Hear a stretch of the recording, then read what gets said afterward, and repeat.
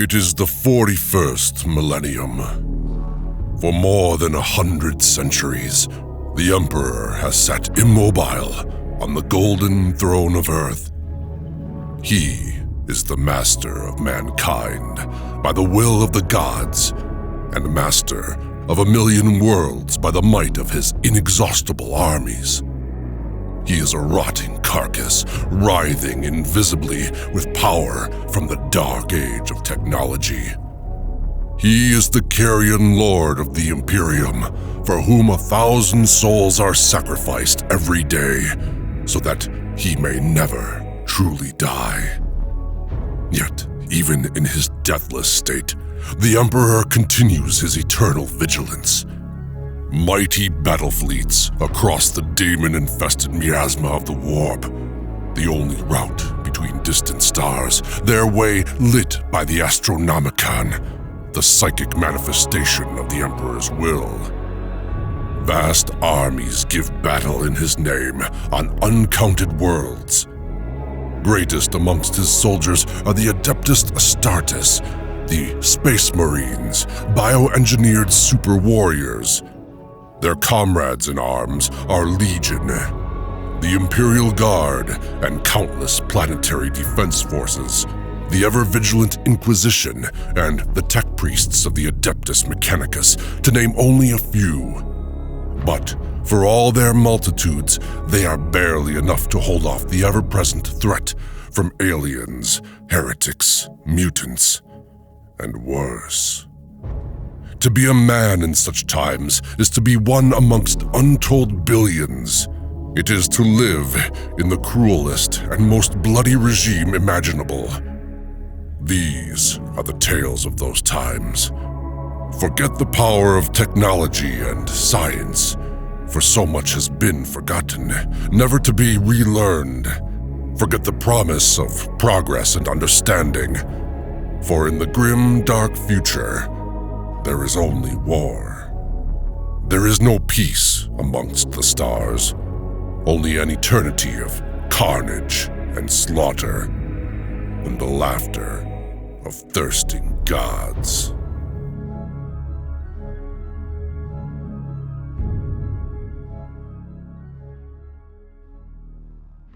The Primarch knew that law and order, the twin foundations of civilization, are only maintained through fear of punishment.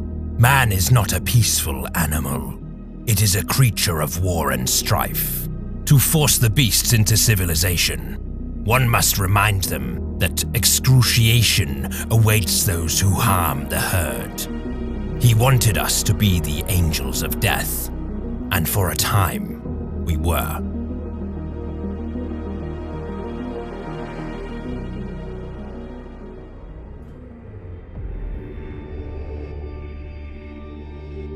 A middle-aged man scrambled at Talos' chest plate with dirty fingernails. "Saurian," he asked. Before Talos could answer, the man fled, repeating the same whispered question to one of the Astartes 2 rows behind. At no point did the Legion stop marching. Pistol fire broke out as the enforcers in expensive business suits took out one of the mortals in the avenue that strayed far enough from the Astartes to guarantee a kill shot without hitting one of the armored giants.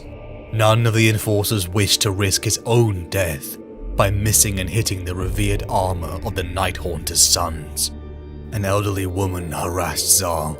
She was barely over half his height. "Where is he?" she shrieked, wasted hands scratching at the marching warrior's armor. "Zal, where is he? Answer me!" Talos could read the discomfort in his brother's face as Zal marched on. The old woman, beneath her mop of wild white hair, saw him paying attention.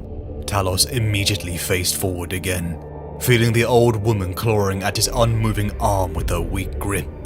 "Look at me," she pleaded. "Look at me." Talos didn't. He marched on, weeping, wailing after him. The old woman fell behind. "Look at me! It's you, Talos! Look at me!" An enforcer's gunshot ended her demands. Talos hated himself for feeling relief. 5 hours later, back aboard Blackened, Zal had sat next to him on the restraint couches. Never before and never again would Talos see his brother's face marked with such hesitancy. That wasn't easy for any of us. But you did well, brother. What did I do so differently? Zal swallowed, something seeming to dawn behind his eyes. That woman, the one from the crowd. You didn't recognize her? Talos tilted his head, watching Zal carefully. I barely saw her. She said your name. Zal pressed. You truly didn't recognize her. They were reading our names off our armor scrolls. Talos narrowed his eyes. Zal rose to his feet, making to move away. Talos rose with him, gauntlet clamped on his brother's shoulder guard. She wasn't reading our names. She knew us, brother. She recognized us, even after 20 years, and the changes wrought by the gene seed. Throne Talos, you must have recognized her. I didn't, I swear. I saw only an old woman. Zal shrugged off Talos's grip. He didn't turn around. His words echoed with the same finality as the gunshot that silenced the old woman's pleas. The old woman. She was your mother. One soul, my son. One hunt. In the name of revenge, you will hunt one shining soul when all others turn their back on vengeance. Soul Hunter, prophet of the 8th Legion, favored of Kurz, Talos Valkoran, a life that begins in the 30th millennium. Through eyes as black as the sky itself, a child will look out through the window of his tutor's classroom. The dim hab lights and bustling vehicles will forefront to the pitch-black skies, barely seen through the gaps of the towering structures.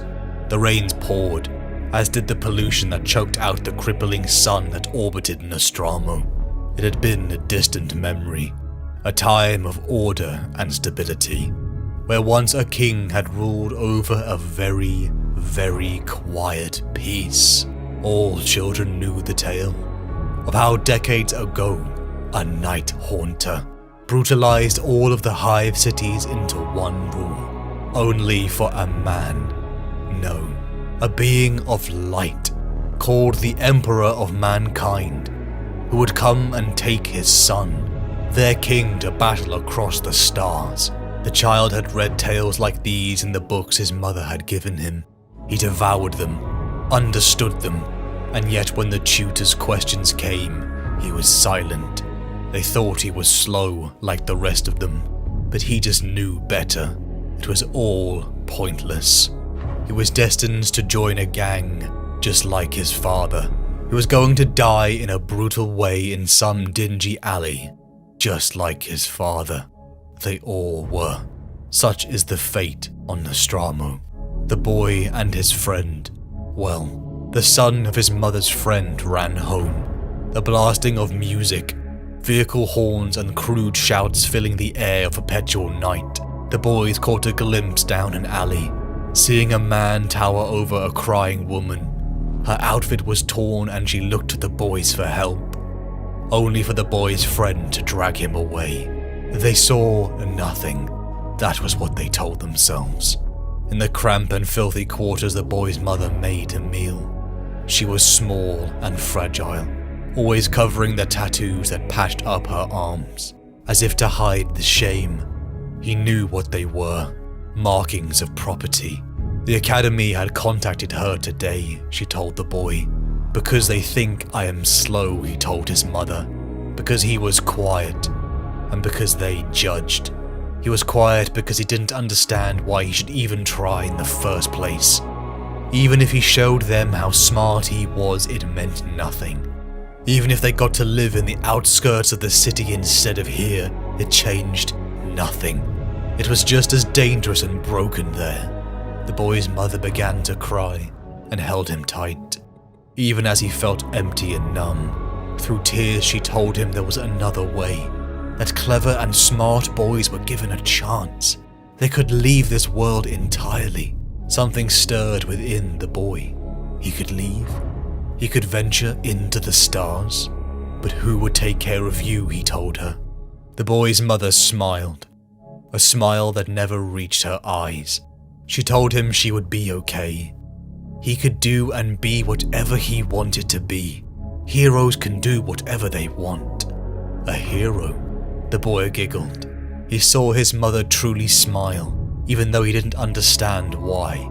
The boy promised his mother he wouldn't be silent anymore. He would show them that he is a clever boy. He would go to the stars and do whatever he wanted. He could be Talos, the hero, but that hero's journey would begin in blood. Talos and his only friend, Zal, grew. They joined a gang just as their fathers had before them. By the age of 10, they were thieves, running through the damp, dark and claustrophobic labyrinth of the Hive cities. By 13, Talos took his first life. He felt the sinking sensation, the buckling and grating as his knife pushed past the shopkeeper's ribs. He saw the look of confusion and pain in his face. He felt his blood splatter upon his own face, the heat of vitality streaking down. He would never forget his first kill, no matter how long he lived. He would feel no guilt or sadness. Nostromo had taken that out of him. He would only remember the shock.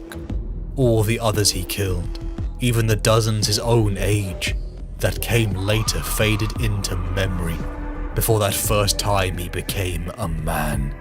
It was a miracle in itself that Talos and Zal had lived to the years of adolescence, but there were rewards that came with showing just how smart they really were. It was just like the stories of generations before. The bright and talented had been elevated into angels. But as the decades passed on Nostromo, the quality of aspirants degraded, as did the world with the Night Haunter gone for so long. The Night Lords, the 8th Legion, the Astartes, superhuman warriors crafted from a mix of chemical stimulants, and vat-grown organs filled with the DNA of a demigod. Shock warriors crafted to be the front line of the ever-growing Imperium of mankind.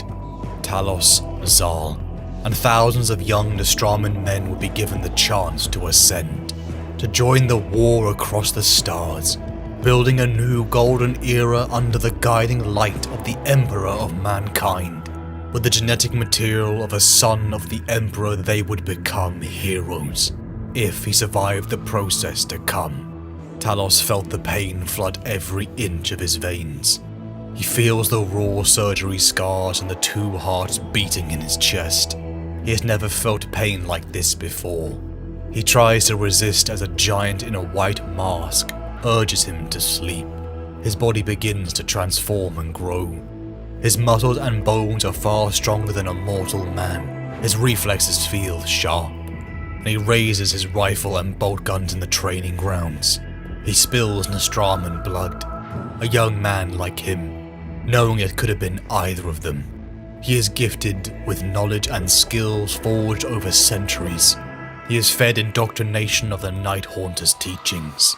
After years, Talos stands unclothed before thousands of giants like him. A sea of porcelain scar skin and black eyes stare upon their masters.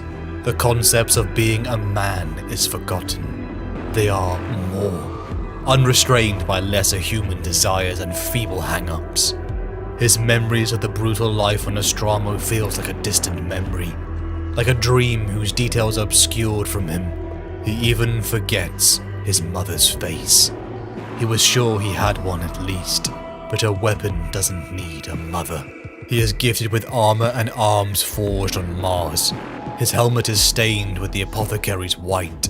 He is Talos of First Claw, 10th Company, scion of the 8th Legion and son of the Night Haunter, the Primarch Conrad Kurz. He will scour the universe of the non-compliant and Xenos. and he will bring fear to the hearts of men across thousands of worlds. Fire and blood. An endless cycle as he and the 8th Legion were deployed across the growing Imperium of Man. Thousands of Astarte corpses, and even some who still drew ragged breath, fell under the care of the apothecary Talos. At times he would save the weapons, the resources that was the Astartes, but most were the extraction of the precious gene seed from their corpses, to be sealed away and reused for the next generation of Astartes. The additional medical training Talos received did nothing to bond him closer to his so-called brothers. Some were the very scum he had fought in the damp alleys of Nostromo. He knew what they had done, and they knew what he had done. Beneath Sergeant Vandred, a man whose abilities in void warfare was almost unmatched in the Legion, 10th Company battled across stars, accompanied by Syrian, Reuven, Zal, and Sarzel, all led by Malcharian, the War Sage. Captain of the company and the confidant of the demigod, Talos finally caught a glimpse of Conrad Kurz, the Night Haunter. It was the living myth standing before him, the nightmare his mother and all others had told to their children, the Night Haunter who had crippled Nostromo, placing a fear so silent and absolute the world had once felt peace. For Talos to look upon his Primarch, his heart began to pulse faster. How could the Emperor's words be so false? That he was Astartes, and he would know no fear. But standing before Kurz made him feel the closest thing to dread. The ghost white, ghoulish king towered above him. Dishevelled locks cropped a face that was nightmare itself. From 2 midnight black pools the demigod looked out to the world in an expression of hate and madness. And yet there was a nobility. A dark king who seemed to stand for something beyond himself. Fate was written to the Primarch, assailed by the visions of the future. In midnight clad the Primarch stood, his very armour and lightning claws, crafted to imprint a distinct image upon the human mind. Dread. It was strange, thought Talos. He had never had a father before. Justice is our purpose. The only route to total justice is fear. Without fear there can be no order. The few will suffer now to feed that fear, so that many others will live. Mankind were beasts, Kurz told his sons. Animals that had to be corralled, and made to fall in line. Fear was the only tool that brought past Nostromo to heal, and it was the only way to secure the Imperium of mankind. In midnight clad, Talos and his brothers would drape icons. They would cast visages that paralyzed the human psyche. Worlds in defiance of compliance or in rebellion would assemble to the field. The noise, the fanfare, the bravado beating in their chests, as they prepared to push back the tyrant Imperium. From the skies the enemy force would arrive, but the gun lines would remain silent. The weeks would pass. Nothing. No changes. Only the enthusiasm failing away. And then the screams came. Through picked feeds and vox casts, hundreds of voices screamed out in a soul-crying pain. People of importance, world governor families, politicians and generals were taken, their deaths carried out by Talos and his brothers.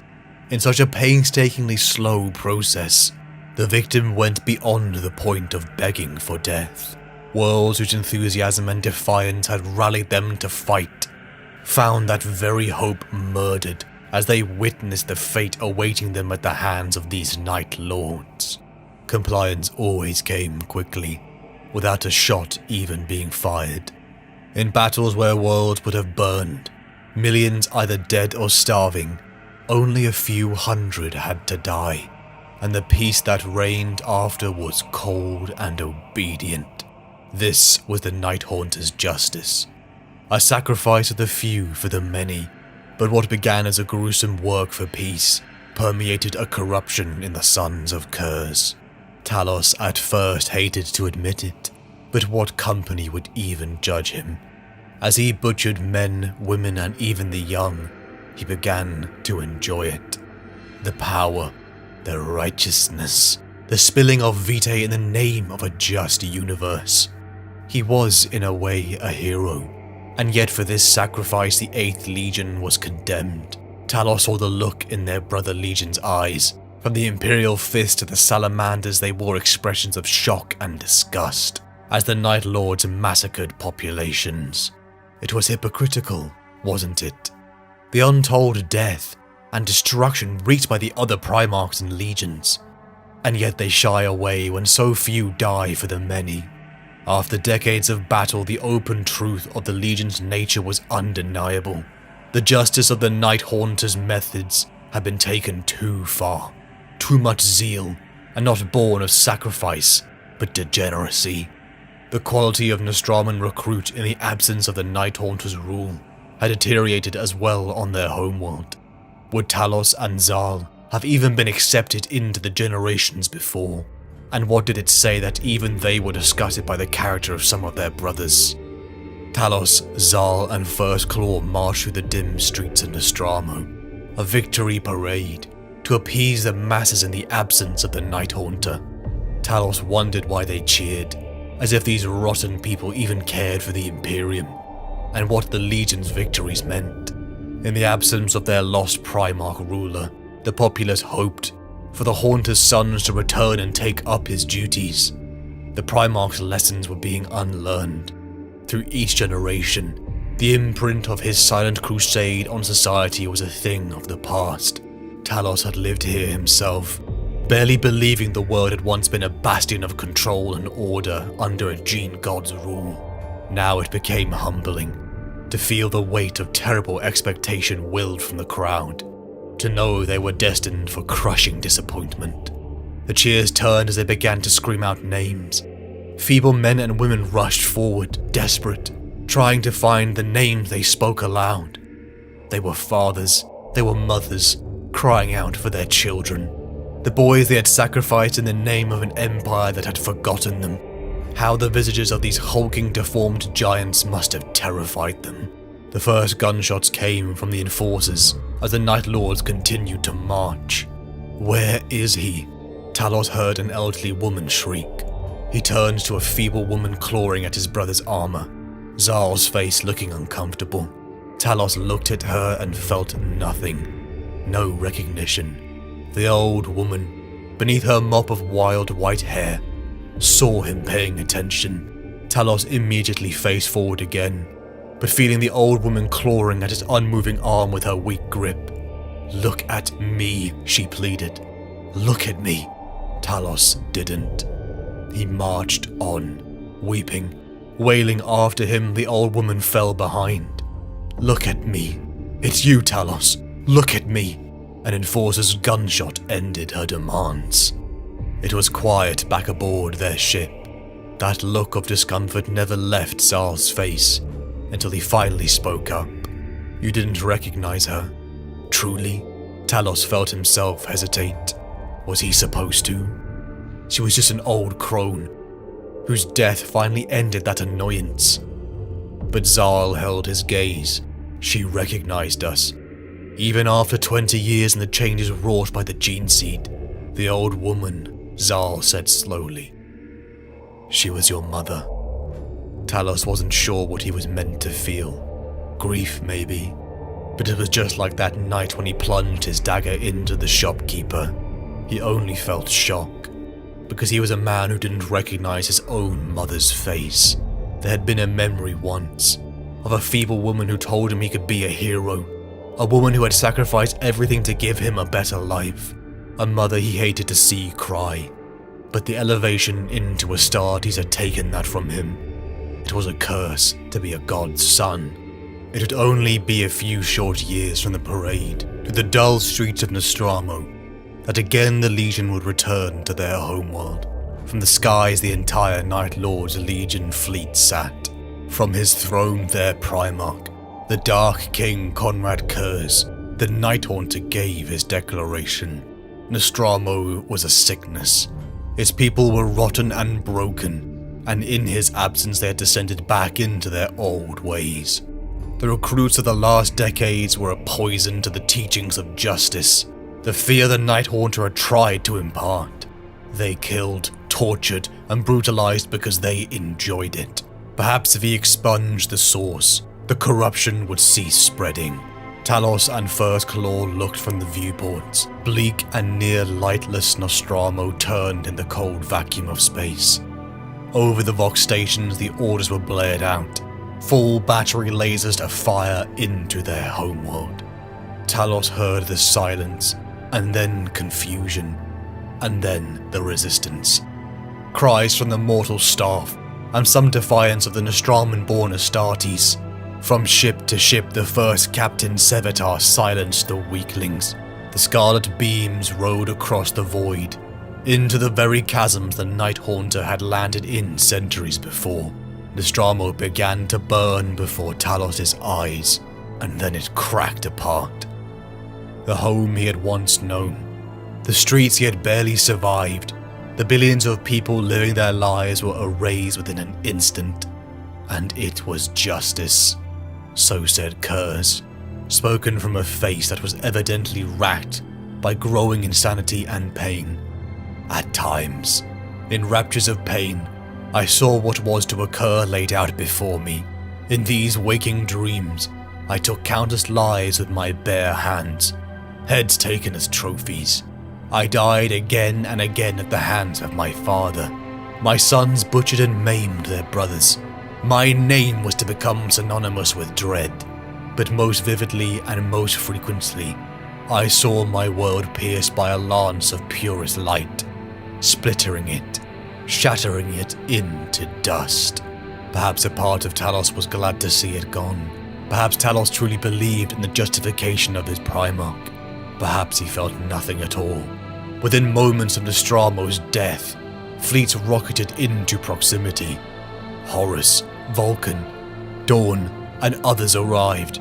Their censure had begun. The 8th Legion were disciplined for their barbaric act, and for their battle tactics. How many worlds had they done exactly the same to, and the Imperium hadn't even blinked? Why the scrutiny now, when they had brought thousands of worlds into compliance? The Imperium knew how they achieved this, and had said nothing for centuries. The hypocrisy. In the wake of Nostromo's death, Talos felt something change within him. It began in his dreams, imagery and emotions, and then it all became clearer as his body suddenly convulsed uncontrollably.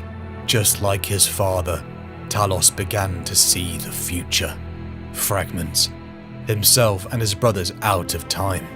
He foresaw the very fate the increasingly maddening Night Haunter would whisper about in his psychotic frenzies. He saw his father's death, and he saw a war. The galaxy burning as brother fought brother, the Imperium ripping itself apart as the Emperor's most beloved son, the War Master Horus, led a great host to terror, and a storm in flesh, with a rain of blades, she who stalks the void, the storm of silence, an Eldar. Death to the false Emperor. The rally cry roared from the first Captain Sevatar, as dream became reality. Just as Kurz, Talos, and the 8th knew, the War Master Horus had come to them, speaking of the tyrant Emperor, a liar who seeks to build an empire that will one day worship him as a god. He lies about the warp, the entities and true power that lie within, so he can keep it for himself. He has turned his back on the very methods you have burdened yourself with to build an Imperium that will erase you from its history, Horus said. The anger and hate was palpable. Talos felt it as he and First Claw stared across the retreating salamanders on the world of Isstvan V. The betrayal of Horus and 4 legions had been answered by 8 of the Imperium's own, a retribution for the Isstvan III atrocities. Salamanders, Raven Guard and Iron Hands had clashed against Sons of Horus, Death Guard, Emperor's Children and World Eaters. The Loyalist Legion hailed their allies in the second wave, only to be met with silence. Talos raised his bolter and fired. He cut down men he had once healed as an apothecary, and the Horror's heresy had truly begun.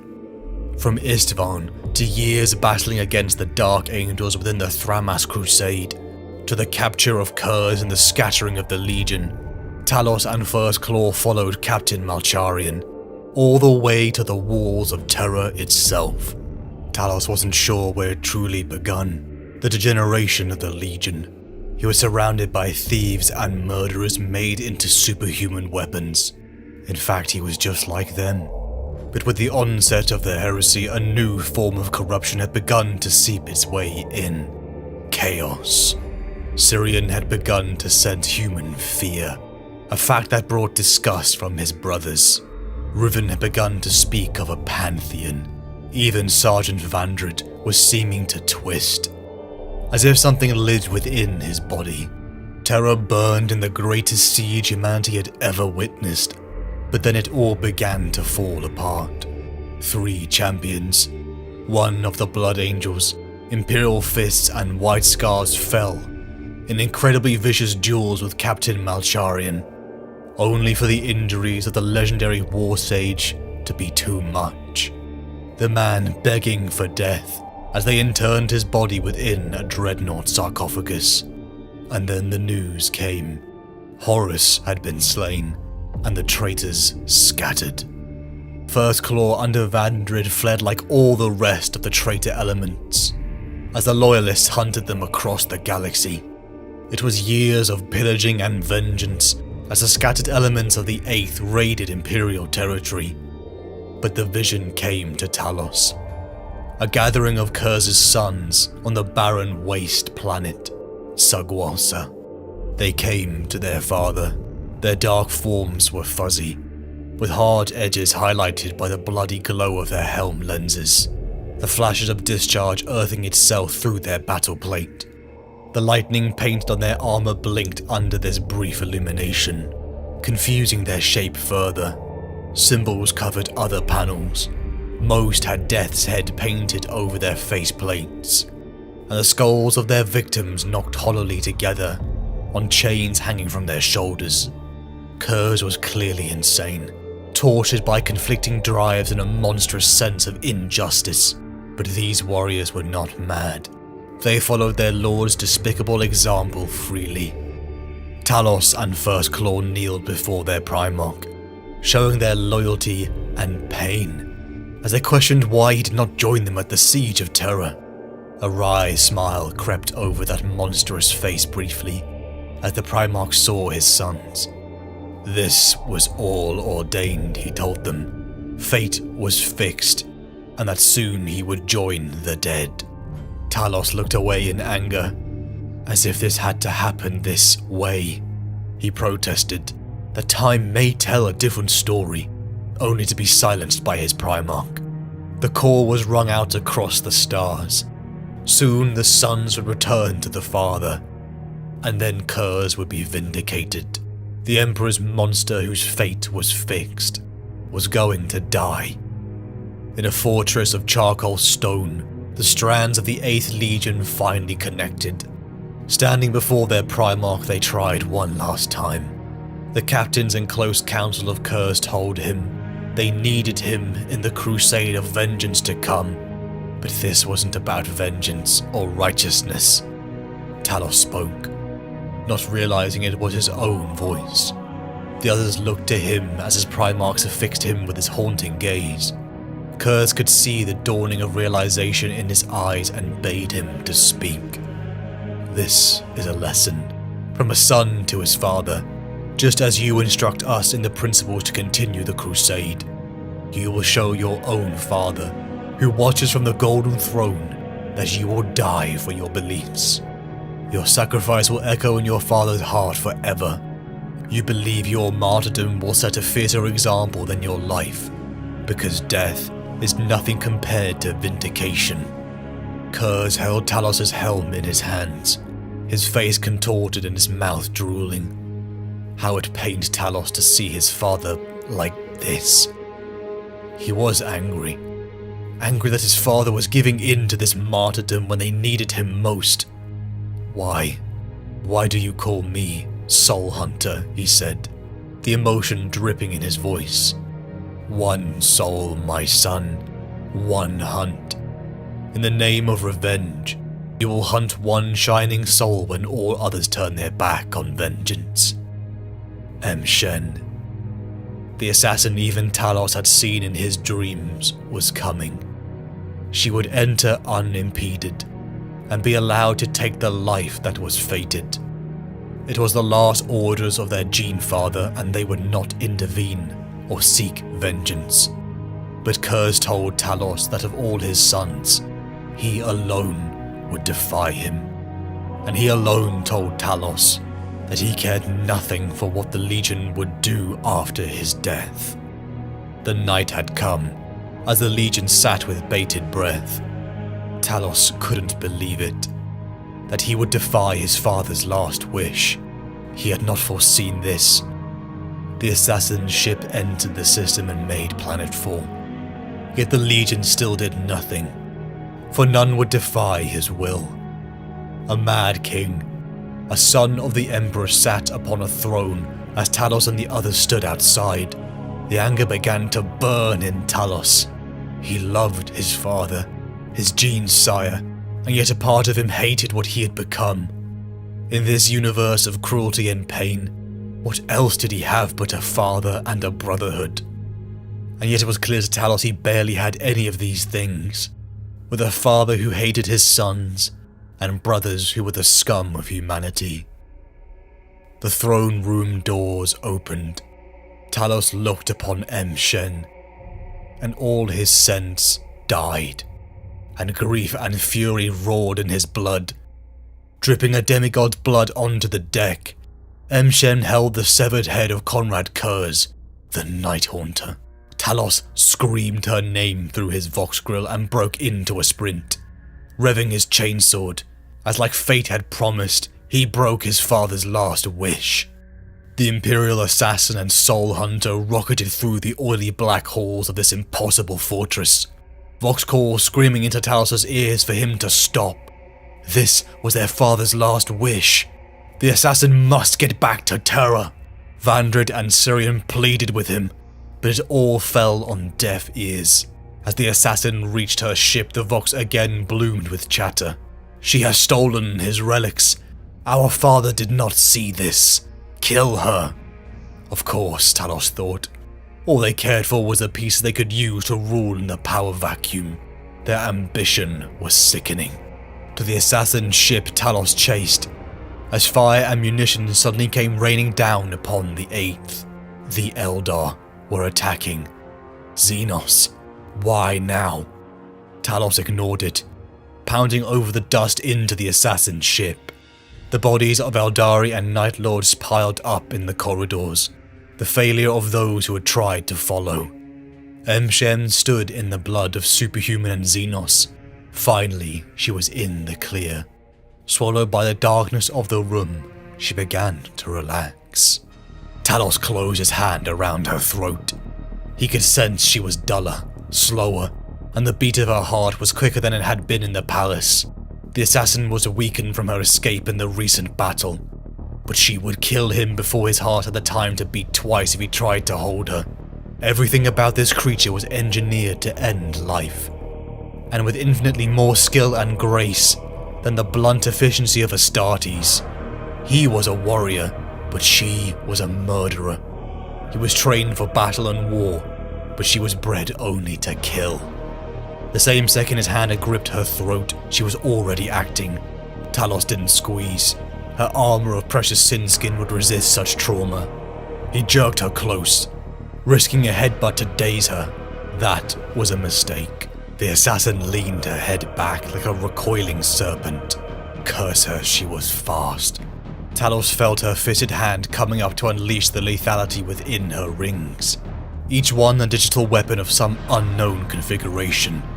He wasted no time. The Night Lord spat into her face and hurled her away. She had not screamed in many years. It wasn't that the pain was new to her, nor even a surprise. but this was no neat severance of limb from body. This was the dissolving of her eyes in her skull, and never before had pain eclipsed her senses so completely. Even through the agony, she imagined the wretched Night Lord stumbling away in his cumbersome armor, amused at her momentary helplessness, and she was right. In the darkness, Talos relished the sound of her scream. Even sweeter was the subtle, mellifluous hiss of acidic venom eating into the soft tissue of her beautiful blue eyes. Panting now, seeing nothing but milky white sunfire, the assassin swallowed the pain, remembered her teachings, and used the agony as a focus. He cast a black-eyed glance at the assassin, blindly fighting the air, her lashing kicks and blade sweeps utterly lethal, aimed at audible joints and the weak points of his armor, but utterly useless. Talos was already across the bridge away from her, Bolter still barking. Deafened and disorientated, the assassin slowed her movement. Desperately poised, muscle taunt, she seemed to be trying to filter the noise of his armor through the banging detonations. Talos spoke a single word. Prey sight. As the blur of dull thermal movements came charging toward him, as every bolt he fired was dodged with ease, Talos filled his 3 lungs with the blood-rich air of this wrecked bridge. As deep and echoing as the first thunderclap of a breaking storm, he roared his hatred at her. Within the Calidus assassin, training and instinct met in honed, focused fusion. That fusion split within M. Shen, as she lost the second of her senses. The depriving assault hit her as hard and as fast as the first. A moment of ear-splitting pain lanced through the core of her mind, shaking her hearing, and all was suddenly silent. She had no idea if the Night Lord was still screaming, or had fallen quiet after detecting his triumph. Her senses were killed. She only felt the air shaking around her as her enemy moved again. As the bolts slashed past, blinded, deafened, she twisted in her sprint and left it where she was certain the Astartes must be. Her estimation was, as always, perfect. But Talos held her, embracing her with the gentleness of a lover. My father told me of this night, he whispered to her, and I never believed him. I never believed I would disobey him until you came into our house and took him from us. M. Shem never heard his words. The assassin dropped her blade. As her gloved fingers uncurled almost against her will, she felt the heavy weapon thump against her boot. Strengthless arms wouldn't move. The Night Lord's chainsword yet impaled her on his blade. She'll be dead within moments. Godslayer, she said to him, never hearing her own words. That is how I will be remembered. Talos blinked stinging tears from his eyes. His thumb edged closer to the chainsaw's activation rune. Threat, threat, threat. The warning runes flickered. Talos clicked them away, clearing his red visor vision display of all but the assassin's masked face and her hollow, bleeding eye sockets. Ave Dominus Nox, he whispered, and gunned the impaling chainsword into life. He drifted for 16 hours, alone in one of the boarding pods left by the ravaged survivors of First Company. In the absolute silence, he had only his grief and satisfaction to pass the time. His father was dead. His legion was broken as the ambitious captains fought over the scraps. The Imperium was coming to scour the traitors from the material universe. A new vision washed over Talos. A future millennia in the making. A grim dark universe of only war. You speak of disunity. Your legion lacks a figurehead. Many claim to be the Night Haunter's heir. The Talon Master has vanished, but his claim was no stronger than any other. Too many other leaders have similar items once carried by our father. Captain Acerbus leads the largest coalition of companies. But again, His insistence reeks of desperation and need. No true claimant has come forth, as you did with your legion. Our father's throne sits empty. Again, I hear the disquiet in your words. I am not hiding it, War Master. Admirable. So tell me, does your heart now cry out to take that throne yourself? Talos froze. He hadn't expected this. He suspected the War Master would seek to use his curse in some way, perhaps even drawing him into the ranks of the Black Legion as a pet advisor. But this was new, and, he suspected, it was a bluff designed to throw off his thoughts into disparity. No. You hesitated. You asked a difficult question. Abaddon walked closer to Talos, his boots crushing debris beneath each thundering tread. The helms and human skulls impaled upon the trophy rack rattled together, birthing a clanking melody like some barbarous musical instrument. Threat. The rune flickered, and the Night Lord looked through his red vision at the War Master, no more than 10 meters distant. He couldn't help but compare him to the original bearer of the title, Horus, beloved son of the Emperor, Lord of the 18 Legions. Talos had only seen the first War Master once, but it was a moment of devastating potency in the storm of his memory. I saw the first War Master once, he voiced aloud, without meaning to. Abaddon chuckled, a series of throaty, predatory grunts. Where? Daromar. We fought alongside the Lunar Wolves in the capital city. The Lunar Wolves. Abaddon openly sneered at the use of his legion's first name, before they become the Sons of Horus, in honor of their Primarch, and long before they become the Black Legion to expunge the shame of their father's failure. Days of blindness and war, based upon the darkest of lies.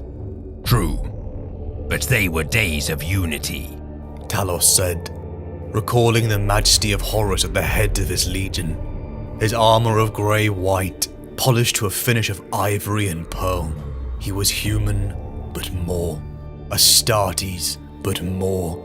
Contained within the first Primarch was all that was great and glorious within humanity, distilled to perfection by the flesh myths and gene weavers of the Emperor's hidden fortress. To stand within his sight was to bathe in light, to be flooded by inspiration more vital and real than the singing chemicals pumping through Astartes' blood. His eye-aching brilliance, Horus drew everything to him, merely by taking the field. He ensured he was the fulcrum upon which everything spun.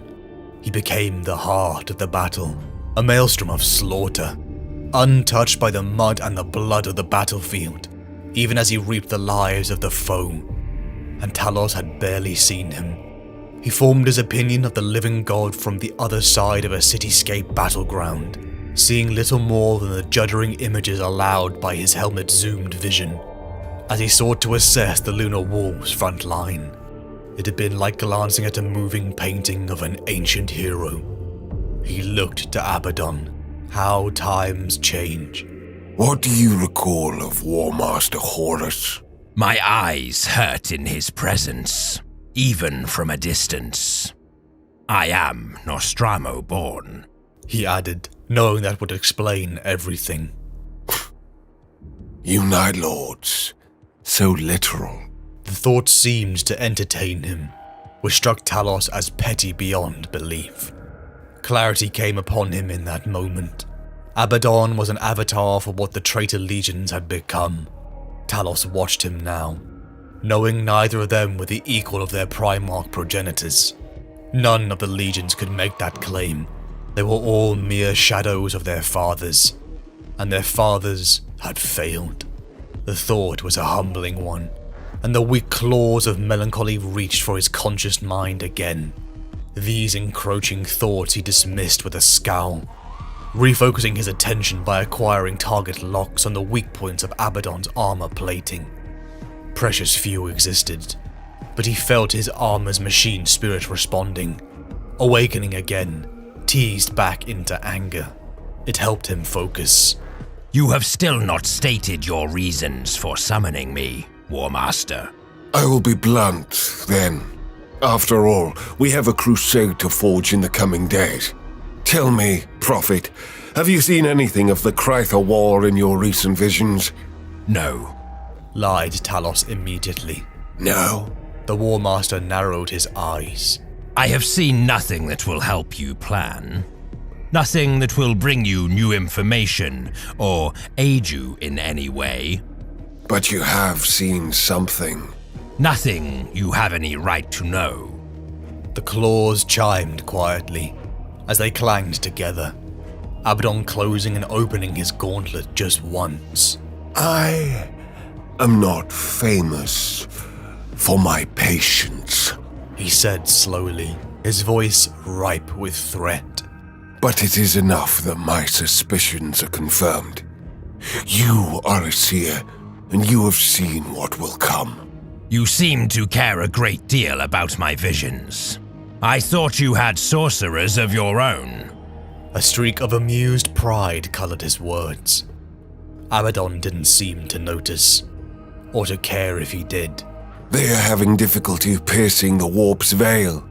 You, evidently, have done what they cannot. You have witnessed the future. It should not surprise you that a commander would wish dearly for such information. Talos, my brother, I have an offer for you. I refuse. I thank you for the honor of whatever this offer might have been, but my answer is no. Why so blatant a refusal? Abaddon scowled now, the first time he had, and the grimace revealed filthy, blackened teeth behind his bluish lips. If you are offering me the chance to lead the 8th Legion, I refuse because it is an impossible task, and not one within your power to grant. If you are asking me to leave my Legion, I refuse because I have no interest in doing so. You reject my offer without hearing it. Your offer will not be in my interests. There is little of any Legion in what remains to us, War Master. I no longer believe we will be the death of the Imperium. I no longer believe we are true to our fathers. Corruption has its claws deep within many of us. Then why do you still fight? Abaddon's glower remained, his teeth clench and his eyes roar in their open glare. Because I have nothing else. I was born to fight, and forged in the fires of war. I am Astartes. I fight because it is right that we fight. The Emperor abandoned the Great Crusade and demanded humanity pave the way for his ascension to godhood. I don't expect to topple him from the Golden Throne, but such hubris, such evil must always be opposed. And what of Kers? Talos stepped closer, his muscles bunched. You will not speak his name with such disrespect, Abaddon. You think you intimidate me, worm? I think I address your Primarch by his title as the First War Master, despite his ultimate failure. You will do the same honor for the Lord of my Legion, who was vindicated even in death. Then tell me, what of the Night Haunter? Does his murder mean nothing to you? The Emperor betrayed my Gene Father. Even without the Great Heresy's ideals, the need for vengeance alone would be enough for me to live my life only to see the Imperium fall. But you are right. At this, Abaddon nodded again. I respect the Night Lords as brothers, but you are right. You are a broken legion. And you are not? The War Master turned, his voice dropping to a threatening murmur. What did you say? Threat, threat, threat. The rune flickered. Do you fight, War Master, because you believe you can still win? After centuries of defeat, after failed Black Crusades, after infighting and war has bled your legion dry and draped you in ignominy among the other legions, Is it not true your men are slave to demons to make up for the great losses you have sustained since the death of your Primarch? You leech strength from other sources because your own legion's might is almost gone. Silence answered his proclamation. This meeting is a facet of that. You wonder about how my power will benefit your failing armies. Abaddon might have laughed. It would have been an act of a great leader to laugh, to humor a lesser warrior, to bring him around to his own way of thinking through persuasion and empathy, even if it were all false. But Abaddon was not such a leader. He was shrewd enough, at least, to guess Talos would never be fooled. The Storm Bolter barked once.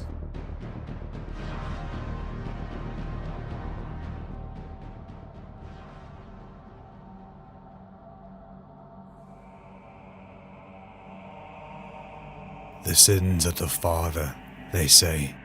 Maybe, maybe not. But we were always different. My brothers and I, we were never truly kin with the others. The angels, the wolves, the ravens. Perhaps our difference was our father's sin. Perhaps it was his triumph. I am not empowered by anyone to cast a critical eye over the history of the 8th Legion. These words stick with me, though. The sins of the father. These words have shaped my life. The sins of my father echo throughout eternity as heresy. Yet the sins of my father's father are worshipped as the first acts of godhood. I do not ask myself if this is fair. Nothing is fair. The word is a myth. I do not care what is fair, and what is right, and what's unfair and wrong. These concepts do not exist outside the skull of those who waste their life in contemplation. I ask myself night after night if I deserve vengeance. I devote each beat of my heart to tearing down everything I once raised. Remember this, remember it always. My blade and bolter help forge the Imperium. I and those like me, we hold greater right than any to destroy mankind's sickened empire. For it was our blood, our bones and our sweat that built it. Look to your shining champions now, the Adeptus Astartes that scour the dark places of your galaxy, the hordes of fragile mortals enslaved to the Imperial Guard, and shackled in service to the throne of lies. Not a soul among them was even born when my brothers and I built this empire. Do I deserve vengeance? Let me tell you something about vengeance.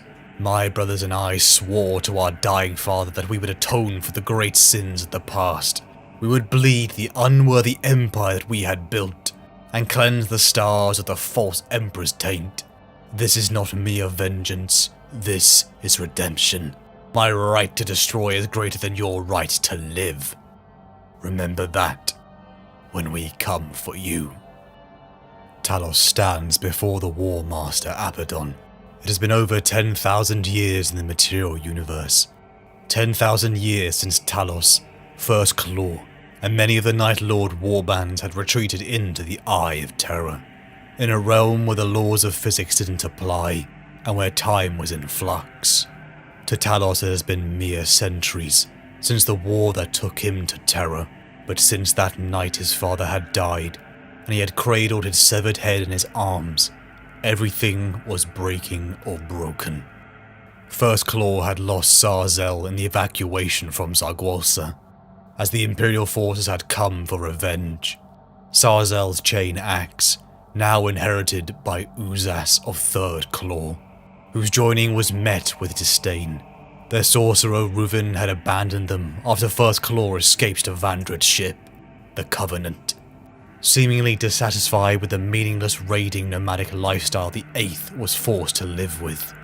Even Vandred, a man he had once respected, had been swallowed by corruption. The Exalted, the creature called itself. In Terminator plate literally twisted and molded by the taint of the warp. The very presence of it grated on Talos. It was that twisted monster whose very alliance with the despoiler Abaddon had put him before the War Master.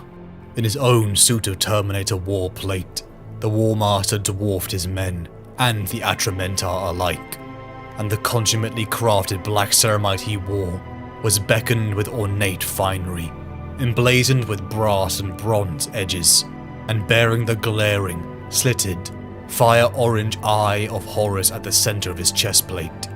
A cloak of grey-white fur, the hide of some huge wolf beast, was draped across his massive shoulders. As with his elite warriors, his back sported spear-like trophy racks, each of them impaling a clutch of Astartes helms.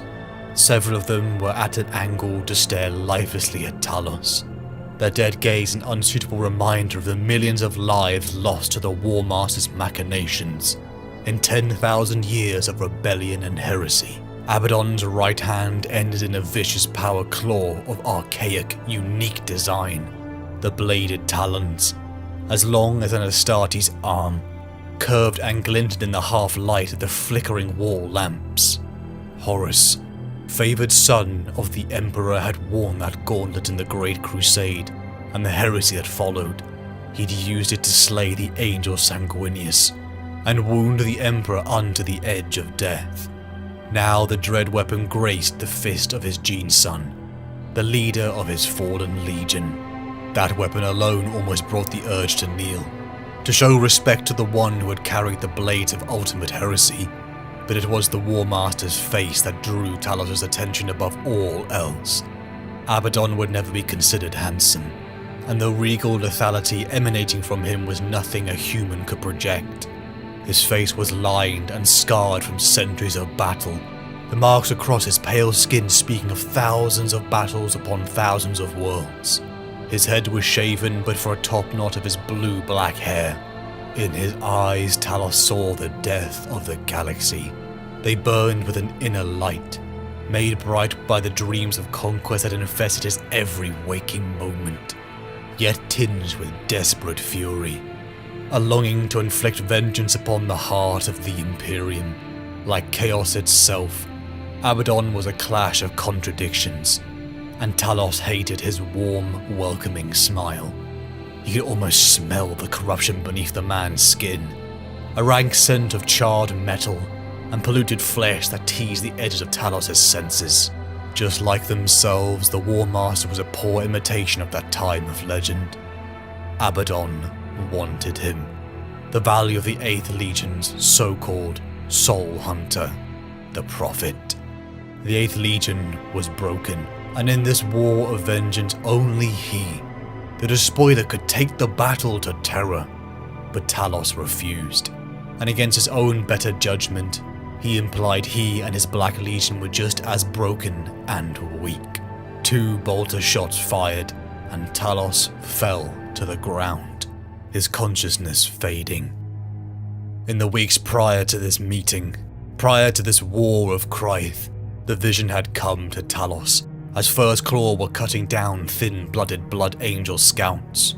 Aurum, the relic Blood Angel sword Talos had acquired in the years since their heresy, had often drawn fools seeking to reclaim the chapter's relic. But something went wrong. Talos fell to the ground.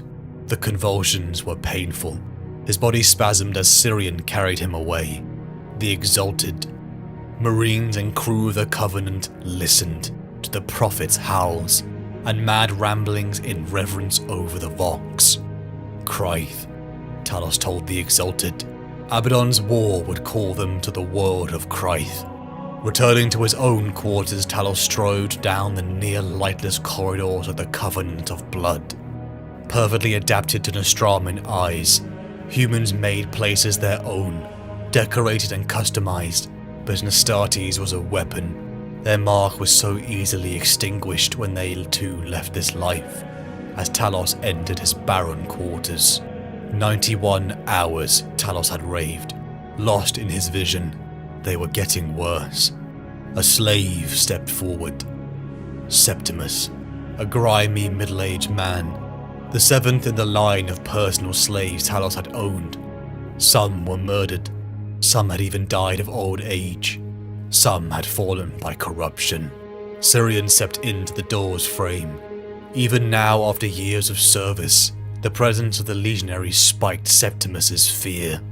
A rare, mirthless smile crept across Talos' face, enjoying the fear they inflicted upon the mortal. He told his brother he had seen another vision, another location they must visit before Krythe, and they were going home. They needed to go to Nostramo. A meteor drifted under the light of a cold and distant star. Eurydice, a navigator of House Mervillion of Terror, looked to the sky as the rogue trader ship she traveled with exploded in orbit. Something was coming. She hid in the dark, watching a mortal man with scruffy clothes and black hair walk by. And then the monster, a myth of this age, an Adeptus Astartes in midnight blue plate, with lightning streaks across it. It was draped in chains and skulls. She took the crowbar in her hand and lashed out, only to be snatched and throttled by the superhuman. She unveiled her navigator's third eye upon her forehead. To look within was to drink of the very same madness of the warp. But the Astartes was unaffected. No. Behind the helm, he had closed his eyes. How did he know? How could he have foreseen? I am Talos, the monster spoke, and you are coming with me. A horde of servitors and a navigator, now named Octavia, the 8th slave, a prize from the visions of the Prophet of the 8th, but yet another move that cemented the resentment of the Exalted. And Talos knew it, how the Exalted hated how valuable he was, and the influence he was unwillingly wielding within the warband. Even the Atramentar, the elite terminators of First Company, respected the Soul Hunter, and it made Talos feel good to upset the creature that had once been Vandred. To the space above Krythe, the Covenant finally drifted. Amongst the vessels of other traitor legions it nestled. In the center floated the Vengeful Spirit, flagship of the War Master Abaddon, a place where 2 Primarchs had died, and where the Emperor of Mankind was crippled. A wicked display in this 40th millennium, where living myths sailed the stars. The Imperial fleet arrayed against them held the line, as in the disquieting vacuum of space, munitions roared across the miles of emptiness. Even in the life he was known by Vandred, the Exalted was praised for his genius in void warfare. A statement put to the test, as the Covenant of Blood roared in front of the traitor line. It was suicide, a ramming attack vector that would kill the enemy and the Covenant. Only mere miles away the Covenant pivoted hard. A barrage of all its guns and that of the Armada slammed into the pride of the Emperor, a relic of the Heresy's age. The maneuver had definitely killed many of the mortal crew, but from the pride of the Emperor the Exalted saw the ripples of the Imperial shields fail. The drop pods were launched. Talos felt the violent rumble. Zal and Syrian always took it in silent stoicism. As Uzas screamed over the Vox, skulls for the Skull Throne. With the dragon's roar, the boarding torpedo bit through the hull of the Imperial vessel. First Claw was in. They were at the bridge door. The terrified Imperials could hear the monsters knocking, as a blade of gold began to pierce through its reinforcements. For the Emperor, the terrified humans screamed, only for another voice to speak back at them. Prey sight. A primal roar, a reptilian-like scream pushed from 3 lungs, and amplified from an Astartes Vox pulsed through the Imperials. Ears bled, and all writhed in agony as Talos, Zal, Syrian, and Uza strode through the smoke of the chamber's door. The Admiral was the last to fall, praying to his God Emperor. God Emperor, Talos spat. He had seen the Emperor a few times. Perhaps he was not a man, but he was no god. First Claw were darting their way back to the boarding vessels. Uzas seemed to be more coherent. Perhaps his bloodlust had been sated as he snarled, what should they do? The War Master's fleet was picking the ship apart like carrions to a corpse. The ship was breaking with them in it. Zal grabbed a human attempting to flee past. The man's uniform looked like every other, white and generic. He lifted the struggling man off the ground by his greasy hair, holding the officer's yelling face closer to his blood-stained faceplate. Through the Vox speakers in his helm's snarling mouth grill, Zal's voice came out at an insane volume. "Tell me where you are stationed." "Is it gunnery deck?" The officer, quite deaf now, hurriedly drew his pistol in shaking hands and fired it point blank into Zal's face. The small slug pinged against the ceramite, knocking Zal's head back a little before ricocheting with a wet crack back into the man's own forehead. Zal took one look at the deep red groove in the man's skull and dropped the corpse, swearing in Nostraman. He could hear that bastard Syrian laughing over the Vox. He knew what they would say after this mission, how they already jested about his seemingly deft diplomacy. The ship was breaking around them as they charged to the outer hull. The ammunition was low. It was always low in this age of scavenging. But 4 bolters roared as they punched into the vacuum of space. First claw was sucked out, Talos smashing his faceplate into the walls as Zal snagged his leg. Pain flared over Talos' body as his lungs felt that they might explode. Blood washed over one eye lens as First Claw floated amongst the debris. The lights of a Thunderhawk washed over them as Septimus brought them into the hold. Wounded and before the exalted, Talos didn't hide his anger. 5 Astartes had been lost, even before they had a chance to board the ship. Ripped apart in their drop pod, the warband had been bleeding strength for decades, just like his Narcusian gauntlet. The role of apothecary had fallen by the wayside. The exalted licked its lips, espousing that it was a shame, but it was all worth the War Master's favour. Talos wondered if Abaddon even knew the skeleton crew that now operated as the 8th Legion. On Krythe, First Claw heard the bolt rounds outside the meeting of Talos and Abaddon. Zal, Syrian and Uzas readied their weapons as they stared down the Black Legion guard. But the Atramentar beside them told them to stand down. There was no hope for the Prophet. What would they do? Declare war on the War Master and die here? Was the Exalted that jealous and threatened by the Soul Hunter, they thought? Or perhaps it was more than that. Perhaps he was being offered up to Abaddon. Would he choose to leave, just like Reuven had? Talos opened his eyes to nothingness. The invasion of Krythe had barely begun when he was summoned to the War Master's side, and upon its surface he had been betrayed. To one who usually saw through pitch darkness as naturally as a mortal man saw in daylight, this scene was both unwelcome and unfamiliar. He turned, still seeing nothing, unusual for an Nostraman.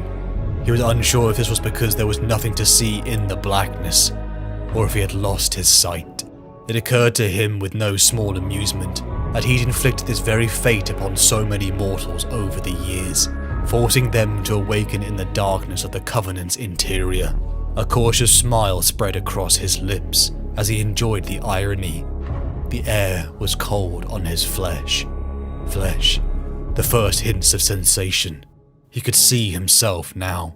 His hands before his face, bone white and blue veined, and his tunic of dark weave. He was out of his battle plate. How could this be? Had the wound been so terrible that First Claw had to cut him out of his armor? And wait, his wound.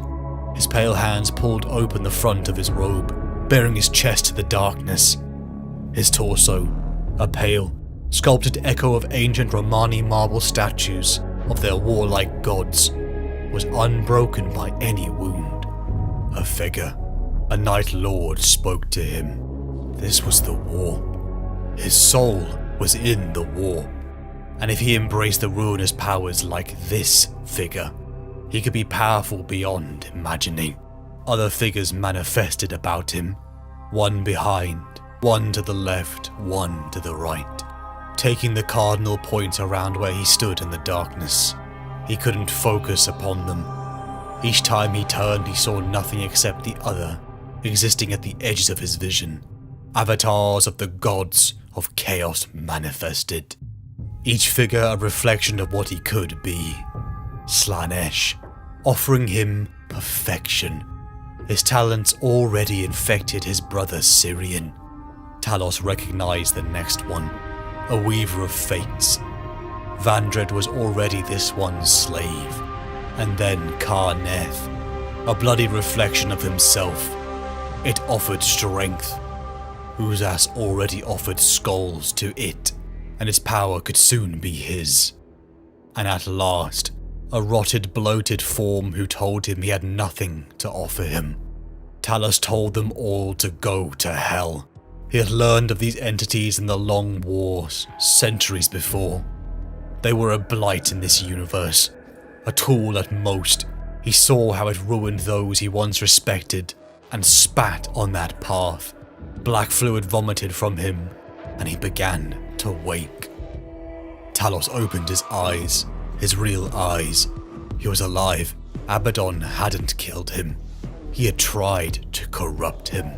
Mortal humans with weapons stood over his body, curious and prodding. "Prey sight," Talos whispered. His helmet switched to targeting arrays. His arm snatched forward and throttled the first one. He rose quickly and killed the rest, interrogating the last for who his master is. Who cast his soul into the warp? Reuven, the human, choked out as Talos murdered him. First Claw was gone. They had left Krythe. As Talos tried to contact them, but the Vox was dead.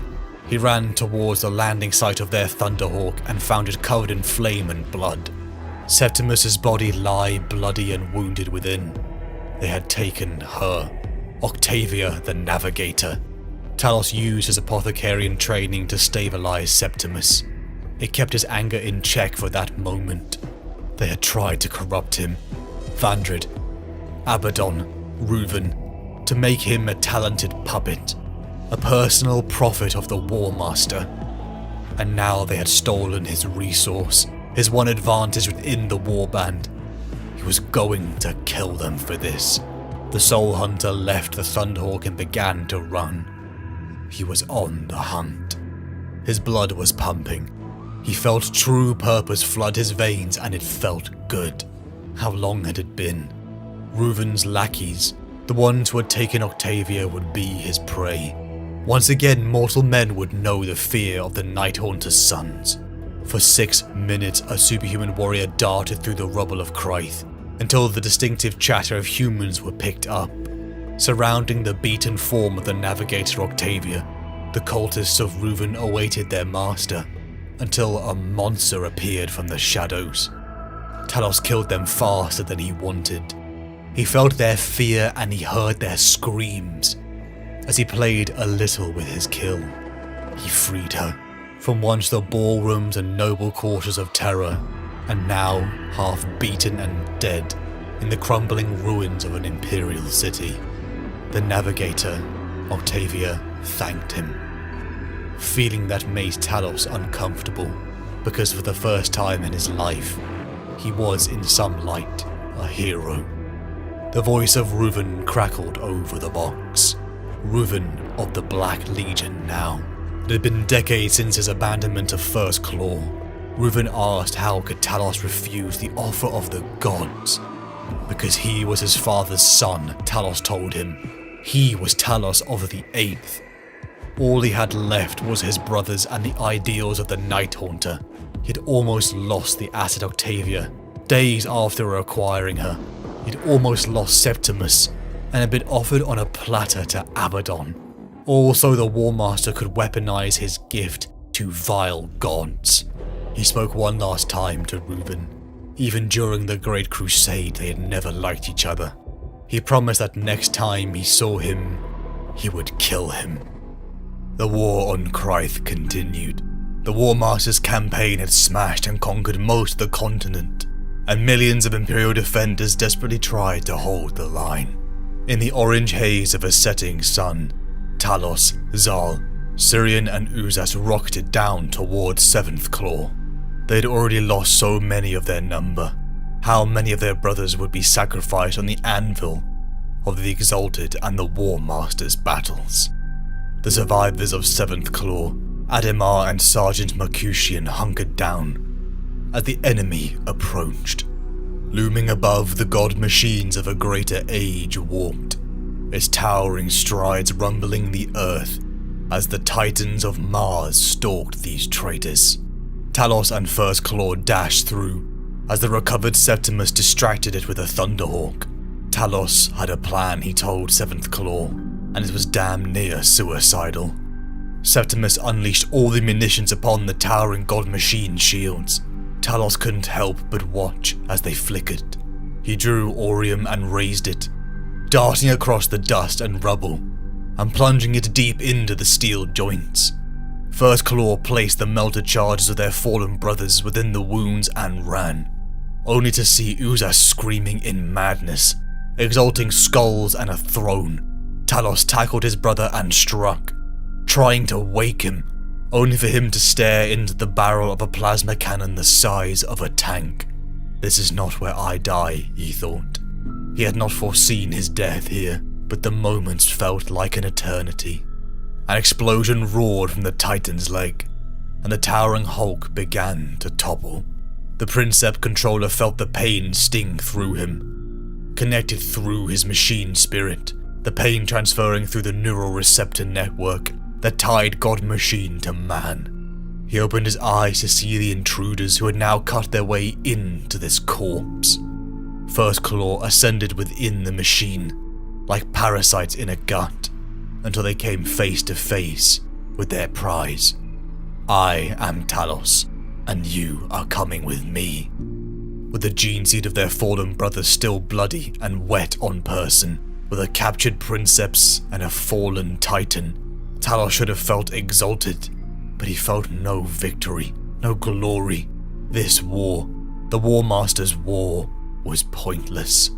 He was still not over what Abaddon had tried to do to him, and on the macro level Abaddon threw them at opponents such as the Mechanicus, men whose 8th Legion tactics of fear and psychological warfare were wasted upon. One could not inflict fear into a thing half machine. They had lost too many brothers, and Vandrid, or the Exalted, was more concerned with the threat that Talos posed to his leadership. A leadership that Talos didn't even desire. Talos was done. To the Hall of Remembrance he strode. He took the remnants of 7th Claw, Adhemar and Sergeant Mercutian, absorbing them into 1st Claw. He would brook no complaint from the Exalted. The clear hierarchies defined in the Crusade era were gone, but even the older Adhemar and noble-born Sergeant Mercutian acquiesced to the Prophet. A strange sensation flowed through Talos, a feeling he had rarely felt in his life, a sense that he had to change, that he had hope. He had to choose something to drag them out of this pointless cycle. He hung over a precipice, and he knew there'd be no going back. 10th Company was gone. The warband of the Covenant was dying, but something could stem the tide. Deltrian, a figure robed in black, one who had augmented himself to the height of an Astartes, with none of the inhuman muscle bulk.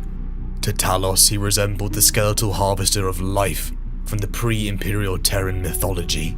It was an image shared across the stars by so many colonized worlds, even those that had evolved independently of far, far distant Earth. A reaper of souls. Deltrian's face, visible from under the black cowl, seemed to play with this conceit, for reasons Talos had never fathomed. A silver skull grinned at the Astartes. The face was formed from chrome and plasteel, shaped to the man's facial bones, perhaps even replacing the skin and bone itself. A Vox-Sponder unit, like a coal-black beetle on his still human throat, emitted Deltrian's mechanical voice. There was an unusual tone of respect emanating from Talos' own voice, conversing with the Dark Mechanicum priest that had joined them since Horus's war. Talos had no need to be polite, because what he asked brought out the closest thing of human excitement from the tech priest. He asked him to awaken Captain Malcharian. This was his gambit. This This could change the path of the warband, and most of all, it would deeply upset the Exalted. Zal and Syrian stood by the sleeping dreadnought sarcophagus, while the rites of awakening were performed. The disgust between the two was unbearable. The Astartes who felt fear. Syrian, he wasn't worthy to be an Astartes to the duelist Zal. They were joined by the noble-born Mercutian, who hadn't quite earned their trust yet, but there was something they all knew. This awakening would not go undisputed. Talos looked up. Joining him inside the elevator's shaft stood Malek of the elite Terminators, the Atramentar.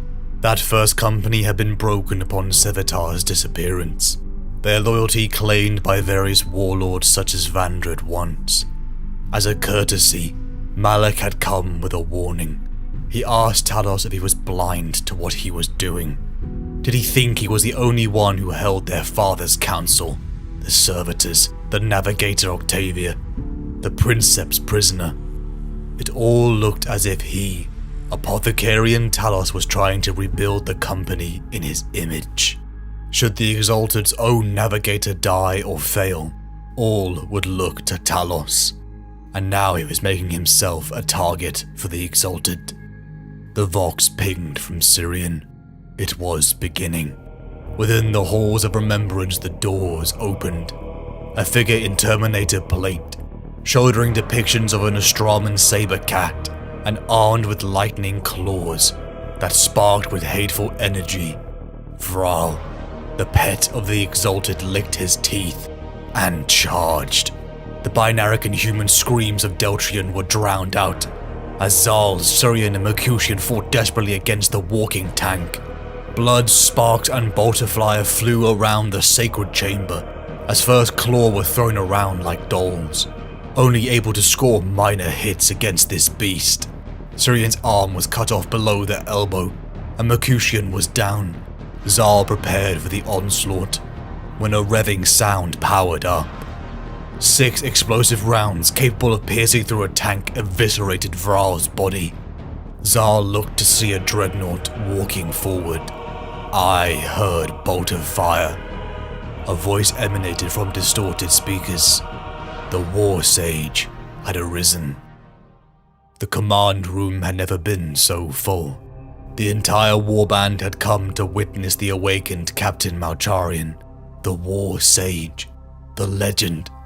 The Exalted watched the dreadnought like a raptor, thinking of the mangled corpse that sat within. 2 voices screamed in fear within the Exalted's body. Malcharian was a man feared by the human and the demon within. You have changed, Malcharian said. You are uglier than I remember. Hear me, Vandred.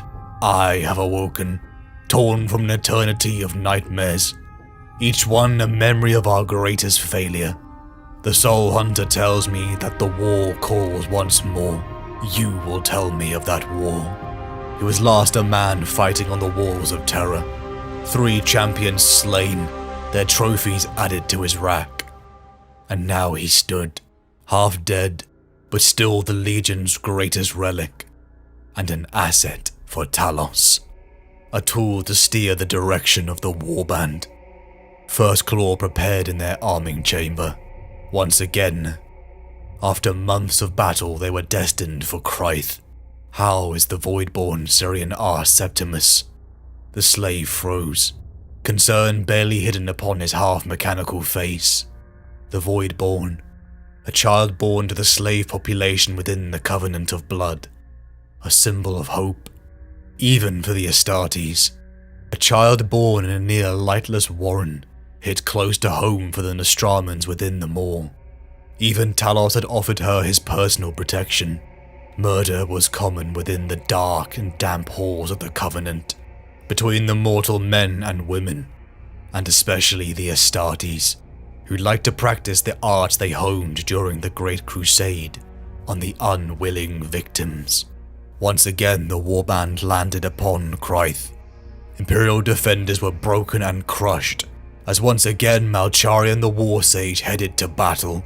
Even other Night Lord warbands looked on in awe, at the machine of death, his autocannon booming as he screamed war chants over his scrambled Vox. It invigorated Talos to witness it, but at the height of their supremacy, the warning came through. The War Master had made another mistake. The Blood Angels chapter had broken through the rear guard in the void. The Covenant was going to be boarded immediately. The Exalted finally saw it, as the War Master ordered the Covenant to intercept like a sacrificial lamb. Finally, the War Master Abaddon had made too many mistakes. Talos was right. The Covenant of Fire dove. Flames scorched the surface as through a mangled mouth. The Exalted ordered all claws and the Night Lord warbands to retreat back to the Covenant. The war was over. The Eighth were never meant for an open fight. But if the Blood Angels were coming, they would kill them. Ave Dominus Nox, the Exalted spoke. We are being boarded by Blood Angels. Kill them all. Talos felt his soul sing as he stood beside First Claw. Sal, Syrian, Uzas, Mercutian and Adamar. Back aboard the Covenant they hid within the shadows of the near-pitch black holes. Time in the Eye of Terror had left its mark, as warp taints were strong within these sections. First Claw fell down upon the advancing Blood Angels, Aurum cleaving through ceramite, and chain swords and bolters ripped apart the false Emperor's servants. The howls of Uzas only stopped as his mouth was filled with blood and torn out gene seed. Slowly the Night Lords picked apart the Blood Angel borders. Traitor, loyalist and human serf bodies piled high throughout the ship as the hours went on. First Claw pushed deeper as another wave of Ninth Legion suns flooded towards them, and then the ground began to rumble. Talos' black eyes widened as a walking tomb pounded at them. A Blood Angel's dreadnought bellowed out in challenge, only for an equally intimidating and emotionless voice to answer back. And that voice soothed Talos like a balm as Malcharian the War Sage entered the fray. The dreadnoughts clashed in a violent storm of metal and sound, each thrust shearing off ceramite as two titans fought amongst the men at their feet. First Claw and the War Sage fought like animals, the wounds on Talos pouring life essence as he felt his superhuman genetics fail to keep up with the damage being taken. Adamar, the veteran, died before him, and others collapsed due to their injuries. But when the last Blood Angel fell, silence reigned. The War Sage, Malcharian's dreadnought, lies still, tangled in the mess of the Blood Angel's warrior that had put him within it 10,000 years before. Talos, Zal and Syrian dragged themselves to the Blood Angel's sarcophagus, cutting it open and gutting the mangled corpse with Aurum's clean edge. Malcharian had earned his rest, though Talos had only awoken him a short time before. In defiance of the Exalted's will, Malcharian had earned his rest. Talos fell to the ground, his wounds pouring. He kicked over another Blood Angel corpse, claiming its armor for himself. The attack had been repelled, the fires faded, and the blood coagulated. Still a smoking ruin, the Covenant jumped into the warp. The Covenant of Blood was near broken after the escape from Krythe. First Claw had time to heal their wounds, until information came to them that changed everything. The Covenant drifted above an Imperial world. An ecclesiarchal priest cheered to the thousands and the millions, whilst within the shadows, a demon waited for its kill, only for the Lords of Night to ambush the very killer itself. First Claw captured an Imperial assassin, and the torture began. They would find what they needed. They would find the secret they know was being kept from them. Barely a mangled mess, and taking longer than expected, they found the truth of a rumor that had been spread to them. The warbands of the 8th Legion, a massing of thousands of Astartes, sieged an Imperial monastery. First Claw had the honor of leading the foot slog towards the walls. Out of the snow they passed the corpses and wreckage. Delving within the monastery's catacombs, where they would eventually find it. Here they would find what they were looking for, an ancient recording, 10,000 years in its making, from M. Shen to the Inquisition. A damaged and static-ridden recording of the Night Haunter's last moments. It was sacrilege that the Imperials had ever had it. Legionaries cried under their helms, chanting Ave Dominus Nox, beginning in a low whisper into a thundering howl that rocked the very walls itself. Not since the death of their father had so many brothers been in one place. Not since the night that Talos lost his father had the Legion been whole. The warbands once again split as the Covenant sought to replenish. The Exalted's navigator had been assassinated by the Blood Angels, only leaving Octavia, Talos' slave, to take the mantle. In spite of the war they had suffered on Krythe, the warband's numbers had been swelled by other Night Lords of fellow warbands, caught out by Abaddon's failure. Even the Raptors of the Bleeding Eyes cult, tortured and twisted creatures by the warp that even First Claw was hesitant to share a room with. But the Covenant itself was in dire shape. The blood-soaked halls held a sorrowful, terrified air. Even the Voidborn child, the symbol of hope, had been cut down during the Blood Angels' boarding. They needed to rebuild. Noble-born of Terra Octavia assumed the Navigator's throne, and the Covenant once again entered the warp. You will come with us to Vilimus. I knew this was all going too well. Syrian voxed over a private channel. Talos ignored him. That is the price of my aid. When we lay siege to Vilimus, your forces will be in the vanguard. The seated figure added. Lord Huron's throne room in Hell's Iris was hardly devoted to any suggestion of subtlety. The station's war room had been converted to a monarch's chamber, repleted with a raised throne and rows of crusade banners hanging from the ceiling. Rows of bodyguards, supplicant and beseechers lined the walls, human, renegade, and creatures lost in the mutable states of those enthralled to chaos worship.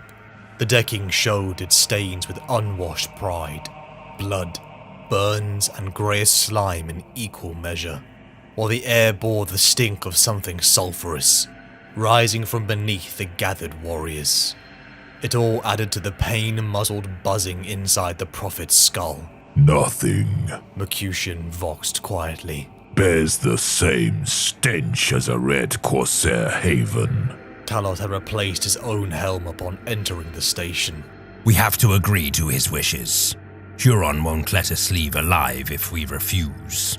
His offer is suicide, Syrian pointed out. We should confer with the Exalted, replied Mercutian. Zar smiled behind his faceplate. Well, the enthroned figure asked. Lord Huron's ravaged features stared with delighted interest. He was not a man with a mind to hide his emotions, and what remained of his human face was twisted into a leer that bled superiority. He knew he had won even before these dregs of the 8th Legion came before him to beg, and he felt no qualms in showing the triumph across his brutalized visage. Yet, even in his monstrous exaltation, little of pettiness showed. He almost seemed to share the joke with First Claw. Talos rose from his knees. Behind him, First Claw did the same. Variel stood to the side, his face a careful mask of passionless boredom. It will be done, Lord Huron. We agree to your terms. When do we sail? Huron reclined in the osseous throne, the very image of an ancient, indecorous warlord. As soon as my work crews have resurrected your broken covenant of blood, a month, maybe less, you will provide the materials. Talos nodded. The Ganges raid was most fruitful, my lord. Ah, but you fled from the Marine's errand. Not as fruitful as the venture might otherwise have been, eh? No, lord. The Prophet watched the warlord, wishing it was easier to dislike Huron's disarming informality. A strange, reluctant charisma bled from the Corsair Lord's wounded cuirass in a trickling aura. I watched the Covenant drift in, you know. How you let such a grand ship fall into ruin is, I suspect, something of a tale. It is, sire. I would be glad to speak of it at a more opportune time. Talos conceded. Huron blinked his dry eyes. Mirth enlivened them, and his shoulder guards rattled with the laughter he kept beneath his breath. Now seems the perfect time, Night Lord. Around the chamber were the rumbling chuckles of legionary voices. Let us hear the story now. Talos swallowed, his mind racing beneath the pain. Huron's conversational noose was as simple and blunt as it was unavoidable. In a moment of foolish instinct, he almost glanced at Variel. My lord. The Prophet inclined his head. I believe you already know the vital aspects of our sufferance at Krythe. A more poetic voice than mine is required to do the tale any justice. Huron licked his corpse lips. Indulge me. Speak to me of how you betrayed the Black Legion and ran from the Blood Angels. More laughter from the armed audience. I curse the Exalted for sending us to do this. Syrian sighed. He's baiting us. Zal's voice was low, cold. The Prophet wasn't so sure. He bowed theatrically, feigning a role in the amusement at First Claw's expense. Forgive me, Lord Huron. I forgot how difficult it must be for you to receive pure information on the war waged by the First Legions. Those of us who once walked at the sides of the Primarchs tend to forget how distant and isolated the lesser renegade Astartes must feel. I will tell you of Abaddon's preparations for the coming crusade, and the Night Lord's place within it, of course. I only hope you will enlighten us as to whatever games you and your pirates have been playing so far from the war's front lines. As Talos' words fell across the silent chamber, Uzaz sniggered like a child over the vox. And you rebuke Zal for his diplomacy. You've killed us all, Prophet. Mercutian sounded aghast. Talos said nothing. He merely watched the warlord upon the throne. The ranks of the Corsair stood at attention, waiting for the order to open fire. A stunted, inhumane creature skittered around their armored boots, cackling to itself. Huron, master of the Maelstrom, and the largest pirate war fleet in the eastern reaches of the galaxy, finally allowed his face to split into a smile. It took obvious effort to make the expression. The grin formed from twitching muscles and quivering, nerveless lips. I would have liked to walk upon Nostromo. In my experience, its sons have an entertaining sense of humor. Huron drummed his armored talons on the armrest of his throne, releasing a mouthful of laughter closer to a gargle. I am glad to entertain you, Lord, as always. Talos was smiling himself. You are still a soul blinded by overconfidence, you know. It is a curse. The Prophet agreed. The warlord gave another of his burbling, throaty chuckles, the sound of an unspat bile trapped in wounded lungs. Thin pistons compressed with clicks, visible through the patchwork skin of the warlord's throat. And what if I'd not required you for this little task, Legionary? Then what? Then you'd have aided us from the goodness of your own heart, Lord. I can see why the Exalted loathes you. The Corsair Lord grinned again. It bled the tension from the chamber in a rush of acidic breath. Huron rose, gesturing to the Night Lord with oversized metal claw. At the movement, the creature loping around the chamber, a hairless, wretched little quadruped with skinny malformed limbs, scampered over to the warlord and climbed Huron's armor plating with its knotty talons.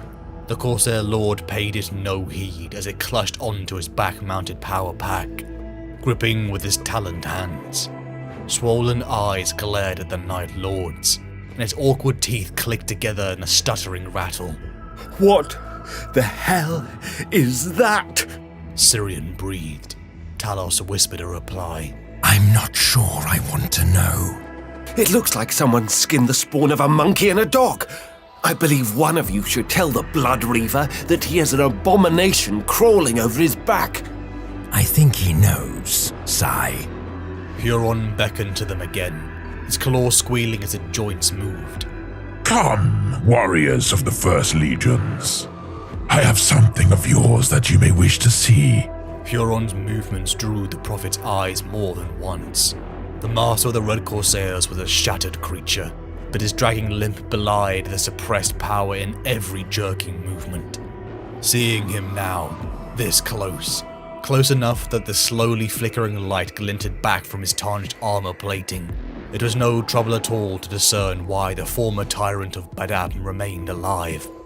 Some warriors were too stubborn to die. Had he been mortal, Talos suspected Huron's presence would be enough to cow him into obedience. Few other warlords exuded such an unpalatable aura of threat, born of a destroyed face, a pained smile, and the growl of fiber bundle cablings in his armor joints. But then, few other war leaders commanded a secessionist empire, let alone an astral kingdom of such immense size and might. Something in my face interests you, Prophet? Your wounds, my lord. Is there much pain? Huron bared his teeth to the curious question. Both warriors were the painstaking product of extensive, archaic genetic manipulation and biosurgery, making pain a relative concept to post-human warriors with 2 heartbeats, 3 lungs, and the habit of spitting acid. Great deal, the Corsair Lord said, leaving it at that. Behind First Claw, the lumbering forms of the Red Corsair Terminators filled the corridor, plodding along in tank-like obstinance. The hairless little mutants scrabbled around their heels. Syrian kept casting looks back at it.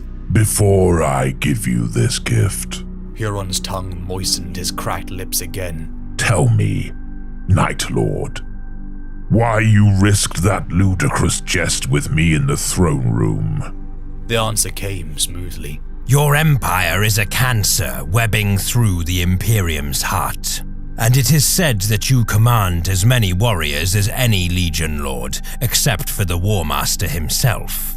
Talos turned to glance at Huron, the warlord's broken features outlined by a target lock. I do not know if that is true, Lord Huron, but I doubted such a man would be so petty or ungracious as to vent his anger over a few spoken words.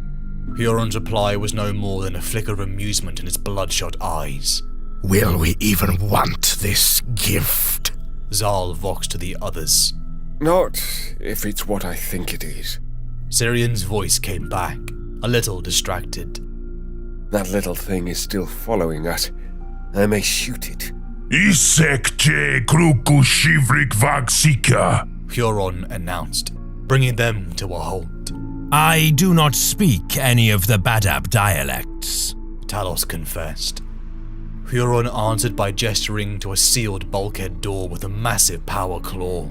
The curving talons had been painted the same red as his ceramite a long time ago, but battle had slowly disintegrated the weapon's appearance, leaving it scorched black from flame. The tyrant inclined his head to the Night Lords, and the overhead illumination strips reflected their light back off the chrome portions of his bare skull. Here is what I wished you to see. Tormenting it has been both useful and entertaining, but I suspect you would take pleasure in seeing it as well. Consider this viewing a token of gratitude for accepting my offer. The bulkhead began to rise, and Talos resisted the urge to draw his weapons. Keep your helms on, the tyrant warned.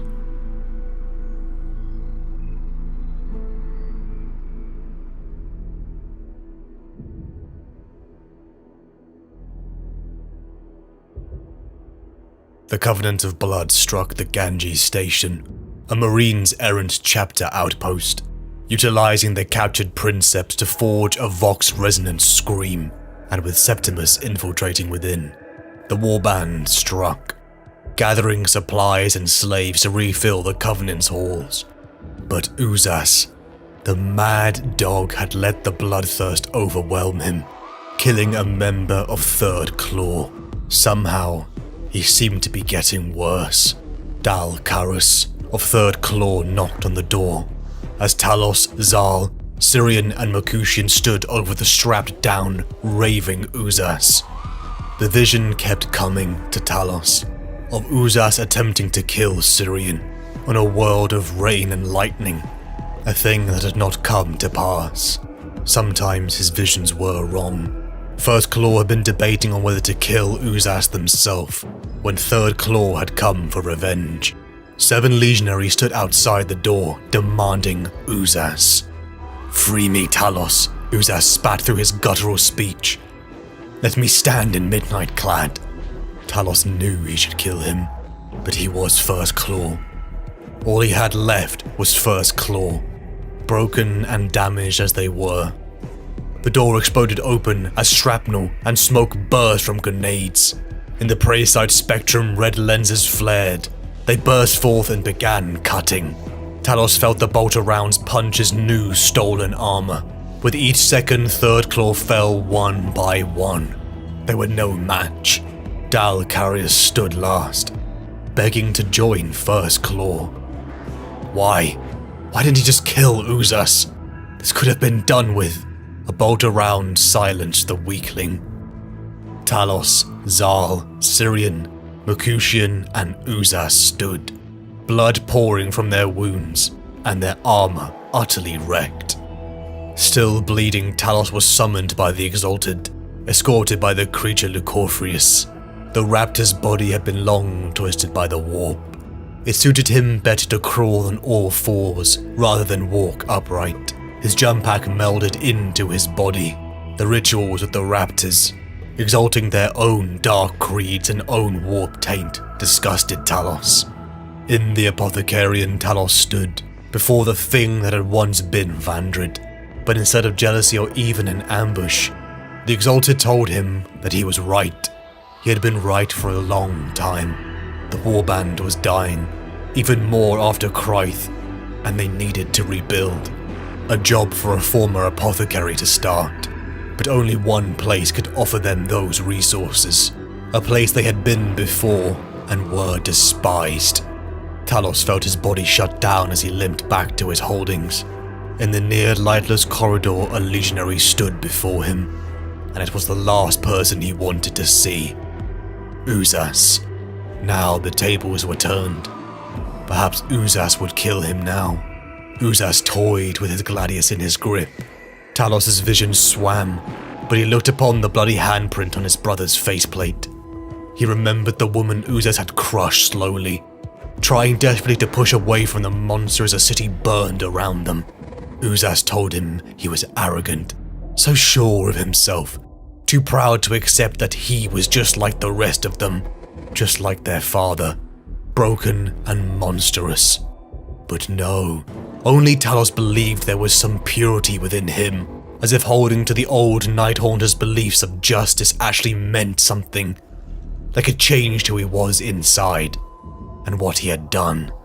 Uzas let Talos go, and then he collapsed in his room, as the Soul Hunter's body began to slowly heal. Visions swam again in his mind as his body convulsed. Nostramo detonating, Uzas killing Syrian, and the Eldar, the very same ones that attacked Sagwalsa the night their father died. A storm in flesh, with a rain of blades, she who stalks the void, the storm of silence. Talos awoke quickly, finding his hand wrapped around Octavia's neck, as a loyal servant Hound pointed a gun at his face. He could have killed the blind old man for that. Talos let go as Octavia coughed. He didn't like being surprised. The new navigator of the Covenant had come to confide in her master, asking about his visions. Was she truly even interested? Or was it an opportunity to speak of what she'd truly come to say, telling Talos of the void-born child ghost haunting her? Octavia stared into a face that could have been handsome, if not ravaged by the Astartes process. Talos told her to go back to her throne room, ignore the machinations of the warp, because the Covenant would be traveling into the Maelstrom. To Hell's Iris the Covenant drifted. The blending of the warp and real space was madness and order perfectly combined. A continent of steel populated by carrion feeders, all under the domain of Huron Blackheart of the Red Corsairs. The renegade, the pirate king who commanded a force on a sector of space that rivaled a near legion size of old. The welcome wasn't warm. The last time Talos and the warband had docked here, it had ended in violence. First Claw stood before the Blackheart, and the exchange was tense. First Claw knew the only reason they lived was because the legionaries of the First Legions would be needed for a task. The Covenant would be repaired, of course, and Huron had a gift for them. Suspended in chains in a room so bright it stung the eyes, Reuven, former First Claw and now former sorcerer of Abaddon, hung. The singing light was pure torture to one born of Nostramo. Talos immediately drew his gladius knife and held it to his brother's cheek. He had promised he would kill him the next time he saw him. The traitor had been abandoned as Abaddon's pet, and bled of his secrets, hanging now emaciated to the point of death. Talos couldn't believe any words from his mouth. Reuven always lied. He had abandoned First Claw. He had thrown Talos to the War Master, thrown him before those so-called gods of the warp. First Claw chuckled as they left. Reuven's screams for help unsightly for a son of the Eighth. They left him to a fate worse than death. As the repairs of the Covenant began, Talos moved through the rotten walkways of the floating city of Hell's Iris. He clasped wrist to wrist with a brother, a man who wore the red and black of another warband, a man whose life Talos had saved decades ago on the world of Frigga. Variel, the apothecarian Variel, affectionately named the Flayer, for the living skin bound to his armor, crafted with the material of those who got on his nerves. Talos' midnight black eyes stared into the icy blue of Variel's. The Corsair Apothecarian never blinked, unnerving mortals. Talos had come for supplies, but his old friend told him that he had noticed something wrong. The injury Talos had sustained during the confrontation with Third Claw, his roughly patched wounds by servitor hands were incomplete. A pressure was building in his head. Wasn't it? Talos hadn't told anyone. Variel was a better apothecary than Talos had ever been. Sustaining the mangled body of Blackheart had taught him that. Variel told Talos that he could fix him, but that required a level of trust Talos didn't even have for his own brothers. Trust was something an Nostraman had never known. Trust got you killed in the streets in gang warfare. But Variel knew he would come. First Claw arrived later, but not for reassurance. Talos told Variel that they were here to hold him down. Often when Talos lost consciousness, he had visions. If it gave any surprise to Variel, he didn't show it. Life inside the warp storm, the Maelstrom, and Hell's Iris was already insane enough. Talos lay down upon the cold steel table and let the reconstruction of his skull begin. Over 4 hours, the visions came and went, his body periodically convulsing with pain. He saw Vandred, Sergeant Vandred saving his life during the heresy. He saw himself and Zal upon the walls of Terror itself, the battle on which the nexus of mankind altered. He remembered the blood staining his hands as the gene seed storage was overfilled.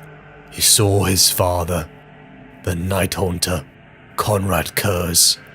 On Sugwalsa as the Legion gathered to their father, he saw the emaciated face, greying hair and mad grin, the demigod whose own memory seemed to betray him. He saw Uzas with Octavia and her blind old attendant hound and the apothecarian.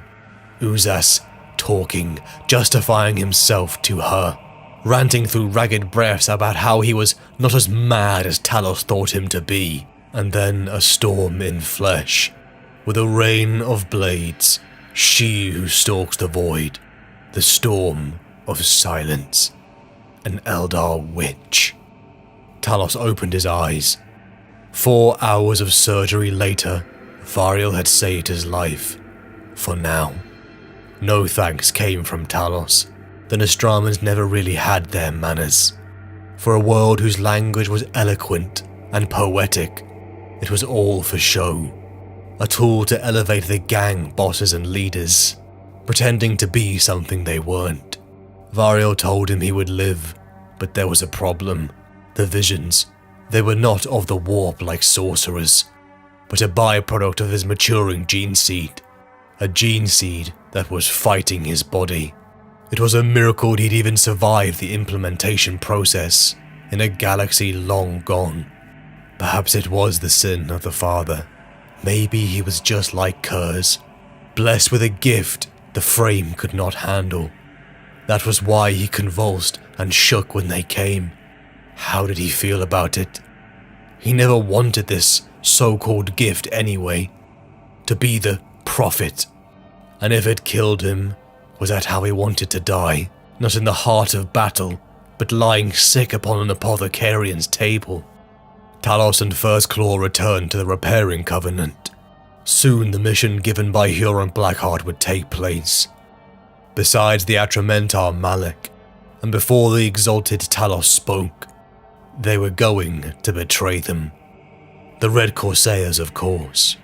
Sitting in the heart of the pirate fleet, thinking it would go unnoticed, floated a vessel.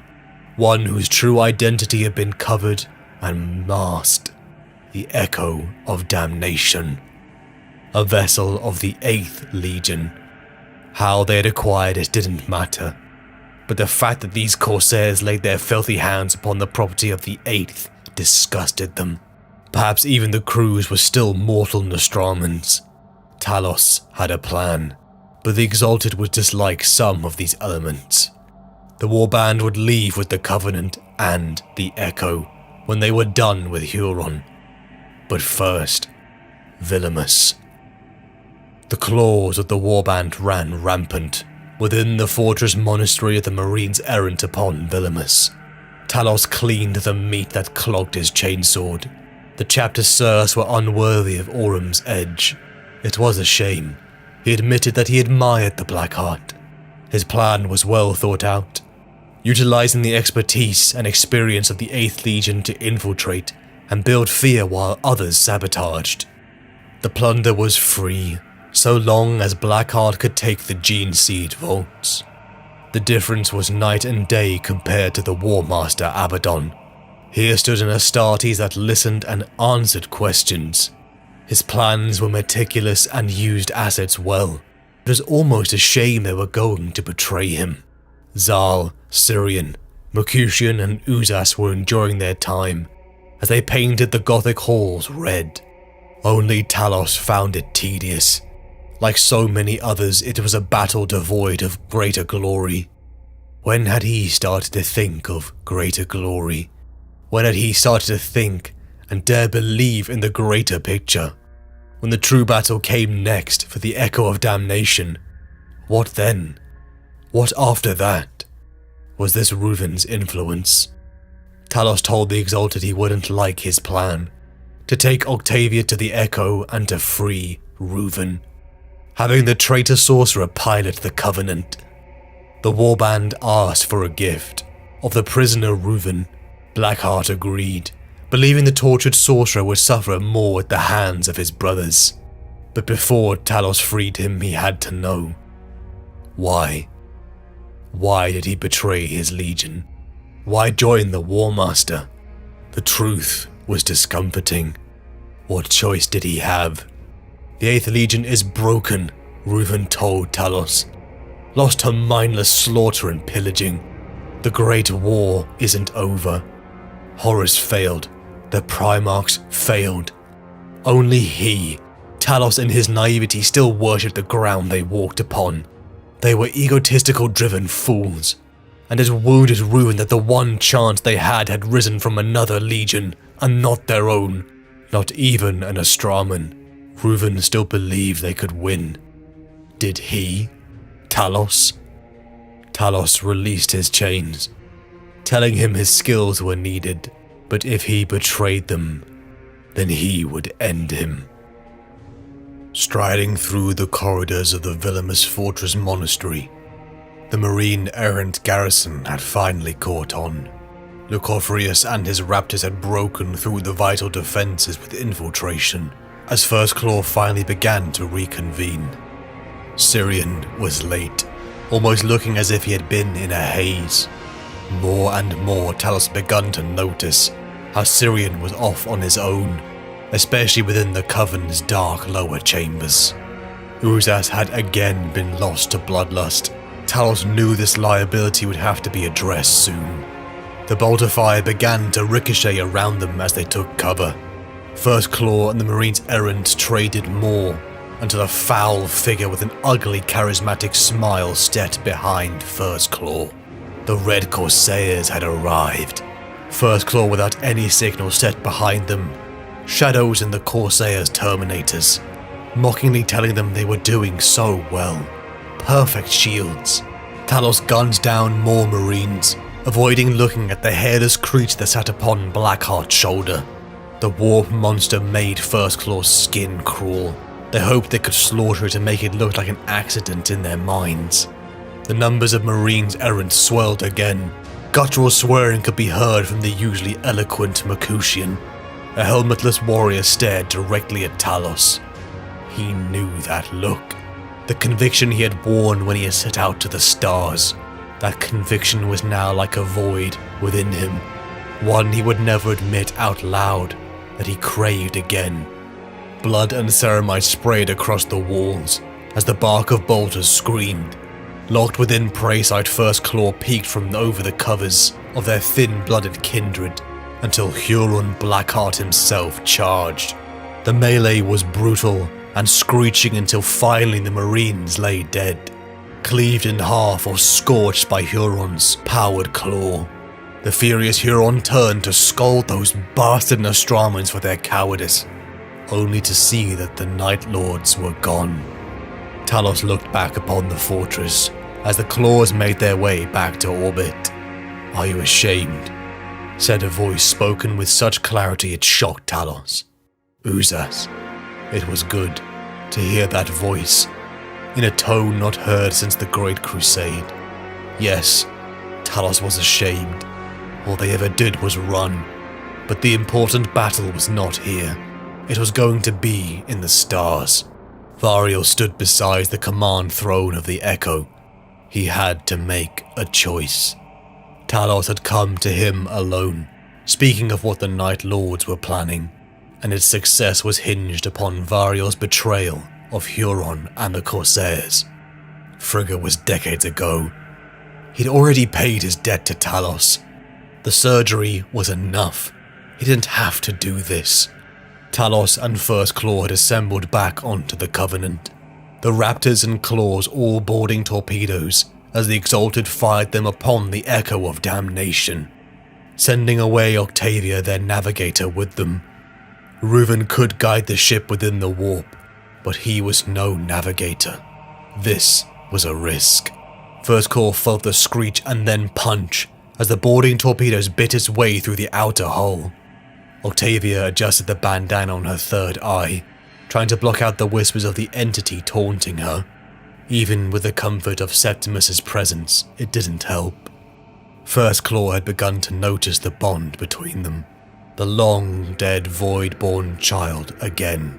Her confession to Talos hadn't made her feel any safer, even when the entity had tried to kill her before on the Apothecarian, possessing the corpse of Dal Carius of Third Claw, who had tried to kill Talos, and died at his hands only days before. The Voidborn was here on the Echo too, an omen of death to come. The claws of the Night Lords raced through the ship, slaughtering those who stood in their way, but most of the mortal crew knelt, with charcoal black eyes staring once again at their true masters. The natives of Nostramo submitted.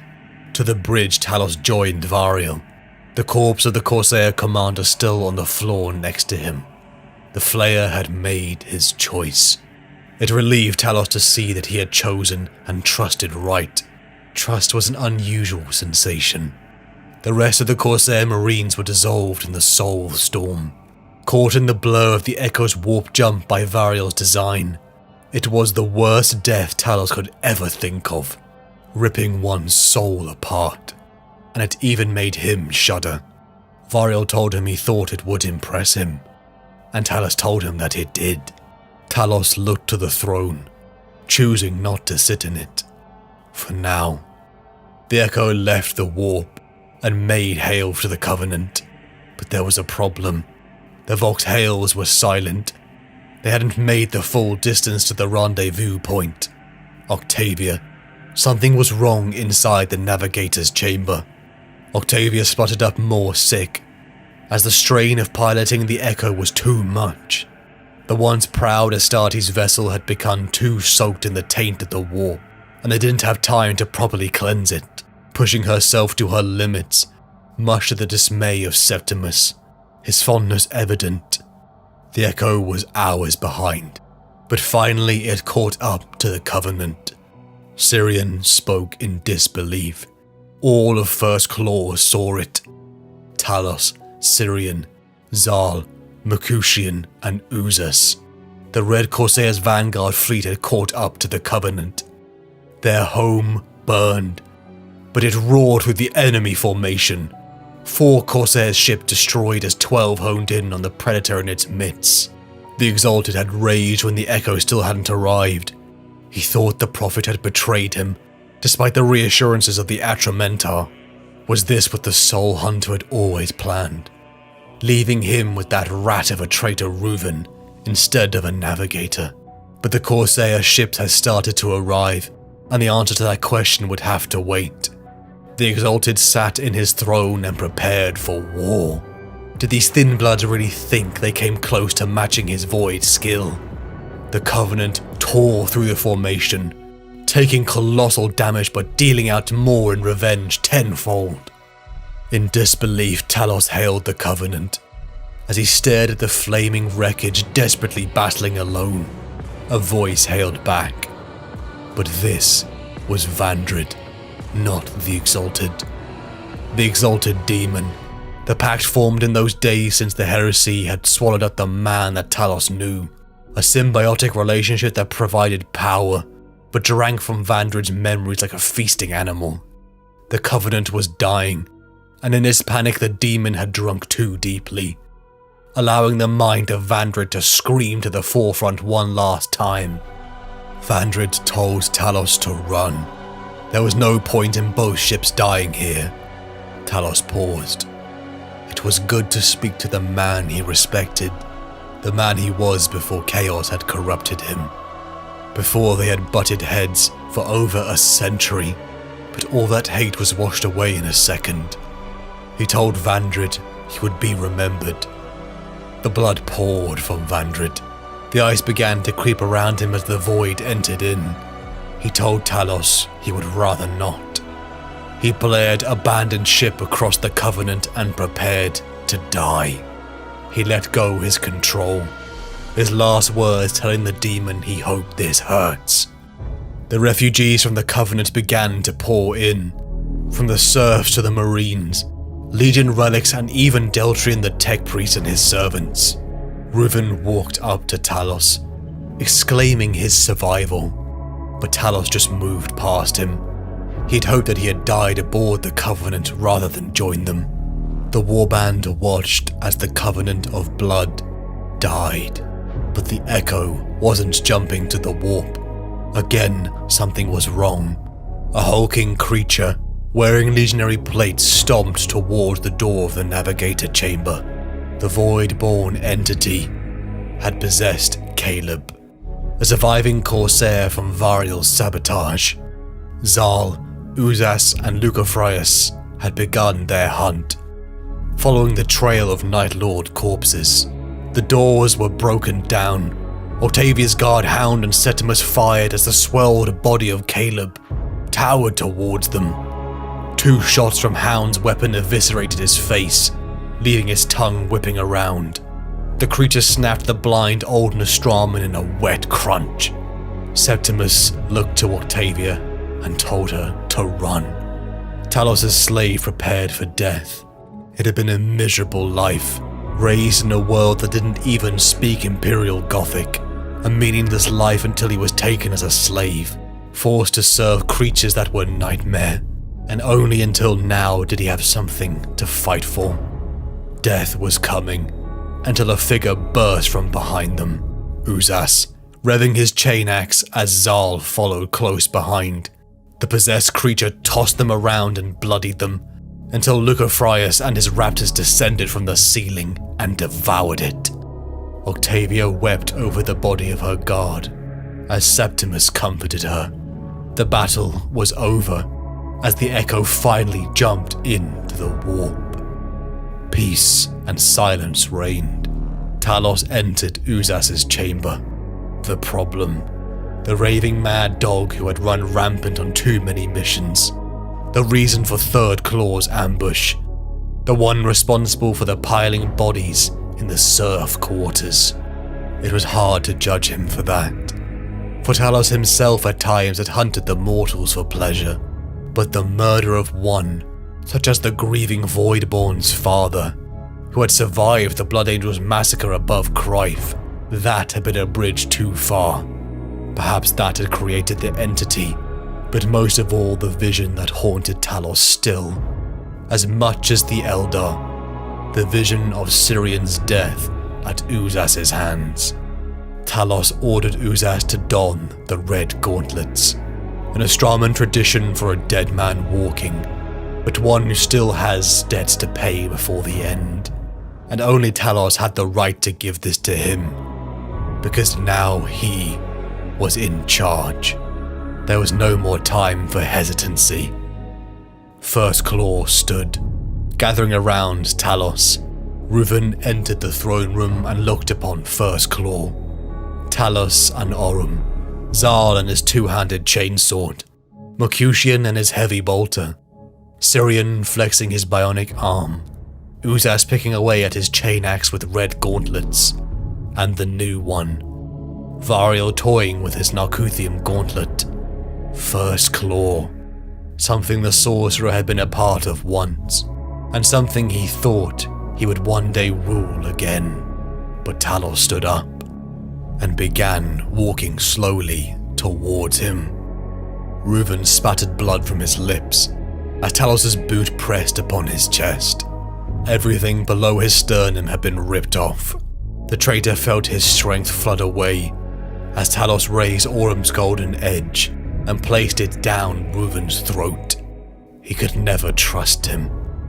Every word he had spoken or would speak would be a lie, and even on Crife he had promised that one day he would kill him. Now that day had come. First Claw watched dispassionately until the traitor finally died. Talos ordered Reuven's skin to be flayed, and his bones hung above the command throne.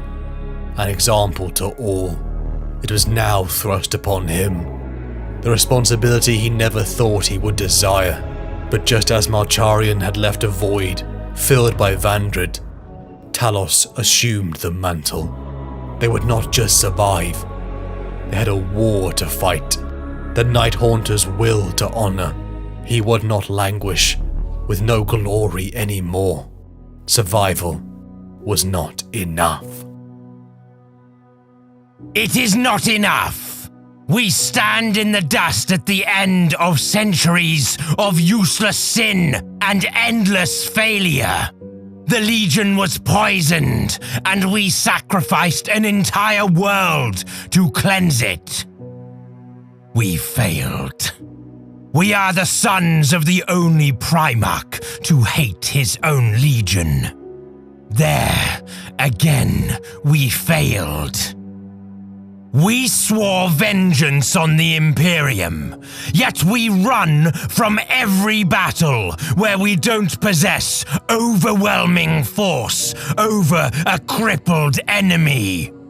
We fail again and again and again. Have you ever fought a battle you'd struggle to win, with no hope of running away? Have any of us? Have you ever, since the Siege of Terror itself, drawn a weapon with the knowledge you might die? I will not see my life hoard away without meaning. Do you hear me? Do you understand me, Prince of Cowards? I want vengeance against a galaxy that hates us. I want Imperial worlds to cower when we draw near. I want the weeping of this Empire's souls to reach all the way to Holy Terror, and the sound of suffering will choke the corpse god on his throne of gold. I will cast a shadow across this world. I will burn every man, woman, and child, so the smoke from the funeral pyres eclipses the sun. With the dust that remains, I will take Echo of Damnation into the sacred skies above Terra, and rain the ashes of 20 million mortals down onto the Emperor's palace. Then they will remember us. Then they will remember the Legion they once feared. No more running. No more running. No more raiding to survive. When we see an Imperial world, we will no longer ask if it is worth attacking for plunder. We will ask how much harm its destruction would cause the Imperium. And when the War Master calls us for the 13th Crusade, we will answer him. Night by night, we will bring this empire to its knees. I will cast aside what this Legion has become and remake it into what it should be. Do I make myself clear? Do I make myself clear? A storm in flesh, with a rain of blades, she who stalks the void, the storm of silence. The rain was pouring down, as if this hateful world was mourning the blood spilled. Talos was kneeling. His wounds were pouring blood, and words he tried to speak were lost in the tide of liquid pouring from his smashed lips. The murderess, the Eldar witch, stood triumphant above him. Sirion didn't die first, but his was by far the worst. The alien witchfire torching his body. Zal, duelist champion Zal, was the first to die, hacked to pieces in a death not worthy of him. Mercutian, miserable, loyal, noble-born Mercutian, fell standing over his brothers' bodies, and Variel died in the fire that enveloped Sirion. Uzas died last, covered in alien ichor and screaming blood for the Skull Throne. The scene changes. A miserable and dark hive city where Octavia runs. She wears the coat of Septimus, one he would never have given up. She looks unwell. Pale fingers cover a swollen belly as members of the Inquisition finally converge upon her. The vision comes again.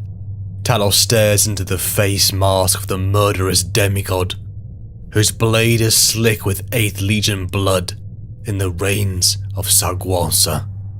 Valas Morovai, he utters through a broken jaw. First claw, the alien speaks in the human Gothic tongue.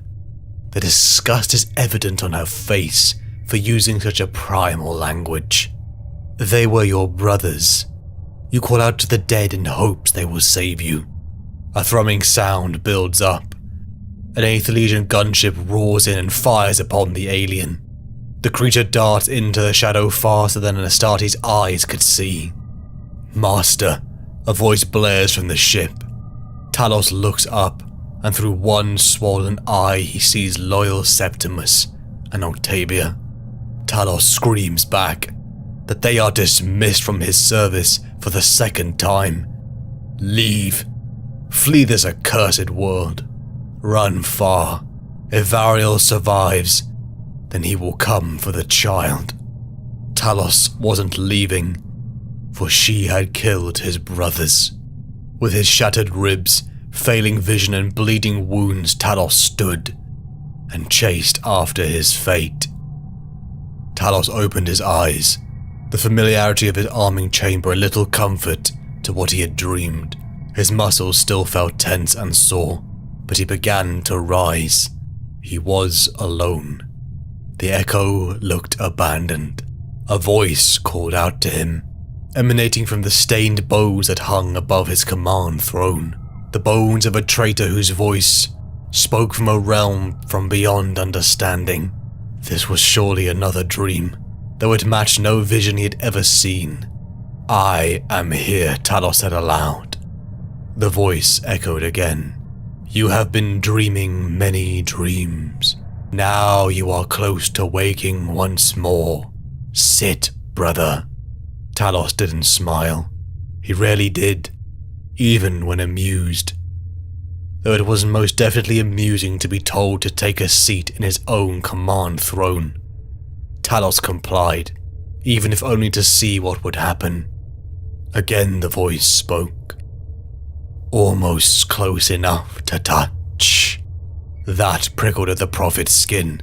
He looked up at Reuven's crucified remains. "You are not the warrior you should be, but you and I must speak. It must be here, and it must be now. There will never be another chance." Talos remained seated, the very picture of stoic patience. He refused to let his anger or doubts rise to the surface. Targeting reticles slid by without gaining a grip on Reuven's shattered skeleton. "You made my corpse into the finest decoration. That is almost amusing." Again the voice spoke. Talos reclined in the throne the way he did on the true bridge, and said, "Can even death not render you silent? Your own life is measured in months, prophet." Reuven's skull spoke, suspended on chains, leered with empty eye sockets. "Is that so?" Talos asked it. "And how do you come by this precious lore?" Reuven's skull spoke again. "Do you pretend this moment has no significance? Do you believe I cannot hear your hearts beat faster? You remember nothing, do you? You have come to seek a pure war, a noble war. But you should have never returned to the eastern fringe. Others have been waiting for your return, with revenge in their hearts." The prophet remained as he was, still stroking his blade's wingspread hilt. The eastern fringe.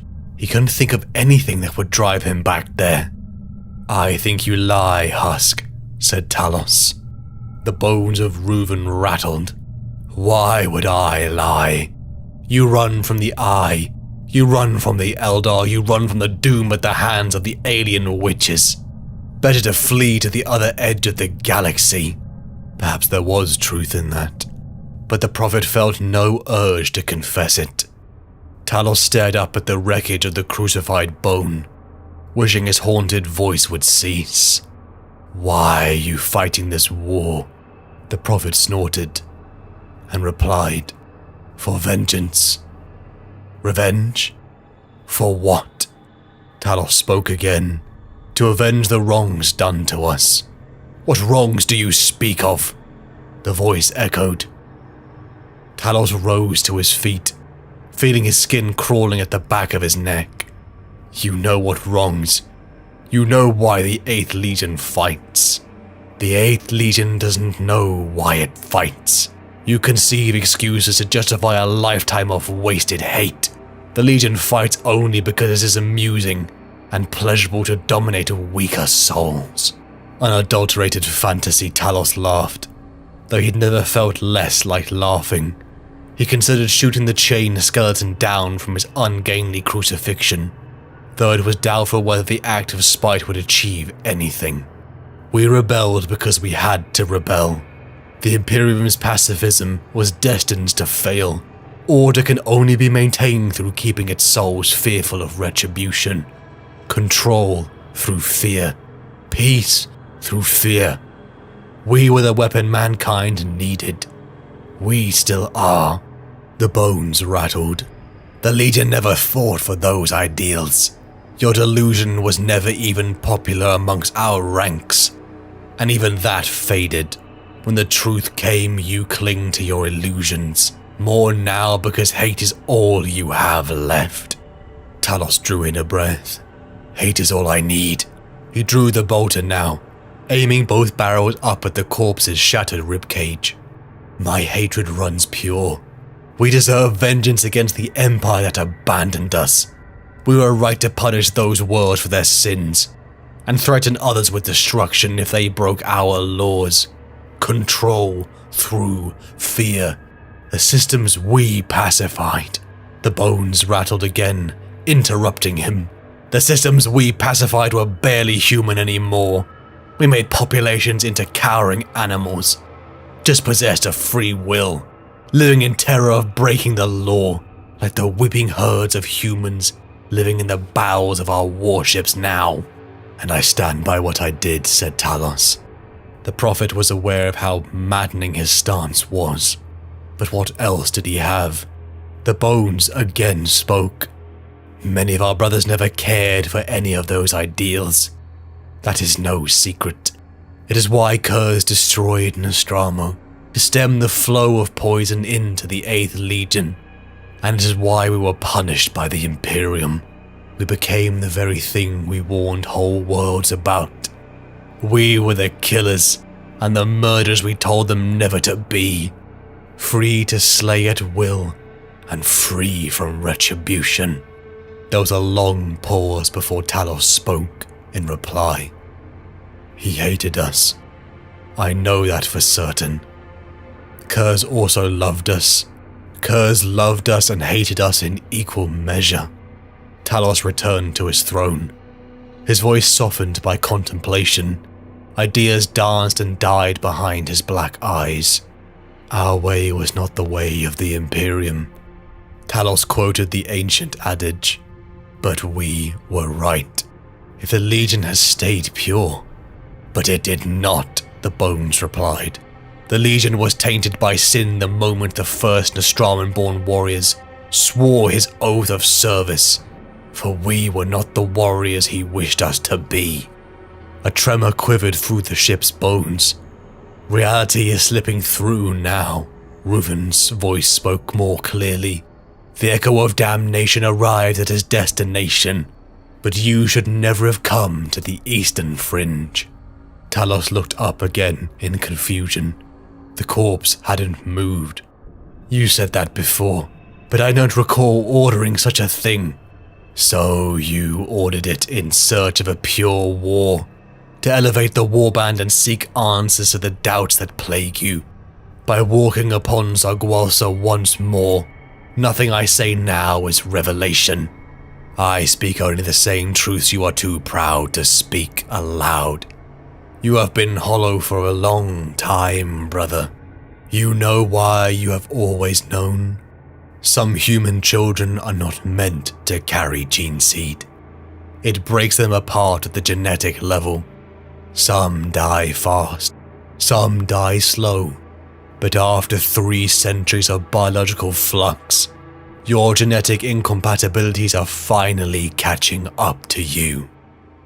55 days, and now Talos truly opened his eyes. He was surrounded by First Claw, chained to the command throne as others looked at him, with a mix of concern and awe. The visions had begun in his quarters, but he had taken off, killing and running through the ship until the crew had become nervous. Morale had been high, following a successful raid upon a space hulk, an encounter with Gene Sealers, and the thin-blooded modern salamanders of the Primarch Vulcan stock. It had been fruitful. A squad of Terminator-patterned armor, an elite weapon was a prize that Tech Priest Deltrian had almost exulted over. But now their so-called leader was either dead or mad, chained to his throne, speaking in visions of the future, and he became an icon of worship, something that made Talos deeply uncomfortable. Sagwalsa, the Legion's one-second home, was visible from the viewport, an order given by Talos during his visions, something he didn't even remember saying. 10,000 years had rusted this hateful and barren world, but upon it sat a stain the Eighth could not bear. It had been settled by the Imperium. Even here, so far from the Astronomicon's light. No, this was and would always be 8th Legion. Even if the Black Fortress of Kurz was barely a ruin, Talos ordered the Claws to prepare. A population needed to die, but first, to the Navigator's quarters. First Claw told him it was important to speak to Octavia. We had a fortress here, long ago. A castle of black stone and twisting spires. The Primarch dreamed of it one night, and set hundreds of thousands of slaves to making it. It took almost 20 years. He paused, and Octavia watched the passionless skull of his face mask, waiting for him to continue. Talos exhaled in a Vox growl. The inner sanctum was called the Screaming Gallery. Have any of the others ever spoken of this before? She shook her head. No, never. The Screaming Gallery was a metaphor of a kind. A god's torment, expressed in blood and pain. The Primarch wanted to reshape the external world to match the sin within his mind. The walls were flesh, humans molded and crafted into the architecture, formed as much from sorcery as ingenuity. The floors were carpeted in living faces, preserved by feeder servitors. He shook his head, the memory too strong to ever fade. The screaming, Octavia. You have never heard such a sound. They never stopped screaming. The people in the walls, crying and reaching out. The faces on the floor, weeping and shrieking. She forced a smile she didn't feel. That sounds like the warp. He glanced at her and grunted acknowledgement. Forgive me. You know exactly what it sounds like. She nodded, but didn't say anything else. The foulest thing was the way you'd become immune to the wailing chorus. Those of us who attended the Primarch in his last decades of madness spent much of our time in the Screaming Gallery. The sound of all that pain became tolerable. Soon after, you found yourself enjoying it. It was easier to think when surrounded by sin. The torment first became meaningless, but afterwards, it became music. The Prophet fell silent for a moment. That was what he wanted, of course. He wanted us to understand the Legion's lesson, as he believed it to be. Octavia shuffled again as Talos knelt by her throne. I see no lesson in mindless brutality. He unlocked his collar seals with a breath of air pressure and removed his helm. She was struck, once again, by the thought that he'd been handsome, but for the cold eyes and the corpse-white skin, he was a statue, a scarred demigod of clean marble, dead-eyed, beautiful in his sterility, yet unlovely to look upon. It was not mindless brutality. That was the lesson. The Primarch knew that law and order, the twin foundations of civilization, are only maintained through fear of punishment. Man is not a peaceful animal. It is a creature of war and strife. To force the beasts into civilization one must remind them that excruciation awaits those who harm the herd. For a time, we believed the Emperor wanted this of us. He wanted us to be the angels of death, and for a time, we were. She blinked for the first time in almost a minute. In their many long discussions and reflections, he'd never spoken of this in such detail. Go on, she pushed. Some say he betrayed us. Once our use was complete, he turned against us. Others claim that we'd merely taken our self-appointed role too far and had to be put down like animals ourselves for slipping our leashes. He saw a question in her eyes and waved it away. None of that is important. What matters is how it began, and how it ended. How did it begin? The Legion had taken immense casualties in the Crusade in service to the Emperor. Most of those were Terran.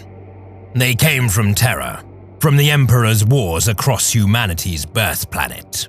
But all of our reinforcements came from our homeworld, Nostromo. Decades had passed since the Primarch last walked upon the world's surface, and his lessons of law had long since died. The population slid back into lawless anarchy, with no fear of punishment from a distant Imperium. Do you understand how we were poisoning ourselves? We were repopulating the Legion with children who were the blackest sinners before they'd even tasted adulthood. The Primarch's lessons meant nothing to them, meant nothing to most of the 8th Legion at the end. They were slayers, raised to become demigods, with the galaxy as their prize to plunder.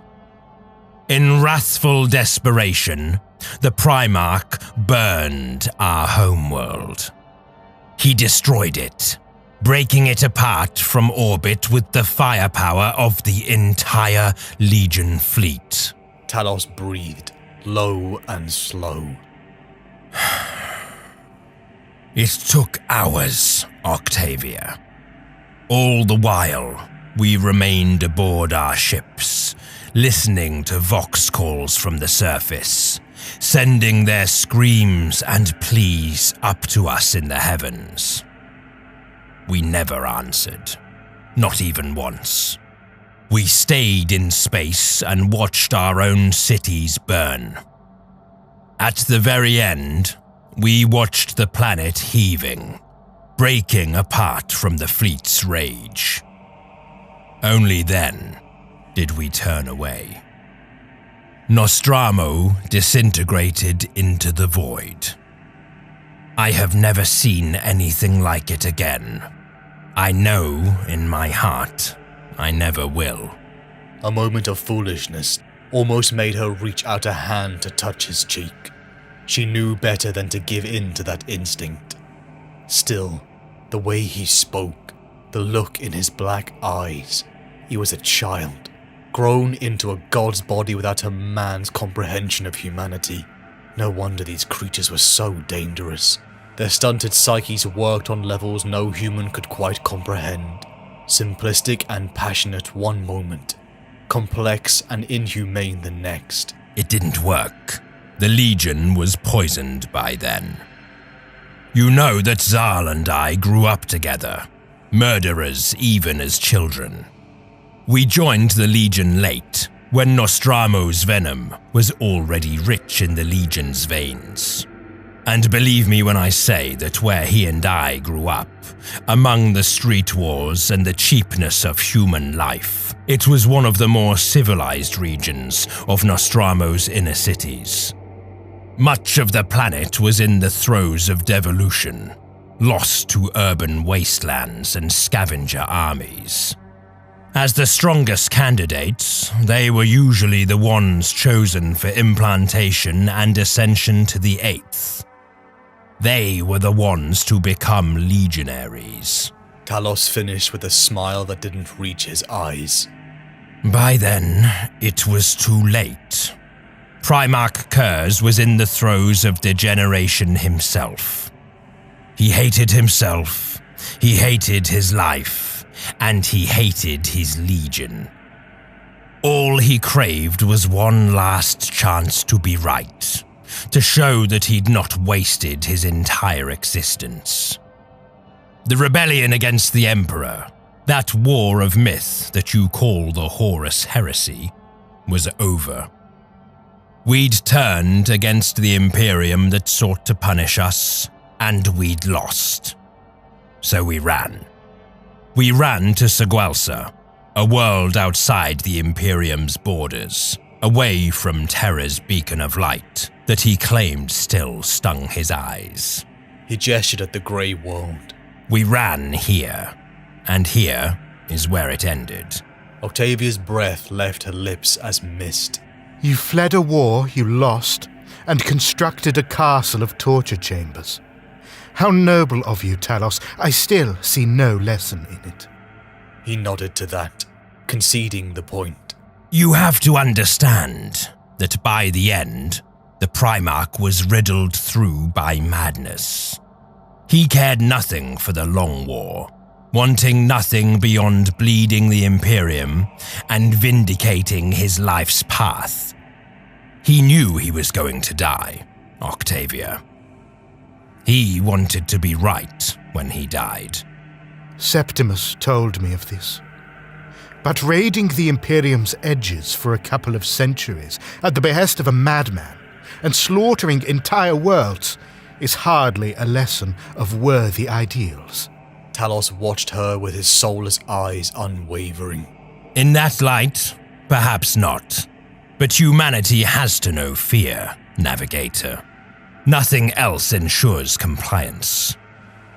By the very end, when the Screaming Gallery was the Legion's war room and council chamber alike, the Primarch's degeneration had devoured him from within. He was rendered hollow by it. I still remember how regal he looked to us, how majestic our father was to our adoring eyes.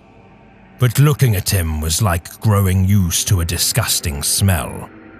You could forget the foulness, just as you can ignore the scent.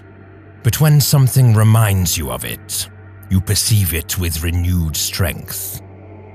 His soul had rotted away by the end, and on some nights you could see it in the flash of his dying eyes, or the bleak shine of his teeth. Some of my brothers asked if he were tainted by some outer power, but most of us no longer cared. What did it matter? The end result was the same. The same lights chose that moment to flicker and fail. The warrior and the mutant remained in the darkness for several heartbeats, illuminated only by the eye lenses of his power armor and the grey glare from the screens. That's happening more and more lately. The Covenant hated me. The Echo seems to hate all of us. An intriguing superstition, he replied. The lights, dim as they were, came back on. Talos still didn't continue. And the assassination? She prompted. The assassination came soon after, when his mad clarity was at its height. I have never seen a creature so placidly delighted by the thought of its own destruction. In death, he would be vindicated. Those who break the law must be dealt with in the most violent, lethal way, as an example to all who would consider betrayal. So he set us butchering across the galaxy, breaking every law against reason and rhyme, knowing the Emperor would prove the point all too well. The assassin came to slay Kurz, the great breaker of Imperial law. And she did just that. I saw him die, vindicated, pleased for perhaps the first time in centuries. That's grotesque. Her heartbeat quickened at the thought he would take offense, but her fear was unfounded. Maybe so. The universe has never seen a living being that loathed being alive as much as my father. His life was broken in seeking to prove how humanity could be controlled. And his death was a sacrifice to prove that the species was ultimately wretched. Talos withdrew a hololithic orb from his belt pouch and thumbed the activation rune. A life-sized image of flickering blue light manifested before them both. A figure rose from an unseen throne, its hunched, feral posture still not entirely stealing the beauty of its muscled physique, or the savage nobility in its movements. The distortion robbed the image of clarity, but the figure's face, a wraith visage of black eyes, gaunt cheekbones and filed fangs, was set in a vicious grin of sincere amusement. The Night Haunter.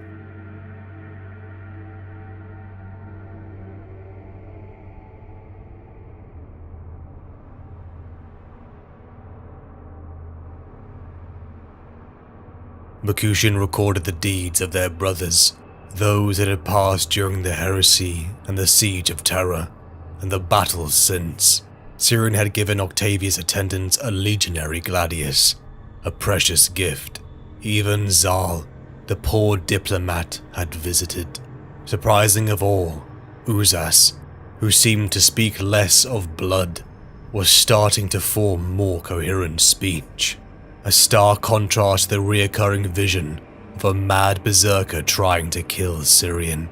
What surprised Talos the most was that Octavia seemed to know more about his brothers than he did, even after centuries of war, centuries of living by their side. Though a mutant navigator from a noble Terran house was human, he was a weapon trying to find a purpose since his father's death. Perhaps there could be some understanding between them, but then he heard it. Not one, but two heartbeats. One emanating from Octavia's belly. Talos left immediately. As soon as Septimus heard the door open, he knew he was going to die. The dark-haired man tried to turn around, but Talos grabbed his slave and threw him across the room. Septimus's head split, and in over a dozen places bones broke. Talos had warned him. Octavia was the most precious resource on this ship. The child within her would affect her ability to navigate the warp. For the first time in his life, a slave drew weapons upon him as Septimus grabbed his pistols. 7 slaves. Some died of old age, some were murdered, some were tainted and had to be put down, but none had ever betrayed him. Fear had kept them in line. Even this man, who he had plucked from a backwater to arm and repair his equipment. Anger emanated from Talos as he placed his foot upon Septimus's back. The slave had done much for him. There was sentiment there, but most importantly, usefulness. Talos spared his life, telling him if he ever approached her again he would join Reuven above his throne. Talos left as the near-dead Septimus fell unconscious. The drop to Zargualsa was imminent. Zal had been silent for a long time, but finally he spoke up. Why? Why make some big play now? Where has this so-called motivation come from? This bitterness of the existence they had under Vandrid the Exalted. I have carried this bitterness for a long time, Zal, said Talos. The only difference is now I wish to speak of it. And I do not regret it. To speak of these flaws is like lancing a boil. I already feel the poison bleeding from me. It is no sin to wish to live a life that matters. We are supposed to be fighting a war and inflicting fear in the name of our father. We are sworn to bear his vengeance. Zal didn't hide the confusion taking hold over his pale features. Are you insane? How many among the Legion truly paid heed to the rantings of our mad Primarch, spoken so long ago? Talos countered. I am not saying the Legion has heeded those words. I am saying we should heed them. If we did, our lives would be worth more. Zal stepped forward. The Legion's lesson is taught. It was taught when he died. All that remains is to survive as best we can and wait for the Imperium to fall. And what happens when it falls? What then? Zal looked at Talos for a moment. Who cares? Talos held his brother's gaze. No, that is not enough. Not for me. His muscles bunched as he clenched his teeth. Talos moved forward, immediately restrained by Mercutian and Syrian, who struggled to hold him back. It is not enough. We stand in the dust at the end of centuries of useless sin and endless failure. The Legion was poisoned, and we sacrificed an entire world to cleanse it. We failed. We are the sons of the only Primarch to hate his own Legion. There again we failed. We swore vengeance on the Imperium, yet we run from every battle where we do not possess overwhelming force over a crippled enemy. We fail again and again and again. Have you ever fought a battle you'd struggle to win, with no hope of running away? Have any of us? Have you ever, since the siege of Terra itself, drawn a weapon with the knowledge you might die? I will not see my life thrown away without meaning. Do you hear me? Do you understand me, Prince of Cowards? I want vengeance against a galaxy that hates us. I want Imperial worlds to cower when we draw near. I want the weeping of this Empire's souls to reach all the way to Holy Terror, and the sound of suffering will choke the corpse god on his throne of gold. I will cast a shadow across this world. I will burn every man, woman, and child so the smoke from the funeral pyres eclipses the sun. With the dust that remains, I will take the echo of damnation into the sacred skies above Terra, and rain the ashes of 20 million mortals down onto the Emperor's palace. Then they will remember us. Then they will remember the Legion they once feared. No more running. No more running. No more raiding to survive. When we seek an Imperial world, we will no longer ask if it's worth attacking for plunder. We will ask how much harm its destruction would cause the Imperium. And when the War Master calls us for the 13th Crusade, we will answer him. Night by night, we will bring this Empire to its knees. I will cast aside what this Legion has become, and remake it into what it should be. Do I make myself clear? The minor hives of Sogwalsa, whatever this Imperial scum had renamed the world to, burned. The people screamed and ran, as their so-called militia defenders drew their weapons, but then fled in terror with them. Through red lenses the claws hunted the falling Imperial city. Talos and Zal breathed in the fear as they stood atop a structure. It had been too long since they had felt this terror. They were the broken monsters their father despised, because they were enjoying this. Though again Talos not as much as his brothers. But a problem soon arose. The desperate calls for help from the humans in this backwater had been answered, and Astartes' vessel entered the system. The claws raced back to the Echo as the ship was under fire. Talos felt that distant dull pain since Krythe now throbbed behind his eyes. The visions were right. Variel was right. He was dying, slowly by his implementation. Some humans did not mesh with Geneseed as well as others. No matter what, this campaign on Sogwalsa felt like his last. A confrontation with a mortality he knew would end. To die outside of battle was not enough. To leave this cruel universe without holding to his father's teachings was not enough. The Vox became alive with commands, as did the Ceramite corridors with bolter fire. The Genesis chapter, a pitiful offshoot of Gilliman's line, had boarded the Echo as the Claws fought in desperate tight conflicts.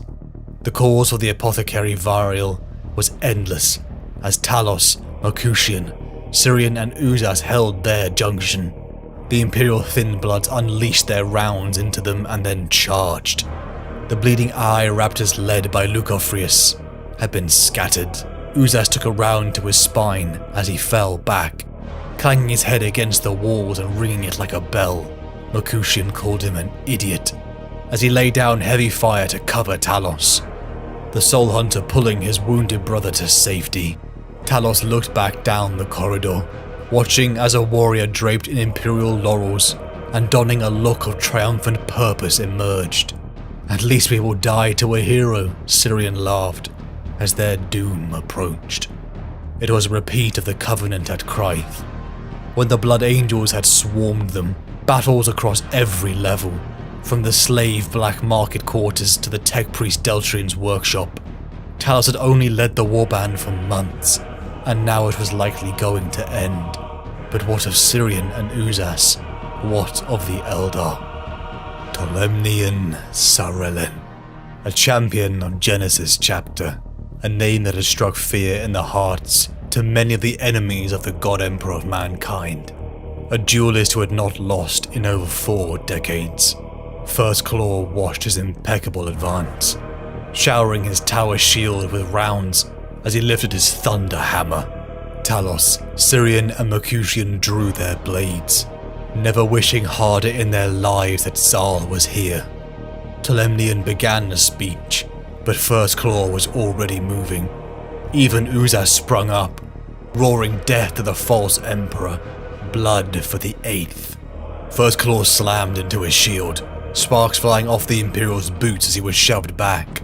Uzas fell down, another Imperial blade piercing his spine. The squad of Tolemnian were on them too. Syrian rose first and gutted one Marine.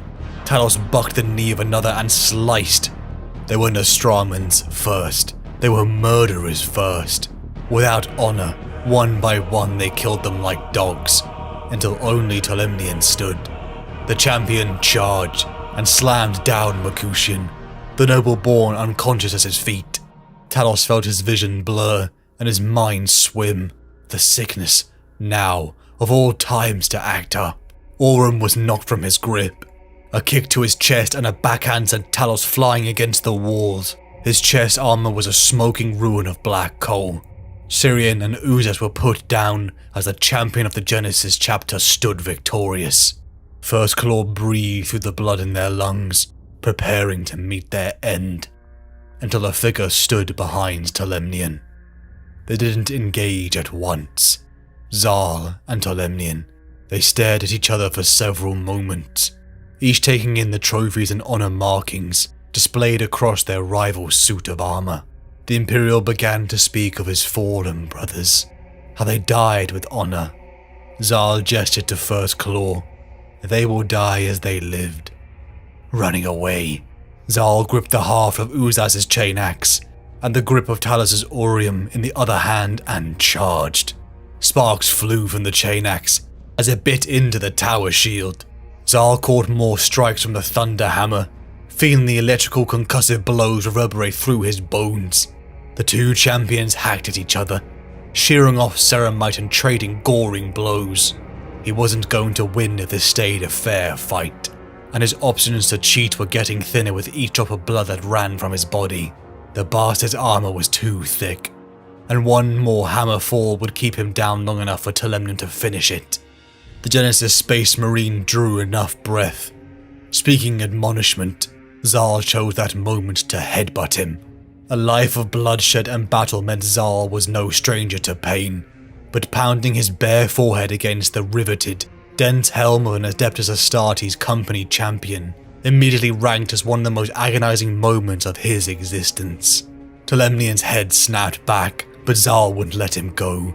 He leaned closer, around the buzzing weapons, and powered his head against the Space Marine's faceplate a second time. Then a third. The impact made the corridor echo like a forge, and his nose gave away with a sickening snap on the fourth. On the fifth, something cracked in the front of his skull. 2 more followed it. He was breaking his own face apart, and the feeling was both indescribable and painful beyond words. Blood sheeted into his eyes. He could no longer see, but he could feel Tolemnian's muscles loosening, and could hear the gargling of a throat injury.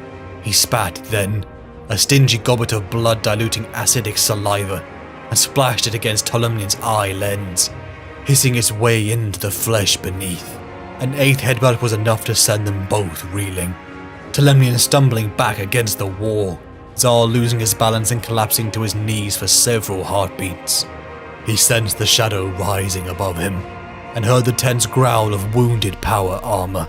He knew the Genesis Marine was raising the hammer high. Its distinctive thrum was unmistakable.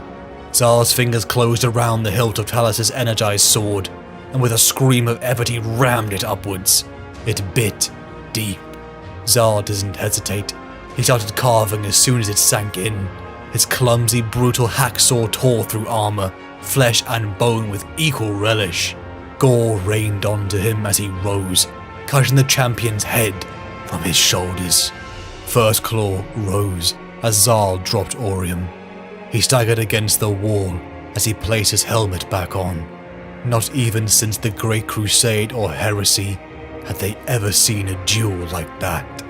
As they stood on shaky legs, they offered Zal the Thunder Hammer that he had rightfully earned. "My brother," Zal wheezed, "I regret arguing with you before. It is no sin to wish for a life with meaning, or a way to win this war." "Later," Talos said, his mind still thinking of the battle raging within the ship. "Yes," Zal replied, "later." Zal took a single step closer. His head rolled forward in a slow motion, and then his body followed, collapsing to the ground. He fell into Talos' arms, utterly limp, his armor broadcasting the tuneless whine of a flat line. Zal died in Talos' arms.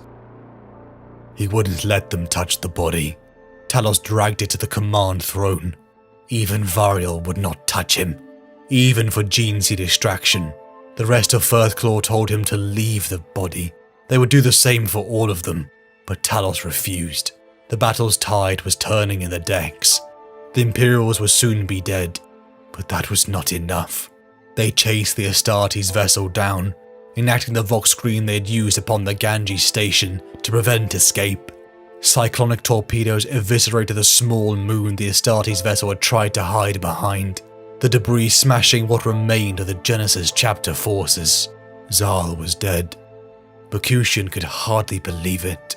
Syrian chuckled, whether in disbelief or amusement only he knew. The repeated attempts to tell Uzas of an event he had took part in failed. Variel seemed to simply absorb the information. Once again his cold, unblinking eyes betraying no emotion.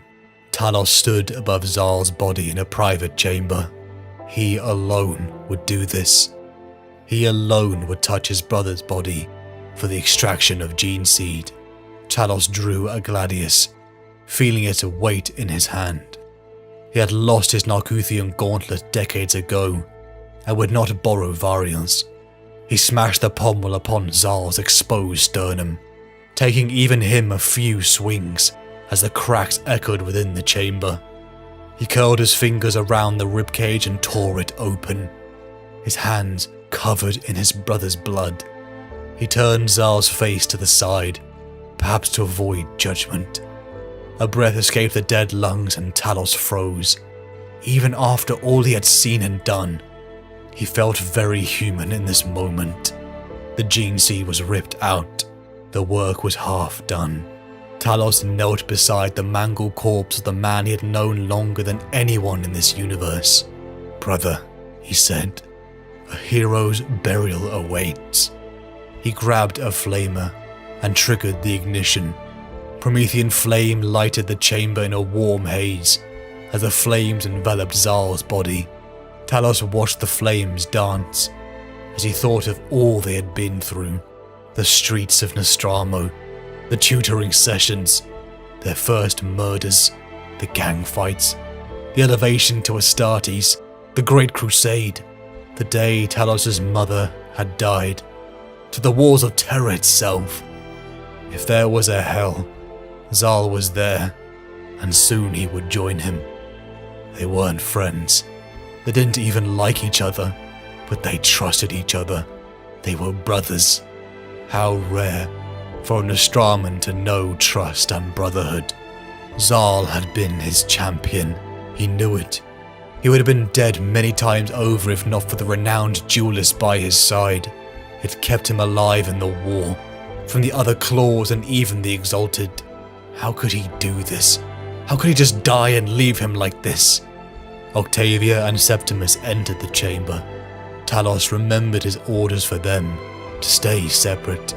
but right now he didn't care. "I'm sorry about Zal," she said. "By your Legion standards, he was a good man." Talos snorted. "Yes, a good man." The snort became a chuckle. "A good man, a heretic, a traitor, a murderer, a fool. My brother, the so-called good man." The idea was so absurd it made Talos burst into a laughter so genuine he wept, the tears of grief flowing as he mourned the good man, Zal of First Claw. Variol landed a blow into the face of Talos. Within the Apothecarian, First Claw, Third Claw, and even the wounded drew their weapons upon the Flayer as he stared at Talos, his unblinking eyes holding Talos' own. "Why are we here, Talos? Why do you still wish to finish Zagwalsa? What in your visions has brought the warband here? Not knowing wasn't good enough. Ignore the visions, use your mind, think." Talos told the others to be at peace as he rose. "Thank you," he told Variol. He needed that. The Flayer apologized. Ever the polite sociopath, Variol was right. The ongoing raid on Zagwalsa had to mean something. Was it not he who had been ranting about purpose to the others? Had he not proudly stated that it was not enough to just survive, that they had to fight the war? Talos followed Variol into a private chamber. The balloon veins now visible beneath Talos' skin were concerning. Despite his body seemingly now failing, the look in Talos' eyes was filled with purpose. Zagwalsa would be the opening for what Zal had known was coming. The very movement all could see for so long, but the Prophet himself. The true reason the Exalted feared Talos. The rebirth of the 8th Legion. Sevatar. He was the only one who could have kept the Legion together after the death of Kurz.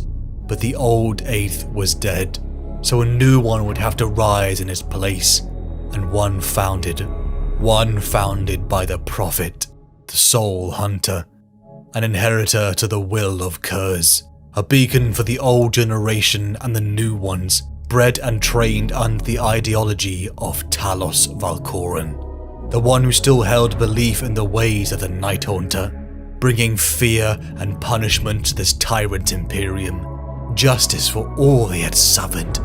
Talos would become the very thing Abaddon had tried to foster. But he was dying. Variol told him that his gene seed had evolved, activated to its full potential. Perhaps in the right body, the visions would not be paralyzing, not a raving rant, but a controlled weapon. Talos knew he would not live to see it. But there was one last thing he would do. He would create the foundations for the generations to come. He would create one final act, one rallying point, because death was nothing compared to vindication. Zagwalsa's population, the humans who had hidden within their hives, were dragged out from their safety. Space Marines in midnight clad began to pile the bodies high. Some were doing their job, but most were enjoying it, as they skinned thousands alive and threw the bodies and skin into separate piles. The old Arch-Regent had been a brave man, refusing to comply with Talos, but it made no difference as he screamed like the others. The Imperium would see this world. They would see the devastation and weep. Talos saw each of the claws running rampant, clearly drunk on their own power. He saw what they were, even looking at Syrian, clearly drinking in the human's fear with the frenzy of an addict. Uzas couldn't even form a cohesive sentence as he hunted down prey, his moments of clarity clearly few and far between. Talos saw them just as Kurz saw them. No wonder their father didn't care what happened to them after his death, but they could still be useful in building the future. The Psykers of the planet were gathered, all of the Psykers, from those in the Ashapathic choirs to the mutants and slum dwellers. Octavia entered the chamber that they were being kept in and immediately retched. The smell was a wave of putrefaction and death, draped in a rot so potent it stuck to the very back of her throat. She saw Talos, his arms stained in blood, arms deep within the living body of a psyker. He'd almost finished the painstaking work of elevating their suffering to the limit of human experience. She tried to talk to him. What was the plan? Why do all of this? She didn't understand. She was just human. Talos was an Astraman. He'd only known kindness from his mother. A memory lost in the elevation to Astartes. He was 8th Legion, a Night Lord. If she knew what he had even done in the Emperor's name, she would have screamed. He wasn't afraid of death. This wasn't some grand last stand. This was about vindication. The barely functional human husks, the tortured souls whose power connected them by the warp, faced the death knell. Talos grabbed Octavia to show them the Navigator's eye. Octavia took off the bandana, allowing each victim to gaze into the abyss. Some died instantly. Some screamed. Some even detonated in a shower of gore. One by one, over 4 hours, Octavia killed them. By over a dozen in, she lost consciousness due to the strain. By the end, Talos held her upright and aimed the eye himself, killing the last of the mutilated psykers, with Octavia barely breathing. A psychic scream. A wave of such misery and pain ballooned like an explosion. The backlash killing Ashapathic choirs, navigators and psykers in over 100 worlds. The Song of Madness. An evolution of the scream used at the Ganji Station raid. The consequences would be apocalyptic. Entire sectors cut off and in ruin. A master stroke of 8th Legion pain. This was how they would win the war. Talos sat alone in his chambers, thinking. Still, when he closed his eyes, he saw the visions of the Eldar. Why did they haunt his visions, like some great doom? They had attacked at the time of the Primarch's death, something the Legion had never understood. Some visions never came true, though those were rare. He hoped that for Sirion's death, sometimes only small details changed. Seeing that monster, that Eldar witch, with a howling face mask, standing over the corpses of First Claw on Sogwalsa, still haunted him, but he had to put it aside. The Song of Madness would bring Imperial retaliation. It was a siren, a call. A call. One not just the Imperium could hear. A sickening feeling washed over Talos. The Eldar. They would hear it too. Talos rushed to the throne room. A warning signal blared out as Talos ordered immediate jump to the warp. The alarms were ringing, and the Eldar were here. A storm in flesh, with a rain of blades. She who stalks the void. The storm of silence. 2 weeks of running, jump after jump. Talos hadn't even slept before they finally had 4 hours of peace. A moment Talos thought he could rest when he was called to the tech priest Deltrian's quarters. Sirion told Talos a truth he had kept hidden, of what he had seen months before when the Covenant had evacuated to the Echo of Damnation. Refugees had come aboard, bearing marines, serfs, relics, and the mangled dreadnought of Malcharian the War Sage. The war on Krythe had been the glorious end of the half-dead captain of the 10th, one he had deserved, beating down the mirrored red dreadnought of the Blood Angel, the very one he had put in that sarcophagus 10,000 years before. But Deltrian had denied that wish. The tech priest too lost in his reverence had repaired and kept the War Sage alive. Talos found it strange, finding Uzas within the chamber. His red gauntleted brother told him it calmed his mind to be here. He didn't know what to make of that. Talos spoke viciously to Deltrian. The tech priest matched his height. His bionics and tubes grafted into his body reflected the mechanical and cold mind within. How could Deltrian understand the concept of brotherhood? Malcharian was more than just a man. He was a symbol, a sacred relic of the Legion in his own right. And in the tech priest's attempts to perform the reawakening rites, the War Sage is seen to be driven mad. Talos wanted no one to know. Let the War Sage have his legacy. He raised Orum's edge as Deltrian screamed. Talos aimed for the power unit and swung, only for the blade to hit the disruptive field. Talos, Deltrian, and Uzas flew back. It was done, until a voice, deep and metallic, coherent and loud, began to speak. Once again, combat had brought Malcharian into unlife, and a lot had happened since Krythe. The entire warband assembled. Talos, Variel, Syrian, Uzas, Mercutian, Lucofrius. All the claws gathered as their leaders spoke with Malcharian in his dreadnought sarcophagus. The tale took 7 hours to tell. Malcharian told the Soul Hunter he had done well. He had already achieved more than Vandred ever had. The words of praise reverberated within Talos. But now the Eldar had come. More were arriving day by day, and they were hiding within an asteroid field near Sargwaza, hoping the Xenos did not spot them. Talos made a plan.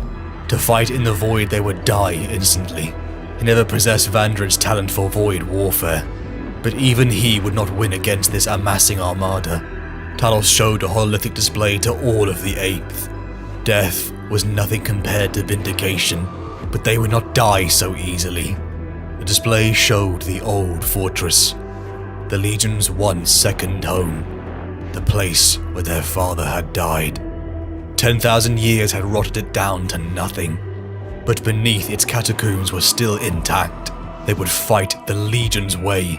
They were the sons of a gang world. Murder in tight quarters was second nature. They would bleed the Eldar for every step they took, and they would be the perfect distraction.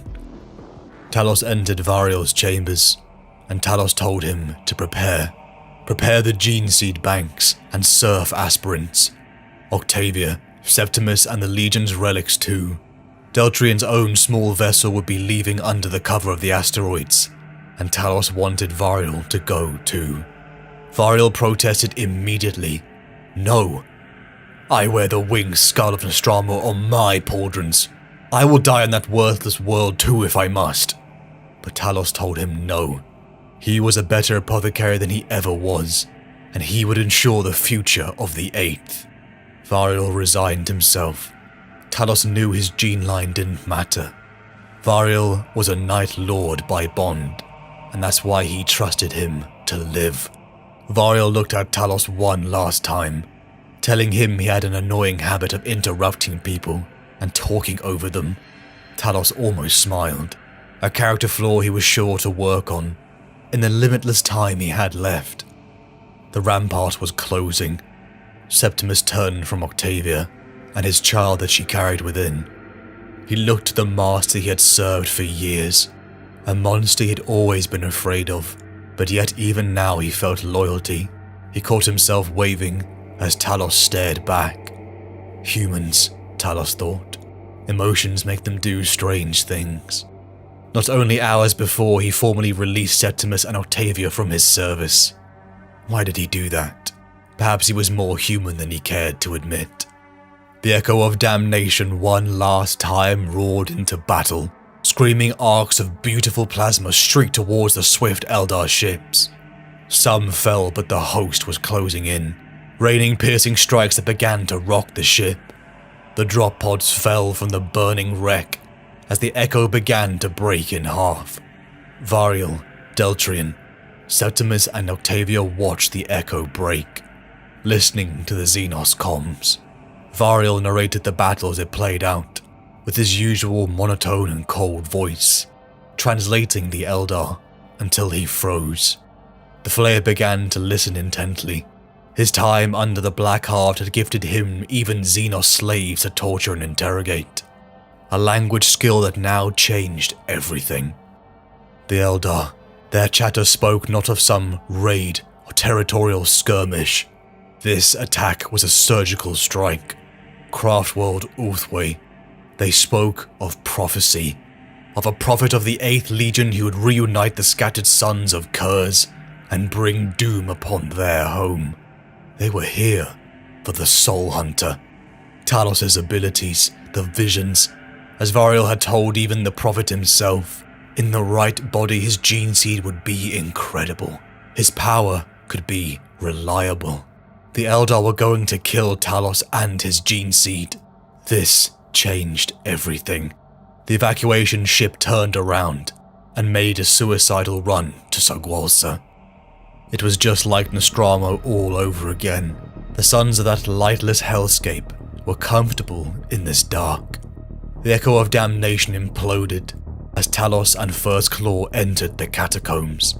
The last gift was present with them in the drop pod, a prize stolen from the salamanders they had slain months before. With the Aquilas ritually broken, First Claw no longer stood in midnight clad, but Terminator patterned armor. Mercutian jested that he always wanted to headbutt someone to death, just as he had seen the Atramentar do during the Great Crusade. The heavy footfalls echoed in the winding tunnels. As Talos heard the Vox channels bloom with life, Talos heard the other claws laughing, bathing in Eldar slaughter as they imploded the Xenos filth. It was a better end than any 8th Legionary deserved, as they began to fall one by one. But it irritated Talos for how pointless this was. The battle with the Xenos had no meaning. Their vengeance was with the Imperium. Malcharian in his dreadnought chassis was resigned to the larger tunnels, and the Xenos weaved under his tread, as a battle resembling fly-swatting soaked the walls and floor with blood. Lucofrius and his twisted raptors launched from the crypts, unleashing in small ambushes, raking their claws and consuming the Eldar flesh. Some still alive as the raptor cult took their fill. First Claw had never worn Terminator plate before. It felt heavy, and the respect for their Atramentar brothers deepened.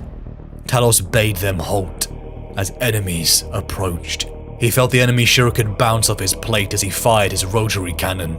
The noise and power would have rocked him without the plate. As a stream of bolter rounds illuminated the corridor, the Xenos were mowed down within an instant.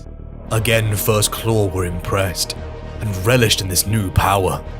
Lucofrius' voice came over the Vox. It rasped with pain. The bleeding eye raptors were all dead, and he had seen her. An Eldar witch. The monster that was leading this hunt. The chatter grew over the hours, the claws slowly dying, speaking of one they called the Void Stalker. First Claw reunited with Third Claw deep within the catacombs, and almost immediately they were attacked. A more elite foe presented itself, and Talos saw how these Eldar were different, moving with a grace far beyond human potential. They sent howling screams towards the sons of Kurz, that distorted as their blades bit deep. Uzas and Mercutian ripped them apart as Syrian smashed one into the wall with a sickening crunch. First Claw fired until their guns ran dry. The extra protection had served them well, but the Eldar were sending more and more elite warriors, ones they could barely follow. They moved back, aiming to discard their heavy Terminator plate. They needed speed for their next engagements. Howling banshees launched at them once again, the screams vibrating Talos' armor, until he opened his own helmet's grill. Just as he had above Kryth, Talos inflated his 3 lungs and unleashed a scream. Eldar eye lenses cracked, organs burst, and all of them staggered as the rest of the Night Lords joined their scream to Talos's. Stunned and weakened, they quickly cut them all down. Another respite in the pitch black was earned, until they heard the footsteps. Talos felt his heart race, and his senses rose to full alert. He recited the words he had uttered in the visions for years. A storm in flesh, with a rain of blades, she who stalks the void. The storm of silence. She was like a howling banshee but greater. Jane Zar. The witch moved at such speed Talos heard the ring of flat line in his ears, as Third Claw were butchered upon her spear. The vision, the doom he had foreseen, the butcher of his brothers was here.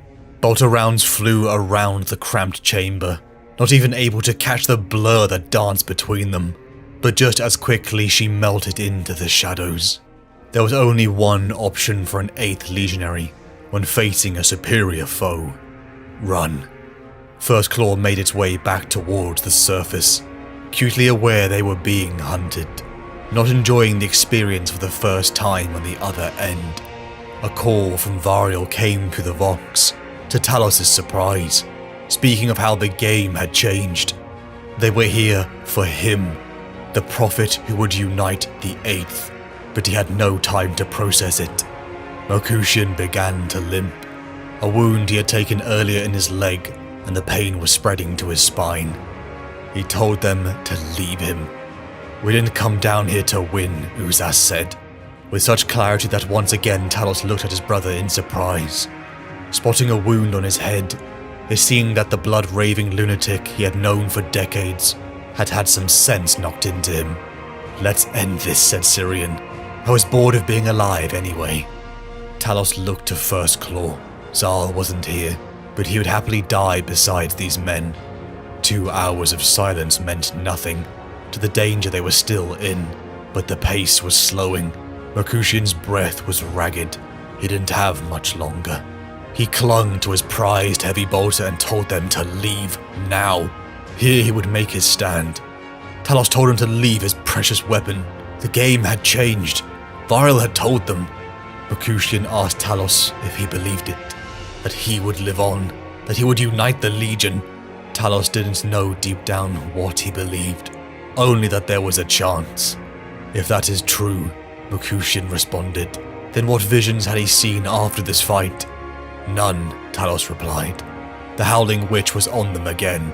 Mercutian shoved Talos off and told them to run. "Prey-sight," the noble-born Nostraman screamed as he fired unheeded into the approaching shadow. But he would record no more deeds and names of his lost brothers, as the spear plunged through Mercutian and out of his back. He hung fetal upon the weapon as the alien monster whispered sleep in his failing consciousness. Mercutian moved faster than he ever had before, drawing his gladius and ramming it through her shin. The superior being cried out in pain as the Night Lord, recorder of his brother's deeds, Mercutian of First Claw, let out his last breath. First Claw became separated as they approached the surface. Talos looked to the dark skies, hearing flashes of thunder rumble. A feeling of nostalgia washed over him. He had seen this before. He looked to the entrance of another tunnel. He saw the prone form of Syrian with Uzas leering above him, chain axe raised.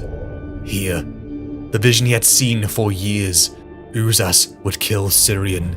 Here, Talos sprinted to them and rammed Orm through Uzas's chest. "My brother," Uzas said through the blood. "I trusted you," Talos said with clenched teeth. "I argued again and again and again to spare your life. I swore to the others you were still inside there somewhere. Somehow. Still a shred of nobility waiting to be reborn. You are the foulest, basest, most treacherous creature to wear the winged skull of Nostromo. I should have killed you years ago." The body of Uzas fell to the ground. For a brief second, Syrian's face was contorted by guilt, only to vanish, telling Talos the mad dog had simply attacked him from behind. Talos voxed for any survivors, but none answered. Perhaps even the war sage Malcharian was dead too. Through the pouring rain, a new figure approached. Varial had come. Septimus and Octavia were waiting inside the ship. They could finally leave. Talos took one step on the ship rampart and stopped. "It's not me," he said. Varial paused. "It's not me. I don't think any prophet can unite the 8th Legion. I couldn't even unite one claw." Talos thought to his father's last words to him, about how the Primarch hated the Legion and his sons. He would be vindicated in death, and he didn't care what happened to them once he was gone. Talos the hero. That was how it started. Born on a miserable world, and to escape it he left his only family, his mother. The escape was supposed to be freedom, but it was only war. He threw himself into a new purpose. Justice. The Night Haunter's justice. But that failed too. He had lived a life of torture, death, scavenging and genetic degeneration. Even now the pain was with him. and the only time he ever dared to find purpose again, it had led to this. It is not enough. That rousing speech felt so hollow, because in truth it was a lie. An 8th Legion prophet will unite the Legion. How could that be him? In truth he felt the same as their father. He hated them. All of the Night Lords. It's not me. Take my gene seed upon death, he told Variel. The only thing I want is to kill that alien witch. Blood burst from Variel, and Talos finally saw that face contort with emotion. As a black-bladed tip gored the flayer, it pulled out and cleaved his legs. Talos moved first. He raised Aurum and met her next strike. Jane Zar was quick, but didn't anticipate the cracking kick to her faceplate. He grinned at her, telling her that was satisfying. Soul Hunter, she hissed. He'd never told anyone how much he despised that name. Syrian moved in too, as the demigod Xenos weaved around them. They were fast, centuries of war-honed skill, yet it was not enough. As she cleaved through him, Leucophrius, the last raptor, tried to slice her with his claws, but the spear impaled him, like the successful kill of a mere animal. Talos struck again and again, managing to slice her right arm at the elbow. The rain was splashing around the two as they danced the rhythm of death on this crying world. Aurum was knocked from his grip, and a kick slammed him to his knees. He tried to activate Prey Sight, and then Aurum's golden tip was rammed through his chestplate. She had killed him on his own sword. The witch drew it out and snapped the ancient weapon across her knee.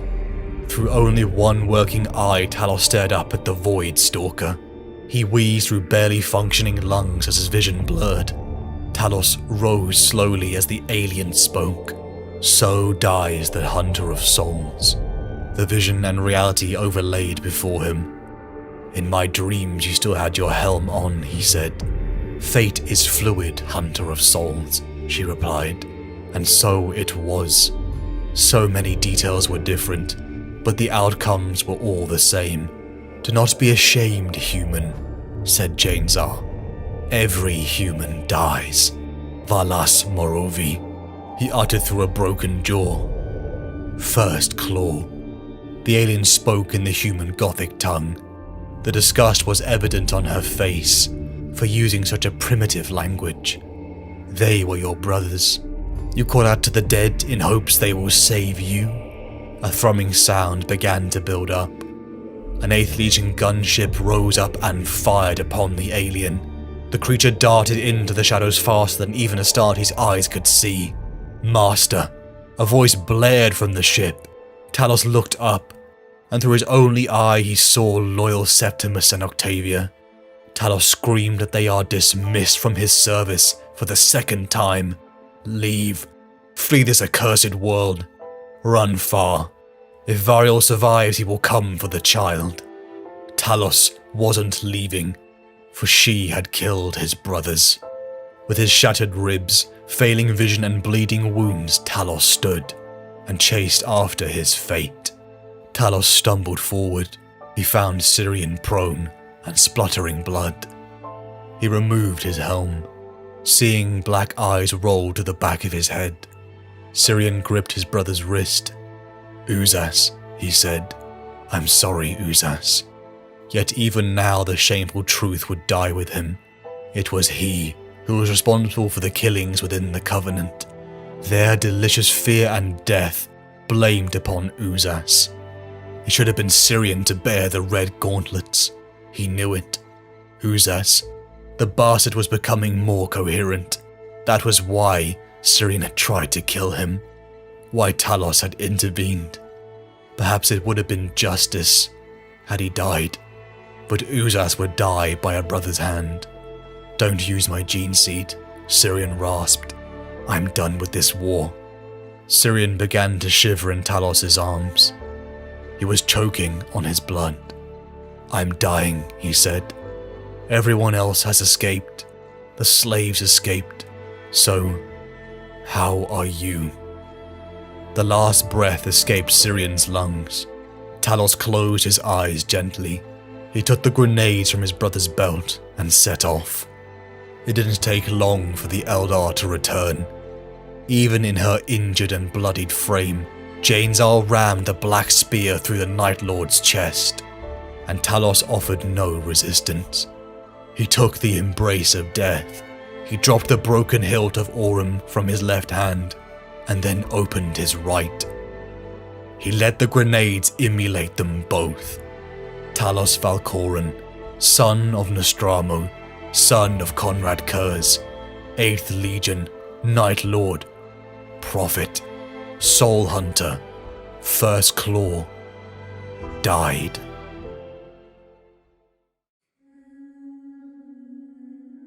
A boy looked up into the night sky, witnessing the dying of the light, the colors shifting from crimson into shades of purple then black. The sun was disappearing behind Baal Primus. It brought cold winds and shadow upon Baal Secundus. Soon the tribe would have to move, for it was never safe to stay in one place for too long in the great salt wastes. A boy felt his father's arm wrap around him and pull him into a tight embrace. There was a warmth there that felt like armor. "She will be fine," said the man. "Your mother is strong. Your brother will be here soon." The boy was old enough to guess the words were also intended to reassure his father. The boy looked upon his father's face. It was a body ravaged by residual fallout from a war, 12,000 years lost. Deep lines marked his cheeks. His lips were scabbed with plates of skin. Amid the stubble on his cheek, a trio of ulcers glistened. A thick mane of brown hair, shot with premature grey, framed his face. There were black gaps in his yellow smile. At a little over 30 standard years, the man was old and regarded himself well past his prime. His goggles, a priceless family heirloom, of aged yellow, scratched plastic, rested upon his forehead, exposing an area of paler skin around his eyes, less damaged than the rest. Mankind was not designed to survive the 3 Barlight moons. Yet in this man's perfect amber eyes, there dwelt humor and tender love for his child. "Come away from the Roma, Louise," said the man softly. It was safe enough, blessedly, for them not to have to wear their rad suits. Louise wanted to protest. He wanted to be with his mother, but she was in the care of the Lifebringers now. The boy was 7 or thereabouts. Like his father, he had little idea of his true age. The seasons of a moon world are complex, and not easy to reconcile with the rhythms of Terra, the home of the undying God Emperor. Terra was to them a mythical world beyond conception. Nevertheless, their bodies remembered. Their feet crunched on salt flakes until they stopped. "Will you sit with me?" Louis' father said. Safety was an illusion to Baal Secundus, a lesson Louis would never forget. But for now, he sat. His father smiled. His boy was already smarter than him. Louis looked out over the desert.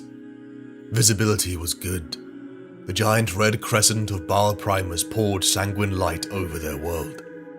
Behind the red giant, the cosmos shone like gems. Louis found himself following his father's hand to a singular light that shone from Baal Primus. "The Arx Angelicum, the fortress of angels," said the boy, his heart racing. "The great castle where the angels of light and blood live," said his father. "Those who bring the Emperor's judgments to all corners of the galaxy. Think, Louis, they are of Baal. Why, there are even men there who might have come from our own tribe once." "Would they know us?" asked Louis.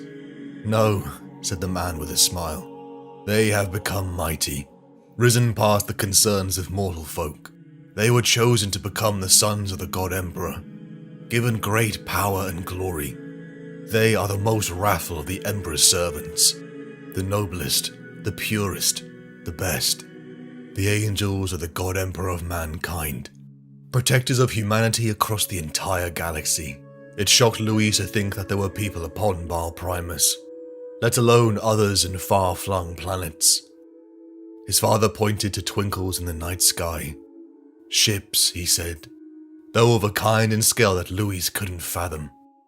I would like to go out there one day. Louis turned around in his father's arms and pointed to the vacuum of space. Maybe I will one day. I could go to the brother planet and join the Angels of Blood. Would that not be a fine thing? The earnestness shining in the boy's face unnerved the man. Encouraging such ambition had not been his intention. His scared brow lowered over his protected eyes. More die in the attempt than ever get to join the Angels. Only a very few make their way to the place of challenge at Angels fall. Fewer still survive the challenges. Only the most exceptional survive to be chosen. Reflexively, he hugged harder. See, here comes our moon sister, Barland, said the father, using the local name for Baal's first moon. He spoke of a time that seemed like myth, of when food was aplenty, a time of rivers and oceans, where people lived without the invisible fires. Then came the war, and the near destruction of Baal and its moons. Not until the great angel came did the Baal system have unity. Father, said Louis. He turned from the lights cutting their way across the sky. Yes, my son, said his father. When I have a brother, will you still love me just as much? The man laughed and gave his boy a fierce squeeze. Love is a bottomless well, my lad. I'll love you both just the same. And if you ever feel yourself being jealous, and you will, for a new life needs much nurturing, then remember. He leaned in close and whispered into the boy's ear. You were here first, and you and I had this time together. That'll always be yours. He withdrew a touch. I'll love you so much no matter what, little one, for I am your father. Arias, come quickly, came a distant cry. Something in the woman's voice and manner had the boy's father stumble to his feet violently. Father, said Louis. His eyes threatened tears. An indescribable dread had him. Father, he cried. But the man was running as fast as he could and did not reply. The boy watched him recede from him forever, leaving him alone on the cooling salt. On that night, Louis' mother and her unborn son died, and as they were buried in the salts of Baal Secundus, something else died in his father. Never again would Arias smile or speak of angels. Years passed one after another. The rolling of the sun over the ravaged face of Balfora quickened as Louis aged. Grand eclipses came and went, storms and raids by other clans. On Baal Secundus, the work of staying alive filled every hour. Only now, Arias did it without hope or joy. He lived to preserve his son's life, and not his own. He saw nothing lovely in the world anymore, and seemed impatient that Louis learn to endure it, so that he might leave it behind. But Louis wanted to do more than just survive. He wanted to see the stars. He wanted to see the angels. He had been there when the proclamation had come. The sky chariots had been sighted. The heralds of angels speak to the crowds in Kreminer and Celltown. The time of challenge is here. The angels will judge the worthy at High Summer. Louis cringed at the pompous wording, delivered in his warbling boy's voice. You can't do it, said his father. He continued to methodically slice the scorpion biltong for their meal. I won't allow it. You're the only family I have left. Who will I leave the Roma to? He glanced over his shoulder, those pale amber eyes pits of misery. Who will continue our line? This was the reaction Louis had anticipated, and he was prepared. Take another wife, said Louis. Have more children, Da. I must do this. You're too young. What do you know about wives? Said Arias. He wiped the sweat from his forehead with his skinny arm. It was always oven hot in the Roma, and he was tired. The The sores in his cheek had blossomed into slow cancers. "You're being selfish," said Arius. "Every boy that throws his life away for a dream of angelhood weakens the clan. You'd be an asset here, dead out there. Not trying is selfish," said Louis, his own temper rising to respond to his father's. The change from boy to man had begun. He was getting bigger, and had the stubborn fury along with it. "Why don't you believe in me?" yelled Louis. His father turned to him, and there was pity behind the fury in his father's eyes. "Louis, you're small. You're not strong and you're young. But most of all, you're too kind. To be an angel, to fight those wars. What kind of men do you think make such warriors?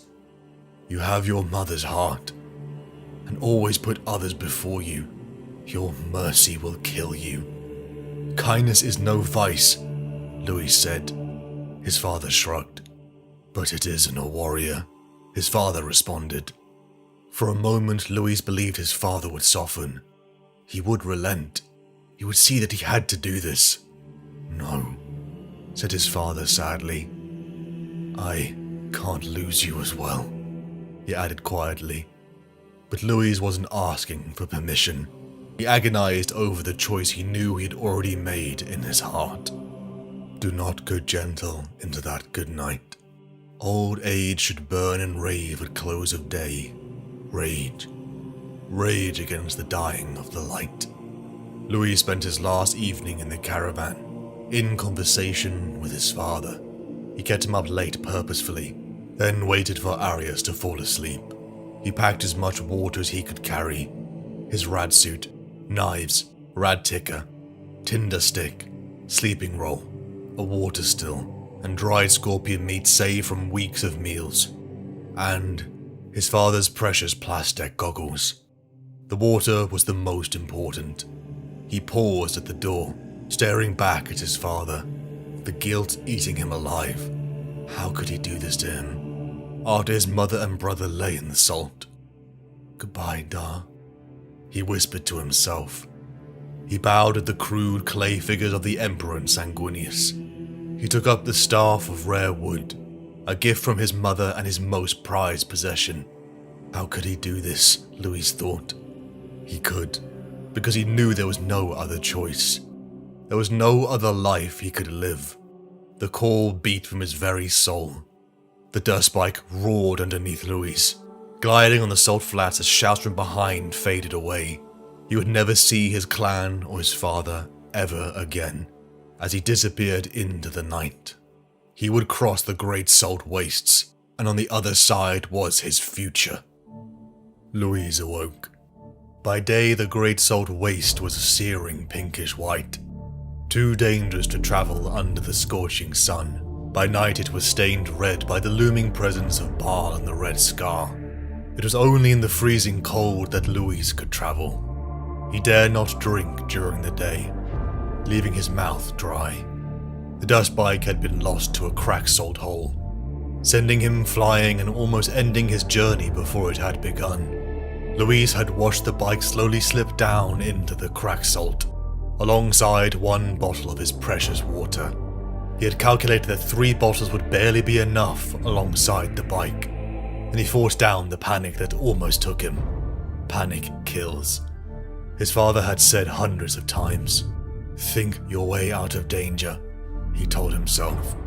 Louis began the arduous trek, covering as much ground as he could before the dawn of the next days.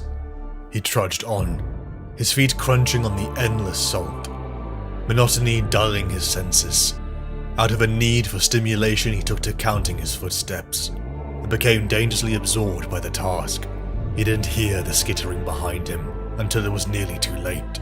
The thumping of his heart, rushing of his blood, his muttering and counting ceased when the sound leapt to the forefront of his attention. He stopped. The noise stopped a moment later. Gripping his staff, Louis turned about. He could see nothing. The night was deathly still. His feet were dragged beneath him. 8 spindly limbs crawled on top of him. 4 tooth-tipped palps wiggled half an inch from his face, dripping acidic venom onto his cheek. Screaming with shock and pain, he thrust backwards, sending the cat spider off of his body. Louise leapt up, rushing over to the toppled creature and thrusting the staff through its exposed chest.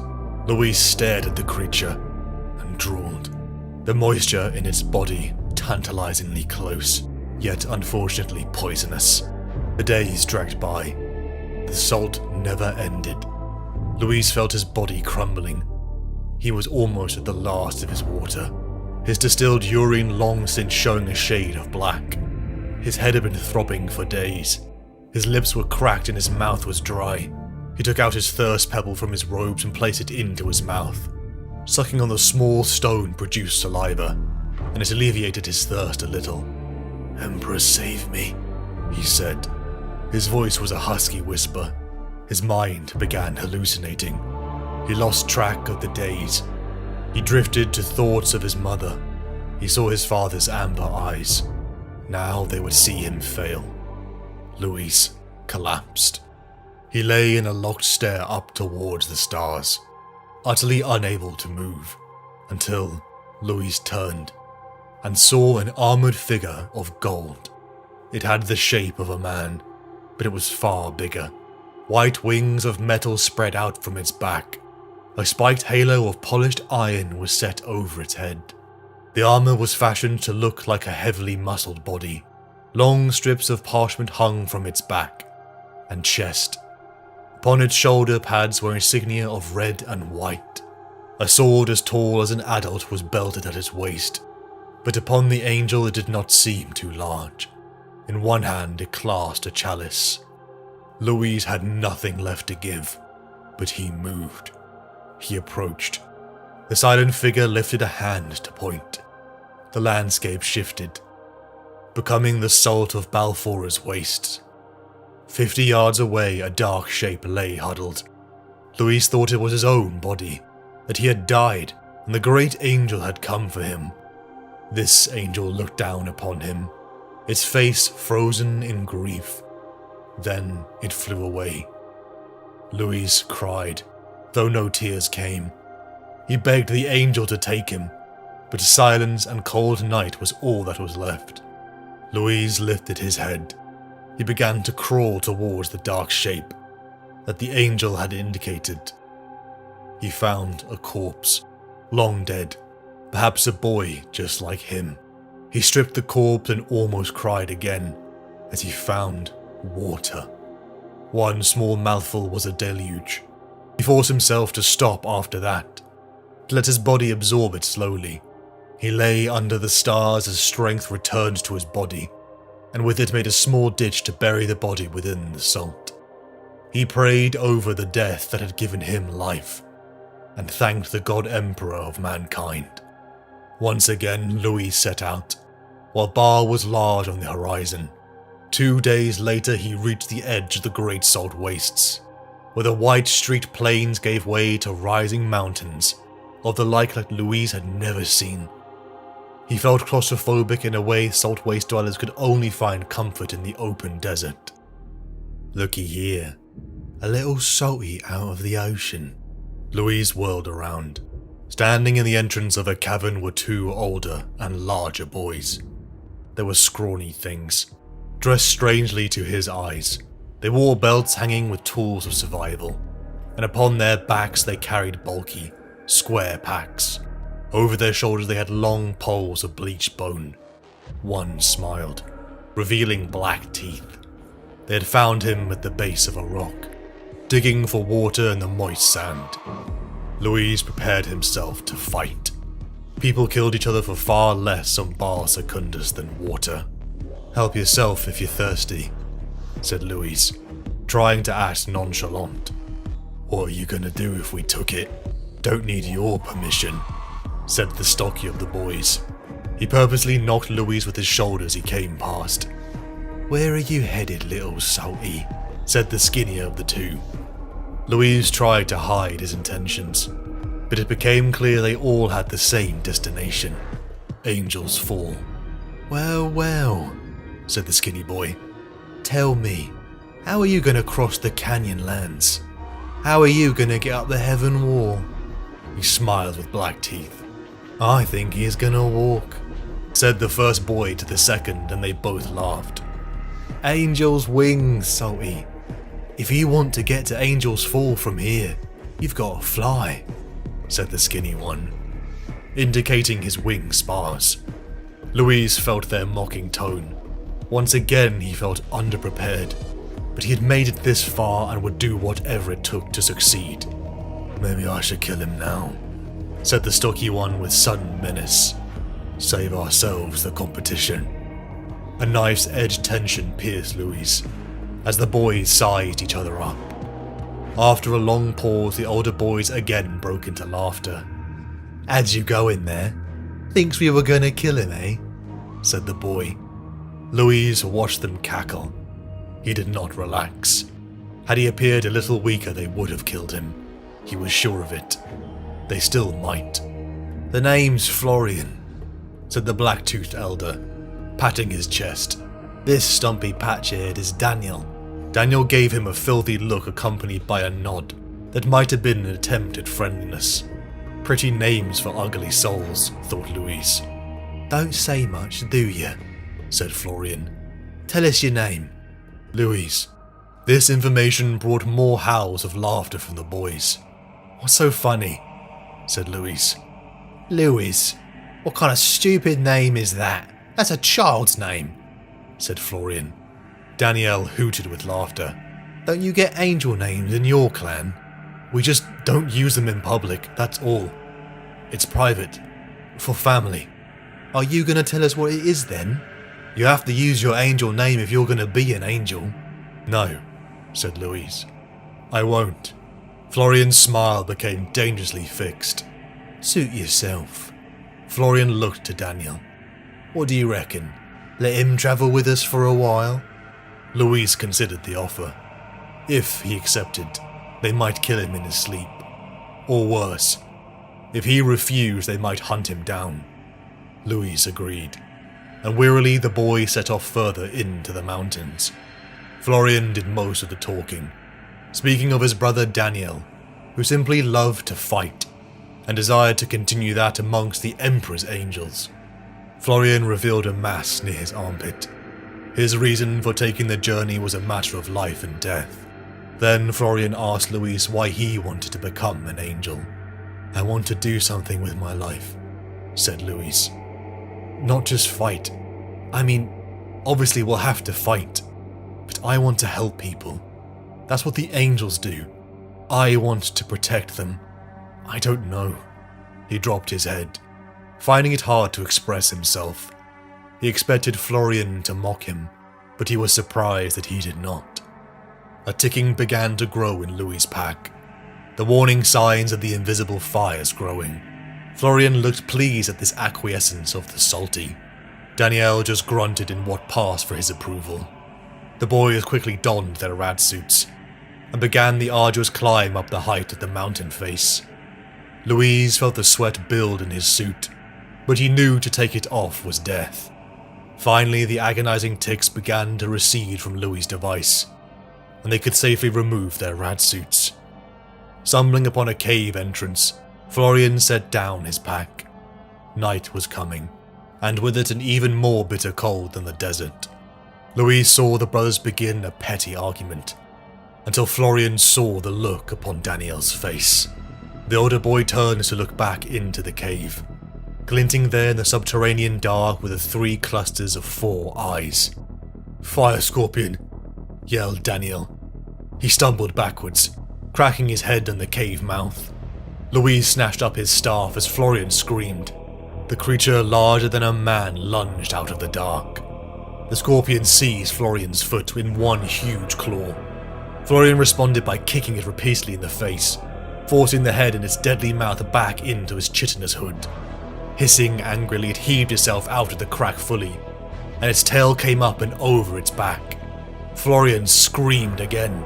"Stay away from the tail," shouted Louise. Louise made to help, but Daniel grabbed his arm. "Let it get him.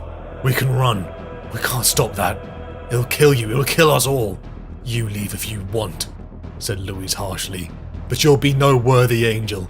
And Louise charged, grabbing the back tail before it could inject its venom. The Scorpion thrashed with the two boys, until Daniel came charging in. He screamed as he drove a knife into its side. Louise was sent tumbling to the floor, cornered and injured. The Scorpion skittered around and dived back into the crack. The three boys lay gasping in the cave. "You came back for me. You could have run," said Florian with astonishment. "I would never run," said Louise, and hauled Florian to his feet. He could feel Daniel glaring at him. Louise collapsed from exhaustion. Florian too, as Daniel cried out in his sleep. Days of further trekking brought them to the mountain top's pass. The air was so thin a deep breath felt like a memory. Their supplies were low, and Louise felt that creeping hunger and thirst building up again. It was at dawn that Louise awoke. Baal Primus cast his red gaze as he began to pack his equipment. He looked around and noticed he was alone. Florian's pack was still there. Daniel's outer robes looked like they had been abandoned, but his pack and wing spars were gone. Louis set off, his screams only answered by echoes. Then he heard Florian shouting, "Daniel, stop!" A moment's searching revealed two figures 100 yards down the slope, struggling in the lee of a mighty boulder. The surroundings were so clear, only the boys gave the landscape scale.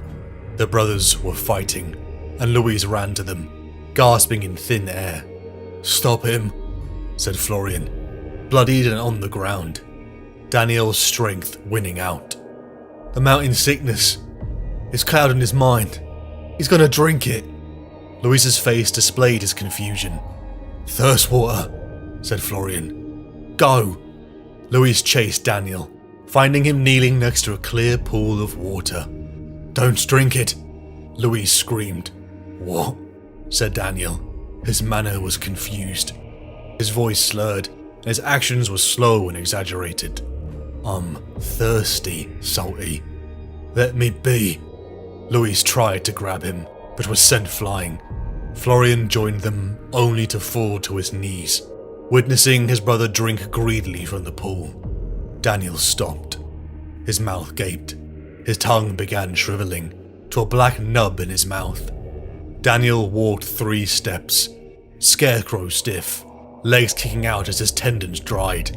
His mouth worked, trying to suck in air to speak, but his lungs were gone, and his lips smacked together even as they dried and pulled back from his teeth. Hollows appeared in his cheeks, and his eyelids drew back from eyes that rolled in terror. His limbs contorted into painful shapes as his tendons grew tighter than gun springs. His fingers jabbed out at unnatural angles. The sharp cracks of snapping bone echoed around the pool. Daniel's moistureless corpse crackled like a fire as his tissues shrank and split. Louise stared in horror. He had never seen the death sentence of Thirstwater up so close. Many had succumbed to the seeming innocent sanctuary, only for death to claim them, a reminder that all life on Baal Secundus was hostile. Florian wept for a time, until he slowly rose, relieving Daniel's equipment and shoving it onto Louise. "Looks like you've found yourself some wings," he said, his voice brimming with pain. "You're coming with me, Salty, all the way." Louise felt his stomach drop as he stood over the precipice. He stood where the great angel had stood in legend, when Sanguinius himself flew on his emperor-given wings to Angel's Fall. The wing spars were attached to his back and legs, ready for him to take the plunge as thousands of other boys lined behind him. Desperately, Louise fumbled his father's goggles on. They were so old and scratched as to be practically impossible to see through. The yellow tint to the aged plastic made the world unreal. He found this helped. His heart steadied. He had to bury his fear. He could not fail now. Days before, Louise and Florian had approached the camp that formed a bustling community. He saw thousands from all across Baal Secundus, some dressed in strange clothing. He saw fresh vegetables for the first time in his life. He and Florian had their first hot meal and queued for their turn to take the plummeting drop. On the strong wings they would glide just as the great angel did, all the way to Angel's Fall, where the trials could begin. And now it was Louis' turn, but he couldn't jump. Something in his limbs repelled and rooted him in place, 5,000 feet above the rusty river. "Get on with it," shouted someone from behind him. "Go on, Louis," said Florian. "Jump!" A scream of defiance built in Louis' throat. He couldn't keep it in, and it burst from him. Once it was out, he had no choice but to go, and he fell like a stone. He was still yelling, but the wind snatched the sound away from him. It tugged mercilessly at his spread wings, threatening to rip his father's goggles from his face. The edge of the canyon rushed at him. The crowd was going from a single mass to individuals. "Why aren't I flying?" he thought in a panic. Though his mind became blank, his body was not ready to die. He kicked his feet back, and then he soared up. Louise rose into the air, joining the flocks of other boys and leaving the failed dead behind. It was hours of rigidity, until Louise felt his body begin to relax. Finally, a sensation overtook him, and the dread of death below became elation. If only his Dar could see him now, he thought. He was flying like the great angel. Minutes of joy turned to hours of tedium. Keeping his arms and legs braced made them ache. Louise could not relax, and slowly but surely the discomfort became tortuous. The day had been old when Louise had departed, and the skies had darkened. Deep red evening light turned the land to blood. The wind river weakened. Louise slowed. He risked looking back. A train of winged boys stretched away into the canyon. Florian could have been any one of them. Blood eagle predators swooped alongside the outside of the pack and began picking off any of the stragglers, sending them crashing to their deaths. Louise was horrified at the cruelty of it. He darted and weaved as eagles swooped him, until the valley ended into an open. Louise pulled back, allowing the air to slow his descent into a gathering group of aspirants. Once more, on the sand of Bar Secundus, Louise began to walk, following the throng of other boys. At dawn of the next day, he lifted his father's goggles. He saw the carved statue in the cliff face. He saw an armored angel facing the sky. His wings and arms were spread, a sword in one hand and a chalice in another. In permanent exaltation, Sanguinius greeted the morning sun. Louis staggered. He moved forward a couple of steps, and then he sank to his knees, laughing. He was looking at the city of Angels Fall.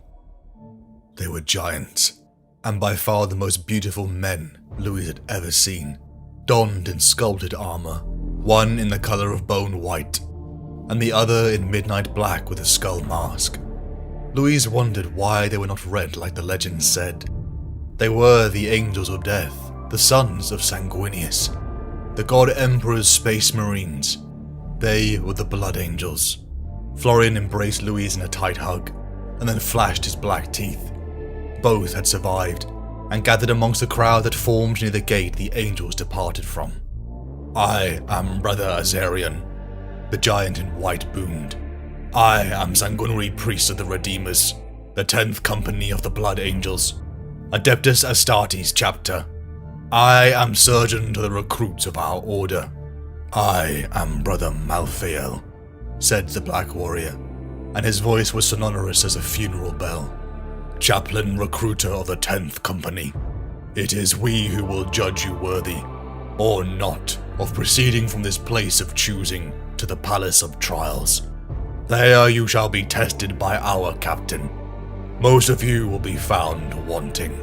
The giants alongside lavishly decorated mortal men began to sort through the aspirants.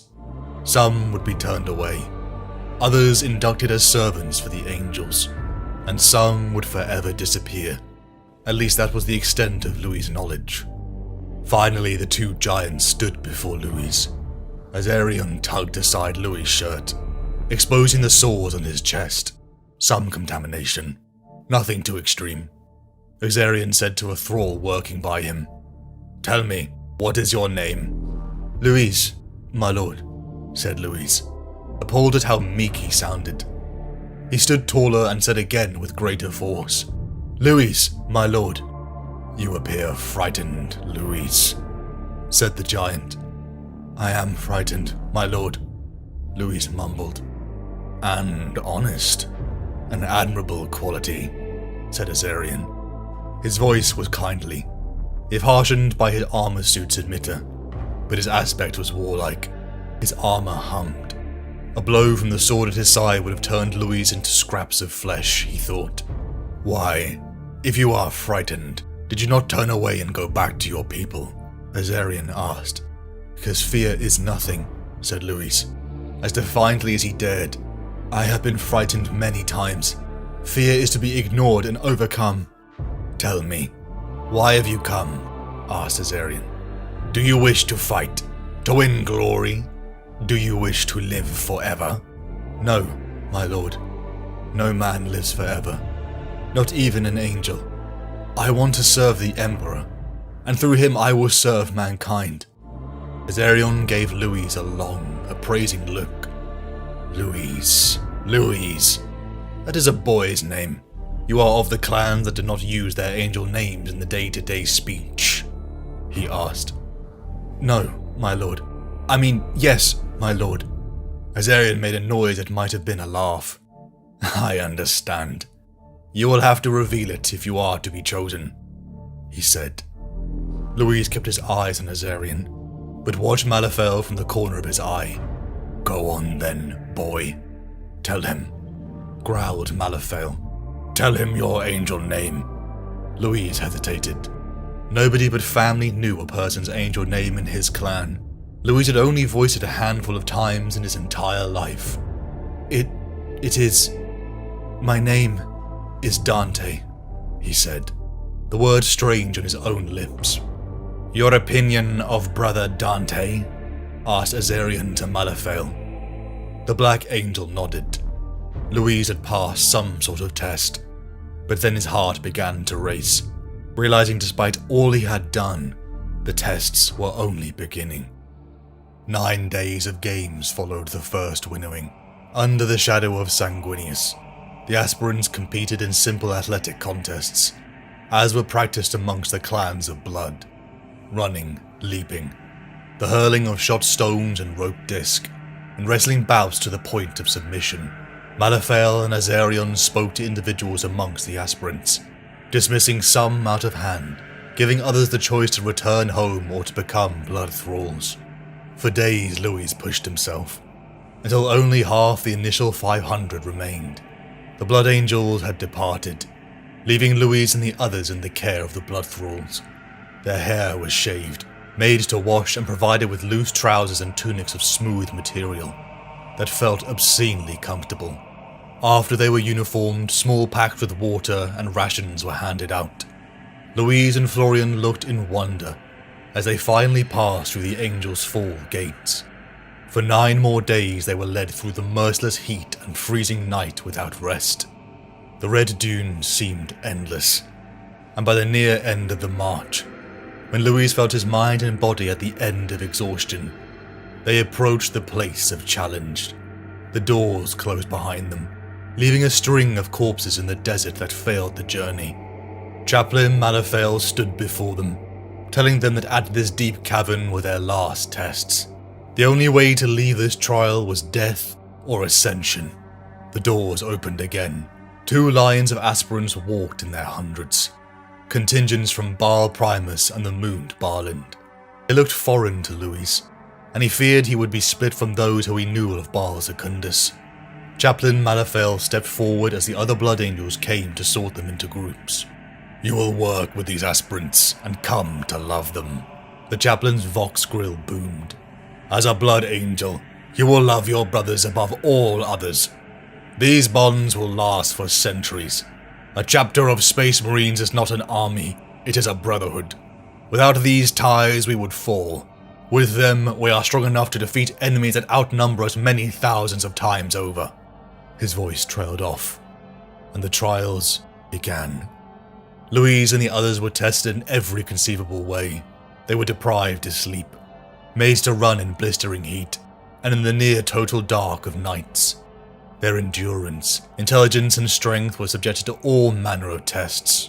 They would awake after limited sleep, to find an arena filled by a maze, or an assault course, or a variety of puzzles that they must solve in groups. Many were deadly. Tests of stamina followed combat drill, and battles that began as mock combats, and mock duels that often turned fatal. Louis was one of the youngest, one of the smallest, but what he had put his body through made him strong. Occasionally more aspirants died in the cavern sands, their bodies dragged away by the thralls with little ceremony. It was Louis alone that made efforts to befriend those of his group.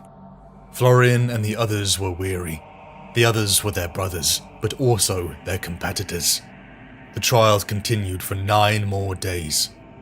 Memories of Louis' old life on the salt wastes, of the fate of his Dar, felt like a distant memory. Finally, the Blood Angels called all the aspirants to the challenge sands. In a chalice formed by the hands of those who adopted their Lord Sanguinius, holy blood was drawn. Louis was stunned by the ceremony of it all. Names were drawn.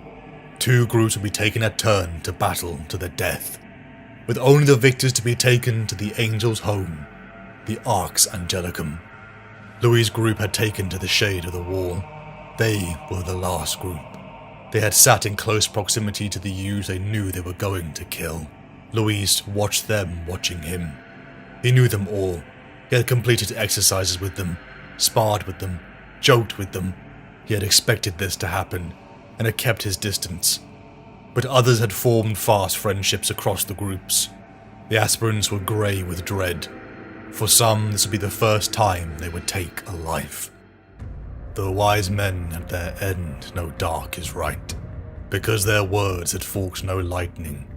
They do not go gentle into that good night.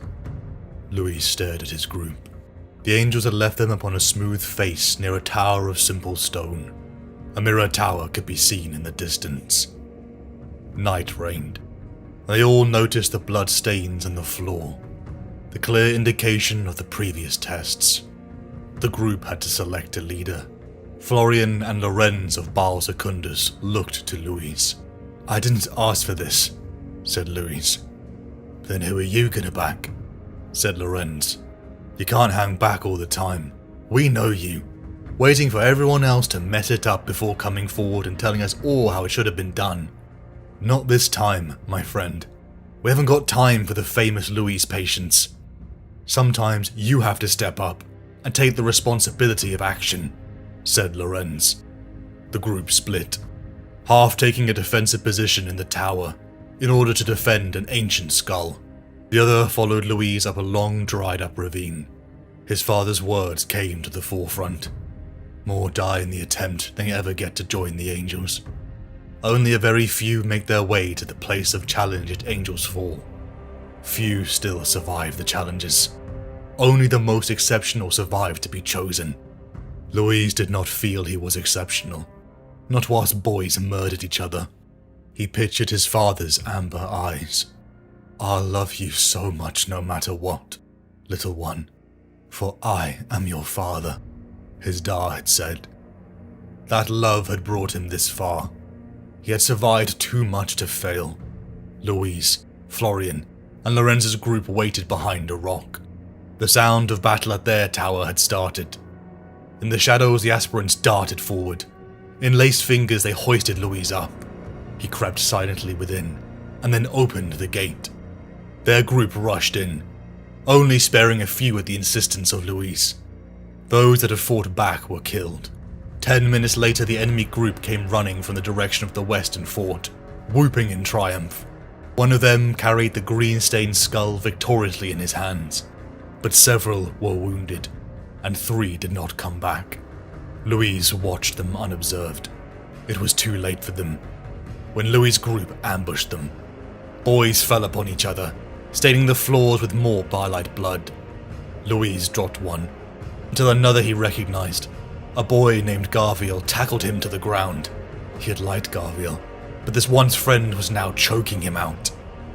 Louis kicked and flailed, his vision swimming till his hand grasped a rock.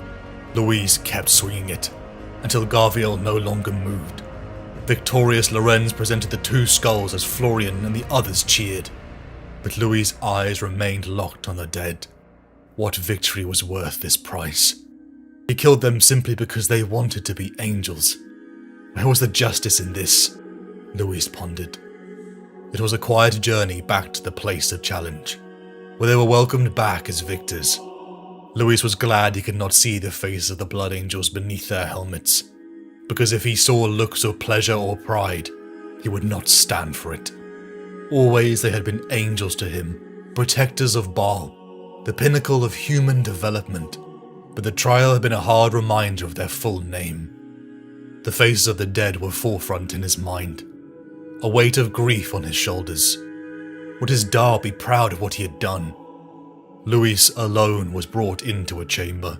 He strode across the sands to Chaplain Malafale. "I believe this is yours," said Malafale. He took a star from an attendant blood thrall and handed it to Louis. The wood was remarkably familiar, rough towards the end, smooth where his hands had polished the grain away. "This is my staff," he exclaimed. "How? I left it behind. This is impossible."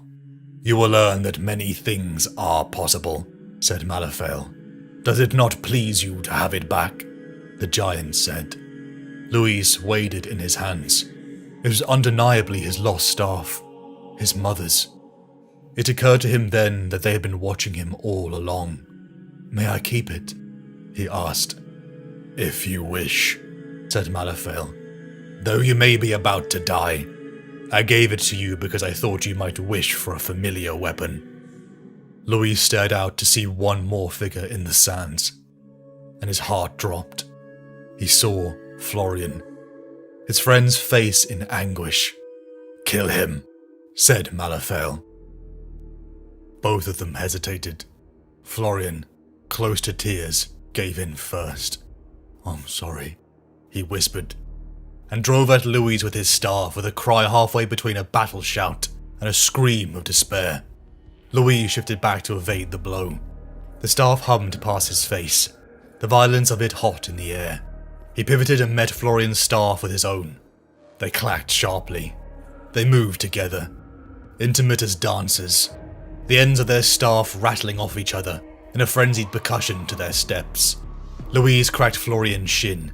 The other boy suppressed a cry and smashed back so hard his staff burst through Louis' defense and knocked him on the forehead.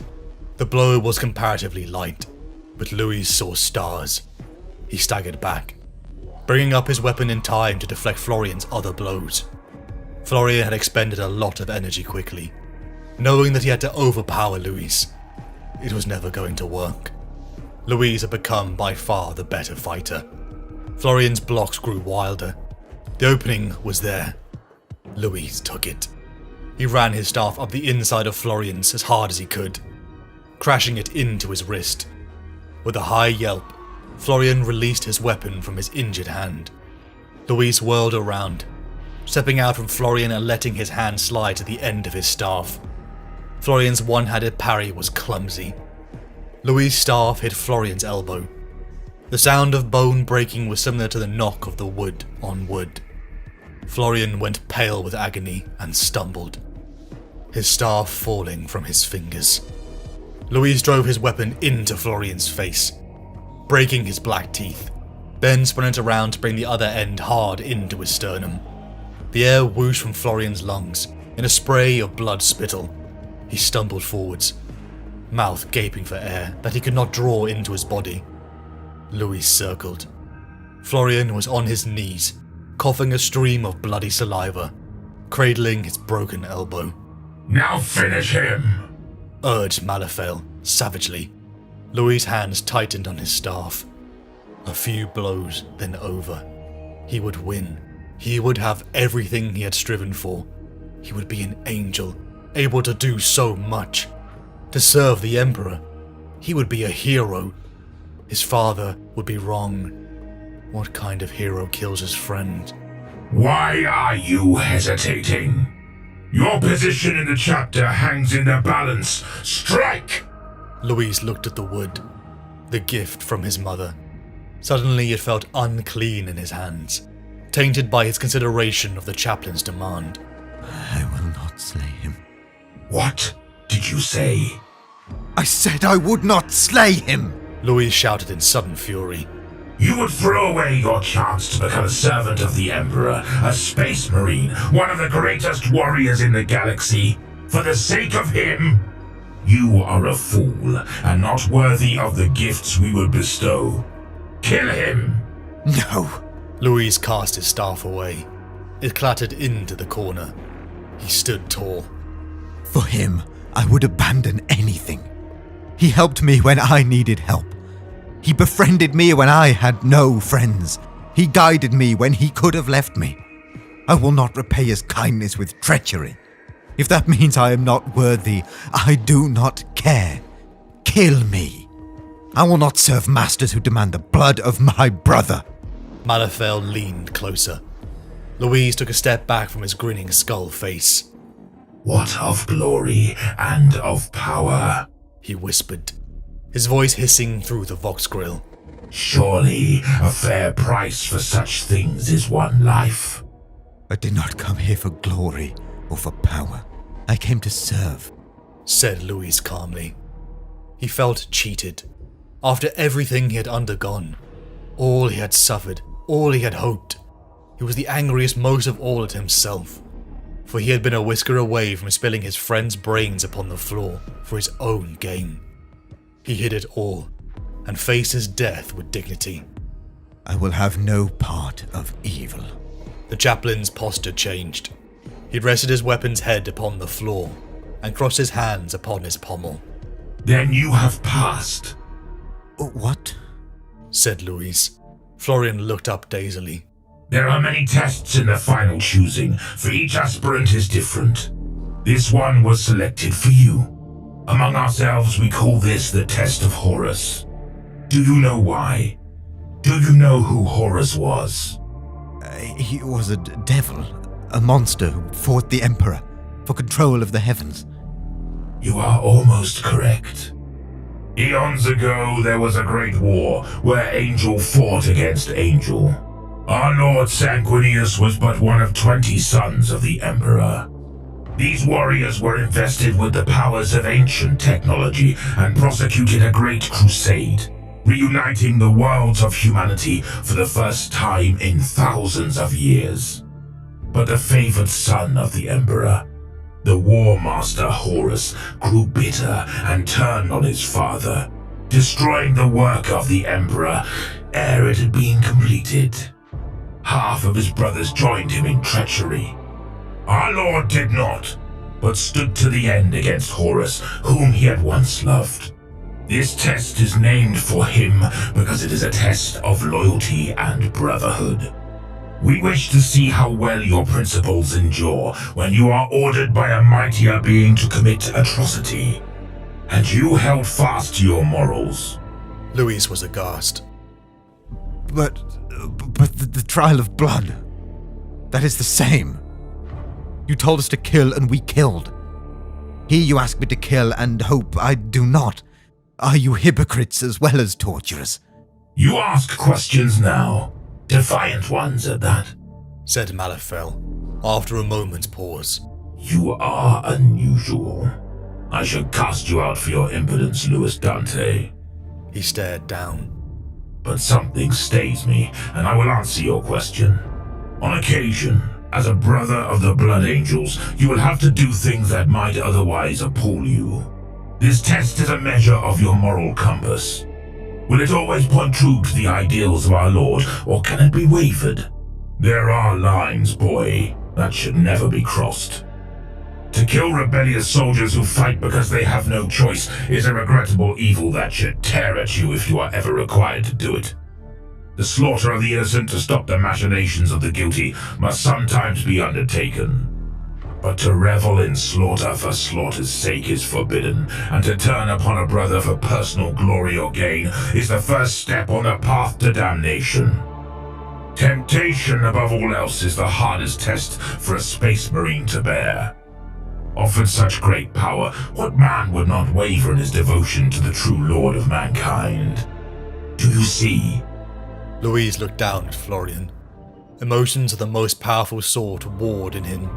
You seem to be an intelligent boy. You will therefore have noticed we did not split the groups you had formed yourselves. We asked you to fight against those who you had but fleeting loyalty to, not against those whom you held in genuine affection. You must forgive us for the artifice of these tests. A note of regret crept into Malefel's voice. If this universe were fairer, then such cruelty would be unnecessary. But believe me when I say, the universe you shall discover is not fair, and it is not kind. These petty horrors help humanity in the end. But then, this is a test for one. Not for Florian. Florian sobbed and sank low to the floor. Louise glanced nervously at the giants.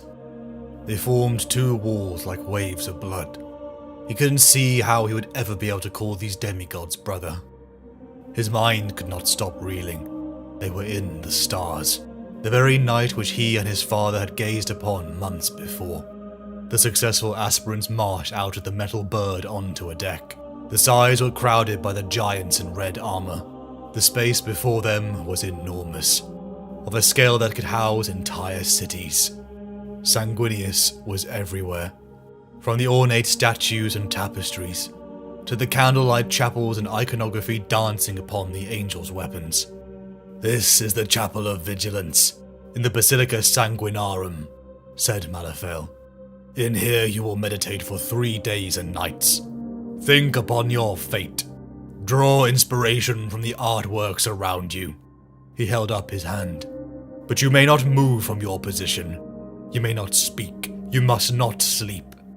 Any aspirant who fails this test will be removed.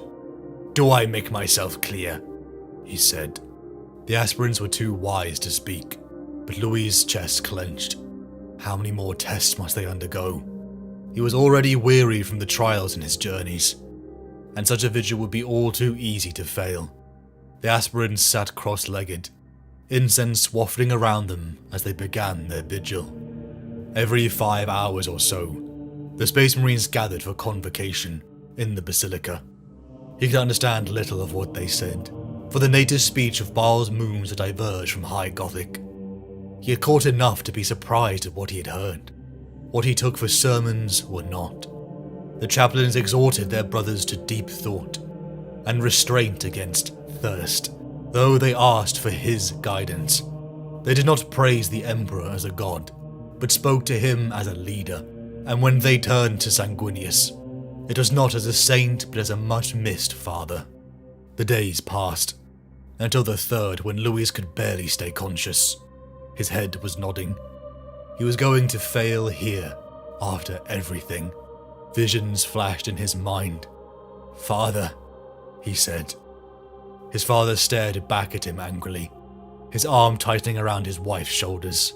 Louis's mother smiled and nodded encouragingly. "You are an angel, my son," she said, though her lips did not move.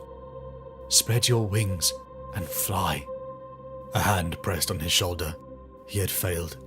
He knew it. He turned expecting to see an armored red gauntlet, only to see gold. Louis stared up and saw the golden-masked angel. It was hope. It was purity. He felt his heart swell with love and strength, so much that he wanted to cry. "Thank you," he said. Louis blinked in confusion. The golden angel was gone. An angel of death stood in his place, his helm a grinning, bone-white death's head. "The vigil is over," said Malefel. "Get up, Louis, Dante." The surviving aspirants were helped to their feet. All around them the Blood Angel brothers gathered, ready to greet their new kin.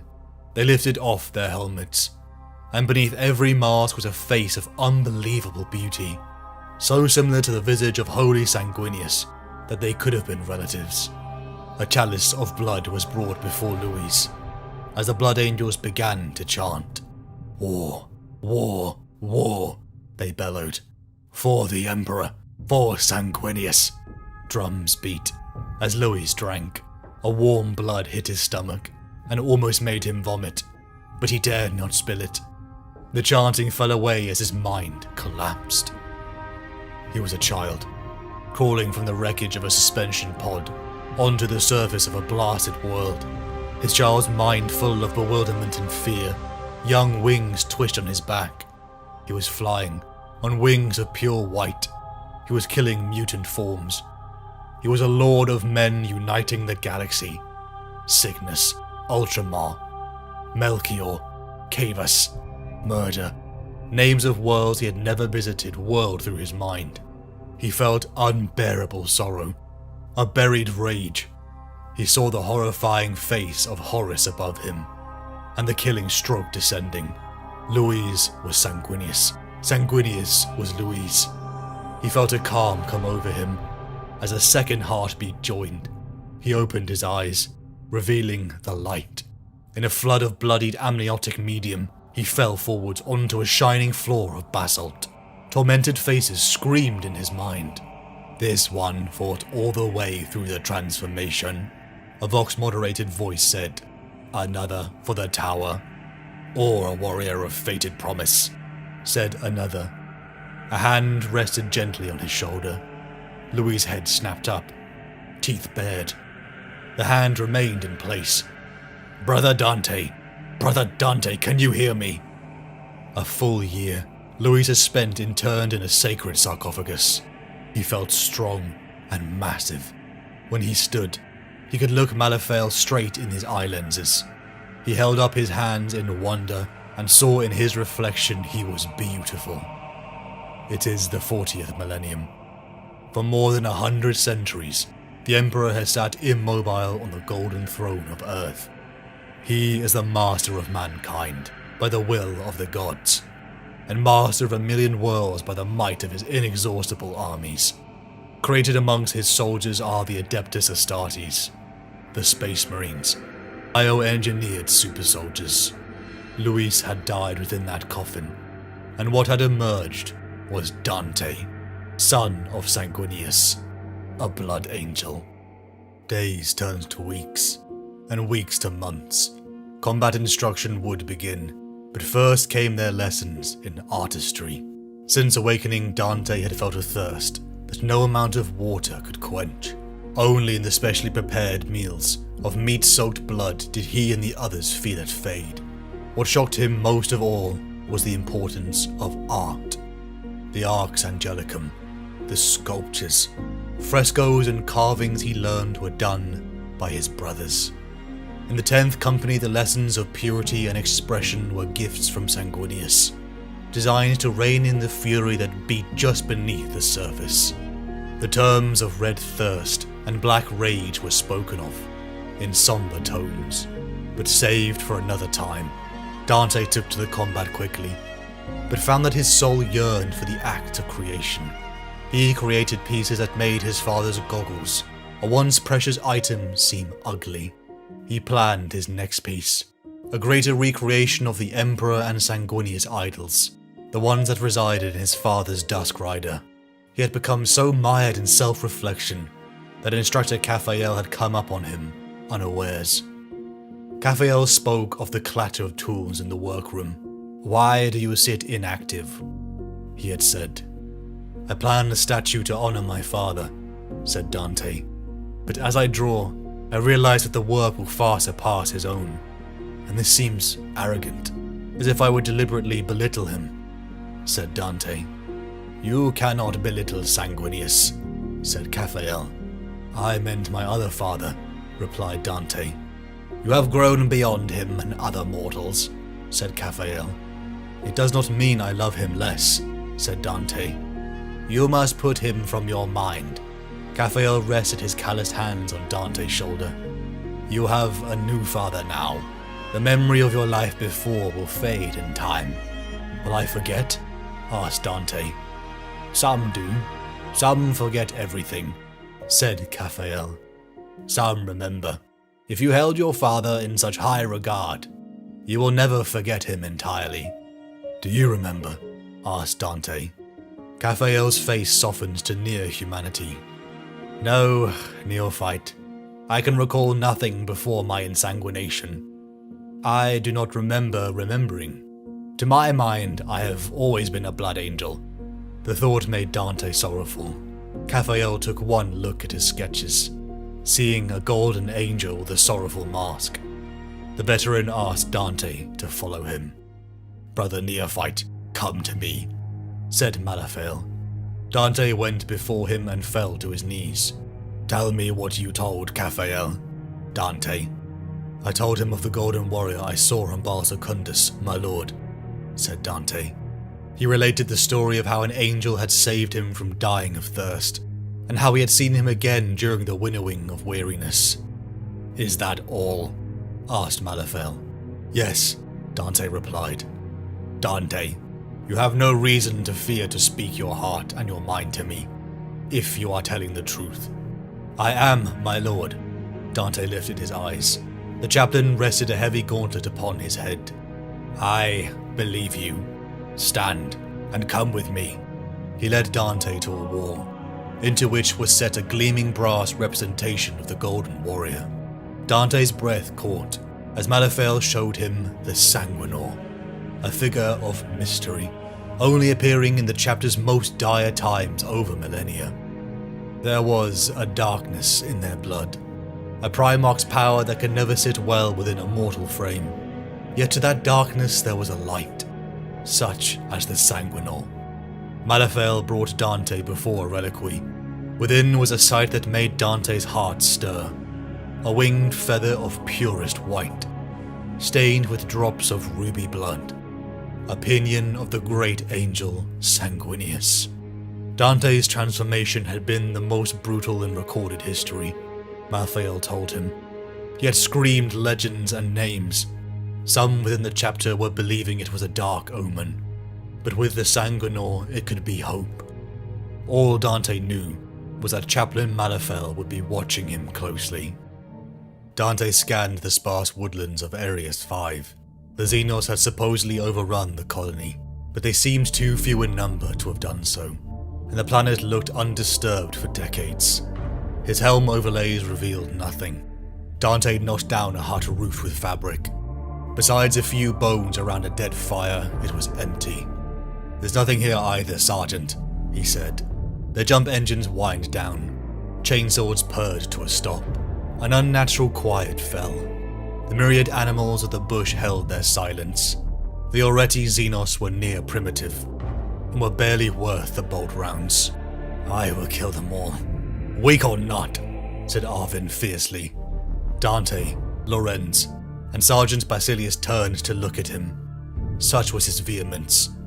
No matter how many worlds Dante had seen in his decades with the chapter, he still found surprises the variations across the Imperium. Hive worlds the most shocked him. Humanity so densely layered in cities of metal. What rankled him more was the injustice of it, of the noble lords who let the Imperium rot. Dante and Lorenz followed the trail, to the signs of a long-abandoned village. "I see something," said Lorenz. "There." Dante caught a flash of movement darting across the street. Lorenz raised his gun and sent a spray of bolts shooting after it. Missing. Lorenz growled, drawing his chainsword and igniting his jump pack as Dante protested. Dante chased after his brother. His jump pack roared. With consummate skill, he swerved around the moss-draped statuary of a building shell and landed in the town center. Lorenz was surrounded by Xenos forms, indecent humanoids, who some towered over Space Marines, but their weaponry bounced off of the ceramite plate. Dante rocked into one, sending limbs flying as he cut down more. More jump packs boomed as their battle brothers joined. Dante found himself barreled over, as Arvin lunged over to steal kills. The combat was over before it had started. Arvin's target was dead, but he would not stop hitting it over and over again, flinging sprays of blood and ground-up meat up the walls. Dante made to put a hand on his shoulder, but Arvin rounded on him and punched him in the face. His once beautiful Sanguinius-like face contorted into a being of hate. Sergeants Basilius and the others rushed to their brother, restraining him. Dante got up. He was physically shaking inside his armor. In part this was due to the shock of his brother's attack, but largely he wrestled with his own desire to fight Arvin. Dante left his screaming brother and went to pick up his weapons when he noticed an injured Oreti on the ground, purple vitae leaking from broken limbs. It spoke in broken song-like Gothic, begging for its life. They were scavengers and found this world dead. They would leave. They wanted no violence. They wanted to live. Dante raised his bolt pistol, but couldn't fire. The rest of his brothers were occupied with their raging comrade, but Arvin saw Dante hesitate. "Kill it. I will kill it. Let me slay it. Let me drink its blood," raged Arvin. And he attempted to get at the wounded alien, dragging Lorenz and Gisanimus after him. Basilius slammed Arvin in the chest, knocking him off balance so that Lorenz and the others could subdue him. "Sergeant, this one lives. It calls for clemency," said Dante. He saw Basilius's face. Savagery had replaced dignity on it, contorting into something wild. His eyes were bloodshot, and his fangs extended. "What are you doing, Dante? Kill it! It is Xenos! It does not deserve to live. Do not hesitate!" He snarled. Dante leveled his gun at the thing's head. He couldn't stand the sight of its fear. But he knew what had to be done, and he put a bullet through its skull. Basilius walked over to the corpse. He cupped a pool of the alien's blood and forced it down Arvin's throat. The pale-like skin and bloodshot eyes began to revert as their comrade fell into a stupor. Dante felt something build within him. "The red thirst. It's affecting all of you," said Basilius. "It is the way of our chapter that when one falls to the thirst, many follow. All of you, drink, quickly. Drink for the victory you've achieved. Drink for the glory of the Imperium. Drink for the memory of Sanguinius. Partake of the communion of blood. Wash away your savagery. Rediscover your restraint. And through it seek forgiveness for this lapse." Nervously, Dante and the others approached the corpse. The disgust in Dante's gut grew, until he sunk his teeth into the creature. He tasted its memories, a life of peace and scavenging. He tasted its fear in its dying moments. Dante was repulsed, but he couldn't stop drinking. "What have we become?" thought Dante. "Dante. Brother Dante, can you hear me?" "Captain Avarice," said Dante. "Where am I?" Dante began to rise, greeted by the sight of his captain and two veteran battle brothers. 6 renegade marine corpses lay beside him, in the wrecked hold on the enemy ship. Dante looked down upon his wrecked battle plate. It was covered in blood. Dante rose despite his brother's cries. He looked upon the aftermath, and saw not only enemy corpses, but civilians. The red thirst had taken him, and in his fury he had slain not only the enemy, but those he sought to protect. Captain Avarice took Dante's arm, and drew his hand into both of his own, gripping it tightly. "Dante, the thirst took you. You are not responsible. You would have been dead if it had not. You have saved hundreds of civilians like these. This is the price we pay," he said solemnly. "I cannot," said Dante. He could not deny what he saw. He could not deny the flavour of vitae on his lips. To his horror, his appetite rose again, and he turned away in shame. He thought of amber eyes, a paternal feeling behind them, judging him for his crime. He remembered an image. A golden warrior dragging him from the corpses. A sorrowful death mask looking down upon him as his world faded. The Sanguinor had come, saving him before his full descent from the red thirst into the black rage. The end and the death for all sons of Sanguinius, where visions of their gene-father's death overlapped with their own vision, where nothing but death in battle remained. Never again, Dante vowed, would blood ever touch his lips. Dante waited outside the halls of the Council of Blood and Stone. He stared out to the crimson deserts of his homeworld. Baal Primus waxed full, Baal Secundus at half, casting its hateful light. The memories became hazy, but still the trauma of his mortal life remained within him, and the place that had inflicted it upon him. Why did Sanguinius leave the moons as wastelands, he thought, when he could have restored them? leaving one's own people to suffer so that their strife-hardened children might be recruited.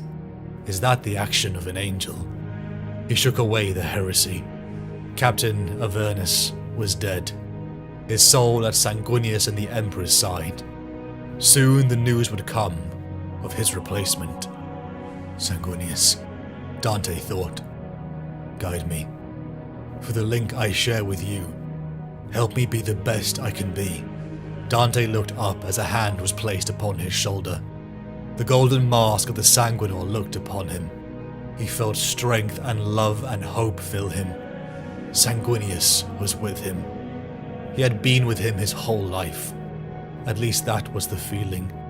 He blinked, and the herald of Sanguinius was gone. Brother Dante, said Malifel. He occupied the skull throne before the chapel altar. Lord Malifel. Dante bowed. Malifel gestured to an ewer of wine and silver goblets, beautifully engraved by the chaplain's own hand. Surprisingly, the images of them were all of life, not of death.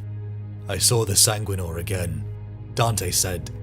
Malifel sat forwards. When? He said. Bare minutes before I came here, Dante replied. Where? Upon the Sanguis wall, said Dante. And what were you doing there? Malifel asked. Taking the air. Thinking, said Dante. Did anyone else see him? Malifel asked. Dante shook his head. The chaplain sat back in thought. Finally he told him not to speak of it, before the judgment was delivered, for not all brothers would take kindly to the claims of one rising the ranks. Despite their elevation, they were men, and the hearts of men were prone to lesser things such as jealousy. Dante's frustration grew, and he made to speak, but Malifel interrupted. There have been many examples throughout man's long history of people claiming divine intervention in order to grow their own power, the chaplain said, often for what seems like noble reasons. The Sanguinor is not divine, but it is mysterious, and it is dangerous. Be wary, that is all, the chaplain said. Dawn rose in the next cycle of the Arx Angelicum. Dante knelt before High Chaplain Bephael, his body covered in wounds, slashes given by his brothers in the blessings of steel, before 200 of his brothers and thousands of blood thralls. Stand, Dante, Lord of the Fifth Host, Captain of the Demon Banes, bellowed High Chaplain Bephael. Hail, Dante, Fifth Captain of the Blood Angels! His brothers shouted, and went to their knees. Dante's heart filled with pride. The council came to him one by one and shook his hand, offering their congratulations. The Thunderhawk set down in the salt wastes, white particled winds whipping up as hundreds emerged from their dust trailers and homes. Already Dante could feel the regret, as he began to speak to those once his people. Let it be known that the time of Duplus Lunaris is nigh upon us, said Dante, his amplified voice roaring across the salt flats. 50 youths will be chosen and taken to the Arx Angelicum upon Baal, there to dwell with us in brotherhood and fight the wars that must be fought against the foes of man. If there be any here with the guile and courage to attempt our testing, let him make his way to us at Angel's Fall, so that he might be judged amongst the rest. Dante chastised himself.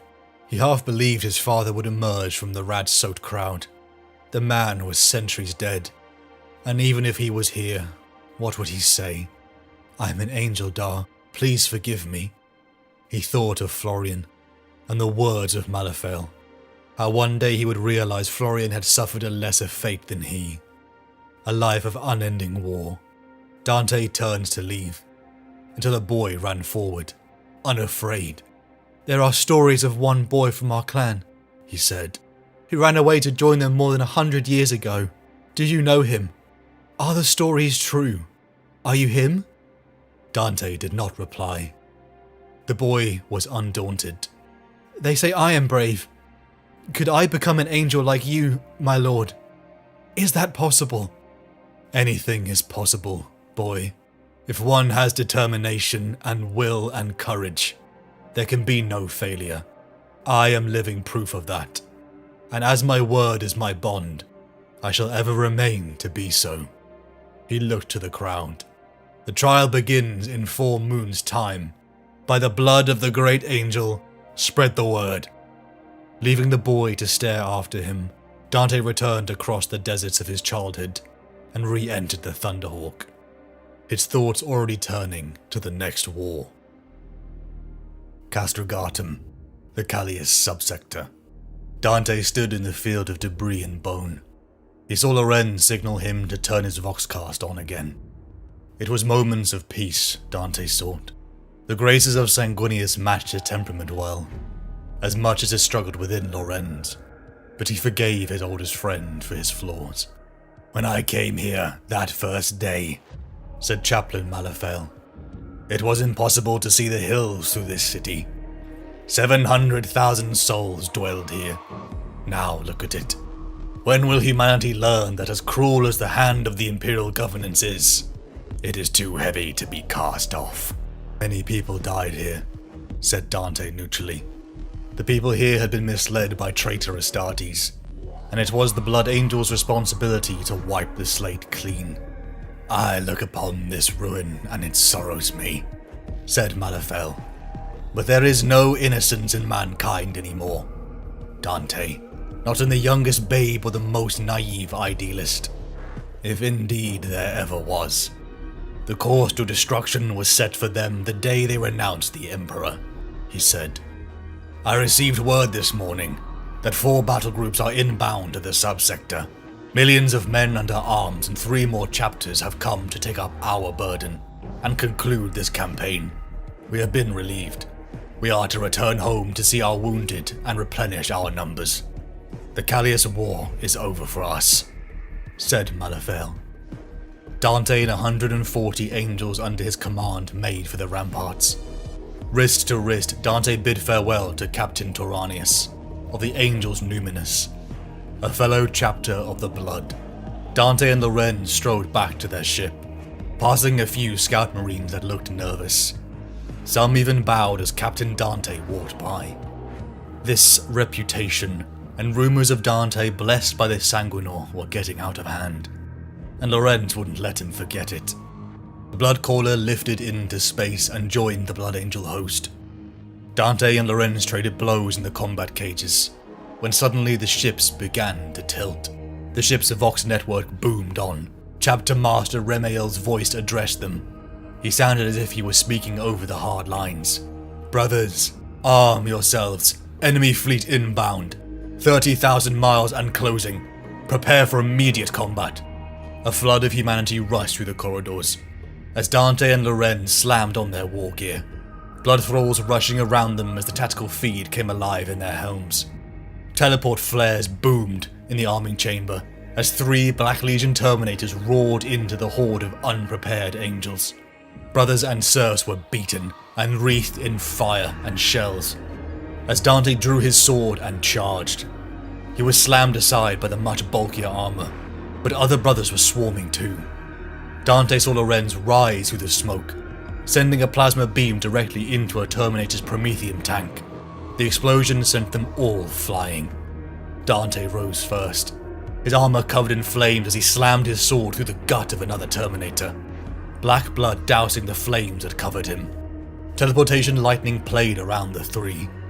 An unholy screech signaled their departure, along with a thunderclap of air rushing into the void. They left. Dante rose and was joined by Lorenz and his surviving brothers. So many were dead. They began to strip their brothers' armor and weapons to patch their own, and set off to find their chapter master.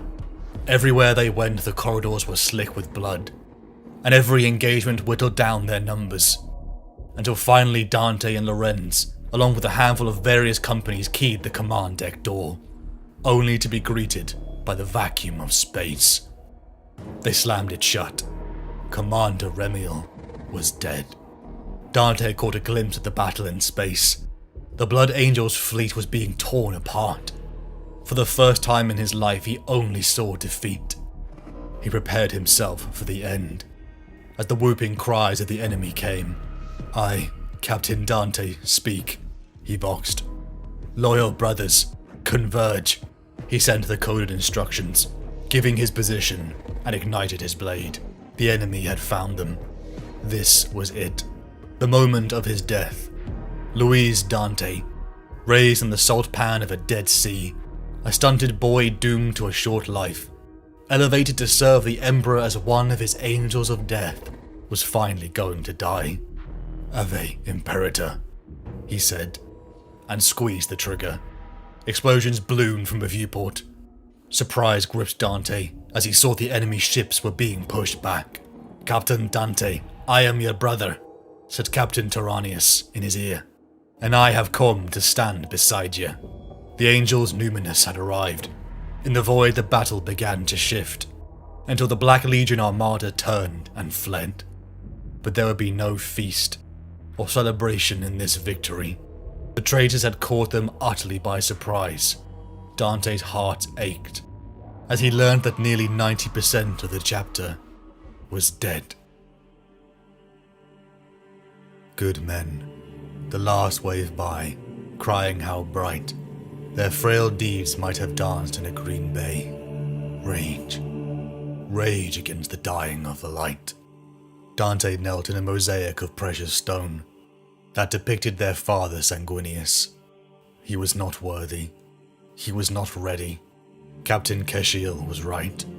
He was centuries old and yet young for a captain. But the desolation at Callias had brought the chapter to the edge of extinction. There was no one else. Dante alone of all the captains had survived. The rebuilding would be slow. But someone had to take the mantle Lord Remiel could no longer fill. Chaplain Malafel was dead. Instead, the newly appointed High Chaplain Bethael gave him the chalice of blood. Dante drank the vitae of Sanguinius. He had the name Ralderon, first chapter master of the Blood Angels, seared onto his chest. Golden plate and a mask of the great angel's face was presented to him. "Rise now, Dante, commander of the Blood Angels, chapter master of Sanguinius's firstborn sons," said Bethael. Dante got to his feet. "Do you take this burden?" "I do," said Dante, "with all my heart." "Then I proclaim you Commander Dante, chapter master of the Blood Angels." Voices cheered. Hymns sung his praise, but all Dante could do was stare up at a towering statue of Sanguinius, the weight of burden feeling heavy upon his shoulders. Decades, centuries, millennia. Time turned from the 40th to the 41st millennium. From the world of Baal Secundus, a demigod in a golden mask has led the charge against the enemies of the Imperium. From the bloody campaigns in Altera Machia to the liberation of Canyao, the name Dante is spoken in reverence. From cleaving the mighty bloodthirst of Scarbrand in two at the gates of Pandemonium, from driving the orcs from the 12 worlds of Blackfang, to commander at the War of Armageddon, the name Dante, the legend grew, a chapter rebuilt, the face of Sanguinius himself upon the field of battle. But as time moved on, that very mask became a prison. The face beneath it, once beautiful and filled with youth and energy, became old. Not even the sanguinary priest knew how long a space marine could live. For each day, Chapter Master Dante of the Blood Angels set the record. Luis of the Salt Wastes felt like another life, another person. Commander Dante felt like another person. A hero's mantle that came harder to fill as the decades passed. Dante had seen the rise of Orc Wars, the emergence of the Tau, the scourge of the rising Necrons, and now, worst of all, the Great Devourer, the Tyrannid Menace. In his private quarters, Dante lifted the goblet to his lips. Streaks of grey replaced his once colourful mane. How many worlds had he seen die, he thought. How many brothers had he seen fall? So many that generations of names became mixed in his mind. The enemies of the Imperium circled like carrion feeders, waiting for the bloated mass to die and rip apart the scraps. But there were patches of light in this Imperium, and the myth of Dante was one of them. Dante descended down the rampart aboard the Blade of Vengeance. Asphyrax was lost, and precious angel blood had been spilled, rescuing a few million from a world of billions. Chapter Master Gabriel Seth, his flesh terrors, Astra Militarum and Sororitas joined too, as a throng of blood thralls came forward to their masters. Some cried at their lords' corpses, their gene seed carefully extracted for the future of the chapter. Dante's equerry waited for him along with the rest of the servants. Arafeo was old by mortal standards, and his movement showed his pain. Dante could scarce believe it.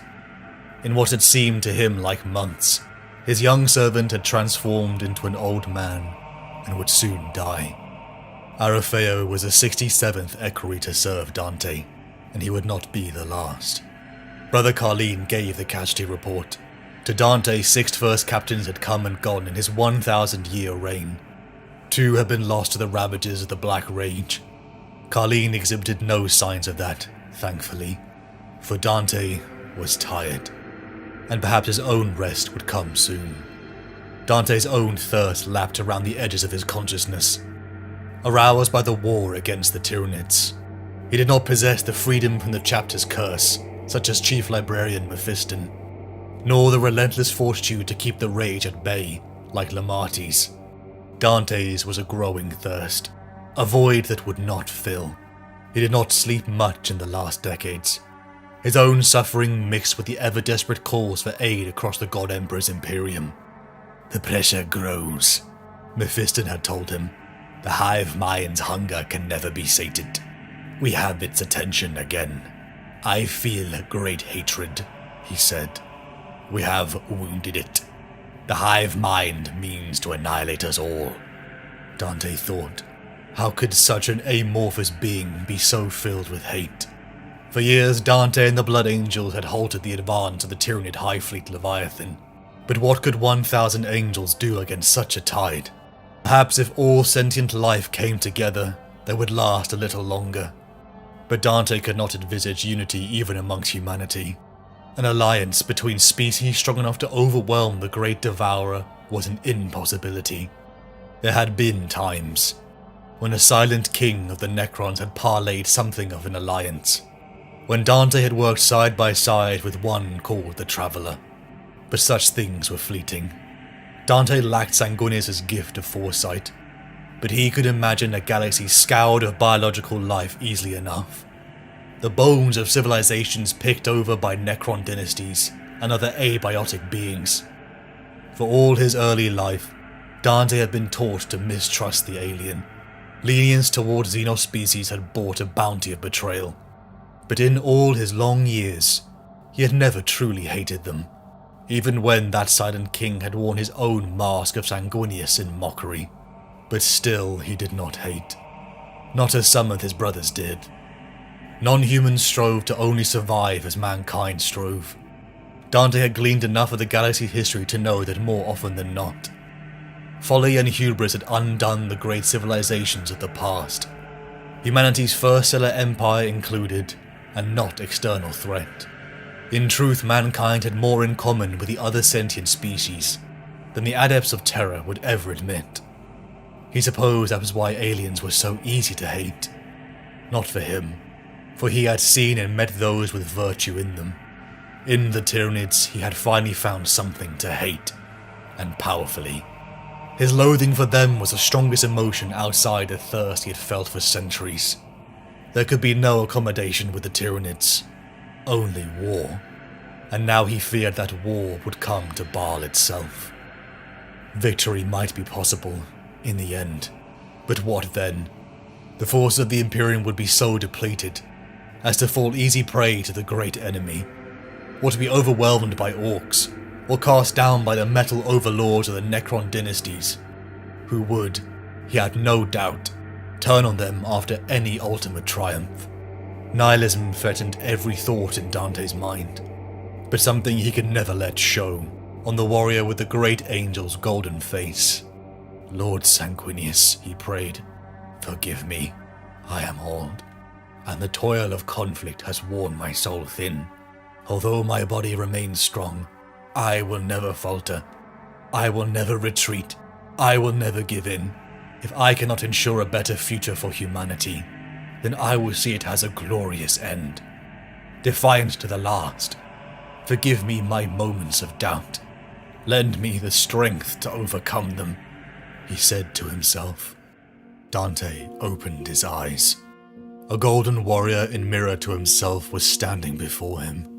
The activity in the hangar ceased all at once. Armor clanged onto the deck plating, as blood angels dropped to their knees and bowed their heads. Their servants beside them like children kneeling by their fathers at prayer. Hands clasped so tightly their knuckles whitened. The Sanguinor came to a halt before the commander. The face of Sanguinius looked into the face of Sanguinius. A sensation of wrongness took hold of Dante. He felt presumptuous, standing before this avatar of their Primarch, wearing his face. Dante removed his own mask, his ancient features reflecting in the brilliant gold. "Why have you come, my lord?" Dante said, bowing his head. "Have I failed? Have you come to condemn me for this defeat? Are these events the will of our Primarch? Is his hand at work here?" There were no words. The Sanguinor was ever silent. Dante dropped his voice to a whisper. "Is there hope? Can Baal be saved?" Only radiating silence met Dante. Just the image of purity that warmed like the heat of a campfire. "There is yet hope," said the Sanguinor. With a rush of air, it vanished. Amazed voices rose up all around the hangar. It spoke. The Sanguinor spoke. Voices called. Brothers and thralls rushed to Dante's side. It said, "There is yet hope." Dante whispered. He turned to the room. "The Sanguinor has spoken. We shall prevail," he boomed. Cheers roared from the deck, but still the hope did not reach Dante's heart. "Why was I not woken?" said Dante. Arafeo looked his lord in the eye, an action that had taken him half a century to dare to attempt. He was one of the few Dante allowed to see his unshielded face. They were both old men in their way. Dante was ancient by his standard, 1,500 years, and yet still this mortal man made him feel like a disobedient child. "My lord commander, if I might be so bold as to say, if you destroy yourself for want of rest, those needs will go unfulfilled." Arafea's hands were twisted with arthritis, like roots, and shook as he held out Dante's towel. Dante's eyes rested on them. Arafeo looked away, ashamed at his feebleness. If only he knew we share the same worries, thought Dante. He agreed.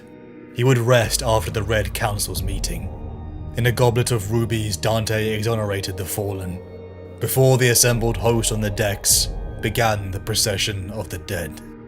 He did not remember how many times he had done this before.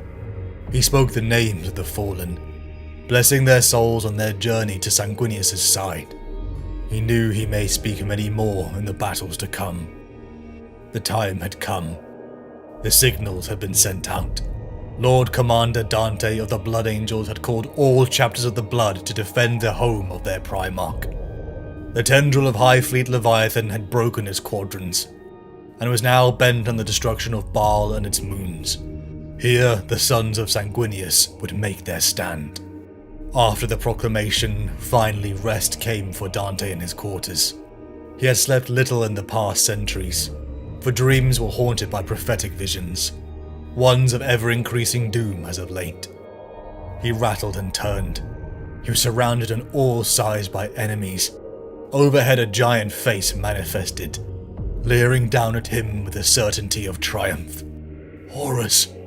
gasped Dante. A giant, clawed hand reached down to pluck him up and crush him. "My lord!" Arafea's voice was strangled. "My lord!" Small hand shook his arm, and Dante awoke, seeing his hands clutched around his equerry's throat. Dante's eyes were bloodshot, his fangs were bared. He felt the pulse of his friend beneath his hand. The thirst was raging. He dropped Arafeo, swallowing the thirst just as quickly. He knelt down to aid his equerry. My servant. Remorse choked Dante. I'm sorry. Have I harmed you? My dreams have been dark of late. Are you hurt? Look at me, he said. Arafeo's skin was bruising, but he steadied himself. He handed Dante the urgent message, one that made Dante's nihilism fall into despair. Grave tidings from the Cadian Gate. Abaddon has emerged from the Eye of Terror at the head of a black crusade of unprecedented size. High Chaplain Astorath. 2 wars. And not enough resources for both. The end times were truly upon them, and the galaxy would burn. Days of meditation.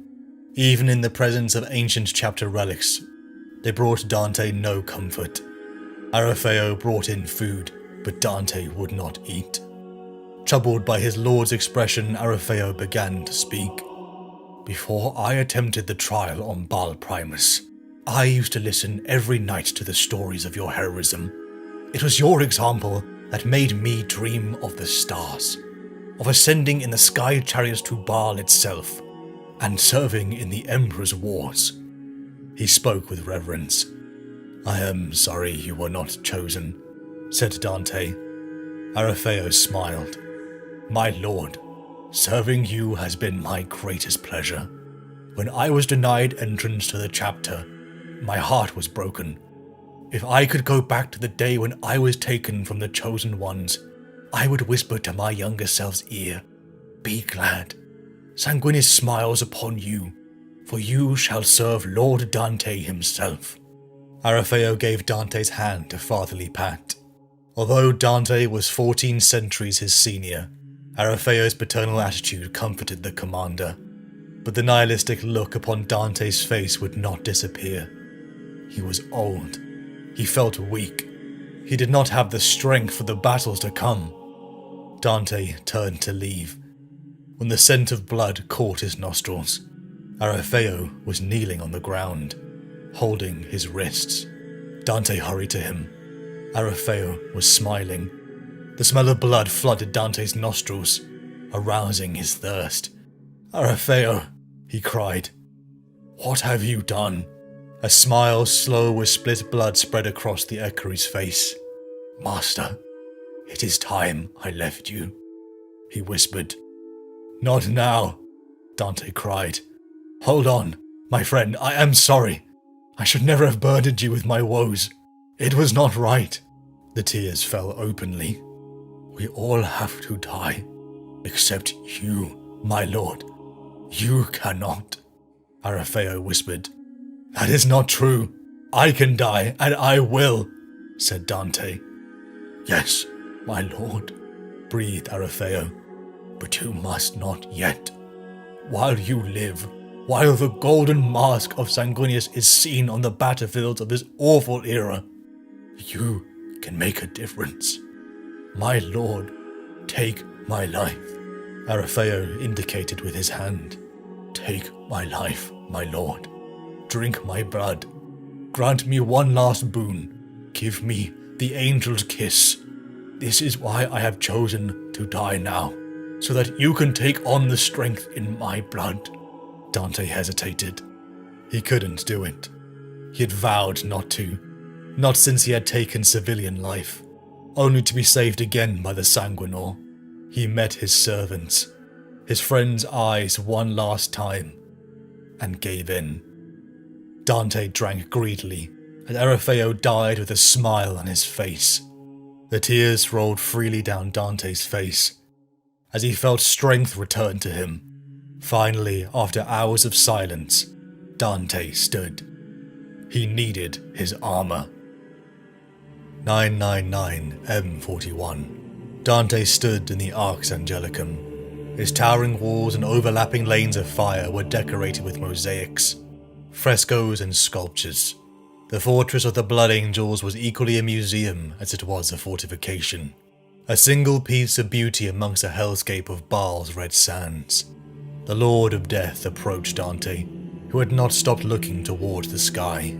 "My lord, how goes the muster?" said Mephiston.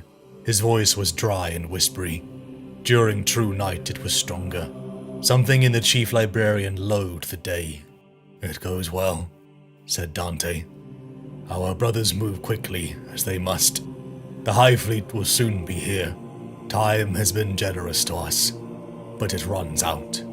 Dante could not stop looking into the sky, past the fleet, the moons and the sun, to where the swarms of Xenos monstrosities swam in the killing depths of space towards Baal. 27 chapters.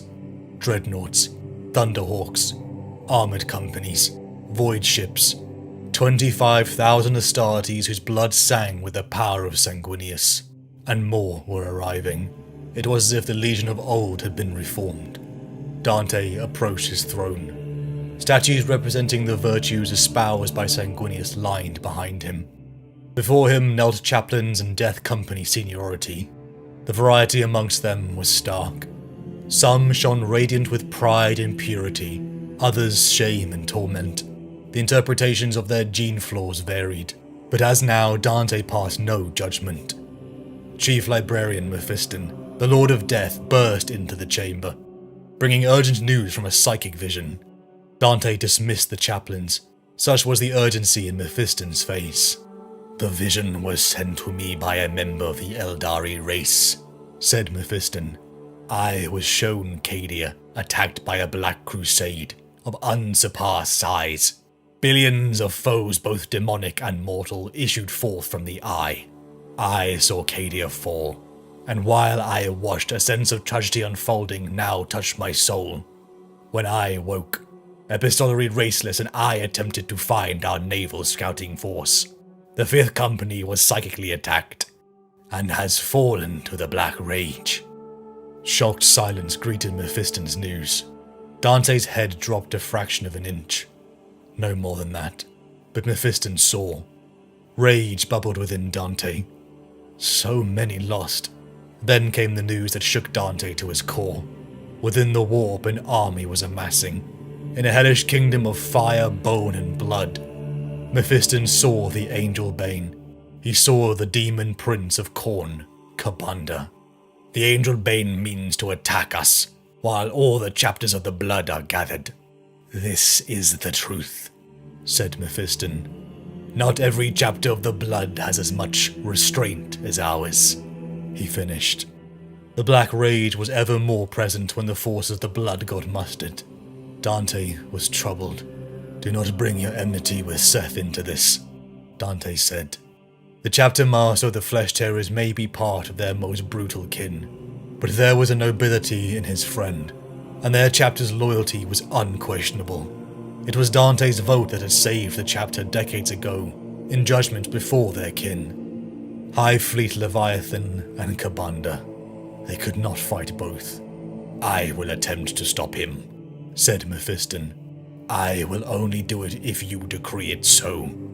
"Then I order you to stop him," said Dante. "No matter the cost?" asked Mephiston. Dante's lips thinned. "No matter the cost." 500 veterans sat in the chamber of the Red Council, garbed in battle plate of black and red, white and gold, a diversity of livery that could not hide their unity of blood. From those who mirrored their parent chapter to those who were far removed from their own traditions, the scions of Sanguinius had come home. A trumpet sang with heavenly notes, so refined all paused to hear it. Not a single voice continued, not from the most cynical nor the most aggressive. A choir of angelic voices swelled over the main entrance, from the mouths of statues standing guard there. A lead blood thrall stepped forward and spoke. "Take your places, Lords of Blood. Lord Dante comes, Commander of Baal, Master of the Blood Angels, Keeper of the Blood, Lord of the Angelic Host. Dante, Lord of Angels. Dante, Lord of Baal. Dante, Lord of the Firstborn Sons," sang the chorus of cybernetic angels. "Dante, Dante, Dante." The doors flew open. In strode a procession of the highest and best the Blood Angels had to offer. the exalted herald of Sanguinius, leader of the Sanguinary Guard, Brother Seraphan led the way. "Dante is here. All stand for Commander Dante," he shouted. Though all in the room were standing already, the Sanguinary Guard strode forward, followed by the company captains, ancient dreadnoughts flying pristine banners, senior chapter servants, Mephiston and the librarians, administratum, astropaths, warriors in immaculate, beautiful plate, ancient Horus Heresy armor. All of the precious relics of Sanguinius were paraded through a crowd in court breath. Cherubs sang praises as finally a golden warrior entered. Dante, Dante, Dante. His face, the mask of their father frozen in righteous anger. Dante sat upon a lone throne and stared out to the host of blood. "My brothers," Dante's voice boomed. "These artifacts that my warriors and their servants bear date back to the time of Horus's great betrayal of our beloved emperor. These relics here, these suits of armor, these weapons my brothers carry, date to the most terrible war in our history. And these," he pointed to the Red Grail and to Amid's reliquary, "they bore witness to our Lord's death, for both are vessels for his mortal remains. No greater shock have the chapters of the blood experienced than when our Lord fell to the blades of his hateful brother, not when our forebears were sundered from one another's company, not in those times when our chapters have faced annihilation, as my own has 3 times within the span of my life. Sanguinius' loss echoes to this day in all of us. It is a pain that is immortal. Yet those times past, no matter how dark they appeared, through the sacrifice of our Lord, the Emperor was triumphant.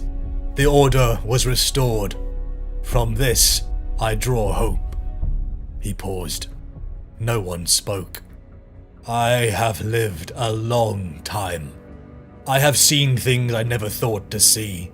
Every century I survive presents a new horror to test our Imperium. I have seen the Necrons awaken. I have witnessed the Tau emerge. I was there when the High Fleets first came out of the intergalactic void, to prey upon the worlds of our species. I fought Gazkul, the great beast of the Orcs, upon the thrice-damned world of Armageddon. I have seen chapters fall. I have seen worlds die. I have seen the flower of the Imperium's martial might laid low by the perfidy of traitors. I have seen the ambition of vain men deliver the innocent into the obscene hungers of the endless dark. What is to come will test you. You will look to the sky in search of the stars, and you will not see them. The tyrannid swarms will block out their light. You will marvel at the number of creatures they shall land upon these worlds, and you will doubt it shall ever end. But I tell you this, prevail we shall!" He slammed his fist down onto the perfect new marble of the table, cracking its surface. His red thirst spiked, rippling out amongst the brothers as it awakened theirs too. "Dante!" screamed someone. His cry was taken up. "Dante! Dante! Dante! Dante!" the Space Marines shouted, raw and raging, so very different to the pure angelic singing that had ushered the commander in. "Dante! Dante! Dante!" they roared, until silence reigned once again. Many would see no need, but Dante called the vote. He would lead only if chosen to do so. Protest came. He was their lord. He wore Sanguinius' mask, but Dante quieted them. He was not Sanguinius. He was a man beneath a legend grown far out of hand. They must choose him. The vote was counted, and with overwhelming success, they chose Dante to be their lord. "Dante! Dante! Dante!" the echoes cried. Once more the ancient heart of the Arx Angelicum rocked to the shouted name of its master. "Enough!" commanded Dante, and all fell silent. We shall turn now to the matter at hand, he said. The destruction of High Fleet Leviathan. A second small door opened into a room, lit by a shaft of orange light, shining through a single hole high up in the wall. As the sun sank, it crawled up the stone, and would soon be extinguished. A solitary blood angel, his helm of veteran's gold, stood guard by a simple plinth.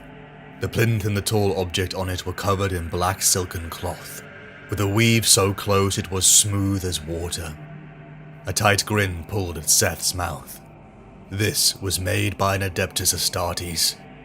Where did the Blood Angels find the time to make such things? "Leave us," said Dante. The veteran departed with a wary glance at the flesh terror.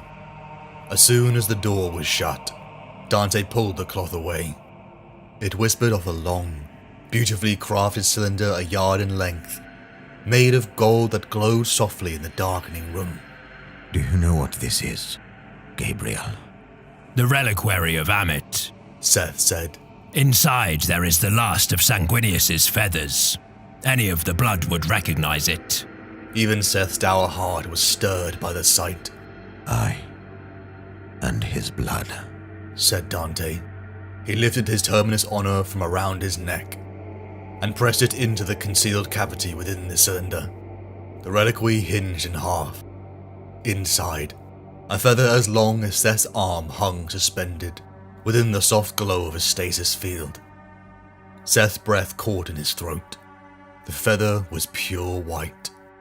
In the glow of the field he could see every barbule. Around the base of the barbs were soft down of unimaginable delicacy. Below them the shaft graduated from white to a delicate grey at the blunt tip.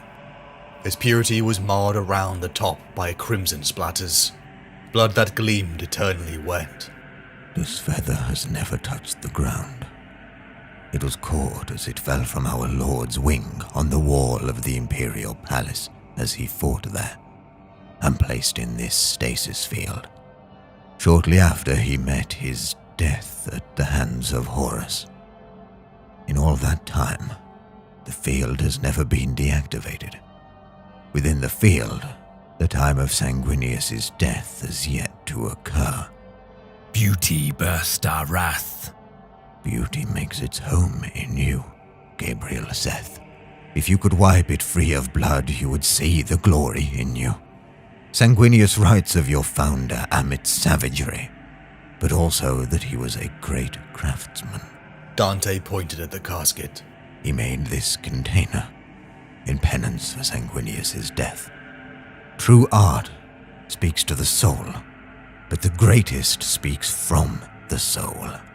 So much art is subjective, dependent on the observer, and not the artist. The greatest art transcends this. It takes on a universal meaning. Its intent cannot be mistaken or interpreted. This is one of those rare pieces. One look at Amit's reliquary, and we can feel his sorrow at the death of our Lord. It is an exquisite piece of work. Dante removed his terminus honor from the socket. The reliquary slid shut. Dante took it up. The shaft of sunlight had gone. The chamber had faded to a pinkish grey. Dante's bloodstone glowed in the room. Dante held the relic out to Seth. "It belongs to you." Seth looked at the treasure in incredulity. The feather. I will not take this. Dante held out the reliquary further. "It belongs to your chapter. The spirit of your founder is rooted in its metal. That, more than the reliquary, has protected it. It is time it went home. Take it." Seth looked from the golden cylinder to Dante's deadly serious face. Then you think like me. You do not expect to win. We must win.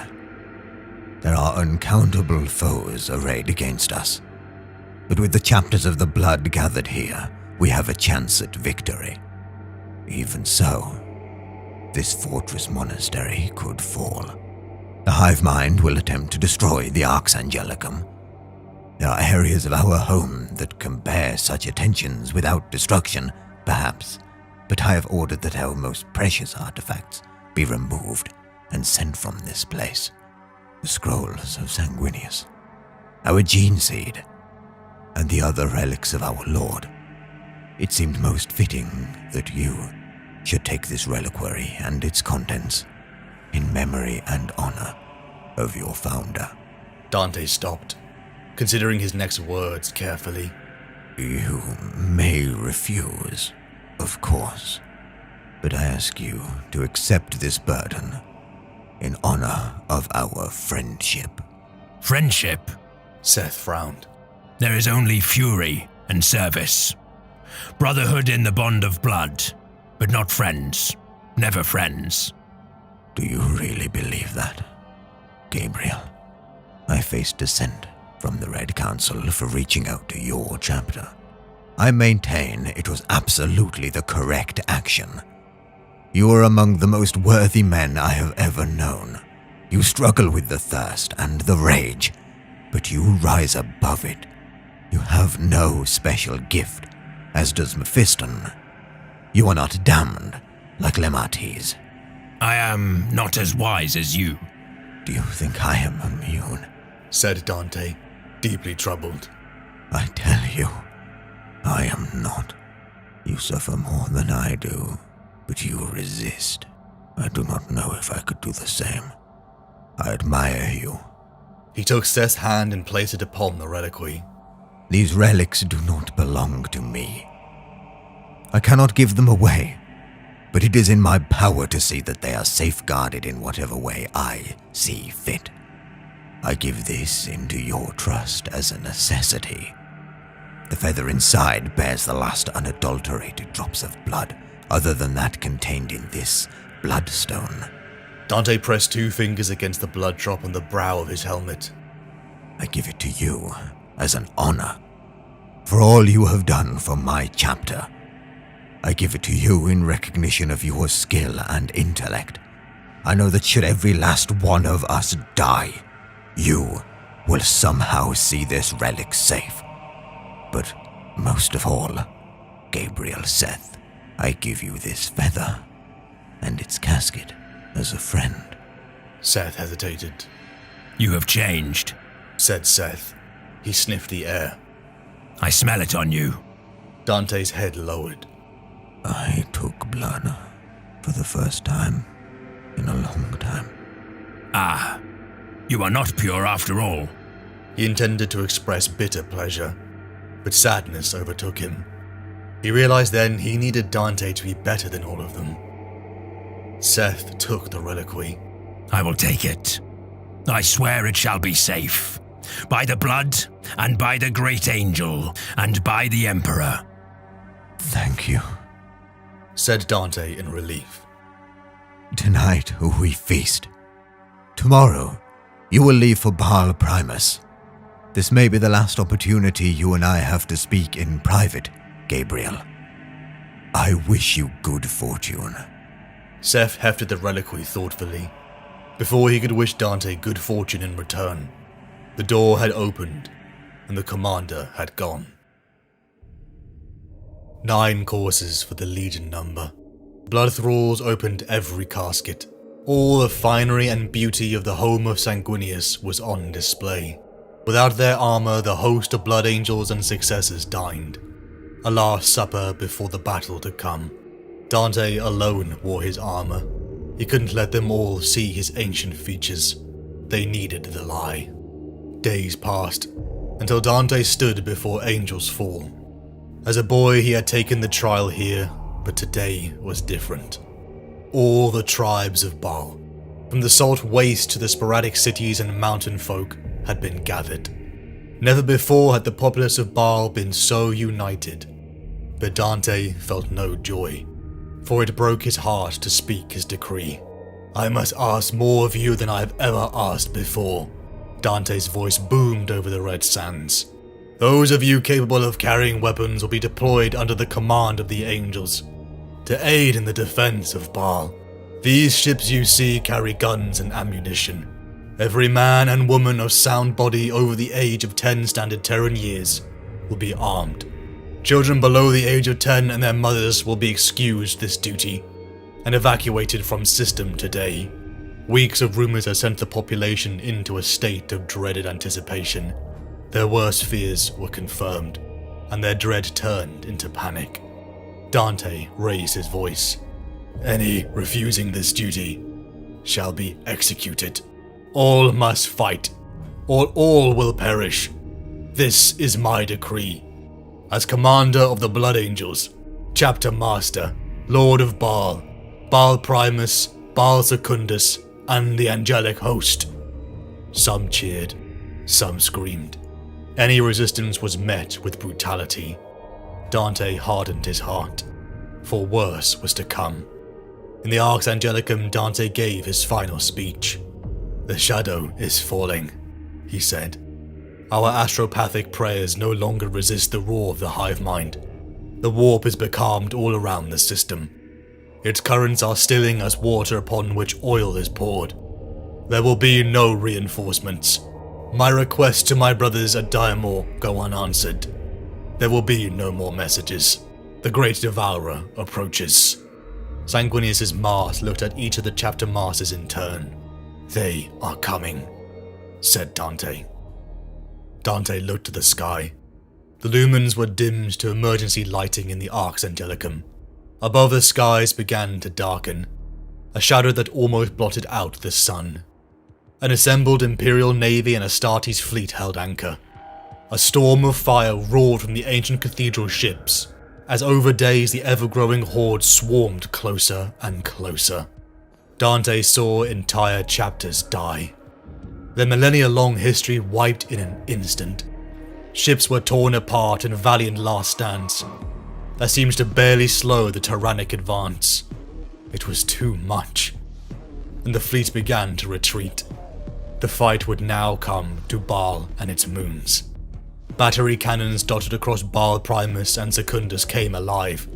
Macroplasma and las batteries the size of buildings unleashed their fury into the darkness. The Arx Angelicum trembled with rage. Order the men to the walls, commanded Dante with an air of icy calm. The enemy are at our gates. We shall repulse them, he said.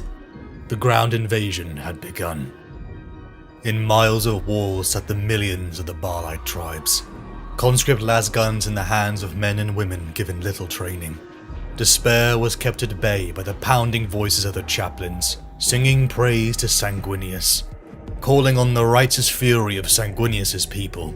The death masks of their protectors was more terrifying than the approaching enemy.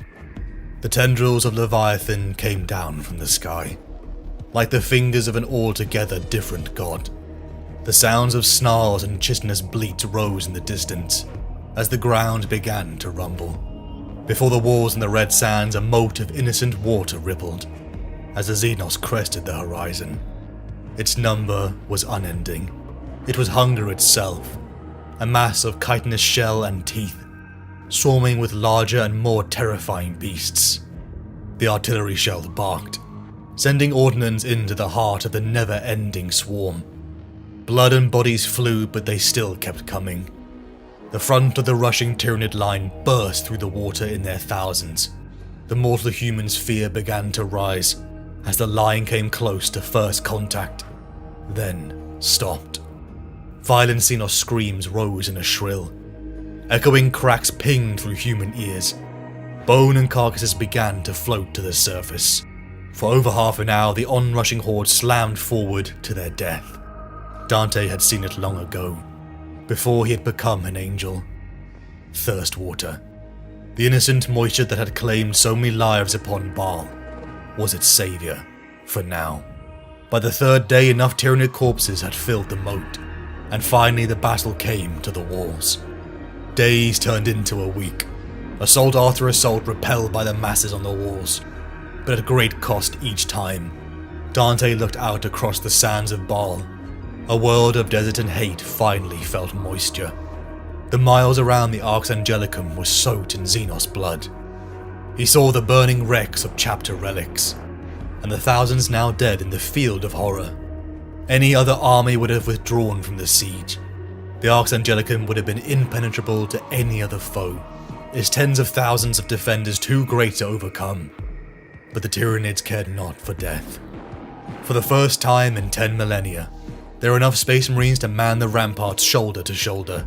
Bolt guns fired from every porthole, destroying the lesser bioforms by the thousands. It was a tactic of the hive mind to pile up its dead, to render any defensive line usable, as it had done in the moat, but the Tyranids could not get close enough to the wall. An embankment of heaped corpses provided a little shelter to the advancing swarm, but there yet remained a killing field between it and Dante's wall. The line crept forwards a few feet every day, but so long as the Scions of Blood held the walls and protected the fortress shield generator, each day was closer to victory. A desperate vox call cut into the inter-chapter traffic. The wall! The wall! Carnifex brood coming over the wall! Dante was close, and first to respond. He roared over hundreds of Space Marines firing from the walls. Dante cut out his jets at the apex of his leap. He arched down and slammed his Ax Mortalis into a Carnifex's head. The Astartes around him cheered, and fought harder knowing their lord was with them. Across the walls, the corpses of the brutish Carnifexes slumped down. The assault had been repelled. If the hive mind continued this strategy, they could win, Dante thought. Dante's Voxlink came alive. My lord, we have Xenos inside the fortress. There are gene sealers within the hall of sarcophagi. Dante's heart pounded. Infiltrators. Dante secured a jet bike and roared back towards the Arx Angelicum.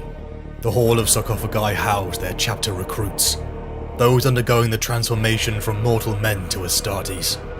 Dante roared into the hall, the bolt guns mounted on his combat bike barking. The Ax Mortalis crackled with wrathful power. He had not ridden one of the machines for centuries, but his skill was as accomplished as when he had been a young assault marine. A mosh pit of gene sealers and marines fought desperately around the sleeping neophytes. Dante plunged into the Xenos, protruding claws of purple limbs reaching out to him. He cleaved one with the Ax Mortalis and split another, but slowly the tide turned. Dante looked around himself. He was the last alive. Fire and burst sarcophagi around him, and beady eyes closing in. A whirring sound powered up behind him. Dante dropped as a rotary cannon ripped apart the last of the gene stealers. 3 dreadnoughts stomped into the blood-slick sacred halls. We could not come quickly enough to save our brothers, their leader said, his machine-moderated voice struggling with emotion. I too was late, Brother Daman, said Dante. Dante stood. The future of the chapter had been butchered. The lights went out. The power was gone. Dante limped up towards the surface as the dreadnoughts followed. He looked to the sky, seeing the shimmer fading. The void shield was down. Swarms of aerial creatures began diving towards the walls. Sabotage. They could not fight a war on 2 fronts. Dante closed his eyes. With heavy heart, he opened a battle group-wide Voxlink channel. All warriors, fall back to the Arx Angelicum. Abandon the second line, he said. The Arx Angelicum was burning. Its towers, its halls were a relic itself, now stained with Xenos and angel blood. Baal Primus had fallen. The contingent led by Gabriel Seth were retreating to the Arx Angelicum for the last stand. Chief Librarian Mephiston and the Librarius had gone dark. Their success in thwarting the invasion of Kabanda and its demons, unknown. Dante sat alongside a dozen Marines of various ranks and chapters. Entire chapters were annihilated. Some who stood next to him may be chapter masters now. Not that it mattered. The tendrils of Leviathan had struck Baal and its moons. The feeding had begun. All that was left was to hold this last keep. Suddenly, Dante couldn't breathe. Blood thralls and marines fell into convulsions around him. The few psychers amongst them screamed. Open the shutters, Dante commanded. He grabbed at chairs, statues, railings, anything to keep himself upright as the world convulsed under him. Outside, the sky was on fire. Warp energies rippled violently. An awful shriek came from a billion alien throats. The hive mind was screaming. Baal endured a cataclysm unfolding across the entire galaxy. Darkness came to Baal with a shock of purple fire. The three worlds were engulfed in a haze of boiling energy. Tyranids fell from the sky. Hordes dropped as their brains boiled from a feedback of absolute pain. The Death Company Tower of Arameo resounded to frenzied calls for blood and flesh. In the Strategium, Dante collapsed, unconscious. Thousands of Space Marines of the Blood followed him. Many awoke later with no memory of who they were, their scarred minds full of the visions of Sanguinius's death. The end of their own lives in madness and blood beckoned. Cadia had fallen, and the Cicatrix Maledictum had opened. For 6 days, the Blood Angels and successors surged from the Arx Angelicum, slaughtering the roaming bands of savage Tyranids. There was no sky, no moons, but on the 6th day, once again the hordes began to coalesce. The hive mind was awakening again. Dante knelt before a statue of Sanguinius. He had never felt ready. Even when his elevation had come, he had not come for glory or power. It was service. Now, after over a millennia and a half, that duty was done. The Blood Angels would end with him. Their successors in the stars would continue, but the home of the Primarch was ending. He hoped Sanguinius would forgive him. Dante stood on a raised dais in the citadel. Before him, in blood-caked armor, stood the last thousands of the chapters of blood, all in different colors and creeds, all united by blood. He joined the hymn of angels, sung proudly from the Astartes and mortal throats. Tears rolled down Dante's cheek behind his mask. Such beauty, such purity. Dante steadied himself, preparing to speak to his brothers one last time. There is always beauty, even in the depths of ugliness, even in the depths of defeat. Your song raises us all above this realm of earthly flesh, for we are angels and warriors in equal part. Our devotion to our Emperor and our Gene Father is a paragon to which the citizens of the Imperium have long aspired. Now we stand upon the brink of death. This will not change. I say let us not go into the long silences of history, but stride forward into legend. If the Tyranids remained without guidance, we might survive here, behind the walls of the Heavenwood Redoubt. But they reorganize. The hive mind is disrupted no longer. Our librarians report the shadow falls once more. It is weak, but it grows stronger with every passing minute, coalescing around one potent nexus. If this is allowed to continue, the Tyranids will become of one mind again, and they shall attack without mercy, and we will perish here within these walls. We have no notice of the fleet. The void is awash with the energies of the warp. If we strike down their leader, we may deal the swarm one fatal death blow and save the worlds beyond Baal. In this way, we will win a victory of sorts. We will most likely die in the attempt. Millions of them remain, scant thousands of us. If we stay behind these walls, they will overwhelm the last of our defenses in a few days. This is the only way. The shadow in the warp is a many-headed monster, more ferocious than the Hydra of ancient tales.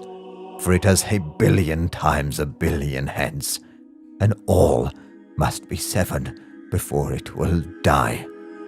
We have the blades. We have the will. Let us carve the skull of this creature. Are we not the sons of the great angel?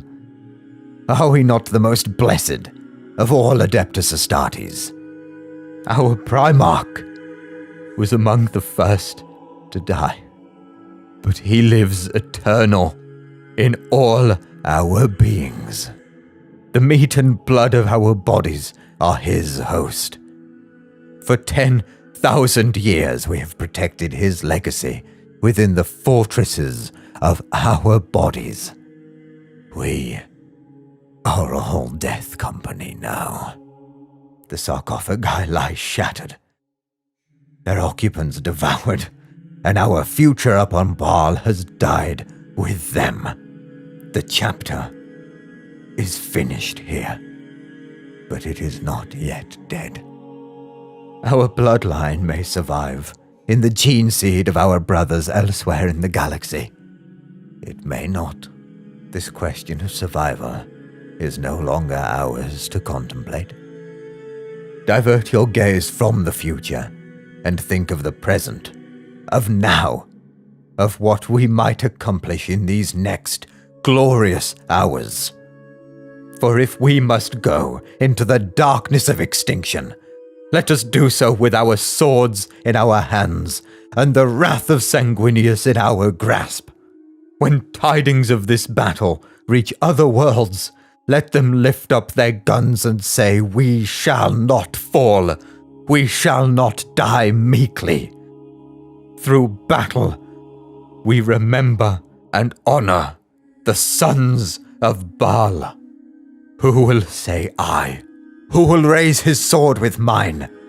Who will bring burnished steel and wrathful soul to the slaughter, and let red ruin flow? Who will die in remembering our Lord? Our flesh may be devoured, but they cannot touch our souls. We are the most blessed of the Emperor's warriors. The soul of our Lord lives in the minds and the hearts of every one of us. We, the red-clad, the blood-hungry. We, the wrathful and the pure. We, the sons of Sanguinius, the most noble and glorious of all the Primarchs. We hold more than his memory in our hearts and minds. The great angel would not lurk here waiting for his end. He would strike out, seeking to destroy the leader of his enemies as he did when he confronted his brother Horus. Such a choice is now ours, as it was our father's. If we do this, we shall all surely perish. But Baal may yet escape and play host to Space Marines still. You and I will not be among them. But the name of the Blood Angels and the score of other chapters who fought with us here will yet be known across the galaxy. For a millennium, I have worn this mask. So long that mortal humans on 1,000 worlds equate Dante with Sanguinius. One has become the other. I have no need of a mask any longer. I need not wear our Lord's face. He is in here, in my heart. I reveal my face to you. Long hidden for shame of the weakness age reveals. I shall wear this mask when I fight, in honor of our Lord. But I go into the final battle not as a poor facsimile of our father, but as Commander Louis Dante, son of Baal, son of the great angel, whose living body is the host of the Primarch. What say you, warriors of Baal? That we let slip the red thirst one final time, and fly upon the wings of wrath with our Lord unto battle? I commend you all, O ye mighty, to the protection of the great angel, for the Emperor, for Sanguinius. There is no more beauty to be had from life, so let us then seek a beautiful death. Then we march, all of us who bear the blood. Chaplain Ordermail, summon the Amaraean guard. Open the gates to the Tower of Amareo. Let the damned march with the damned. Wild men who caught and sang in sun in flight, and learned too late, they grieved it on its way. Do not go gentle into that good night. 12 centuries of control was let slip. Dante pushed aside his humanity and embraced the red thirst. Pleasure like a dam burst and flooded his body. The gates of the Tower of Amareo were opened. The custodian of the dam emerged first, a Space Marine champion oath-bound to remain within the tower until the end of days. Now those times had come. The ground began to shake. Cries and guttural shouts rose until a swarm of black armor rushed forward. The Death Company. Those damned by the black rage and the visions of their father's death. Pounded forwards with unmatched fury. As the damned approached, portcullises, gates and energy fields were all opened. The blood host assembled behind their Lord Commander, and two charged. Rage! Dante roared.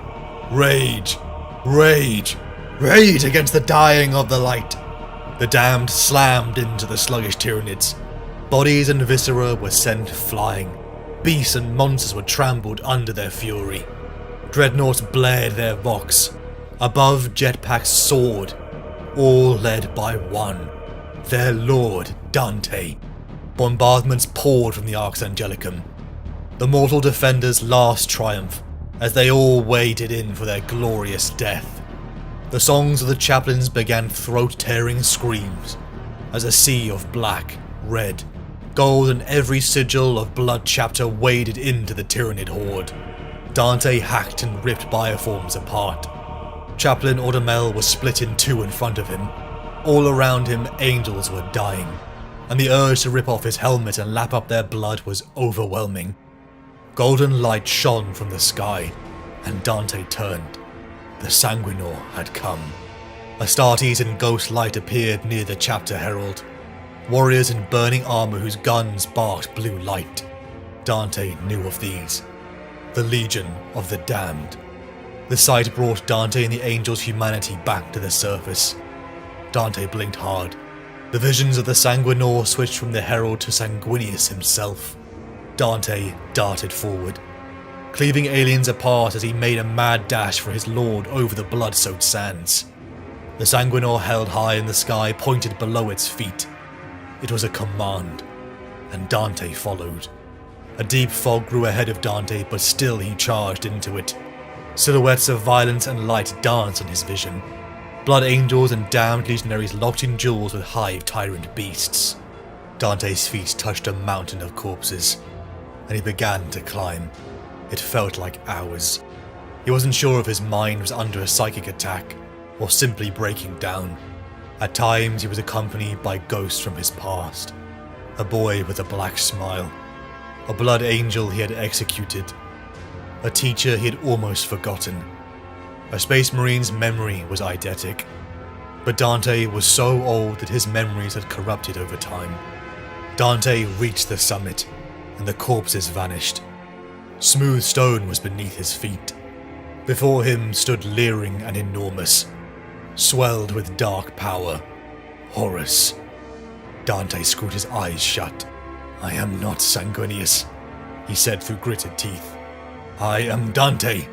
Dante. I will die as Dante. This is my final battle oath. I shall be myself," he screamed. Horus shimmered, until it corrected into the largest hive tyrant Dante had ever seen. Upon backward hind legs, it stood taller than a dreadnought. Red spore clouds pumped from the chimneys on its high back. Bonded to his fists were 4 matched bone swords. He had heard of this thing, the galaxy's bane, the hive mind personified, the Swarm Lord. Ancient eyes that shone with cunning stared at him. It moved faster than Dante could believe. Angel-forged steel met crystalline bone swords. Energy exploded and sent Dante flying. He used bursts from his jetpacks to stabilize, as the towering monstrosity was on him again. Dante leapt again with his thrusters. As 2 swords slammed into the sands next to him, he snapped off a quick shot with the perdition pistol. One of the creature's 4 arms fell slopped off, but it kept coming, as if pain had no meaning to it. Each second felt like hours, as Dante dived and slashed, both trading minor blows. His red thirst had grown to unbearable heights. The doors of the black rage were opening, but Dante would die as himself. He dived in again, sweeping under the swings and delivering his own to one of its eyes. Finally it cried out a sound that could be pain, and Dante smiled coldly. "I shall take your other eye, and then I shall kill you," he rasped.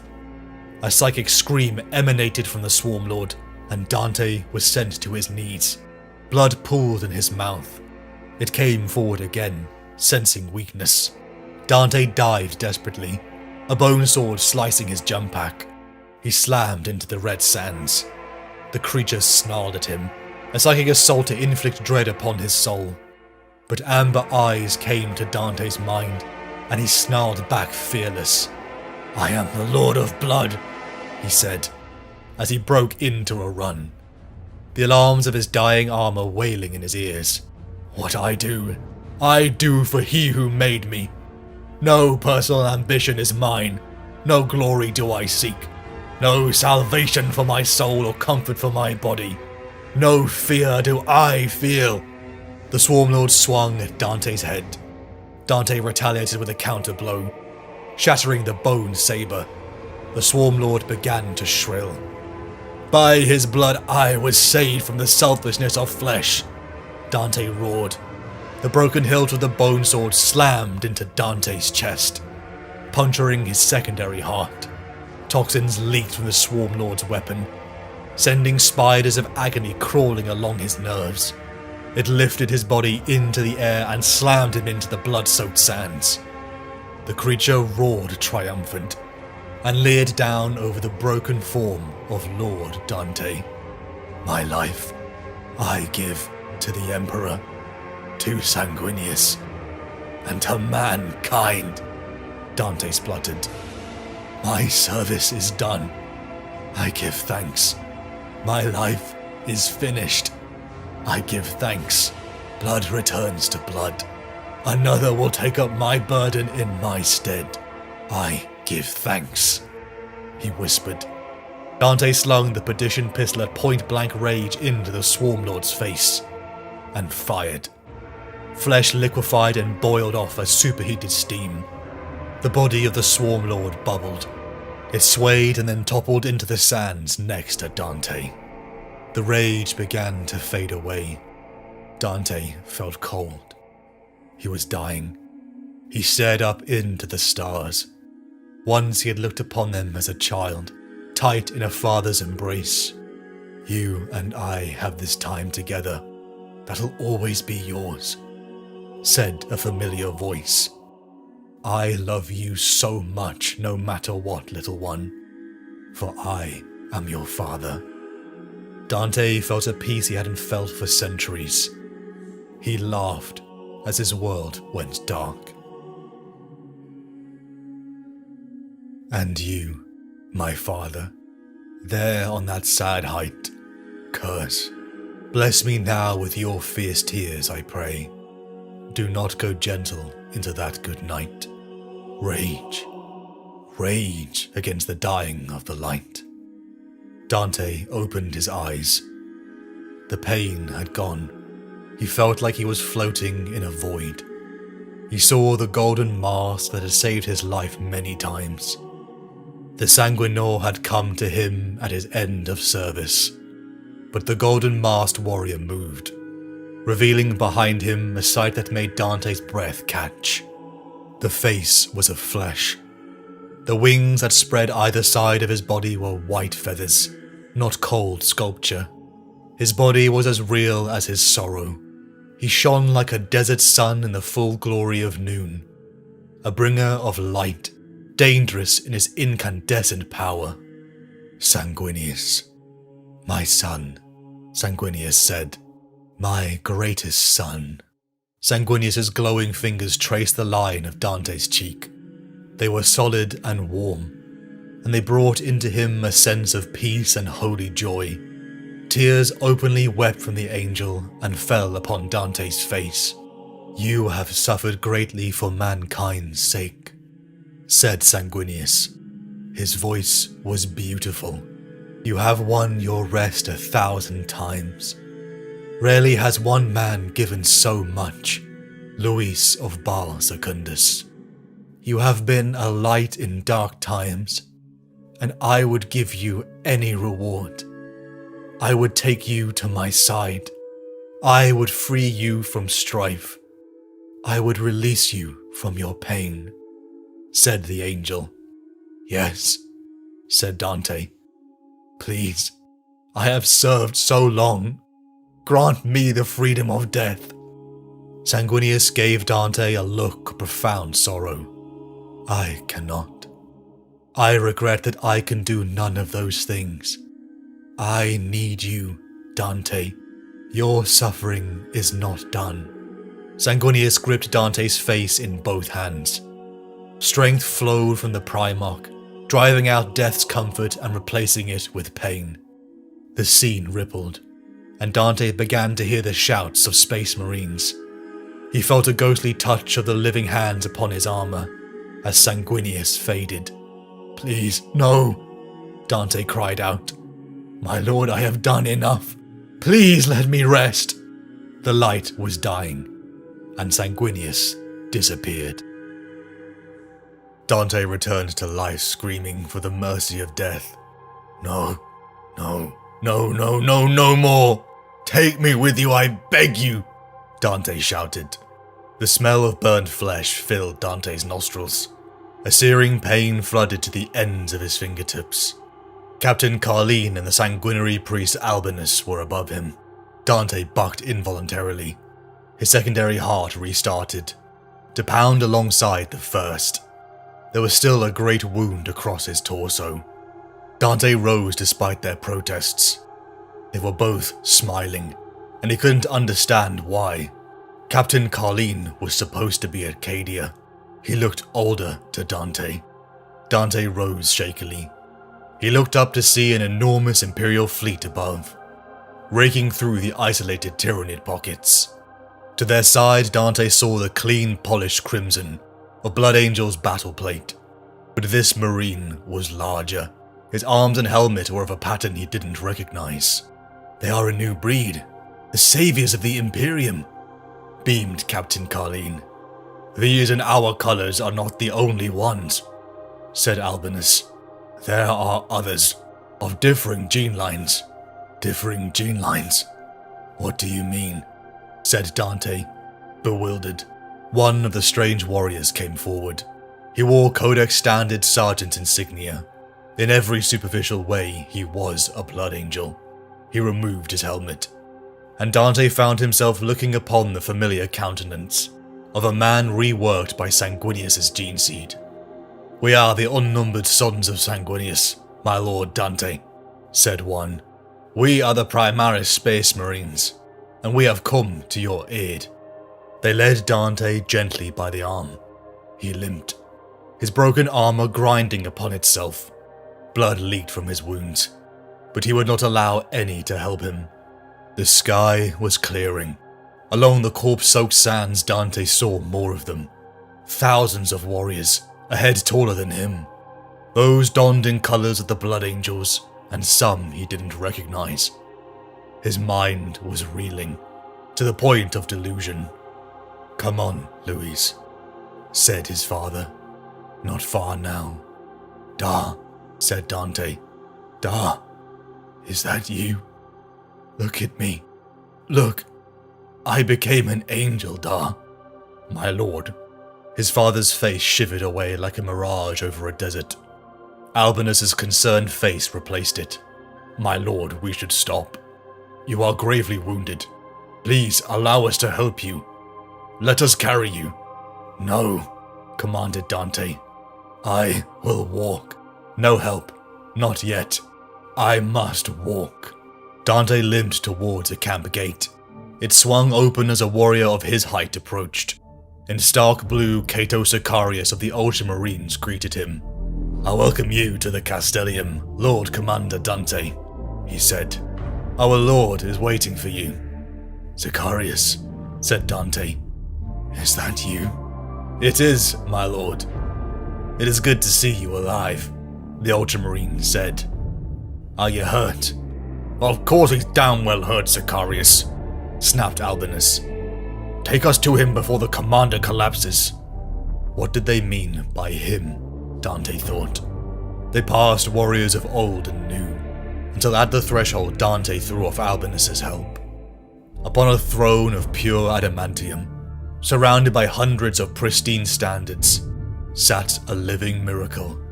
A giant warrior clad in blue and gold, his expression fair yet stern, a massive gauntlet upon one hand, a huge, scabbarded sword resting upon his knee. Robute Guilliman had come to Baal. There was no mistaking it. Dante had seen the Primarch before, shut away in the stasis field upon the fortress of Hera on Macragge.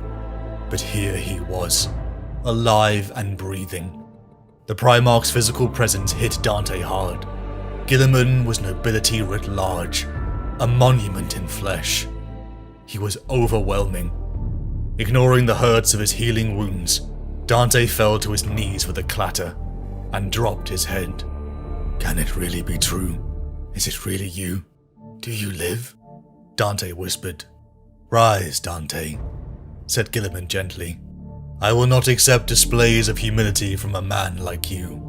You are one of the few in this era who has earned the right to speak to me on equal terms. Rise now. Dante grunted with pain as he attempted to get to his feet. Guilliman grasped Dante's pauldrons and bodily hauled the chapter master up. Forgive the indignity, Guilliman whispered. I see you are hurt. Dante nodded numbly. Never kneel before me again, said Guilliman. I will have you stand with me as a mark of respect. I will order you not to if I must.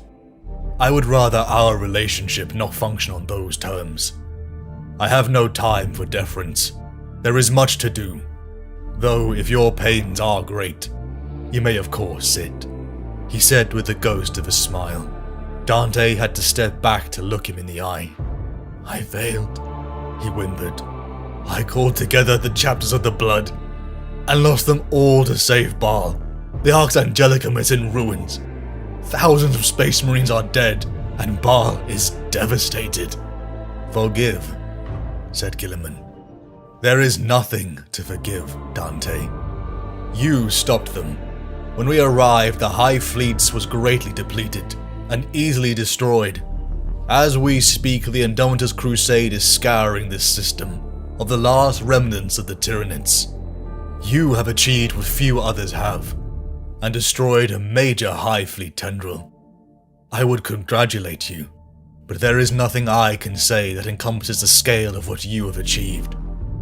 Guilliman put a hand on Dante's shoulder. You have saved Baal from the hive mind, Commander Dante, and with it the greater part of this segmentum. At that, Dante wept freely. I'm sorry, he said. I almost lost everything. Please forgive me. There is nothing to forgive, said Guilliman. Overwhelmed, Dante collapsed to the ground. The galaxy is in great peril, said Dante. He looked heavenward towards the Cicatrix Maledictum. The galaxy was cut in two. Terra's Astronomicon was lost to them. It had taken the Lord of Blood days to recover. Only now did the Blood Council meet. High Chaplain Astorath had returned from Cadia and had joined the Primarch's fleet. The warp scar across the universe so close to Baal had warped time. Cadia had fallen a decade ago for the rest of the Imperium. Mephiston and the Librarius had survived. Corbulo and Captain Carleen, along with the last sanguinary guard, stood alongside Dante. Once again, Dante had lived to see the chapter fall below 200 brothers. But this time was different. It was as the Sanguinor had said, there is yet hope. The Primaris Marines, a new iteration of Astartes, larger and stronger, and ones no longer cursed by the red thirst or black rage. Not all had welcomed these brothers openly. Chapter Master Gabriel Seth had returned the reliquary of Amit. The relic had been crucial to the Flesh Terror's survival, but it was clear that Baal was its home. The Chapter Master left Dante a warning. What were they without the righteous fury of the Angel? That these warriors were just ultramarines in new paint. Dante disagreed. He felt hope. High Fleet Leviathan had come to destroy them and failed. The brother of Sanguinius walked amongst them. They would rebuild, rearm and refill their ranks. The Indomitus Crusade launched by the Primarch Guilliman was re-establishing order, even on the dark side of the rift, so coined Imperium Nihilus. Dante had seen Sanguinius. He had ordered him to live, but he would never tell another soul. Robute Guilliman approached the group unarmored, an apologetic look on his face, a data slate in hand. My Lord Commander Dante, Blood Angels, may I join you? Of course, my lord. We are your servants to command, said Dante. He did not kneel, as the Primarch had commanded him not to, but he wanted to. They didn't speak. Both looked out to the horizon that blanketed everything in a red haze. Below, the work of an empire was rebuilding. Above on Baal Primus, a white rune sat on the southern hemisphere, a towering structure of tyrannid bone that spelled Kabanda. Mephiston and the Librarius' efforts had just been strong enough to have redirected the demon from Baal Secundus, sparing them another foe.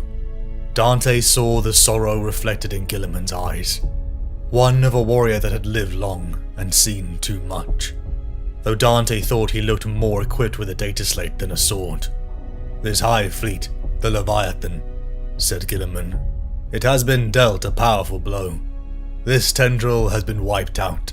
You have saved billions of lives through your sacrifice. I would say that is enough. I leave this sector in capable hands. You are leaving then, my lord? Asked Dante. Guilliman nodded. Soon enough. I am glad to have arrived here in time to save you. It'll make my task a little less impossible. He smiled. They shared the joke. The task was impossible. Guilliman turned his full attention on Dante. It took all of the commander's will to hold his gaze. The Primaris Marines, said Guilliman. There are enough of them to bring all the Sanguine bloodline chapters back to full strength. I appreciate the adjustment for you will be difficult, but they are experienced warriors and mighty. I am in the process of establishing a number of new chapters, also of your Gene Father's bloodline, said Guilliman. We will extend to them the same friendship. We do all of the blood, my lord, said Dante. Guilliman placed a hand on Commander Dante's shoulder and smiled sadly. Listen, son of my brother, you have witnessed much. I sense in you weariness. The Emperor never told me how long the Space Marines were supposed to live, but I suspect he never envisaged any living quite so long as you. I am weary, my lord, said Dante. It is true, but I shall not stint in my service. I do not think you will, replied Guilliman. I know plenty about men being worshipped when they would rather not be. The error is a common one, and it is not yours. You have nothing to feel shame for. I offer you relief, not condemnation. Remove your helmet.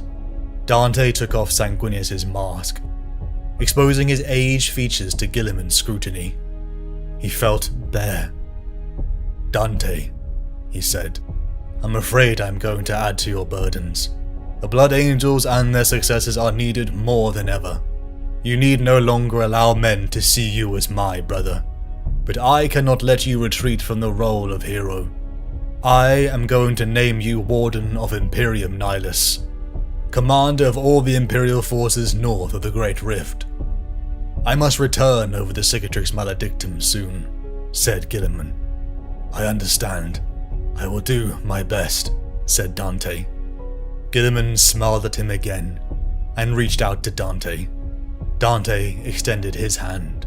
The Primarch's fingers engulfed his hand, gauntlet and all. Seeing a living son of the Emperor had made living this long worth it. 14 weeks later, the Indomitus Crusade pulled away from the Baal system. Once again, Dante stood before tens of thousands of Marines. "For Sanguinius and the Emperor," he roared, as thousands answered his call.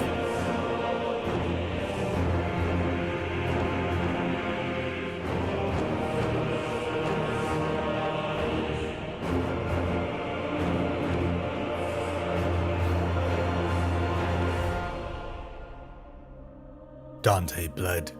Wounds that had been dealt in the sands of Baal, now months before, still wouldn't fully heal. Inside a sarcophagus of ivory and gemstones, the Lord Commander of Imperium Nihilus slept. Despite his enhanced physiology, only time bathing in the cooling liquid blood seemed to stem his wounds. Dante felt peace, until alerts sounded and the Lord of Baal was awakened. Dante coughed, spraying his 4 servants with blood. They did not flinch, but continued their ministrations, first wiping his eyes so he might see, then gently assisting him, their hands stained in blood. Dante trembled. His muscles disobeyed him. He shamed himself with his weakness. His legs gave way. "Steady, Lord," said one of his blood thralls. They struggled to lift him. Dante was old beyond imagining, but the Emperor's gifts had spared him the infirmities of age. He was still tall, an ogre of a man, heavy with muscle and bones dense as rock. "Enough," he croaked, and rose again slowly with concentrated effort. A lead blood thrall stepped forward. Colma, his new equerry. Memories of Arafeo flashed. The old fatherly figure, and the sacrifice his friend had given him. Every one of the 67 equerries before Colma had withered and died before Dante's eyes. Maybe Dante would finally outlive one. His thralls began to sponge the dying blood from his bare body. "Stop," he said. "I shall fight blood-clad. I find myself waging a war against time above all other foes.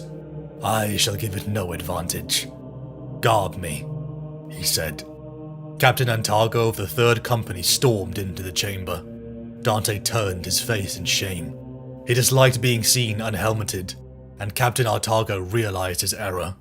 The Primaris had much to learn. "Forgive me, my lord," Antargo said. "I could not wait. Lord Mephiston has commanded the fleet exit from the warp. He sent me here to find you personally. Demons, my lord. We have manifestations. Lord Mephiston speaks of an attack in the warp. The Dominance is under threat.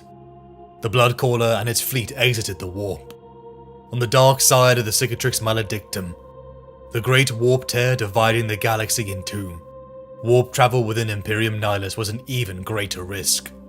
At the head of Dante's armada, the Sanguinor itself had guided them, until an angel of darkness had attacked. Demons had swarmed the fleet, and the Dominance had gone dark.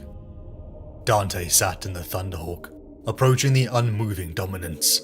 His sanguinary guard were arrayed around him.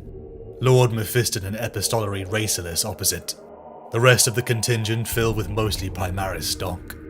Dante saw hope in them where others judged. They wore the Blood Angel's colours, yet none of them were born of Baal. None had been engraced in the virtues. The awe Dante commanded seemed to fall short on these warriors, born in a time when the imperial truth reigned. But they were the future, and many worried that the traditions of the chapter would die with them. Dante called a close-up image of the dominance from the Thunderhawk's augurs, interstellar void black, so far from any sun. The light of the stars was too feeble to provide more than a darkening twilight. Dante hid his sharp draws of his breath. Below the golden visage his wounds pulsated with dull pain. "Turn us about.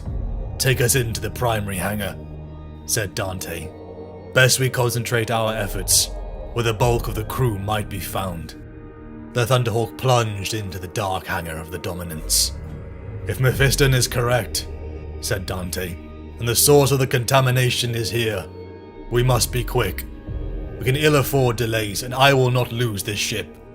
These ships are crucial to our fleet plans." Captain Antargo and 2 intercessor squads fanned out. Mephiston, Lord of Death, descended his own ramp, with 4 of his librarians and more of Antargo's men. Mephiston's gorily styled armor stood out against his followers' sober blue. Dante steeled himself against the air of foreboding that preceded the Lord of Death. Few beings made Dante uncomfortable. Mephiston was one. His chief librarian indicated the librarius could handle this. They knew, Dante thought. They had heard the whispers of the Lord's wounds. But Dante would not hear of it. Suffering was an old friend, and he could still lead. The Blood Angels set forth, pushing into the claustrophobic halls. Blood stained the walls like abhorrent murals. They followed as Mephiston directed them towards the Navigator's tower. Unseen by Dante's men, a pool of shadows split and slithered across the deck, following after. Approaching spiraling pillars, the group stopped. Mephiston and Racelus seemed to disappear. Only when Dante continued did the Lord of Death and his brothers assemble like a mirage. A barrier, a temporal line had isolated the Navigator's tower, though they could still cross. It was clearly a trap, but one they had to spring. Gunfire crackled up ahead. "We are ambushed.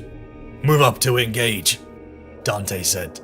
The Ax Mortalis crackled in the stale air as he upped the output of his disruption field. The Space Marines ran down the corridor towards the noise of battle. A dome chamber opened up ahead, where several corridors joined. Shrines were set in the upper arches between the corridor mouths. "A midship temple," said Dante. "The kind of place the Neverborn enjoy profaning." Shadows began to thrust unnaturally towards them, as Dante and his sanguinary guard ignited their jets. Dante slammed down the Ax Mortalis. There was no resistance, but it crackled with the energy of a successful hit. Mephiston and the Librarius emerged. Their power was greater, as arcane bolts slammed into the shadows and burned them out. Dante looked to see one last shape attack. Again he drove the axe deep. Its form coalesced out of the shadows before vanishing, and he recognized its pale, seductive form. "Demonettes," said Dante. "The creatures of the Dark Prince." Demons began to coalesce from the shadows. Flesh-violet shapes almost danced towards them. "Masters of the Librarius, clear us a path," roared Dante. Disciplined lines of bolter fire punched the masses, as Mephiston and Racelus charged forward. Racelus conjured up a storm of ruby lances that he flung at the demonettes. Mephiston simply waded into them, drawing his 4-sword Vitaras that burned with ruby fire. No matter how many times Dante had seen it, the Lord of Death was a terrible sight to behold. Within him emerged the tapped power of the Black Rage. Mephiston clove demons with strength and speed that frightened Dante. Like a beacon, encased in ruby fire, Mephiston led them deep into the swath of demons, pushing all the way into the chamber lit in a sickly green light. Dante slew with axe and pistol, the sanguinary guard ever close. But something stirred within him. It was like Mephiston's aura grew his red thirst. The resistance broke, and again the Blood Angels were alone. The contingent emerged into the vast chamber of the Navigator's throne, leading them to life signs up ahead. Sickly perfumes touched Dante's nostrils. Captivating music grew that made his mind ache. All senses were rising to a crescendo, until they saw it. They found the missing crew of the Dominance. A pillar of living flesh, hundreds of feet tall, mewling with pain and ecstasy. Shadows surrounded the Blood Angels and began to whisper in seductive tones. Kyrus, Kyrus. Mephiston looked towards the pillar of flesh. Kyrus, one of the greatest servants of the Dark Prince. Mephiston said, "It is coming. I sense it. Kyrus, Kyrus, Kyrus." The chants of the demons became louder, more exultant. The pillar of flesh convulsed and spasmed. Thousands of mouths opened in its towering flanks and screamed in perfect harmony. A point of red appeared halfway up the pillar's length. Blood dribbled out of it, turning into a rivulet of crimson. Then, a huge black claw punched outwards and soared down, opening the stolen, merged flesh of the crew. A long, bovine head the size of a space marine, and crowned with sweeping horns, forced its way out. Shoulders struggled after, the claws stabbing and rending to make the hole bigger. The demon pushed at the gap, its long tongue whipping about its muzzle. "Open fire," said Dante. A hail of bolts blasted towards the abomination, only for it to smile, the round sizzling out before it blemished its perfect skin. To witness it tugged something wrong, and yet beautiful within the angels. Their red thirst grew. "Good day, little angels," it said, amused. "You must be the great Dante, the aged wretch who became king of half the galaxy. How old are you? How wrinkled and unattractive. Truly time is cruel to mortals. I apologize. I did intend to come for you some time ago, Lord Dante, but mortal years are hard to judge." "Your posturing does nothing to make me fear you," said Dante. "I have stood against more impressive beings than you and prevailed." It pointed at the Lord of Death. "You are Mephiston. You turned aside Kabanda, the servant of the witless blood god. He and I are old foes. I hope you made him hurt." Mephiston made to attack, but Dante held him back. "By their boast do our enemies reveal themselves," said Dante. "My master mistress is a generous patron," the abomination whispered sweetly. She only wants you to be happy. If it is death you crave, I shall give it to you. But first, my offer." Kyrus stood tall and spread all its limbs. "Khorne is not the only god who covets your bloodline. Slaanesh dreams in his fragrant sleep. How fine it would be to turn you to her cause. You are a brotherhood beset by temptations. The temptations of blood. The temptations of rage. And what is your artistry if not a tentative fumbling for excess? You are natural warriors for the Dark Prince's cause. Become Slaanesh's champion.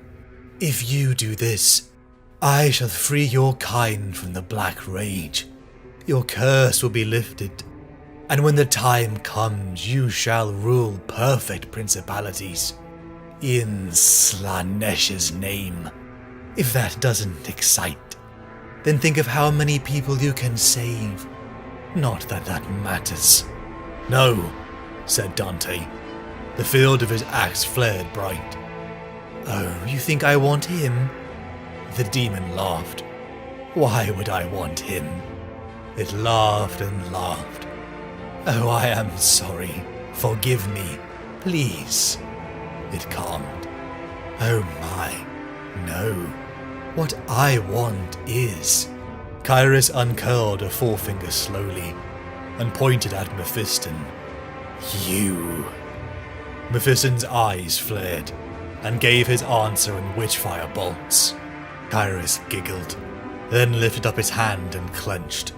Brother Demas exploded in a shower of blood. Demonettes on the outskirts surged all around the Blood Angels as Kyrus swept forwards, drawing a blade of bone from thin air. A titanic boom thrummed through the space as the Axe Mortalis slammed against Demon Blade. Dante was sent flying back, but rose despite his wounds. Mephiston flew over the demon on wings of red light. His eye lenses blazed. Vitaris roared with crimson fire, and lightning stabbed out of him, and where it hit the demonkind they screamed and burned. Ah, sighed Kyrus. It licked fluid from its stump. An actual challenge, it hissed. The Lord of Death slammed Vitaris forward towards the abomination. Cackling Ruby Foresword met demonic bone in equal strength. What is happening to him? Shouted Dante over the crackling of the psychic force. He was stunned. Mephiston's power matched the greater demon, and was rising. How long has he had such power? Dante asked. There are matters we must discuss, my lord, said Raceless. Perhaps not now. The demonettes were thinning with every rogue shot the Flesh Tower took, a detail Dante didn't miss. He ordered all the weapons to fire upon the vile creation. Kyrus shrieked, and tried to lunge at them, but was held in check by the Lord of Death. Gouts of flesh and blood blasted from the shrieking mass as it began to collapse. Where the column had stood, a vortex opened. Black lightning fringed it. Colours of no mortal hue bled from the edges. Shield your eyes, Raceless shouted.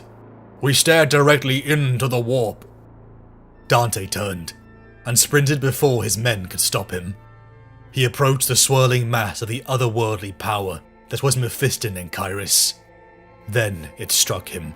The aura of Mephiston's power surged his red thirst to unbelievable heights. Only millennia-old Dante had the fortitude to resist. The ship shook violently. Finish it! Dante shouted. The ship will be destroyed if it's not banished! His words slurred by the effects of the thirst. Kyrus leant gracefully aside, and executed 3 quick parries of Mephiston's sword. Dante charged, slamming the Axe Mortalis into its ankle. The greater demon screamed in pain and pleasure. I deny you and all your temptations, Dante roared.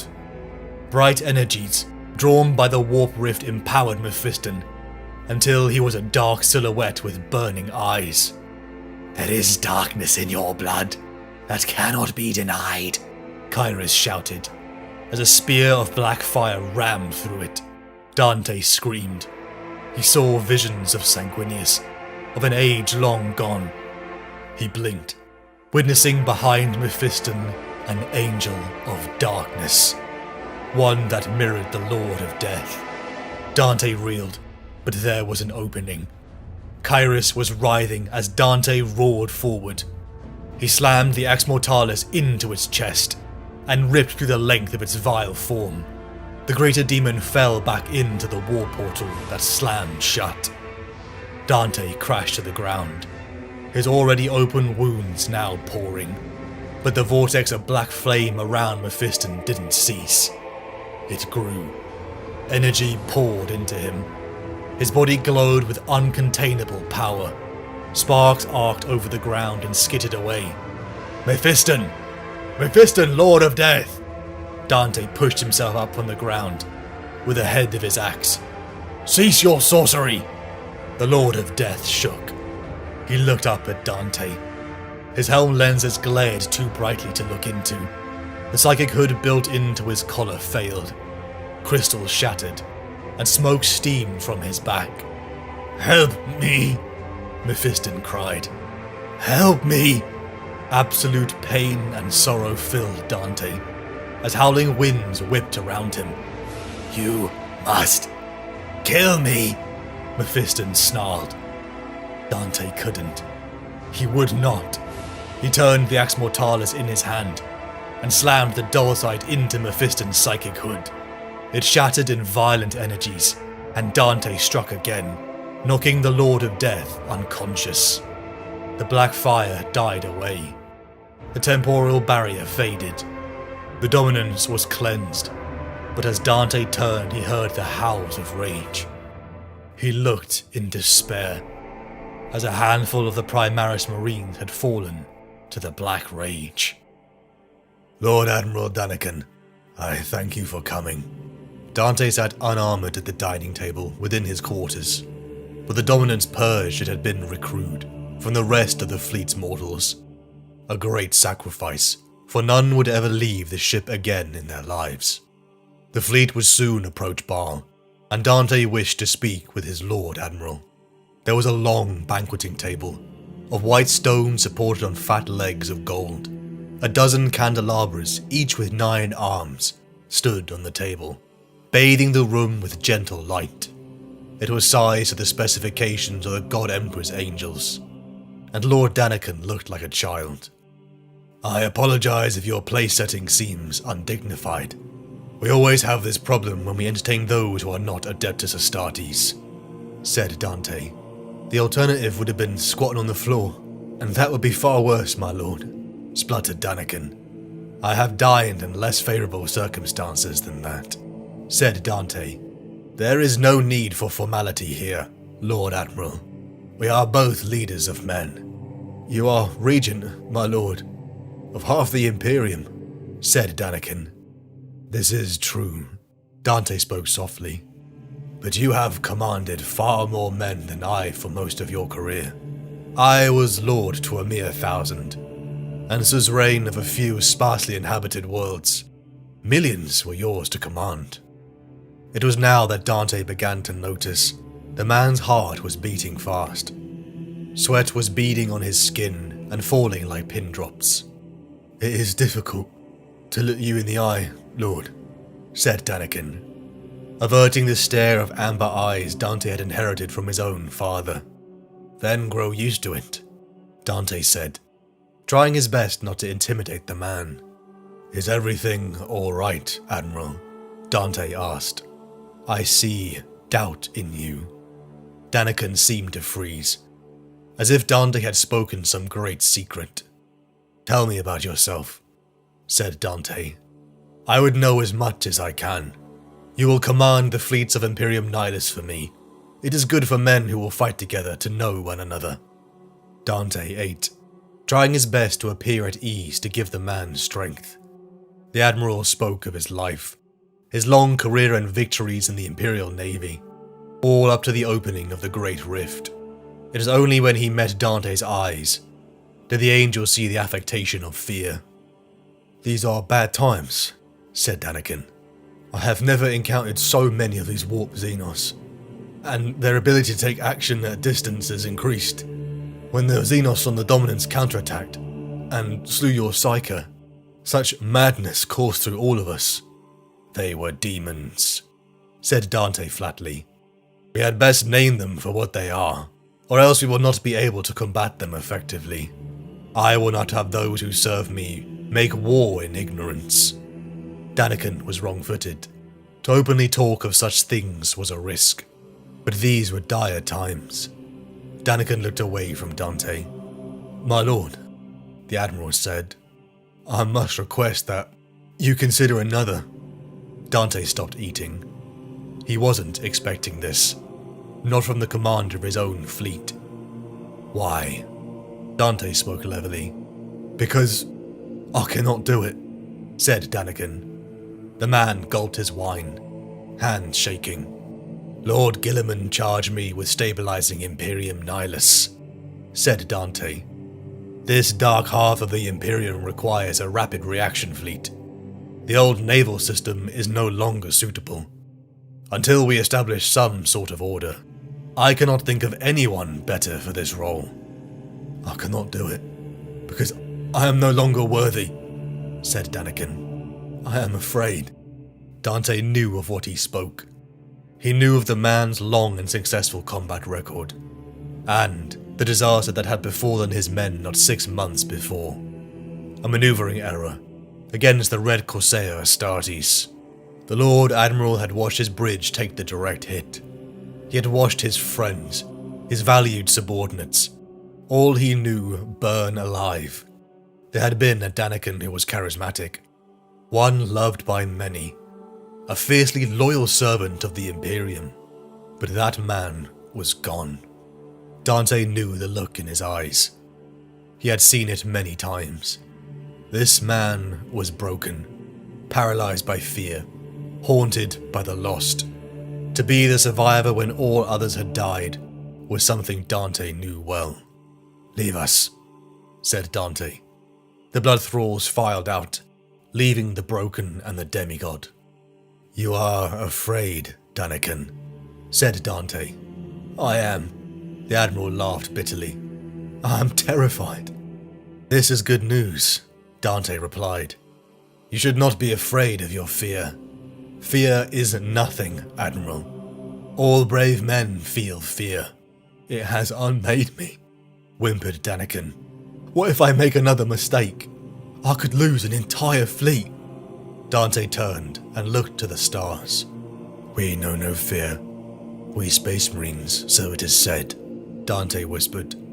"There are warriors amongst the chapters who genuinely do not feel fear, but they are rare. To be genuinely fearless means to lose an essential part of your humanity. A warrior without fear is dulled to risk, and therefore to tactics. He takes no account of the limitations fear places on others. He can become cruel. But you make no mistakes. Not like I did," Daniken burst out. Dante laughed. "No mistakes. Do you know how many times the Blood Angels have come to the edge of extinction in the last 1,000 years? "How many times?" Daniken insisted. 4, said Dante. The false smile wiped from his face. 4 times. "Do you know how I became Chapter Master?" asked Dante. "No, my lord," said Daniken. "Then I will tell you. And when you have heard, you shall tell me again why you cannot do your duty." And so Dante began to speak of the Callius insurrection. Raceless met Dante and Antargo at the doors of the Librarius. Not even Dante could enter the Sanctum Psychana without permission. Dante stopped inside the entrance. "How do you fare, Gaius?" he asked. The veteran librarian was amongst the oldest of the chapter, though far younger than Dante. It became clear that proximity to Mephiston's power had been a challenge. Dante asked for the briefing. He had been aware of the transformation on Armageddon centuries before, when Brother Callisterius, lost to the Black Raid, had emerged healed, bearing a new name, Mephiston. According to Gaius Racelus, that unique rebirth had brought a power that was increasing beyond reason. The power of Mephiston had been a blessing to the chapter, a sign of hope. Though at times Dante missed the gregarious Callisterius, Dante looked upon the ivory sarcophagus that housed the Lord of Death. Encircling it were the most powerful wards the Librarius possessed. He should be utterly cut off from the warp. "The great rift has opened," said Dante. "Many strange things are afoot. Demons stalk the stars at will. The Astronomicon is shrouded. Corbulo has notified me of a rising incidence of rage amongst our veterans. The Red Thirst hounds us harder, even those of Cole's gift. Can Mephiston be responsible for all that? The galaxy is a large place, and Mephiston has been at my side since the fall of the Arx Angelicum. He showed no sign of influence on the Warriors of Blood then, but we witnessed the Black Rage in the Primaris Space Marines for the first time, right in front of us," said Antargo. "It cannot be coincidence that it occurred when Mephiston lost control of his powers. The psychic shock of it killed his own brothers, decks away." "Will you kill him?" asked Racelus quietly, averting his gaze of Dante. The man clearly worried for his brother. "If that is what is necessary, I will have to," said Dante. The fleet exited the warp above Baal. An armada of administratum dotted nearly every sector. Such was the expense of rebuilding and fortifying. High Fleet Leviathan had wounded them, but Baal will be stronger than ever. What came with Guilliman's Indomitus crusade were resources far beyond imagining, such that now the Skyfall docks could play host to forces wielded by the commander of Imperium Nihilus. The shouts within the Council of Blood would not quiet. From the veterans to the Primaris, all could not imagine Dante's proclamation. QVO, an adept of Archmagos Belisarius' call, had come with an offer, crossing the Rubicon Primaris. A surgical operation to bring veterans like Dante the gifts of the Primaris line. But the survival rates were low, not counting in the factors of the Blood Angel's divergent gene line. Dante would not allow his brothers to undergo something he himself would not endure. Though they all protested, they could not risk their Lord Commander. Dante felt their cries as blood still trickled from the wounds that would not heal. He was old, but perhaps he had no choice. Gaius Raceless rose amongst the cries that echoed in the Baroque hall. "My lord, you are too valuable to risk as an experimental subject." Murmurs of assent went up. "But if you would permit me," Raceless said, "I have a better idea." A procession of men climbed their way up to the Tribalus Victorum. Dante strode at their head, flanked by Sanguinary Priest Albinus, Sanguinary Guard, the Blood Angel's Librarius, and at the flank came Asterath the Grim.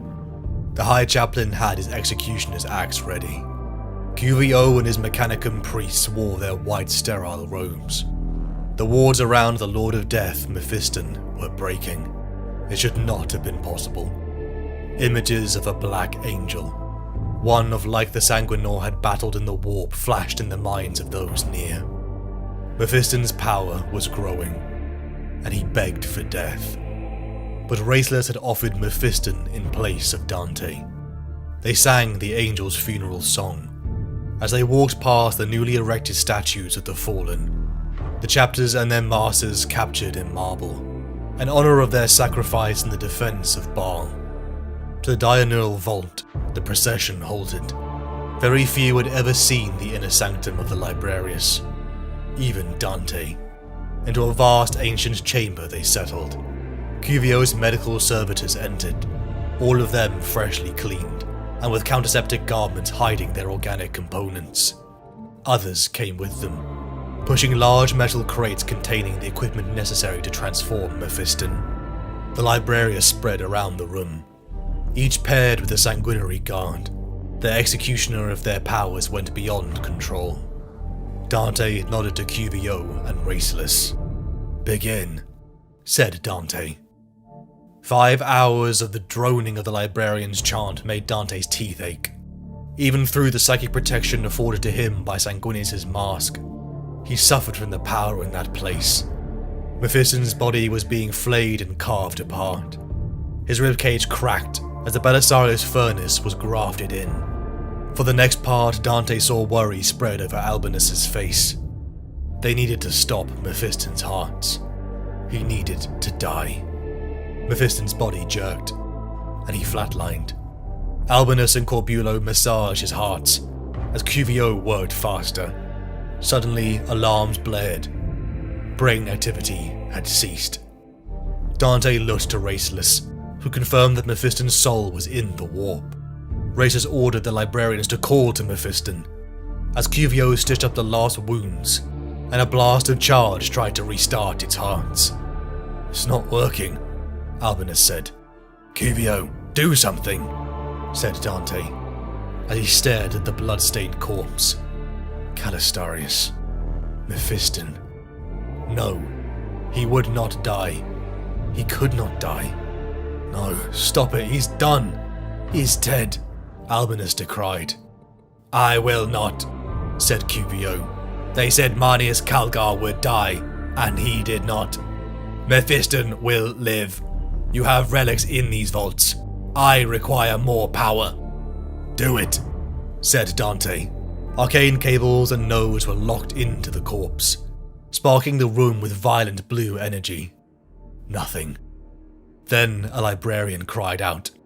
His eyes glowed with power until his head exploded. Mephiston's corpse began to rise. "By the great angel," said Raceless. "I feel him. He is coming back! But his face changed from joy to horror. He is changed. By the angel, what have we done? He looked at Dante. We have failed in every way. Mephiston's body rose into the air. An explosion of energy roared from him, as Dante and the others struggled to remain on their feet. It was like the heart of a star. Black fire and the image of a dark angel flashed, as Dante felt the black rage building within him. But with a thunderclap, the energies vanished, and what stood bare was the reborn Mephiston. He was taller, stronger, perfect in form. He lives. He is Primaris, whispered Albinus. Mephiston knelt and closed his eyes, as if he had shut off a valve. The vision ceased. The beginnings of the rage vanished as quickly as they had come. We should kill him, said Astarath, clambering to his feet. We should be done with this. He has always been a danger. Look at this. Wait, said Dante. Dante approached. He remembered Callisterius, the warm and bright man replaced by a figure that terrified him. That transformation paled in comparison to this. Mephiston, Dante said. The Lord of Death did not respond. Callisterius, Dante tried. Mephiston looked up. Not Callisterius, not Mephiston. I am something else.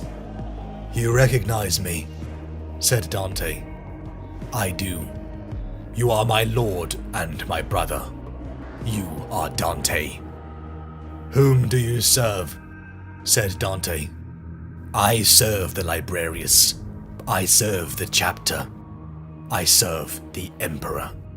He got to his feet. I serve mankind. Raceless, Dante asked. It is him, but it is also not him, said Raceless. Kill him, said Astarath. Kill him while he is weak. Is he in control of his abilities? Asked Dante. At the moment, yes, said Raceless. They all relaxed a little. Welcome back, brother, said Dante. I serve you, my lord, said Mephiston. If you decree that I must die, then so be it. I saw him, or something that could be regarded as him, said Mephiston. He was unarmored, larger than before. He wore simple red robes, and sat upon a rocking chair, leafing through a mouldy tome. It had been days until the Librarius had cleared him. Dante stood armored. The unease he always felt in Mephiston's presence was stronger now. Who? Asked Dante. Our father, said Mephiston simply. I sense something in you. You too have changed since Leviathan fell upon us. You saw our father too. Sanguinius, said Dante. I did have a vision. Dante stared into Mephiston's eyes. I was on the verge of death. I think I would have died if he had not sent me back. I saw something similar. A choice was given to me, said Mephiston. He spoke of two angels, one of gold and one of black, battling in the warp for the chapter's soul, each represented by an avatar. The Sanguinor for the gold, and now Mephiston for the black. What this fate entailed, the Lord of Death kept to himself. Then you are more fortunate. No such offer was made to me. Dante spoke neutrally, but he could not hide the rancor from Mephiston. You are ready to rest, said Mephiston. I have seen more war than any being should have to, said Dante. There is little in my life but despair. What we saw, both of us. It could not have been Sanguinius. He is dead. He has been dead for 9,000 years, said Mephiston. What, then? Is it more likely our sense of duty brought us back? Said Dante. Duty is my undoing. Dante paused. Could it have been him? Could he persist somehow in the warp? Mephiston shrugged. "You do not think it was him," said Dante. "I could not be certain." Dante looked at the Lord of Death, seeing his pale skin, his features once striking now cast in shadow. And yet he and his brother had been cast back, sentenced to live, for only in death does duty end. And their father had shown that there was more for them to do. Mephiston could be a threat to the chapter, but Dante would let him live. He believed in him, that Mephiston had survived for a reason, just as he had done. The Rubicon had been crossed, though at great peril. QVO had been overjoyed with their success, but Dante refused the offer for himself, for now. His counsel was right. He was too important, not whilst Imperium Nihilus was cut off from the Emperor's light. Dante once again strode aboard the Dominant. Genestealer cult had amassed to the north in the wake of Leviathan's failed assault on Baal. The planet Ronetti and its system, if left unchecked, could call the tendrils to new feeding grounds. The armada of the Blood Angels set course. It was once again within Dante's quarters that Admiral Daniken arrived. For weeks Dante had enjoyed dinners with the man. He believed the feeling was mutual. Each night by exquisite dinner and candlelight, Dante recalled the Callias insurrection. He was only a young captain when the Black Legion ambush came. He recalled the close quarter struggles, the death of the chapter's captains and his predecessor Remiel, the despair of losing his closest friend Lorenz into the vacuum of space. The argument spilled from Dante, a plea to the man to keep going. Daniken was a hero, whether he felt like one or not. Even if it was a lie, he must live it. Dante wondered if he was trying to convince this man or himself. Then you were saved by the angels numinous. You did not escape yourself, said Daniken. We would have died without them. The point of this tale you are telling me, Commander, is that your heroism was not a deciding factor. You know what I am telling you. You are not a foolish man, Admiral. I made mistakes. I almost died. I lost good men. I nearly lost my brother, Lorenz. There were no noble last words, no touching sentiments exchanged. He was with me, then he was not. The last I saw of him, he was being driven apart from me by the enemy, his hand black from void exposure. It was only days later, and by chance, that he was recovered from deep in space. So far into suspended animation, he was almost dead. I was convinced he was gone. That hurt me greatly. He fell quiet. Daniken watched him closely. You are surprised, Dante said eventually. After all I have said, do you still not think us capable of emotion? Brotherhood is the foundation of the chapter. We feel the loss of our comrades deeply. Lorenz was with me from the beginning. He was the last from my intake. He was my friend, and my insistence on making for the command deck led us into a trap that nearly cost him his life. Dante sighed. And yet, despite my stupidity, shortly after the Angels Numinous came to our aid, I was made commander. The decision was far from unanimous. Sometimes we find ourselves where we are not because of what we do, but because of circumstance. I did no great deeds to be elevated to commander of the Blood Angels. I simply survived. All my achievements come hand in hand with tragedy. All of them come with errors. I have made mistakes. You have. But you can recover from yours. You are a space marine. Dante's voice rose a little. He had a beautiful voice, like strong music in soft mountain airs. What does that mean? Nothing. We are both men, you and I. Courage runs in every human's veins. I, too, was not worthy. Others believed I was. Subsequent events seemed to bear out their opinion. I fought because I had to. I served because I must. I made errors. I learned much from them. And still, the chapter nearly perished while I was its master. Eventually, I became worthy. Because I had to be so. Because it was expected of me. I am not you, said Daniken. Defiance crept in his voice. I am not me either. Look at me, Admiral. Daniken could not. He dropped his eyes. I said, look at me. A feral growl entered the back of Dante's voice. The Admiral raised his eyes painfully slowly. What am I, really? Who is Dante? Is he the boy from the tribe in the sand?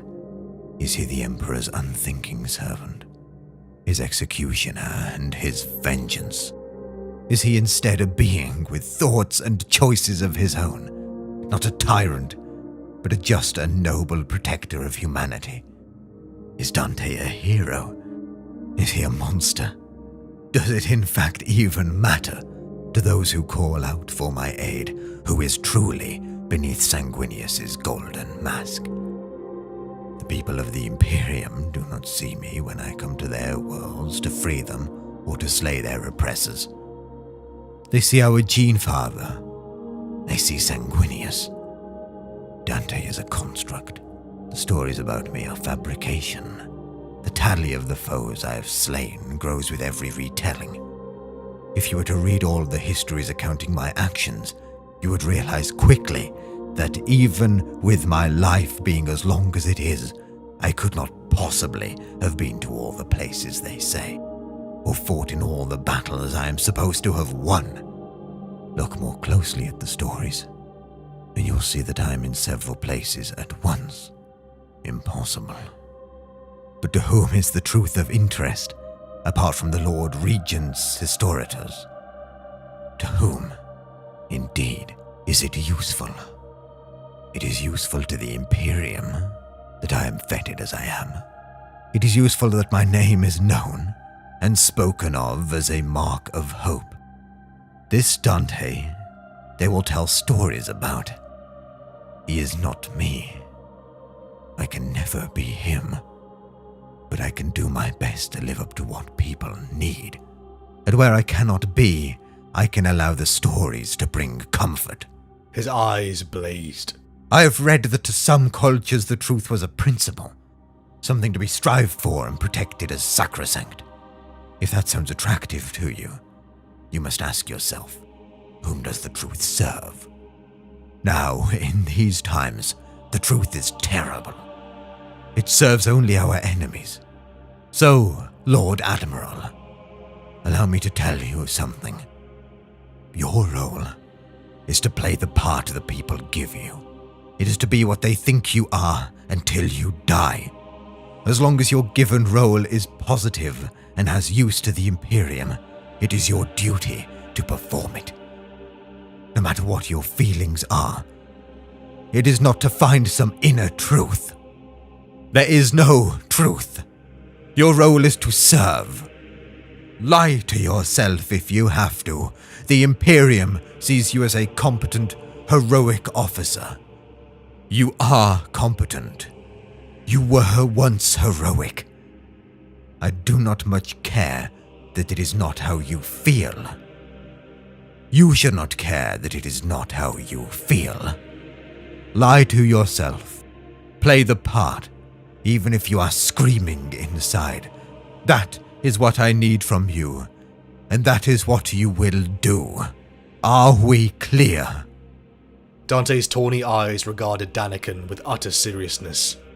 The weight of his years and his wisdom pushed out of him in waves. Is that an order? Daniken managed to say. It is my command. Daniken nodded numbly. Is it also a rebuke? If it has to be. We do not have the luxury of allowing you regret, Admiral. Be who you were meant to be. Again. Dante moved a step closer. Daniken did his best to not shrink into the chair. You will return to the dominance, which you will command with a proud heart, and with the elan you are known for. You will be leaving with us to Renenti. There you will protect us, while we make war on the surface. The Admiral finished his wine. Carefully he stood. The screams of his burning crew shrieked at him from the candles and lumens, and every other place there was light. But he ignored them, and he bowed. If that is what you command, Lord Regent, then so be it. His skin was peeled off. His ribcage was cracked open. Fibers were bound to his muscles. His bones were lengthened. Under the carving knife lay the Lord Commander of Imperium Nihilus. His heart was stopped. Death claimed him for a second time. Amber eyes stared at his soul. The wise men at their end know dark is right, because their words had fought no lightning. They do not go gentle into that good night. Rage. Rage against the dying of the light. Dante awoke. Power, height, strength. A vigor he had not felt in centuries pulsed through him, all the way to his fingertips. Corbulo and Albinus lifted their Lord Commander. The sanguinary guard knelt. He had survived. Dante had crossed the Rubicon Primaris. The Blood Angel's armada soared forward, the Sanguinor its guiding light. Like a lantern of pre-unified terror. In his quarters, Dante welcomed the core of the Librarius.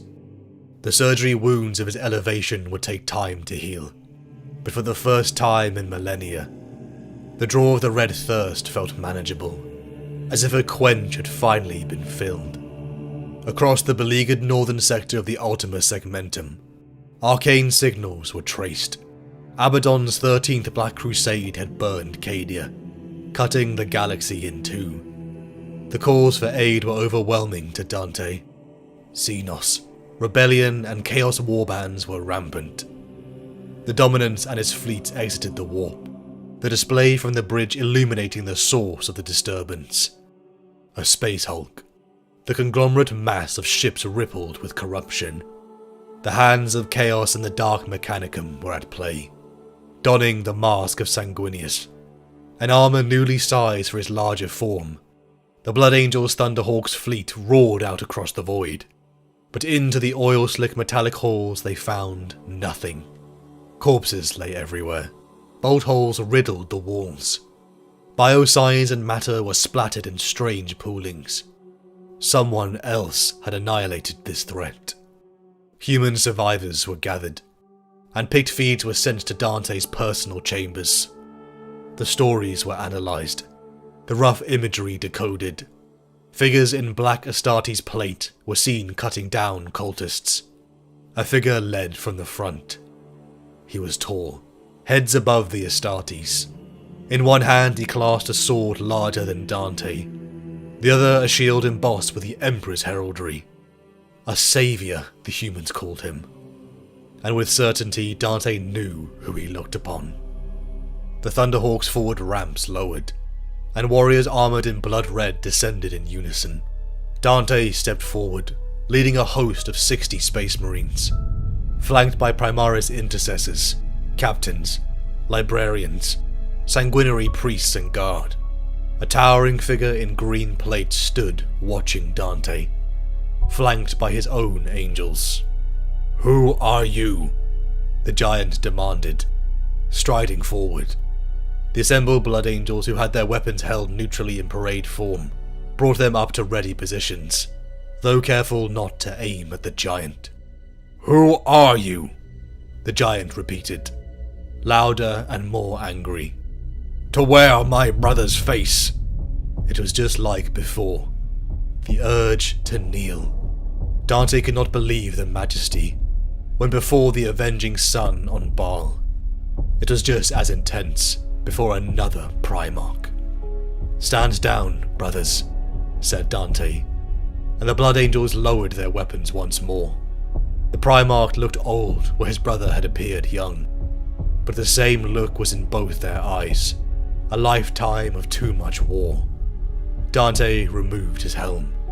He saw shock cross the Primarch's face. He had never thought to see a Space Marine as old as Dante. "I am Dante, Commander of the Blood Angels," he said. "I greet you, Lion L. Johnson, Lord of the Dark Angels, and son of the Emperor." The Blood Angels dropped to one knee, just as smoothly as their Thunderhawks landed. The Lion frowned. "You are satisfied with my identity?" he said, his voice resonant and commanding. "If you will forgive me, Lord, you are older than I expected," Dante said, still on one knee. "But to have so readily and unprompted recognized the face of our Genefather says much.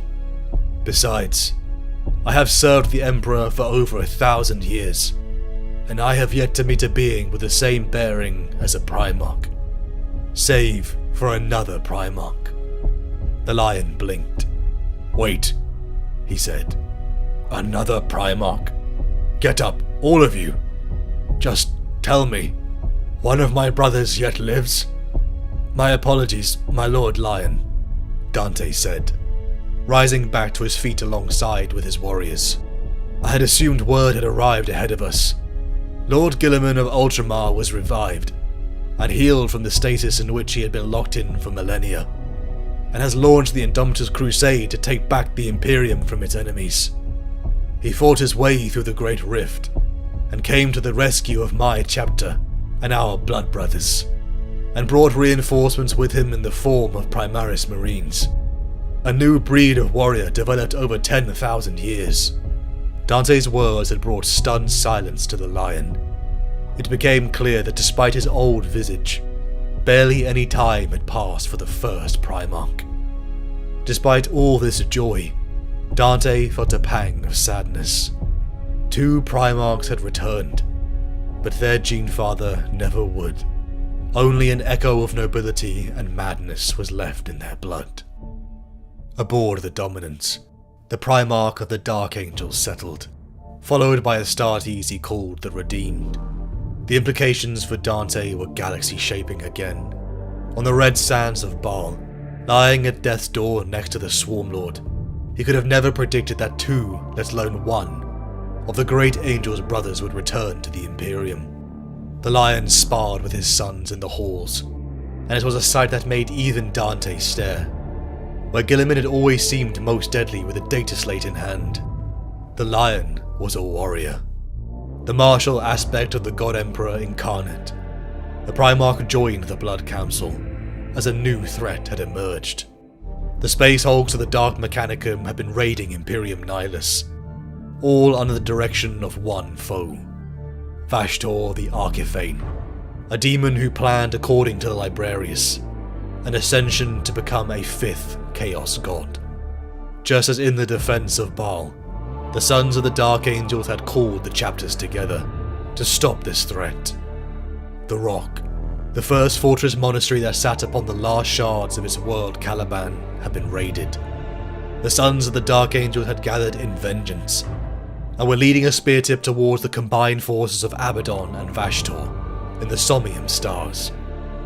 The Blood Angels' fleet entered the Somnium system, and Dante saw the Pigfeeds. 2 armadas clashed, one of Imperial Dark Angels and its successors, the other a commune of Abaddon's forces, World Eaters and Dark Mechanicum. Below, a world turned, one that rippled with dark power, one confirmed by the Lion to be a mirror of the long-dead Caliban. To Dante's horror, the Dark Angels were losing. Their hails went unanswered, ever secretive. The Dark Angels, even in near defeat, refused to answer. "This is Lord Dante, Commander of Baal, Master of the Blood Angels, Lord of Imperium Nihilus," Dante hailed. "Elements of the Blood Angels chapter and Imperial Navy have come to aid our brothers. Respond." More silence. "Sons of the Lion, I bring aid and hope." Aboard my flagship stands your Gene Father, Lion L. Johnson, the master of the first and the son of the Emperor has returned. A minute of silence passed, until the Vox burst alive with noise. Lord Dante, this is Grand Master Necarius of the Invincible Reason. A voice cut through. If you speak the truth, then our chapter owes you a debt we can never repay. Is he with you? May I speak to our Lord? He said. Dante turned, but the lion and his sons had already left. Drop pods rocketed towards the surface of Wormwood, a dark mirror to the once forest-dominated Caliban now rippled with warp madness, an infernal demonic industry. From desecrated ruins, the chapters of the Dark Angels were surging forward. Tanks, jet bikes and assault squads following Chapter Master Azrael into an amassing World-Eater horde. Behind the traitor lines, the Blood Angels slammed down. Dante's jetpack roared. A sanguinary guard and assault marines followed. They hammered upon the Dark Angel's anvil, and the World-Eater line began to falter. The Axe Mortalis reaved foes apart, as Angel fought Berserker. Blood for the Blood God! A roar boomed across the world. Eye lenses cracked. Armor reverberated as Dante heard it. The ground began to shake. Blood Angels turned and wreaked fire into the growing mass of crimson. A creature of pure rage. A demon of black leathery wings and red skin, with a jaw distended into a permanent howl smashed into the heart of their formation. Great swings of its sword and axe bisected Blood Angels in one stroke. Once again in Dante's life, he came face to face with a Primarch. Angron, Demon Primarch and Chosen of Khorne, charged at him. Skulls for the Skull Throne! It roared. For Sanguinius! For the Emperor! Dante roared back. Redemptor dreadnoughts burst forward, as Dante and the Sanguinary Guard rocketed above the monster. Violent swings battered the Blood Angels, their numbers falling with each swing. The Demon Primarch tried to rise into the air, as two Redemptors barreled into him, with a roar of unbridled hate that made Dante's blood sizzle. The demon simply ripped the construct apart. A fusillade of munitions railed into the Demon Primarch's side. Chapter Master Azrael and the elite First Company Terminators joined the fray. Gouts of molten gore and brass slumped off the beast. Amongst the corpses of angels, Dante again soared into the air. He raised the Axe Mortalis and rocketed down for a death stroke. A shockwave rippled as demonic Spinegrider met Axe Mortalis, sending Angron staggering, but Dante flying into a stone column with a sickening crunch. Angron bellowed in triumph and prepared for the killing blow. Dante heard the screams of Azrael, but his body wouldn't move. Curse, bless me now with your fierce tears, I pray. Do not go gentle into that good night. Rage, rage against the dying of the light. Mists began to coalesce. Shoots of thorns and budding greenery sprouted. From amongst the silhouettes of trees, a warrior emerged and stood between Dante and Angron. The Dark Angels were stunned to silence. Once again, Dante's life was saved by a son of the Emperor. As the lion stood before him, Dante lifted his head, to see even Khorne's champion Angron hesitated. Then the demon roared and charged. A sword strike that could kill a titan hit the embossed Emperor's shield. Energies rippled back and struck Angron, who snarled. The Primarchs, demigods of myth, leapt at each other and traded blows that Dante could scarce follow. The Blood Angels soared to their lord, the blood seeping from wounds already healing. The benefits of Kor's gift the only reason Dante lived. Above, the fleets of Abaddon and Vashtor began to part. Their objective seemingly had been completed. Dante was hauled to the Dominance, as the news came of the Lion's triumph. The forces of the Blood and Dark Angels evacuated to their ships, as the Wormwood began to sink back into the warp. Abaddon and Vashtor's fleets escaped. Though the price of victory was heavy, the sons of the Lion were saved. To Dante's surprise, the Lion had no wish to accept his suzerainty. He would not lead. In this age he would serve, He was a warrior and humanity's protector. The regency of Imperium Nihilus would remain with Dante. To Baal the fleets of the Blood Angels departed. Soon Guilliman would cross the Nakman Gauntlet once again, and with it, Dante would bear the news the Lord Commander would like to hear.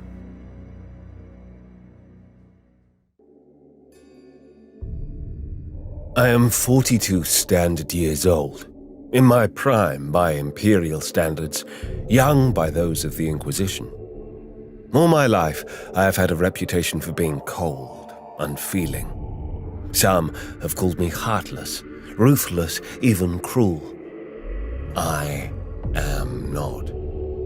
I am not beyond emotional response or compassion, but I possess, and my masters count this as perhaps my paramount virtue, a singular force of will.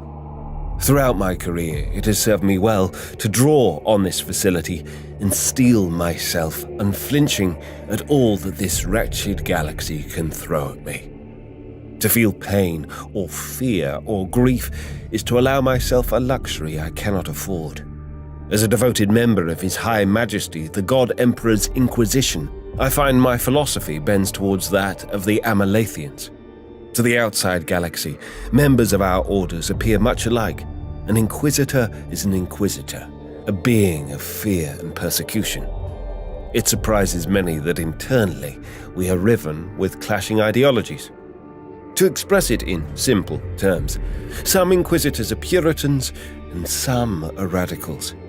Puritans believe in and enforce the traditional station of the Inquisition, working to purge our galactic community of any criminal or malevolent element, the triumvirate of evil, alien, mutant, and demon.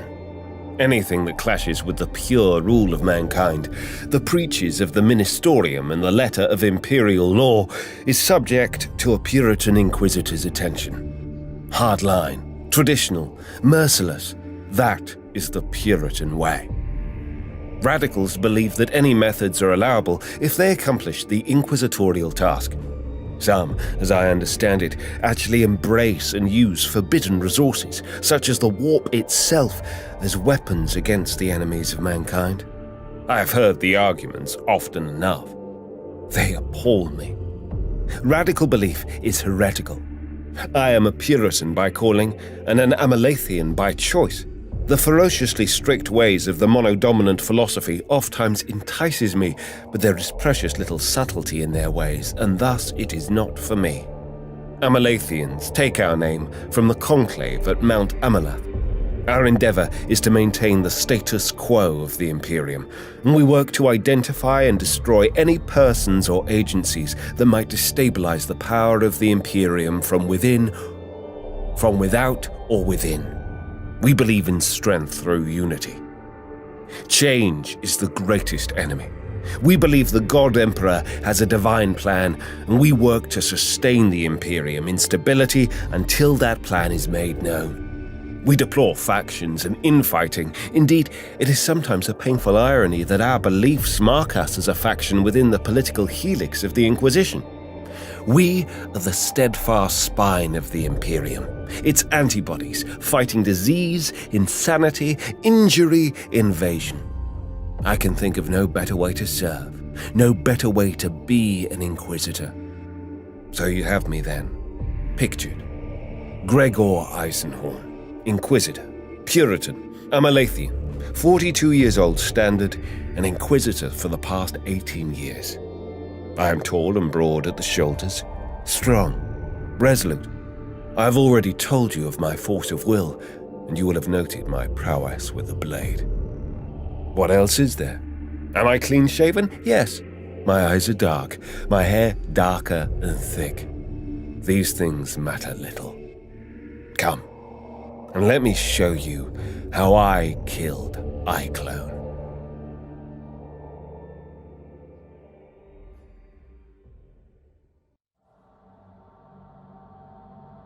Thorn wishes multifarious changelings. Pattern Thimble. Hubris 240M41. 11 months of Hubris's 29-month lunar year. The only signs of life were the custodians with their lighted poles and heat gowns. patrolling the precincts of the hibernation tombs.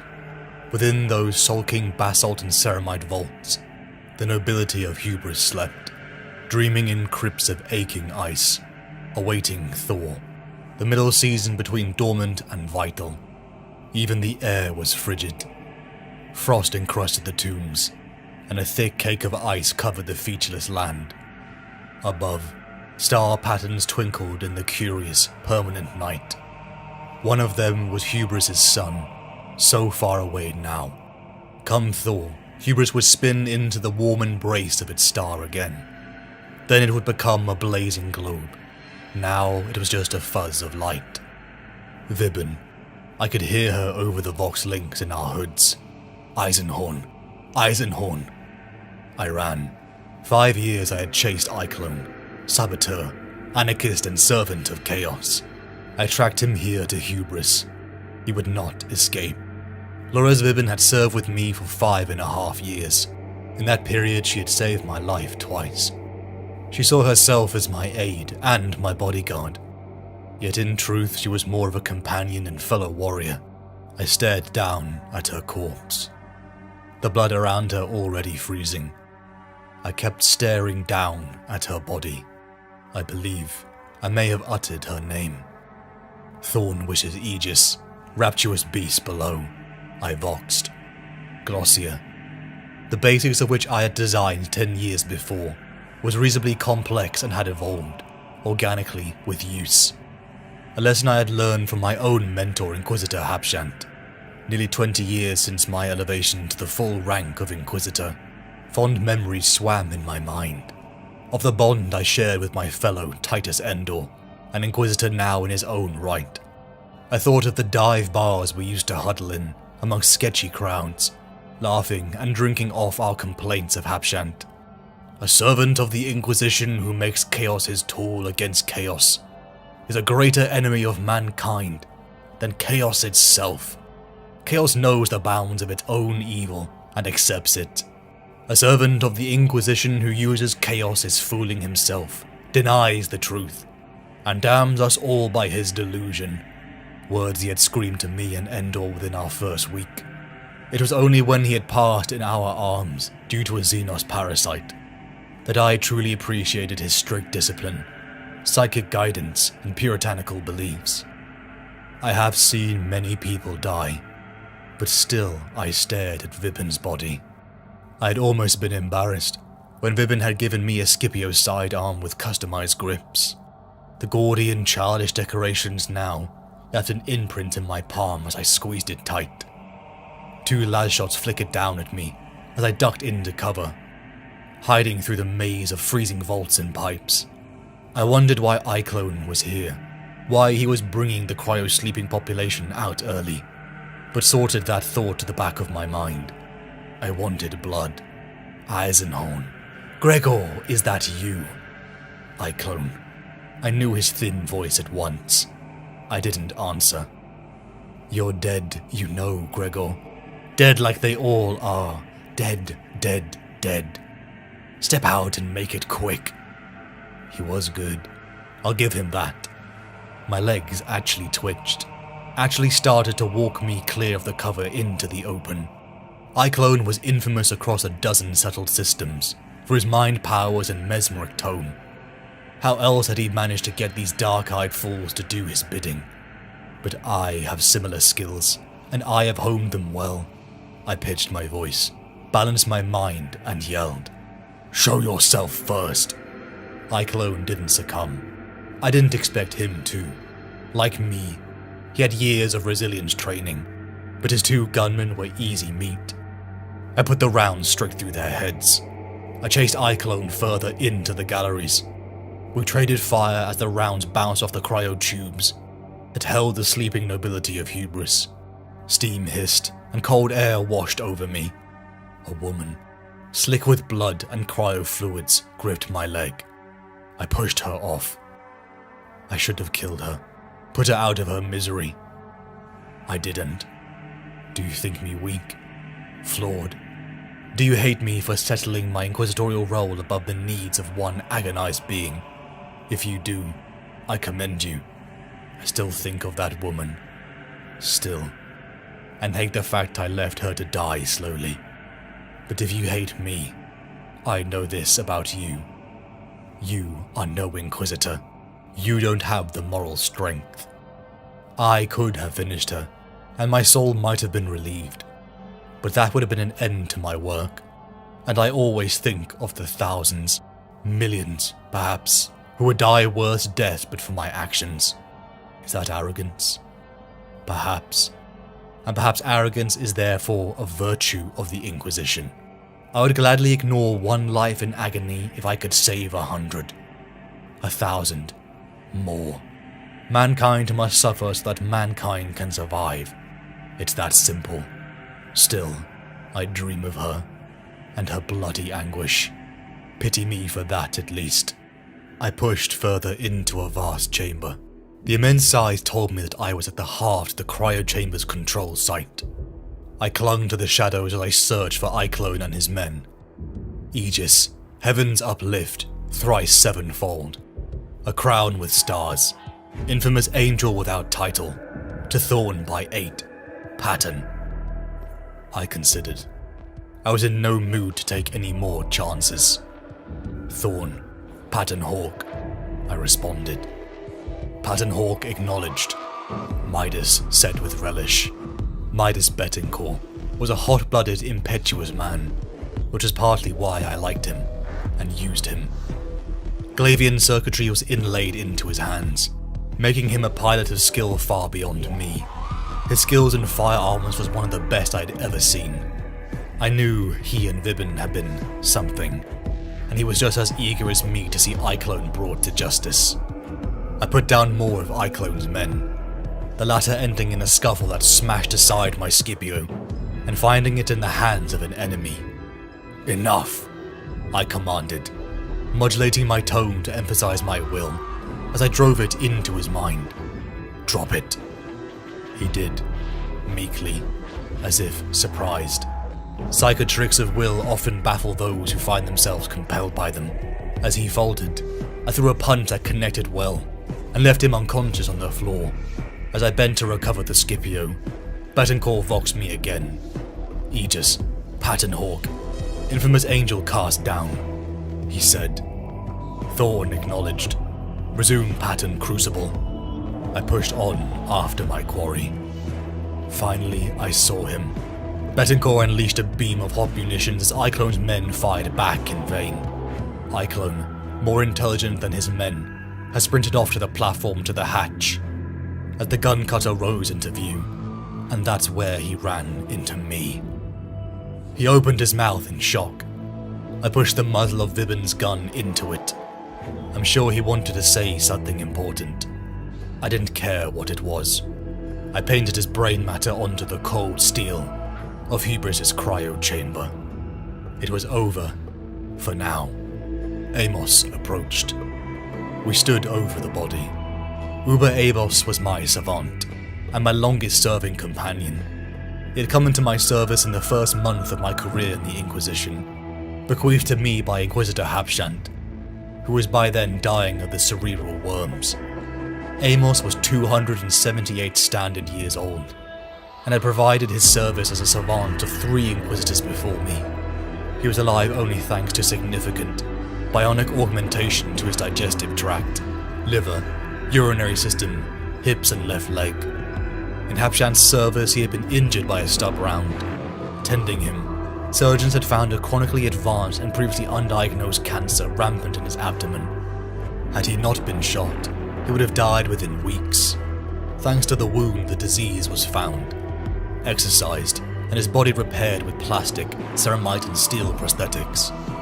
Amos referred to the whole ordeal as his lucky suffering, and still wore the twisted plug of the stub round that had almost taken and certainly saved his life on a chain around his stringy neck. I valued Amos, for very few possessed his eidetic memory, his talent at research, and his attention to detail. A shout came from behind, a martial tone calling for my name. The demanding voice rolled up from the chamber below us. I looked down. A man had entered the cryogenerated chamber, escorted by 4 custodians in heat gowns, carrying light poles aloft. He was tall, with pallid skin and greying hair. I didn't know who he was, but he looked like trouble to me. He began babbling, clearly looking for a target of his wrath. He tried to arrest me, Amos, and Betancourt. No, I said. I am an Inquisitor of the God Emperor of Mankind, Ordos Xenos. I will cooperate in any investigation you bring to bear here, fully and completely. But you will not and cannot detain me. Do you understand? An Inquisitor? The High Custodian stuttered. Do you understand? I repeated. I wasn't using my will at all. Not yet. I would if I had to. But I trusted that he would have the sense to listen to me first. He could make things awkward for me, but I could make things intolerable for him. I lamented the devastation to the nobility of hubris. Early and sudden exit from cryo-sleep for thousands almost meant certain death. But if I hadn't been here, more would have joined that fate. My retinue and I left the main hub of hubris. As its population slept, only a habitable region was lit, with the light and warmth of permanent habitation. The Sun Dome, home to 59,000 people, compared to the millions that slept beneath them. Amos gave me a brief of all of the details of hubris, as I had Vibin's corpse escorted to the gun cutter, acting as our temporary accommodation. I placed the Scipio on her corpse. It deserved to be with her. There was no discernible cycle, but it was late. I was tired by then. I spent another hour with Amos in his cramped, data slate-filled room, preparing a report. I set out the basic details, reserving anything I felt he didn't need to know. I accounted for my actions. I made Amos check them against local law, to prepare myself in case Carpel raised a prosecution. I wasn't unduly worried about the custodian, and in truth I was bulletproof against local legislation. But I wanted to check anyway. An Amalathian prides himself on working within the structures of Imperial Society, not above or beyond them, or through them, as a monodominant might. I wanted Carpel and the senior officials of Hubris on my side, helping my investigation.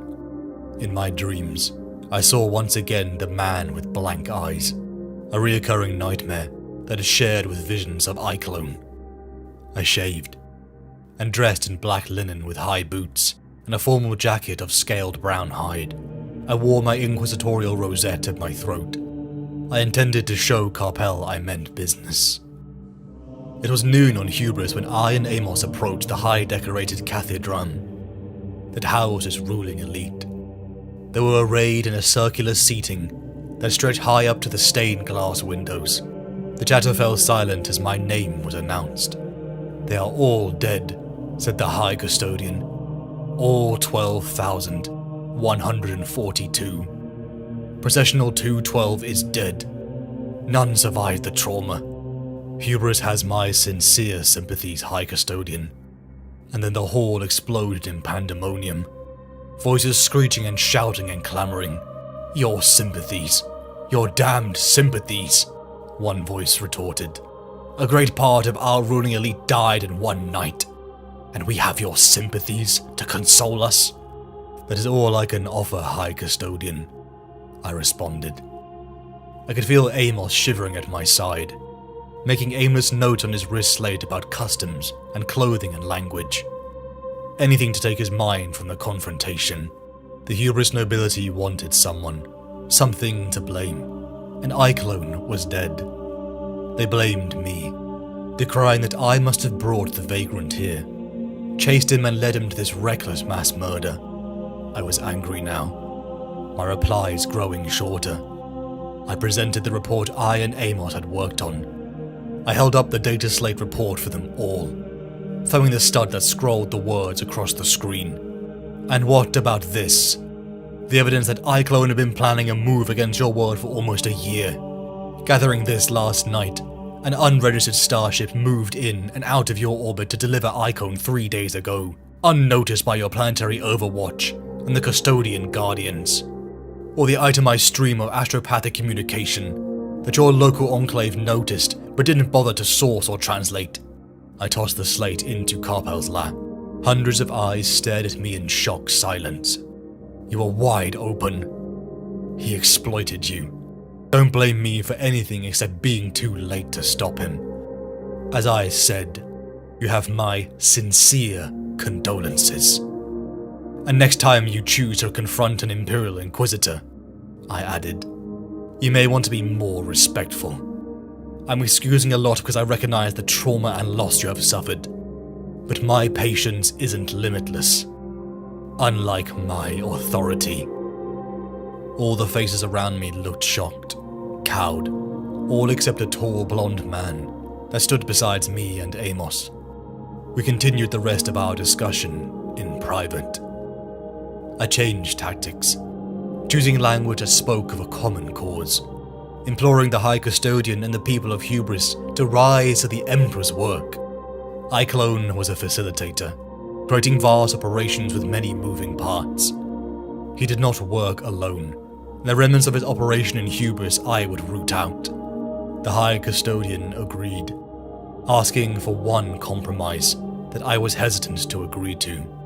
The tall blonde man, Godwin Fishig of the local Arbites, would accompany me. I, Amos, Fishig, and Tutorone of Hubris' medical staff stood over the cold, dead form of iClone, examining his tattoos and scars for details. Though dead, he could tell secrets, even if it was infinitely more difficult. Something pointed out sarcastically by Fishig. Looking through the wound that hollowed out his face, he asked me jokingly if iClone had made me angry. I'm an Inquisitor. I do not get angry, I replied. I wasn't sure how true my words were. From iClone's body, a last surprise wiggled out. Xenos tech. A silver metallic worm that darted around the room, looking for a victim to gore through. I dived as Fishig threw munitions at it. I drew my blade as the silver worm came for me. It began devouring down to the hilt as I scrambled. Only when Tutorone took out a medical saw and sliced it did the assassin pause. A final drop into a bucket of acid ended the encounter. It seemed iClone had a nasty surprise for the one who finally put him down. I know which one of you I'd rather have around in a fight, I muttered. Tutorone laughed, and Fishig didn't. Further interrogations began, with iClone's captured man who I knocked out during the encounter, but it proved useless. iClone had used his psychic abilities to force many to his will. The poor souls had simply been sourced muscle, but ones that knew too much. I handed them over to Fishig for execution. Such is the sacrifice in the Emperor's service. Only iClone's transport gave anything useful. Thracian Primaris, an Imperial watch station, and Gudrun. Gudrun was a primary trade world. Old cultures, old families. Gudrun, I pondered. My Vox link chimed in my ears. It was Midas Betancourt. Ever hear of a thing called the Pontius? No, I replied. I haven't either, he continued. But Loing's cracking some of the old scripts. In the weeks before iClone arrived, someone was sending messages off the approved links to a location in the Sun Dome. They talk about the delivery of the Pontius. It's all rather vague and indirect, said Betancourt. Do you have a location? I replied. Why else do you employ us? He retorted. Thorview 12011. On the west side of the dome, the high rent quarter. Amos and I rose from the table. We turned to find Fishig standing there. He was wearing his full flak armor, carapaced in a visored helm of the Arbites now. I have to admit the effect was impressive. Going somewhere without me, Inquisitor? He smirked. Adeptus Arbites, make yourself known, Fishig bellowed, his voice amplified by his helmet speaker. They did. Rapid gunfire, heavy caliber, blew away the terrace rail, decapitating potted shrubs and dwarf trees, cropped flower beds, and chopped down the deck's aerial mast. Thorview 12011, held the last of Iclone's associates, and we had just made our introduction. "Have it your way," bellowed Fishik, and rolled in, pumping his shotgun. The blasts were deafening. As I followed behind into the perfumed luxury rooms, a pleasure girl came out of a side room and screamed, darting for the covers of a bed. I pushed in further, wary of the gun muzzle that stuck out from the adjoining bathroom. "Come out," I said, imbuing it with the will. A tattooed man walked out, but began to resist my further commands. I blew off the side of his face. The girl was still crouched, unclothed, at the end of the bed, shivering. I was surprised she hadn't bolted out of the cover at my command, too. I spun to face her. "What's your name?" "Liz B," she replied. "Full name," I snapped. I wasn't concentrating on her especially, but there was something about her. An air, a tone. "Elizabeth Beckwin, pleasure girl. I worked in the Sundome these past 4 dormants." 2 more assailants burst in. I put one down as the other charged me. We wrestled onto the makeshift bed until he stopped, the girl pulling a dagger out of the man's back. An act she had done to save her own skin from me, I believed. The scrutability of an inquisitor. The violence died down as the last hired muscle lay at my feet, bloodied but alive. "You didn't kill this one deliberately, did you?" asked Fishik. He smiled slightly, as if pleased that I had noticed. The man began spluttering about his so-called rights. "You are in the custody of the Imperial Inquisition," I told him frankly. "You have no rights whatsoever." I glanced at Fishik out of courtesy. "Brace yourself," I said. He stepped back. "Tell me your name," I said, using my will. The man in the chair spasmed. "Simon Croats," he gasped. "Godwin Fishik," spat the Arbites captain involuntarily. He blushed and moved away, busying himself with a search. I dragged out the information. An employee of Merchant Guild Synesius, the transportation sponsor Iclone had used to arrive at Hubris. I asked about this Pontius, only to be met with a blank stare, as I heard a distinctive pop in the victim's mind. A failsafe. As if in tandem, explosives triggered in the adjoining room. A psychic trap designed to keep Iclone's secrets almost claimed us, as I and Fishik were knocked back by the blast. The impact left us exhausted, but alive. I returned to Amos hours later after a field patch-up. Whatever this Pontius was, it was the key in finding the sponsors and facilitators of Iclone. Pontius was a common enough name, but only one coincidence came up that couldn't be ignored. Pontius Glor. A man dead for over 2 centuries. The 7th son of Oberyn Glor, one of the greatest patriarchs of that line, that ran its operations from Gudrun. Pontius had suffered the fate of most junior siblings, in that there had been precious little for him to inherit once his older brothers had taken their turn. His eldest brother, another Oberyn, had become lord of the house. The second eldest had been gifted the control of the stock holdings. The third had taken on the capacity of the house militia. The fourth and fifth married politically and entered the administratum at high levels, and so on it went. Pontius Glor had become a disciple of chaos, a devotee of the most abominable and obscene forces that haunt this galaxy. He drew a coven around him, and over a period of 15 years, committed unspeakable and increasingly brazen acts of evil. He was slain eventually, his coven along with him, by an inquisitorial purge led by the great Absalan Avengian. House Glor participated in this overthrow, desperate to be seen distancing themselves from his crime. It is likely this alone prevented the entire family from being pulled down with him. We needed to head to Gudrun. I asked Midas to arrange transport. As I went to speak with the guest I had asked the Arbites to bring to me. Elizabeth Beckwin stood in my chamber. She was distraught, expecting death at Hubris' Arbites' hands. If she was what I thought she was, though, she was a potential asset. I offered her employment.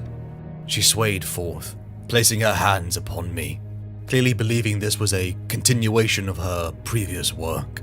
Her physical touch was repulsive, even stronger than her aura. This all but confirmed my suspicion in my mind. She set her head to one side and considered my offer. "You are an odd one. All right. Are all Inquisitors like you?" she said to me. "No," I replied. Midas's transportation arrangement fell onto a rogue trader vessel, the Ascend. It was 3 kilometers long by my estimation, and fully 700 meters deep at its broadest part. Its nose was a long, sleek cone of a cathedral-like spire, made of overlapping Gothic curves, and barred with bronze finials and spines. I, Midas, Beckwin, Fishik, and Loink, my personal navigator, embarked into the habitable quarters, settling in before striding to meet the owner of this vessel. I wore a dark, sober suit of grey wool, black boots, and gloves, and a long navy blue leather coat with a high collar. I had taken a stub pistol from the weapons locker, and had it in a holster rig under my left arm. My inquisitorial rosette was buttoned away inside a pocket. Unlike Fishik, I felt no need to make a statement of authority. My rosette said plenty. A hatch clanked open on servos, and a light shone out from the internal companionway. A figure stepped out to meet us. "Welcome to the Ascend, Inquisitor," said Tobias Maxilla.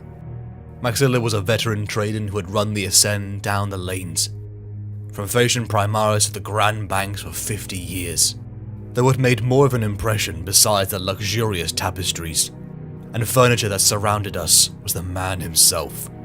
As if in mirror of a planetary governor nobility, I have to say Maxilla was impeccably dressed, but leaned more on the side of gaudy. The fact that the Ascend was manned by an entirely servitor crew almost seemed to match our host's strangeness. The Ascend departed Hubris and made its way to Gudrun until the 5th day. Dressed in our most resplendent finery, my staff and even Maxilla stood in attendance. As we cast Viburn's body into the vacuum of space above Gudrun, I spoke the words of the Imperial Creed. I wasn't sure of her wishes, but a toast of glasses was always our way. My mood was sour, but was outmatched when I spoke to Beckwin in private later. Her choice to wear sparse uniform overalls seemed to enhance her beauty, I thought. She had stormed away when I revealed the truth to her why I had recruited her. Her true nature as a blank. A pariah to the influence of the warp. Her very presence was an asset against psychic powers, but the very reason everyone had despised her whole life. She would need time to digest it. Maxilla gratefully called me to the bridge, as a roadblock presented itself to us. An inspection. Unusual. For the first time in 10 years, Maxilla exclaimed. I'd summoned Fishik on the basis that if the sight of an Inquisitor would help, then an Arbites chastener would do no harm either. Midas was instructed to keep everyone else in the cutter. As the Gudrunite naval forces boarded, the leader stepped forward and his men grouped behind him. They didn't seem to form a neat echelon. Messy, I thought. Casual. Lacking the usual drill discipline of the infamous naval security team. They headed straight for Maxilla and took his documents. They had no way of knowing who I was from my appearance, but why had they not remarked on the presence of an Arbites? I voxed in Glossia to the others, as I felt something was wrong. The lead security trooper turned to look at me. I saw only my reflection in his tint-coated visor. I pulled out my inquisitorial rosette. I am Gregor Eisenhorn, Imperial Inquisitor. You are Eisenhorn, he said. There was no surprise in his voice at all. A tiny thing to notice, but not for me. The warning was already rising in my throat as their guns came up. Fishik and I dived for cover as lasballs rained at us. I was sure I saw Maxilla take a shot, and we began to retreat further into the ship. They had heat tracing equipment, and just as quickly they were on my trail. My returning shots going wild. I used my inquisitorial rosette to bypass Maxilla's security, moving through an industrial level where machinery pounded and fizzed. One on my trail screamed as a 10-ton piston crushed him. I liberated his last weapon as Midas Bettencourt rushed to my side. It had been less than an hour, and Midas had slain 4 upon his approach. We ambushed the last of our pursuers together. Redoubling, we headed back to the bridge, finding the prone form of Maxilla, still breathing. His legs were gone, but then, from the chest down, he wasn't human. So, my bare facts are revealed to you after all, Inquisitor, he said, managing a smile. I imagined he was in pain, or shock at least. To control the sophisticated bionic lower body, he had to have intricate neural linkage. What can I do to help you, Tobias? I said. He shook his head. I have summoned servitors to assist me. I'll be back on my feet soon enough. The nature of Maxilla was alarming, but yet I felt no need to bring this to higher authorities. In high anchor less than an hour later, Prosecutor Olmadathine stood aboard the Asen. My inquisitorial voxing to Gudrunite Naval Command had been answered with a grizzled veteran, likely in turn to express the seriousness they were taking this with. Deserters, Madathen told me. Deserters from the new Gudrunite Corps being raised for a new crusade. Not all were happy with answering the call to serve the God Emperor, but they knew my name. They were looking for me specifically. It smacks of conspiracy, one we had to unravel as we headed down to Gudrun's surface. Gudrun, capital of the Helican subsector, Scaris sector, Segmentum Obscurus, boasting a human culture for 3,500 years, feudally governed by powerful noble houses, whose reach and power extended across 36 other worlds. I took Beckwin's hand as we stood off of the platform. My name is Farshaval, a merchant from Hesperus. This is Lady Farshaval. We come to tender grain contracts with your high houses of this world, and we are told Guild Synesius will provide us the necessary brokerage. I played my part well. Guild Synesius, iClone's contact would be our first foray. I had to admit that Beckwin was stunning. I smiled as she played her part well, enough to leave the Chamberlain spattering on his own desire to seize the illegal Xenos-enhanced grain this so-called Lord Farshaval was selling. Guild Synesius' crimes would not go overlooked, and when the full might of the Inquisition came bearing down, they would have their say. But not for now. This was my access to House Glor. Less than a week had passed. I tugged on a thread we had learned of since the events of Hubris. iClone's transportation from Gudrun to Hubris, and that facilitator. I located Tanakbray. His rose-red jacket was of the finest silk, and his frizzy black hair was raked back into twists, and tied with a ribbon at the back of his head. He had a craggy, singularly unwelcoming face. His drinking companions were a pair of common crewmen, in studded leather body gloves. Master Tanakbray, I had said, in the crowded bar. He looked around at me slowly and said nothing. His comrades fixed me with grim stares. Perhaps we could talk privately, I suggested. Perhaps you could piss off. He replied to me. I sat down anyway. His men seemed astonished at my actions, and stiffened. All Tanakbray had to do was nod, I realized, and the moment the word iClone left my lips, violence found me. I forced my will into one of his guards. As the others lunged at me, I swiftly put them down, and set to chase Tanakbray as he shoved the civilians out of his path through the streets of Gudrun's capital. We tore through tight corridors on air bikes, until we slammed right into the parade of the Gudrun's conscription corps. The young conscripts of the 50th Gudrunite Rifles made the first kill of their military careers. I had hoped for an interrogation, but Tanakbray's death was no major setback. I, Amos, Beckwin, Fishig and Midas slept that night in secure arrangements. Once again, I dreamed of the man with blank eyes. I had only been on Gudrun for less than a week, when I heard it in my ear. Aegis, Rose Thorn. Midas Vox whispered suddenly, Rose Thorn, reveal. I replied, Spectres, Invasive, spiral vine. I was already out of bed and into my breeches and boots, pulling my leather coat over my bare torso. I went out to the apartment lounge with my power sword in hand. The lights were off, but canal reflections played in here too, creating a fluttering half-light. Midas stood by the far wall, a needle pistol in each hand. He nodded at the main door. They were good.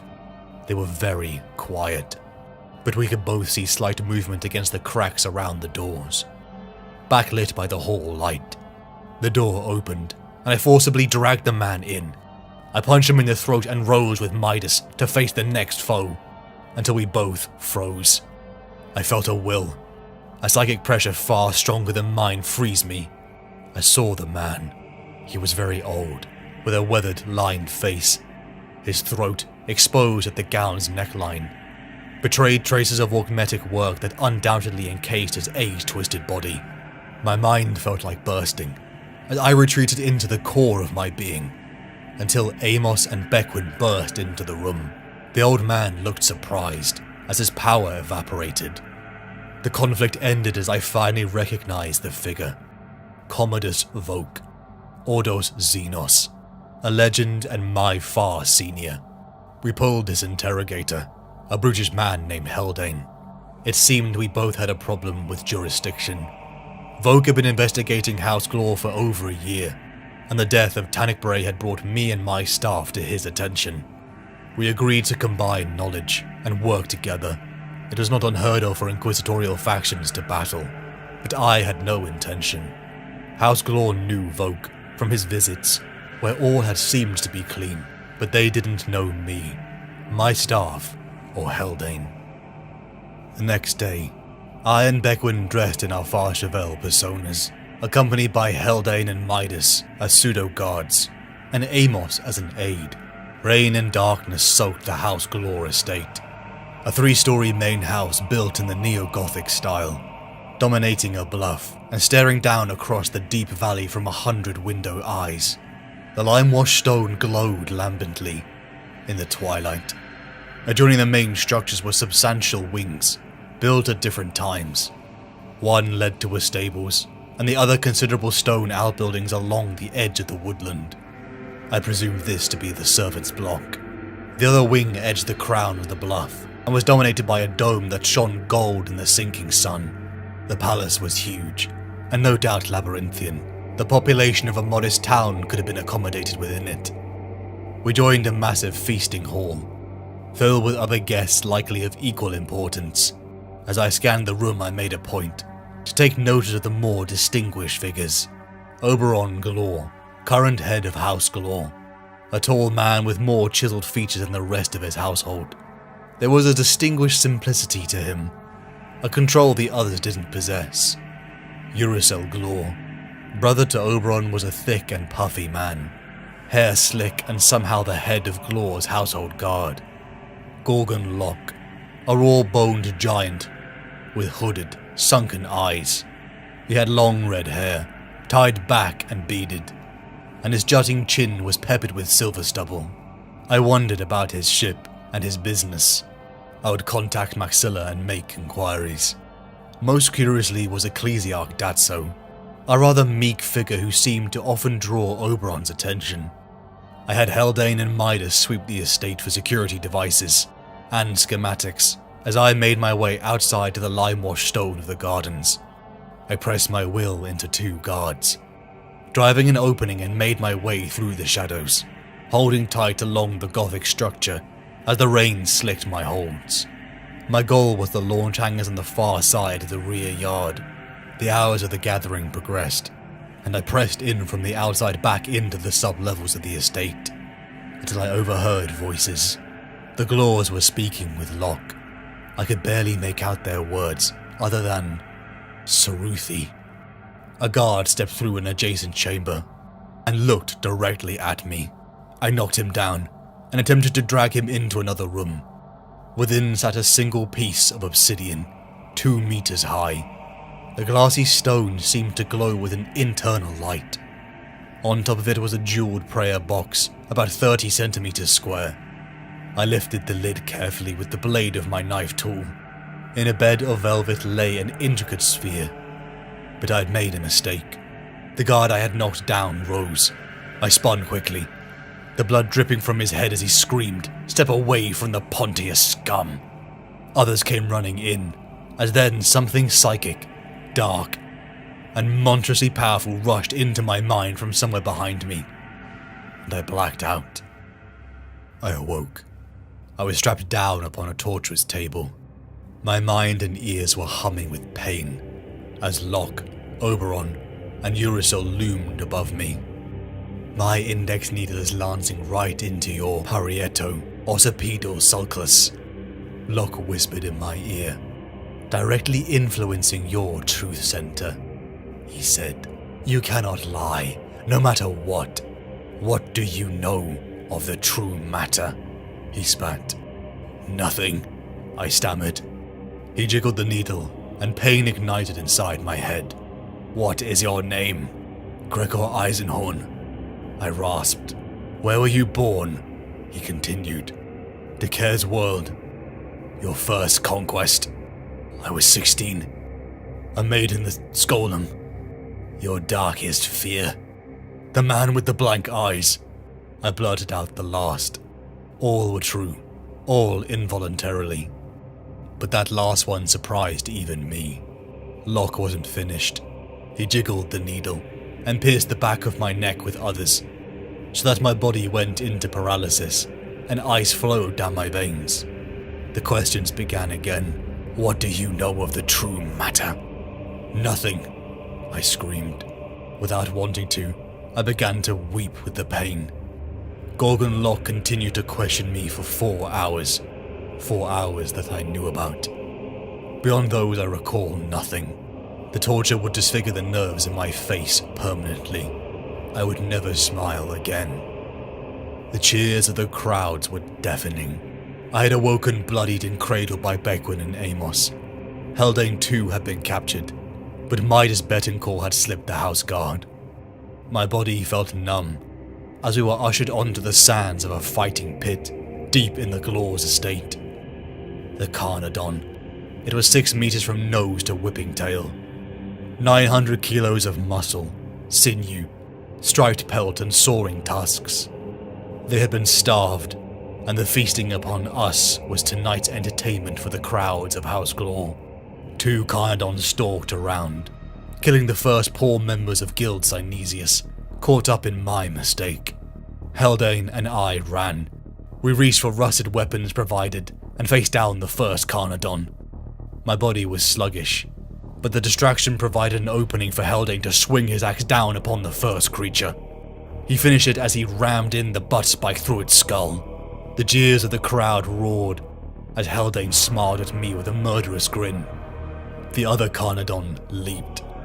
It tore into the helpless Haldane, ripping his scalp, rending the flesh off his back. With a guttural cry, I ran at it, caught it behind the ear with my scythe and pulled. The creature turned, leaving Haldane a mangled wreck. Face down in the bloody soil, I scrambled back, kicking at it. The monster reeled, and then leapt through the guardrails into the crowd. It tore and ripped as the screams grew. My body was failing, but I pulled myself up behind it. I roared at the now retreating Glaw nobles, as from the roof Midas Betancourt lanced pistol shots into the household guard. I set to chase, catching up to the panting rotund Urusel Glaw. I slammed into him, and struck him repeatedly until bloody. There will be no redemption for you, sinner. I spat into his bloody face. Or your fool house. Use your last breaths wisely, and unfold your truths to me, or the Inquisition will teach you the pain that Gorgon Locke has yet to imagine. The ground began to shake. From the sky a legion of forces descended, as the full might of Prosecutor Olm made Athen's Imperial Navy, and forces of Commodus Volk began to slaughter House Glaw. 22 minutes it took for the estate to be secured. Finally I managed to sit down and catch my breath. I was still caked in blood, sweat and filth. Pain and fatigue clung to me like a shroud. I sat in the ashes and flames as Volk approached. We descended back into the Glore estate, to the room with the so-called obsidian block, the location where this Pontius had been. It was missing. Oberon, Locke, and Datso were missing too. Pontius, the device iClone had expected on hubris, but one clearly undelivered, betrayed by House Glore. The Ceruthi, from Ordo Xenos records, a Xenos breed outlying the subsector, said Voke's servant. Little is known of them, and contact is forbidden. The Inquisition holds several investigations pending, but their space is uncharted. And while they keep themselves to themselves, more urgent matters have caused the investigations to be postponed. I couldn't ignore this last thread. Voke was under the impression that House Glore was done, that the threat was over, but I was not convinced. The interrogation of Urisil Glore began, but under the flesh mist of the Inquisition, it had provided nothing, much to the frustration of Voke. Even a conclave of my peers sent by the Helican subsector, Lord Inquisitor Rorken, turned out nothing. But luckily I was pleased at my reunion with Inquisitor Titus Endor. It had been decades since our joint training under Habshant, and his jibing remarks would have made me smile, if I could. Urisil had been put through the most extreme pain a mortal body could take, and had given nothing. It made me think of whatever promises he had been given by the foul powers. It was something grand enough to make me shiver to think of it. To my allies it was all a dead end. But my dreams, the man with the blank eyes, Oberon, Locke, Datso, the Pontius. House Glore was dead, but perhaps their goal was still to be realized. Damask, outlier to the Helican subsector. Last trace of Ceruthi presence. Months of travel upon Maxilla's ship. We arrived at Damask. There were black flint hills to the west, thick ball tree forests in the wide river valley to the north, leagues of thorn woods to the east, near to where we had set down, and grumbling, fire-topped volcanoes to the south, far away, suiting the sky with threads of sulphurous brown smoke. I, Fishig, and Mida strode across the plateau as we made reconnaissance upon the ruins of a human settlement. Other sites had seemed abandoned, and as I peered through our long-range lenses, I understood why. In ancient armor, a monster that looked like he had stood immobile in that spot for 1,000 years. Just a glance at him inspired terror and revulsion, involuntary feelings of dread that I could barely repress. A space marine, from the corrupted and damned Adeptus Astartes, a chaos marine. We retreated to our temporary cutter, as Maxilla retreated to hide our ship in orbit. Timus Rizor, a native of Damask, had been an unwelcome visitor in the night. His Gothic was intermixed with native speech, as Amos explained, so I exerted my will into his mind, seeing only horror, enslavement, and faces I recognized. Oberon, Locke, and Ecclesiarch Datso. The native population of Damask had been forced into a mining operation. Xenos artifacts Fishig and Midas had theorized. One I agreed with. We set out in the dark in a speeder. Fishig drove, using the terrain scanner to see rather than the lamps. That made progress slower, but more discreet. With me, Bequin, and Timas Rizor as our guide, we descended down into the mining operation. Our surroundings began to shift from chiseled stone to something resembling ancient architecture. We clung to the shadows, and after hours of descent we came to an opening. I heard the voice of Gorgon Locke, peeking out enough to see him brutalize one of the workers. He was splitting his skull for daring to damage the merchandise. From what we could see, they placed stone tablets into storages, as Locke, Oberon, Datso and the Chaos Space Marine argued. Mandragore of the Emperor's children hurt to look at. Etched runes upon his armor started to scrape at my soul. Their argument grew. Mandragore made to smash Oberon until a psychic blast locked him in place. It was then that I realized that the unassuming priest Datso was perhaps the most powerful psyker I had ever seen. Shaking, I looked around at my companions. Fishik was ashen-faced and trembling, his eyes closed. Rizo had curled up in a ball in the ashy mud, his back against the wall, but Elizabeth Beckwin had vanished. We ran. Staring at the runes too long had sent Beckwin into a panic, and without her negative blank aura, Glor and Mandragore turned to look upon us. Thorn was his aegis, rapturous beast below. I voxed to Midas, lasbolts flying from Fishik's gun, as House Glor troops and a Chaos Marine gave chase. We darted through the cramped spaces as I felt my heart roar, picking up Beckwin as we ran as fast as we could. We passed through a clearly makeshift quarter for Oberon Glor. When I stopped, I felt something. My companions were screaming at me to continue, but I followed my gut, taking my power sword and unboxing Oberon's trunk, until I found what I was looking for. Using the cover of grenades, we stood on an open square, as Midas recklessly dropped the cutter down. Locke, Oberon, Datso, Mandragore and their guards leveled their weapons at us. I turned and held out a primed grenade to the container I held. They froze. We all did. Oberon began to bargain. Clearly they valued the Xenos tablets that I held. Enough to keep me alive for now. I voxed to Midas to open fire as I threw the case. Munitions flew at us as we darted to the cutter, barely missing the clutches of the Angel of Death. Never before in my life had I been so glad of the skill of Midas Bettencourt. As in the pursuing dogfight, the Glor ships were sliced apart as we tumbled inside the cutter's hold. For 66 hours we hid adrift in space, until the Glor fleet left anchor. We were alive for now. Docking aboard the Ascend, I was greeted like a long-lost brother by Maxilla, who thanks to his navigator had estimated the Glor's fleet's destination. Inquisition Command would be alerted, and the journey would take 33 weeks of travel. Plenty of time. As I pulled out of my coat pocket the true item I had taken from Oberon's quarters. Smaller than its housing on Gudrun, I showed Maxilla in my hand, a being long thought dead. I held the Pontius Glor.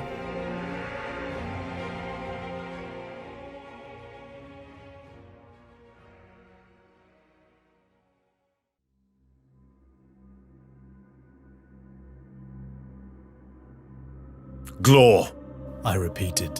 What? Said an artificial voice. Beckwin stiffened. What have you woken me to? what is the last thing you remember, Glor? Promises. Promises. The voice said, coming and going, as if drifting away from the microphone and then back. Where is Uracel? What promises were made to you, Glor? Life. Where is Uracel? There was a tone now, an anger or an impatience. Where is he? I began to frame another question, but there was a sudden flash of activity, a crackle of electronic synapses, firing across the crystal surface of the ball. It had lashed out with its mind, with its potent psychic powers. If Beckwin had not been here, cancelling it out, no doubt Amos and I would have been dead. Temper, I said. I took a step towards the casket. I am Eisenhorn, Imperial Inquisitor.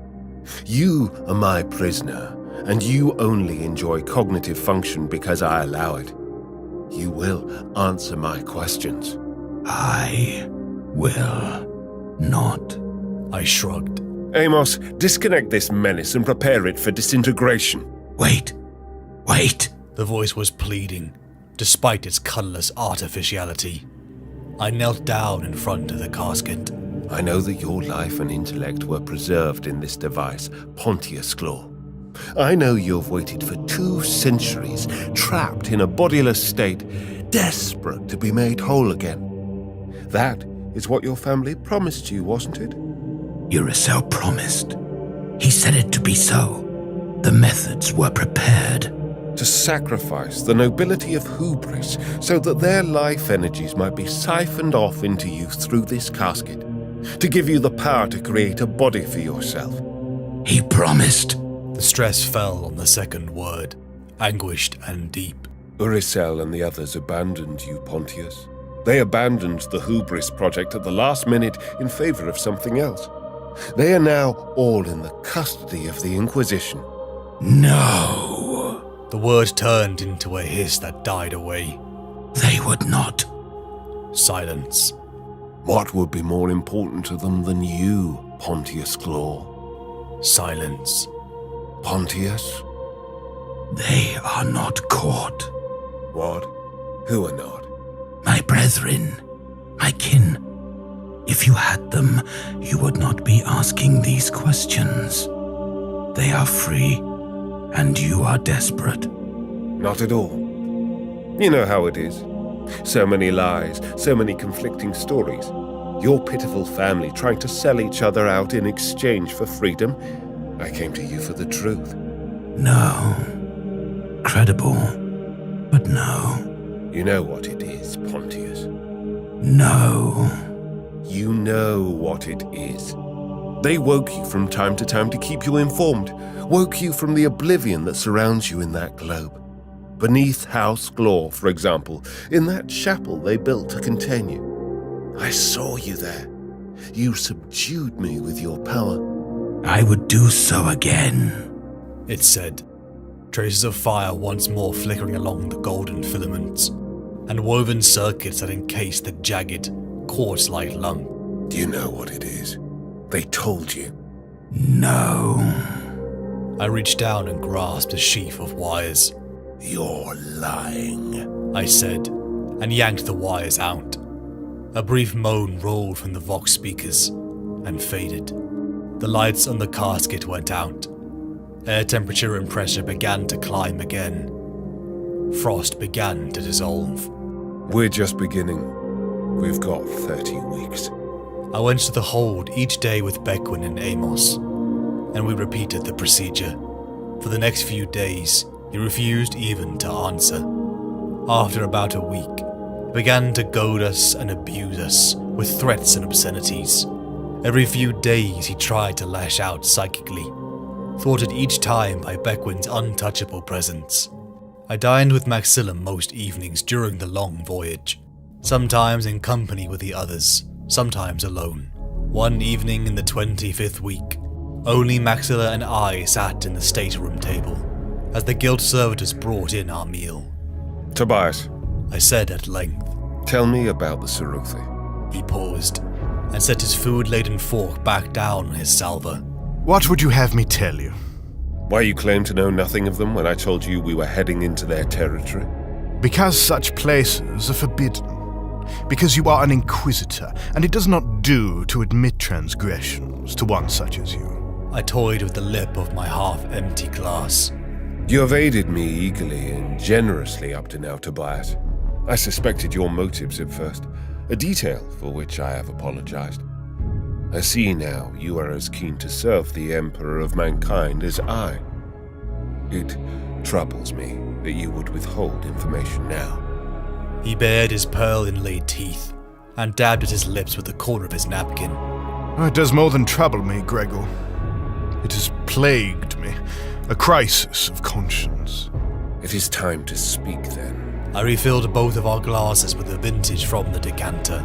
Imperial knowledge of the Ceruthi is scant, and as you say, forbidden. I am more than aware that rogue traders know a great deal more about the outside systems and their species than we do. You are no rogue, but you are of the merchant elite. I think it unlikely that you have never come across any information pertaining to this Xenos breed. He sighed. As a young man, over 90 years ago, I traveled into Ceruthi space. I was a junior crewman aboard a rogue trader called the Prometheum. The master was Vaden Orr, long dead, I imagine. Now there was a true rogue. He was sure he could strike a trading deal with these unknowns, or at least rob them blind of treasures. And did he? No. Remember, I was junior crew. I never left the bows of the ship, or went to the surface of any worlds.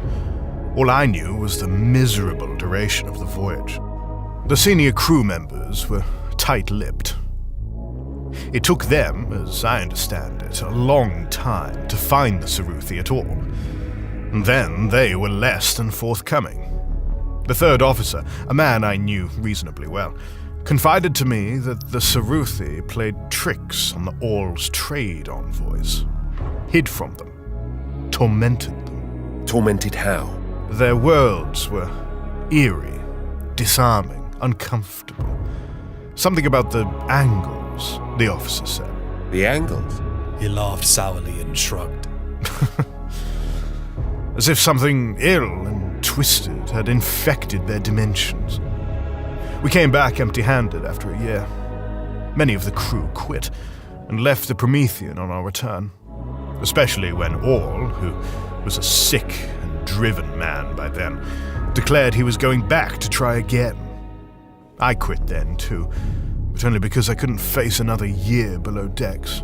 And Orl? He went back. I presume so, anyway. A few years later, I heard his ship had been taken in the Borealis Reach by Eldar renegades. That's the sum of it. You can perhaps see why I was unwilling to tell you these things before. Because there is nothing useful to tell, except to incriminate myself by admitting I'd gone beyond. I nodded. In future, do not hold information back from me. I will not. And if you remember anything else? I will tell you at once. Tobias, you say the voyage of the Promethean was long and fruitless, and the crew members were tormented by the beings they eventually encountered. Do you not have misgivings about returning there? Of course. He smiled with a thin smile. But I am bound to serve you as an agent of the Emperor, and I will do so without question. Besides, part of me is curious. Curious? I want to see these Saruthi with my own eyes.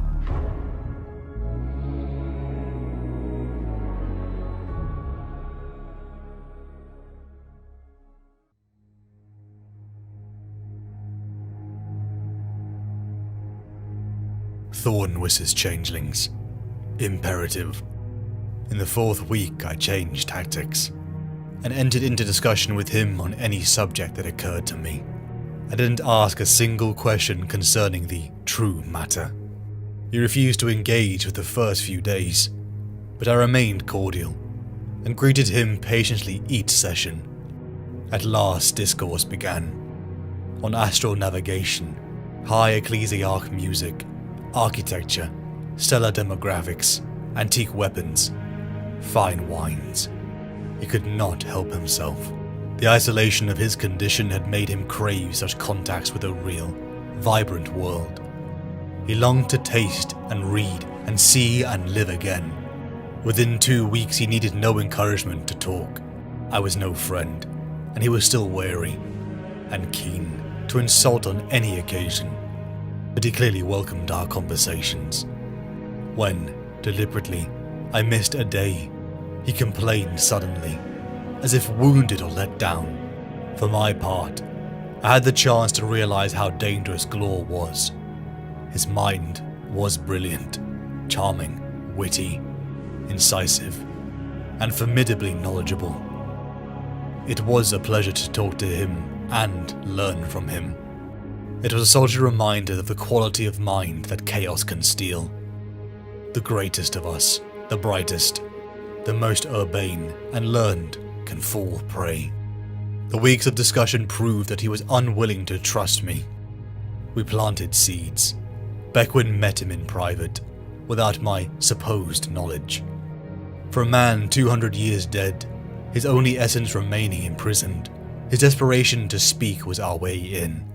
We neared the end of our 33 weeks of travel, when finally he let slip the prize the Glors were seeking, the Necrotuke. KCX 1288, a broken world. We tore in through the convulsing fabric of space, past moons of blood and striated, mackled clouds of dust. A vast sheet of stellar fire swept out at us, throwing the ship wildly off course and hurling silver lumps of rock and ice against our shields. A green haze blanketed everything. As we approached octagonal structures, that made all of us feel an unspoken tension. The angles of this world defied reason, and I sent prayers to the God Emperor of mankind, the Necrotuk. If Pontius Glor was telling the truth, our enterprise had even greater urgency now. I had wondered what could be so precious, so important, as to galvanize our enemies so, make them risk so much. I had my answer. Legend said it was the last copy of this supposed Chaos Tome that had been destroyed millennia before, except that by some means, in Antique's ages past, a copy had come into the hands of the Saruthi race, and now they were preparing to trade it back to the heretical Glors. We infiltrated down next to what looked like a sea. Green water, showing white at the breakers. Liquid ammonia, Amos had said, his voice a low crackle over the vox. There was something strange about it. Its waves moved from the shore. We strode in further, taking cover as we spotted Imperial naval speeders attacking fleeing troops in Gudronite uniforms.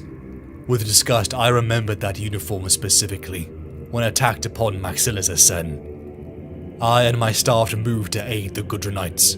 We moved like a well-practiced unit, as Beckwin and Midas took down the speeders with efficiency. I'd never been more proud of them in that moment, even if my face was incapable of showing it. The surviving Gudronites were confused, clearly conscripted by House Glor before any truth could get to them. They had been running, and pointed us in the direction of the masses that had turned upon them. We rallied the Gudronites, Fishik chanting the Imperial Creed that brought a fire to these soldiers' inexperienced eyes. I took the dress of the Imperial Black of the dead naval officer and clung to the shadows. As we approached the plateau, there for the first time I saw the Saruthi. There were 9 of them, as far as I could tell. They made me think of arachnids, or crustaceans, but neither comparison was entirely accurate. From their flat, grey bodies extended 5 supporting limbs, joined in such a way so that the main mid-limb was raised higher than the horizontal torso. There was no symmetry to the arrangement of limbs, or to the way each of them moved. Their scuttling pace was irregular, and without repetition or order. It was disturbing merely to watch them walk. Each limb ended in a capilla of polished silver, a metal stilt clasped into the digits of each limb, lifting them a further meter or so off the ground. The metal spikes of the stilts made a clacking, tapping sound on the hard tiles that I could hear despite the distance. Their heads were oblate shapes rising on thick, boneless columns from the tops of their bodies. They had long skulls, and lacked obvious mouths or eyes. Through several flaring nostril-like openings, it showed their snouts. Again, there was no symmetry to the arrangements of these openings either, nor to the shape of the skulls, and their necks spouted off-center from their backs. I started to feel ill, like my will was about to break, until I heard my dear old Amos utter his unique phrase. Most perturbatory, I heard him murmur. It made me laugh. I felt my confidence and sanity return. I alone stalked closer, the others waiting for my signal. I saw them all, Oberon, Locke, Datso, and Mandragore, surrounded by black naval uniforms, communicating in some way to the Saruthi. A casket opened before the foul Xenos. Datso reached in, unveiling a tome, the Necrotuk. I set a panic in the already tense naval troops. Lasbolts went flying wildly as Fishik, Midas, and Beckwin led the Gudronite attack upon the heretics. I darted for the Necrotuk as it flew from Dasso's hands, the Saruthi themselves attacking. I touched it with one armored hand and felt a darkness pulse through me. It knew me. It beckoned to me, telling me to open it and experience its wonders. My body moved on its own, unclasping to open it, until I was knocked from my feet. Mandragore, Chaos Space Marine of the Emperor's Children, was upon me. I scrambled backwards in a blind panic. The stinking Chaos Warrior was right on me, his lurid armor flecked with human blood and alien ichor. Parts of my body broke under his superhuman swings. My sword parried blows, but I knew I was dead in moments. The rising dread in my gut certain. I was on the ground, smoke and lasbos flying around us. As the ancient creature of nightmare stalked forward, I tossed the Necrotuk at his feet. He rounded on me for the kill as he picked it up, only for him to freeze, slack-jawed. The effect of the Necrotuk had affected Mandragore too. An opportunity I didn't waste, as I rallied and sliced his head from his shoulders, his skull immolating as his body still stood. An inferno of dark power burning from his neck joint. Oberon Glor emerged from behind. Last pistol aimed as I recovered the Necrotuk. I couldn't let him have it. The Puritan part of me had no doubt, but another part was abhorred by the idea of wasting it. Knowledge is knowledge, surely. Evil stems from how knowledge is used, and such knowledge was here. Perhaps if I read a page or two, I could make a better decision. No. I rallied against a part of myself, and threw the Necrotuk into the dark furnace of Mandragore's corpse. I thought myself walking dead, until a sharp piece of shrapnel rocketed toward Oberon, piercing the back of his skull. A piece descended as the fighting died down, and the rest of the Gudrunite troops mocked up Glors. I limped away from the pyre. Malahite, the cretin of Claw, was alive and awake, calling out, "Locke, please, please," in a hoarse voice. That was an interrogation for later. I sat next to Fishig, who lay on a stretcher, his face in ruin and an arm missing. My own body badly wounded and broken. I was never more relieved when I heard Maxilla's voice in my ear, as we were all desperate to leave this accursed world. It had only been mere days when Imperial reinforcements I had requested above Damask loomed over KCX 1288. I strode into a council chamber that started to feel more like an interrogation than a briefing. Lord Inquisitor Rorken, veteran of the Helican subsector, was flanked by an Angel of Death, an Adeptus Astartes of the Death Watch, Titus Endor, an old friend who gave me an encouraging nod, Commodus Voke, the ancient Puritan who I had last seen on Gudrun. Next to him, Inquisitor Shongard, stocky and squat, the black metal mask obscuring everything but his raddled eyes. Opposite Shongard sat Conrad Molitor, an ultra-radical member of the Orders I had little love or respect for. Molitor was a fit, athletic man dressed from head to toe in a tight-weave armor body glove of yellow and black checkered, with a polished silver cuirass strapped around his torso. His black hair was close trimmed, and he affected the air of a warrior monk from the First Crusade. My reports that the Necrotuk had brought us together. Outcry came from all Inquisitors, but for different reasons. The abhorrence of Voke, and the glint of desire from Conrad Molitor. I felt the question burrow in further as I answered. The aliens were driven off, I said, and most of the heretics, advanced guard, including Lord Glor and the blasphemous child of the Emperor, allied to his cause, was slain. Molitor spoke up. No one has asked the important question of our heretic brother Eisenhorn, he said, stressing the word heroic in a way that did not flatter. What happened to the Necrotuk? I turned to face him. I did what any of us would have done, brother. I burned it. The uproar was instant. Shongard and Conrad rose to decry me, as Endor and Voke spoke in my defense. The mock trial ended with the words of Rorken, commending me for my actions. Shongard and Conrad skulked away in defeat, as Amos entered the chamber with the news of the surviving heretics movement. I felt a tension released from me, as if finally I had validation for my actions. Though I kept my wavering to myself, I prepared for my interrogation. I made my way onto the prison hold, where I heard screaming. I rushed forward. Conrad Molitor stood with 3 acolytes in robes behind him. Malahite lay whimpering on a horizontal metal cage, strung on chains from the ceiling. He was bare, and almost every centimeter of his skin had been peeled from his flesh. I pressed my gun to Molitor's head, until one of the hooded acolytes bade me to lower my weapon.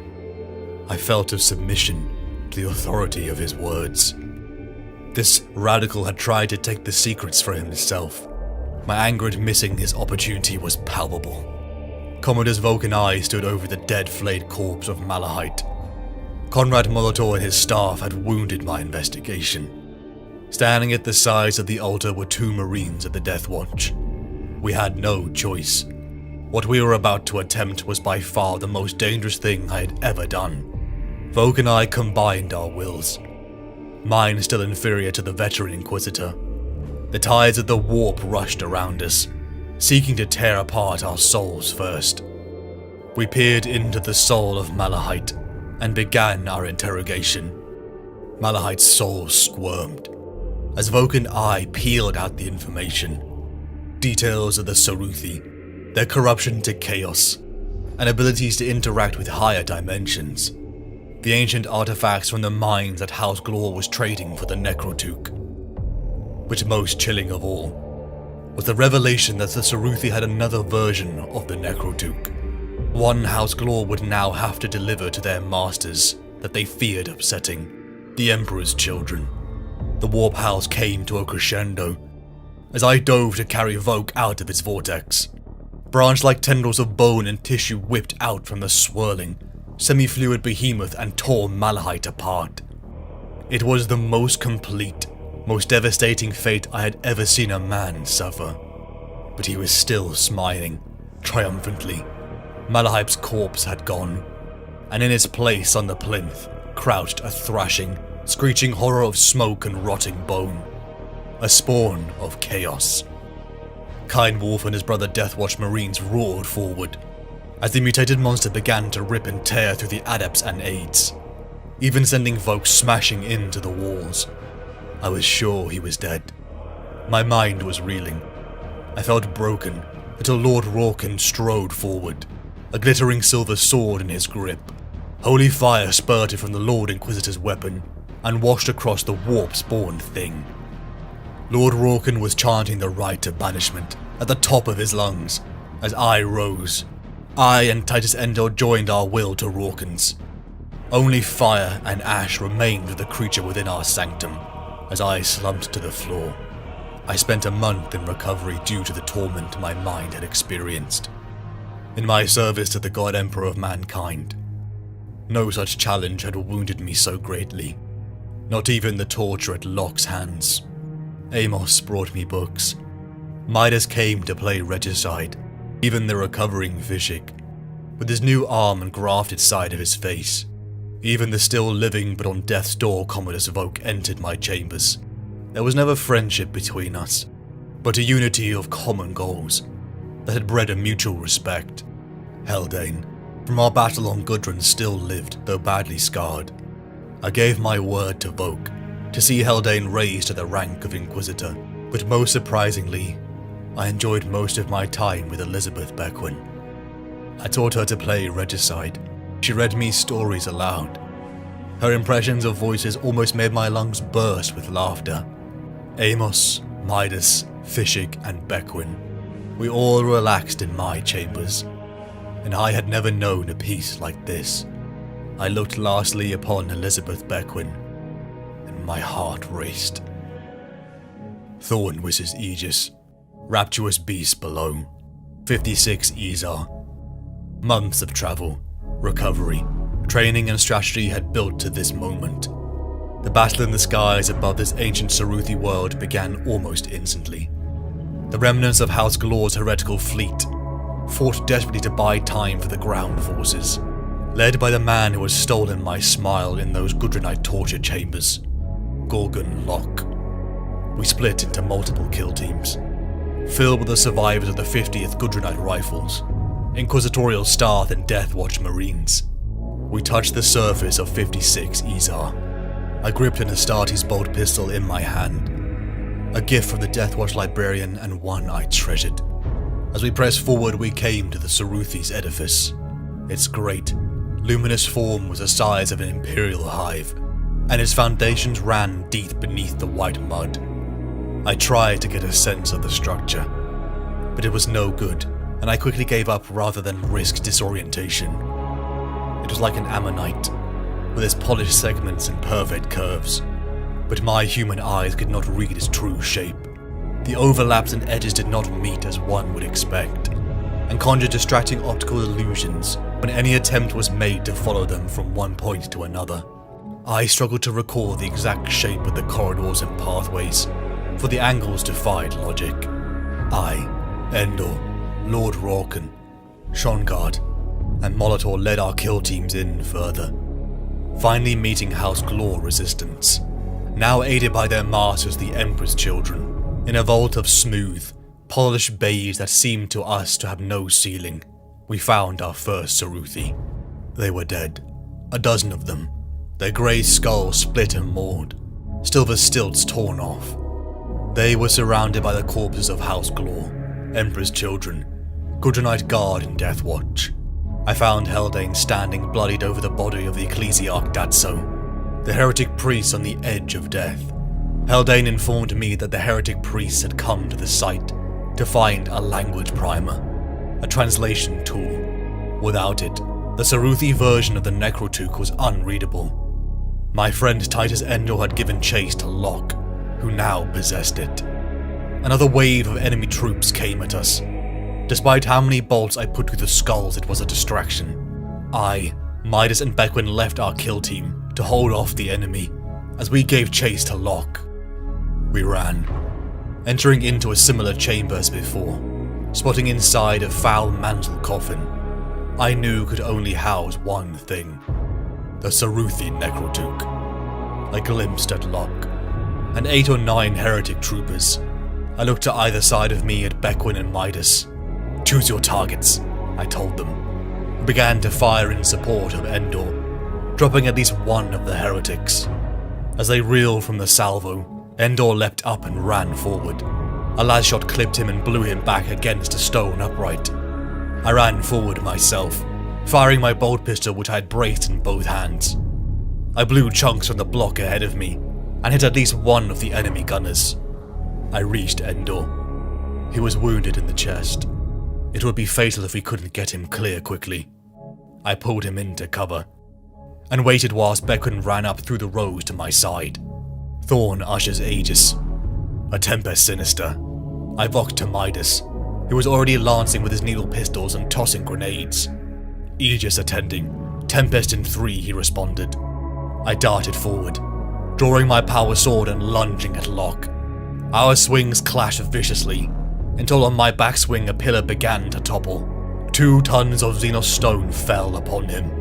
He was crushed, but Gorgon Locke was still alive. His belly and pelvis were smashed under the fallen pillar, and his arms were pinned.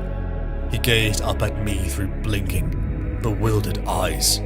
"Gorgon Locke, in the eyes of the Holy Inquisition, you are thrice damned by action, association, and belief," I said, beginning the cataclysm of absolution. "No," he whispered, as I completed the exclamation in the name of the God Emperor of mankind. I cut the mark of heresy into the flesh of his brow with the tip of my sword. By the time I had finished, he was dead from his injuries. I felt relief flood me. It was over. I froze in place. I felt a psychic might so powerful that I knew I could never break its hold. Conrad Molitor entered the chamber. Flanked by 3 robed figures, he began to speak of how he could not allow me to destroy this copy of the Necroduke. To think of the knowledge that could be gleaned from it. He told me he would speak of my bravery, and the tragedy of my passing in the battle for 56 Izar. A floating robed figure came forward, picking up the Necroduke as Molitor made to reach the primer now in my pocket. A last bolt from Bequin pierced his hand, and he reeled back. I felt the psychic squeeze almost crush me, until the blank aura of Bequin released its grip. The other 2 figures discarded their robes. Arco-flagellants. Heretics reprogrammed and rebuilt with augmetics and bionics to serve as murderous slaves. Molitor spoke his trigger word, and it woke them from their calming states of bliss and plunged them into a maniacal rage. I, Bequin and Midas combined our fire. As we dived wildly, we took one down with concentrated blasts as Midas attached a grenade to the other. We split apart as the wounded Molitor wailed after me, screaming my name, Eisenhorn at the top of his lungs. Beckwin and I ran to a precipice. We saw lakes of fire and smoke as the victorious Imperial fleet began its exterminatus of 56 Ezar. Molitor and the road figure approached from behind, screaming for me to hand over the primer. I answered. I raised my bolt pistol to him and fired.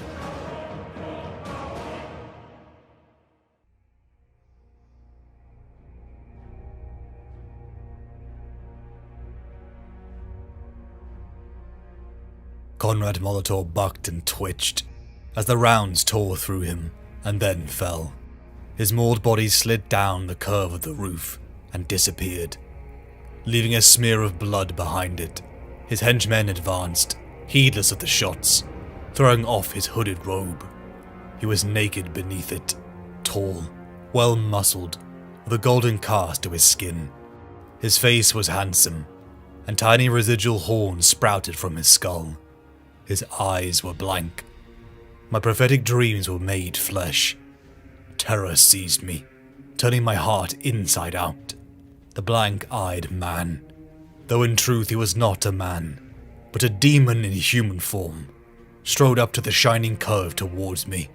The glowing octahedron of the Saruthi's unholy text was clasped in one nimble hand. I would like that primer now, please, Gregor. What are you? This is no place for introductions. He gestured about himself. Lances of annihilation blasted down in the mudflats nearby. Humor me. I managed. Very well. My name is Cherubial. Now, that primer.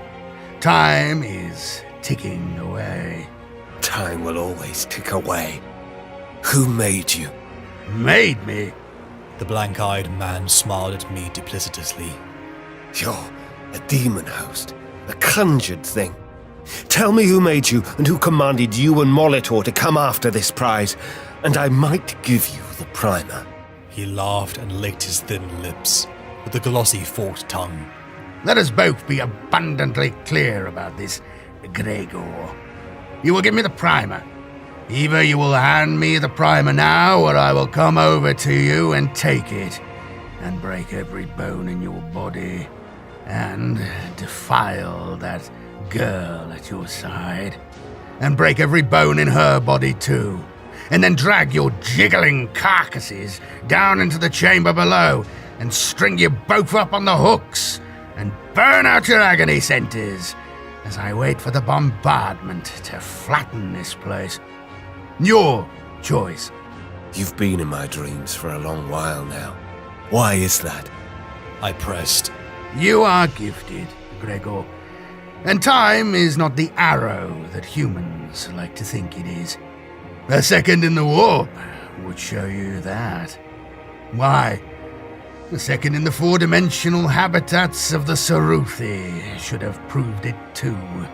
Your dreams were just nightmares of something yet to happen. Who made you? My voice was insistent. His answer was the one I had least expected, and it left me all but stunned. The Holy Inquisition made me, Gregor. A brother of yours made me. Now, for the last time, give me that! The demon host swung suddenly around, as voices called out from the lower down the roof. Brother Captain Kindwolf was clambering up, out at the blast hole, flanked by Midas and another Death Watcher carrying the limp form of Titus Endor. Kindwolf raised his storm bolter and fired at the blank-eyed man. Cherubial reached out and caught the glowing shells, plucking them out of the air. Go home, Astartes bastard! He yelled down the sloping roof at Kindwolf. This has nothing to do with you! The fiend came up from the ridge until he was facing me. I could see the tiny arcs of power darting across his glowing skin. I could smell the stink of corruption. Eye to eye now, he held out his hand, palm up, fingernails long and polished like claws. Clever of you to find an untouchable to cancel me out. He nodded. How did you manage that? Fate, like time, is not linear, Cherubial. Surely you know that. But I found Bequin in the same way that the dreams of you found me. I like you, Gregor Eisenhorn. So very challenging and stimulating for a human. I wish we had leisure to discourse and break bread, but we haven't. He snapped suddenly. Give me the primer! I took out the polyhedron. His smile broadened. I dropped the artifact onto the silky roof, and, before it could slide away, crushed it under the heel of my boot. The demon host took a step backwards, gazing down at the crunched dust. He looked up again at me with his blank eyes. You are a man of singular dedication, Gregor. I would have enjoyed killing you when the day and hour came, but you're dead already. This edifice is 240 seconds away from destruction. Cherish this.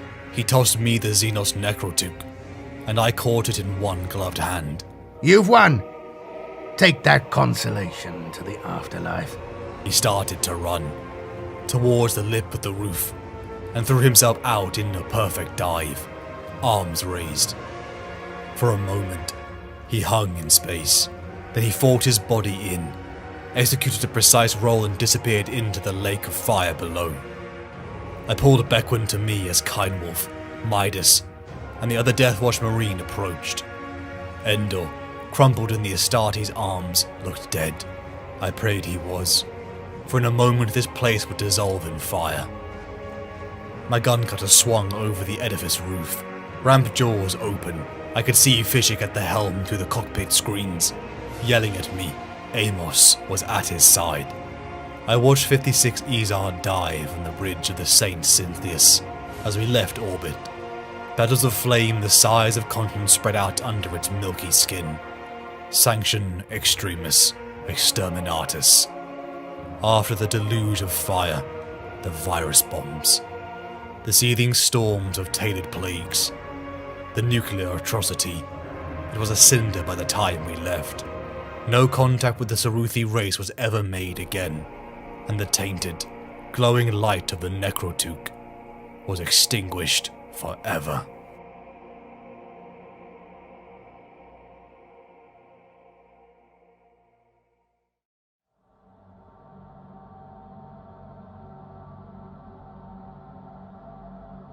Thorn requires Aegis.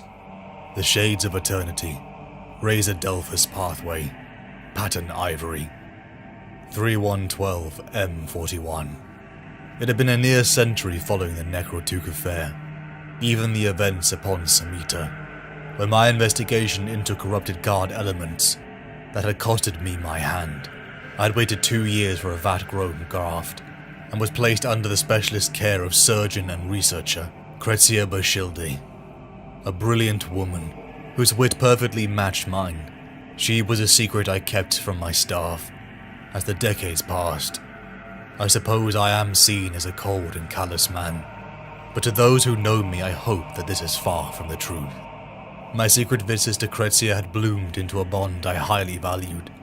I think that perhaps I had said the words, "I love you," at least once. Fonder times came to us all in my staff, as later that year, I stood by the side of Midas Betancourt. I, Bequin, Fishik and Amos were dressed impeccably. Midas had always had impeccable taste, and his bride Tirana joined us at the altar. Despite what my features failed to show, I was happy. We were all smiling, even later when Midas whooped for joy at the news he was to be a father. My pain, my guilt was immense, as only 8 months later, Midas Betancourt, pilot, gunslinger, rogue, inquisitorial agent, fell at the hands of Fade Thuring, a minor heretic, whose murder of Midas gave him far more credit than the weakling was due. I had never quite forgiven myself for not pursuing Fade Thuring in the decades that have followed, but I am an inquisitor, and the need for revenge could never interrupt my duties to the God Emperor of mankind. 18 years later I returned to Glavia, to the Betancourt family. Medea had never known her father. She'd been born a month after his death. raised only by her mother, and she had come into my service by chance. I was her godfather, a promise to Midas. Duty-bound, I had visited Galavia for her ascension to adulthood, and watched her drive a Galavia-long prow through the vortex rapids of the Stilt Hills during the rites of majority. One glimpse at her skills had convinced me. I gifted her with her father's iconic red coat and took her into my service. A Betancourt once again sat at the prow of my ship. Amos was still at my side, even as I sent Fishig, previously a member of the Arbites of Hubris, now one of my closest aides across the Imperium. Elizabeth Beckwin, who I too had acquired on Hubris, had left the field to form the Distaff, a collection of other incredibly rare psychic blanks who undertook missions for me and the Inquisition in general. 338M41. The accursed xenophile Beldame Sadia was within my grip as we descended down into the warrens of Leth 11. A time limit had been put upon our mission due to one inconvenience. Beldame Sadia had killed me. Leth 11 was a densely populated world, at the leading edge of the Helican subsector, its chief industries being metalwork and shield technologies. At the end of every Umbris, Leth's largest moon matches, by some cosmological coincidence, made the world plunge into an eclipse for a 2-week period known as Dark Night. I was dressed in all black, with a floor-length coat of heavy black leather. To the catacombs of a derelict church, I and my staff raced. Me, Mersha Kus, an ex-Imperial Guardsman from Vladislav, Arianhod Eswa Swadira, the swordswoman from Carthay, and Baronsi, and Zhu Zeng, 2 females from Beckwin's distaff. Even Beckwin accompanied me, both of us believing I would not survive long enough to gain the antidote. Though Beckwin and I had undergone inquisitorial rejuvenate treatments, we looked barely older than the day we had met. It was in our eyes that gave away our true age. Talon wishes Thorn, rapturous beast within, Ravener said over the Vox link. Gideon Ravener. My interrogator was already at our location. I have trained a number of interrogators over my decades, but none had been as exceptional as Gideon. I was sure that one day he would be an even better Inquisitor than I. Thorn impinging, multifarious, the blaze of disguise. I responded. My throat was getting dry and hoarse. I felt my body failing as we arrived. The Beldames had been conspiring with foul Drukhari Xenos, establishing her own cult with their dark patronage. We clung to the shadows, bearing witness to a fell ritual, as finally Beldame entered. She walked on 8 spider legs, a huge augmetic chassis of hooked arachnid limbs that skittered on the stones. We launched our attack. My body lurched, but I still kicked bolt shells into Beldame's cursed form. I could hear Ravener crying out Ariod's name as the sword mistress, his lover, fell. A Drukhari homunculus moving at a speed too great for the swordswoman of Carthay. Ravener's echoes of rage fell behind me as I chased Beldame out of the catacombs. I screamed her name, the dying of my light, a rage I could not quench. I was careless. I was stabbed hard from behind, in between my shoulder blades. I turned as I fell, and saw the maniacal face of Beldame's arch-poisoner, Pai. He cackled and giggled, prancing, a spent-injected tube clutched in each hand. "How does it feel, Inquisitor?" Pai chuckled, capering towards me. "Emperor, damn you!" I gasped, and shot him through the face. Beldame grabbed my half-corpse, lifting me by the throat into the air. I was sure this was the end, until she exploded into shards. I spluttered, and looked up to see Witchfinder Tantalid, standing over me, holstering the bolt gun he had used to kill Beldame. He was encased in gold-encrusted battle armor, the pennants of the Ministorum suspended over his back plate. He was literally the last person I wanted to see through my failing vision. "You are an accursed heretic, Eisenhorn, and I claim your life. I am an Inquisitor of Ordo Xenos, I had prepared for my death for a long time, but I never thought it would come at the hands of an Imperial. My world went dark. I awoke days later aboard our cutter's infirmary. Medea, Betancourt, and Beckwin had chased the witchfinder Tantalid. That ecclesiarchal agent had wanted me dead for a personal grudge decades before. His hounding me across the galaxy I knew would come again. Amos had taken the antidote from Pi's corpse. As Ravenor had slain the homunculus, I had lost 3 of my staff in those catacombs. A costly battle. Amos brought me the saber Barbaris Satyr to me, the masterwork sword of Arianid. She had taught me personally the ways of the Carthay martial art. I knew I was duty-bound to return it to the tribal elders of the Eswes Suedir, on Carthay before long. That would mean a round trip of at least a year. I placed Barbaris Satyr away. I would honour the oath, but more pressing matters had arisen. Thracian Primaris, the seat of government for the Helican subsector, Scarus sector, and Segmentum Obscurus. You can read that description in any one of 100,000 guidebooks, geographies, imperial histories, pilgrimage primers, industrial ledgers, trade directories, and star maps. It was as impressive as it sounded. The world was authoritarian and powerful, and yet also a hellscape of human making. A hive world completely swarmed with cramped human life, surrounded by air traffic so dense it could have blotted out the sun, if that light even reached the surface. I had taken over a month to recover, and though I had wished to travel to my estate upon Gudrun, I had been formally requested by Lord Inquisitor Rorken, a man who since the encounter with the Necroduke affair had been following my career with interest. Medea Betancourt flew the gun cutter down through the traffic-thick atmosphere, towards an ocean residence I and my staff called home upon this world. Medea was young, and didn't yet possess the skill of her father, though I had no doubt one day she would. The estate was rather more of a small palace, though upgraded with inquisitorial-level security.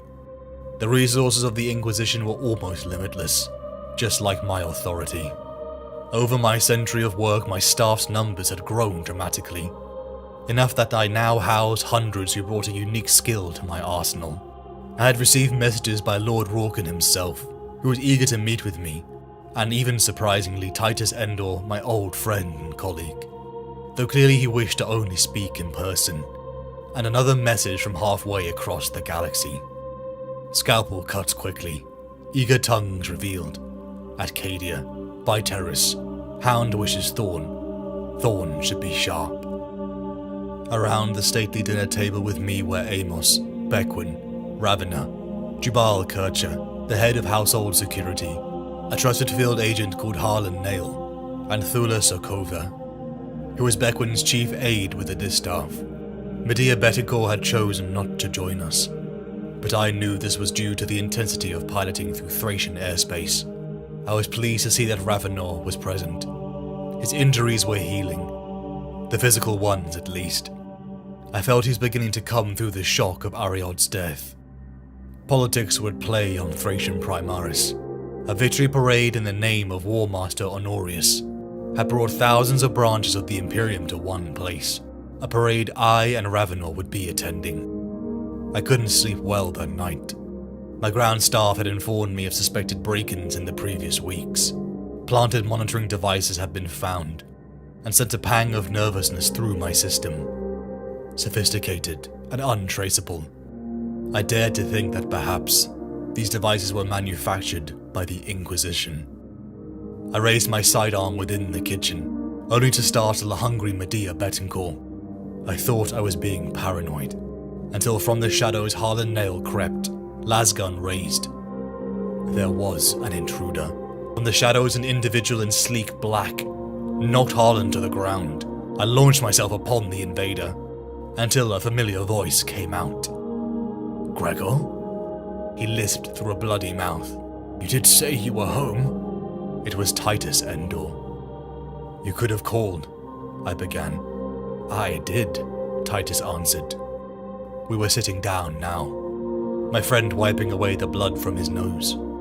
I shrugged. "You could have joined us for dinner tonight." "I know. But then, he paused and rattled the ice around his drink thoughtfully. But then, it might have become known that Inquisitor Ender had visited Inquisitor Eisenhorn. He said, "It is well known that we two are old friends. Why would that have been a problem?" I inquired. Endor set down his drink. He had come to warn me. He had been questioned by Audios Malleus operatives about me.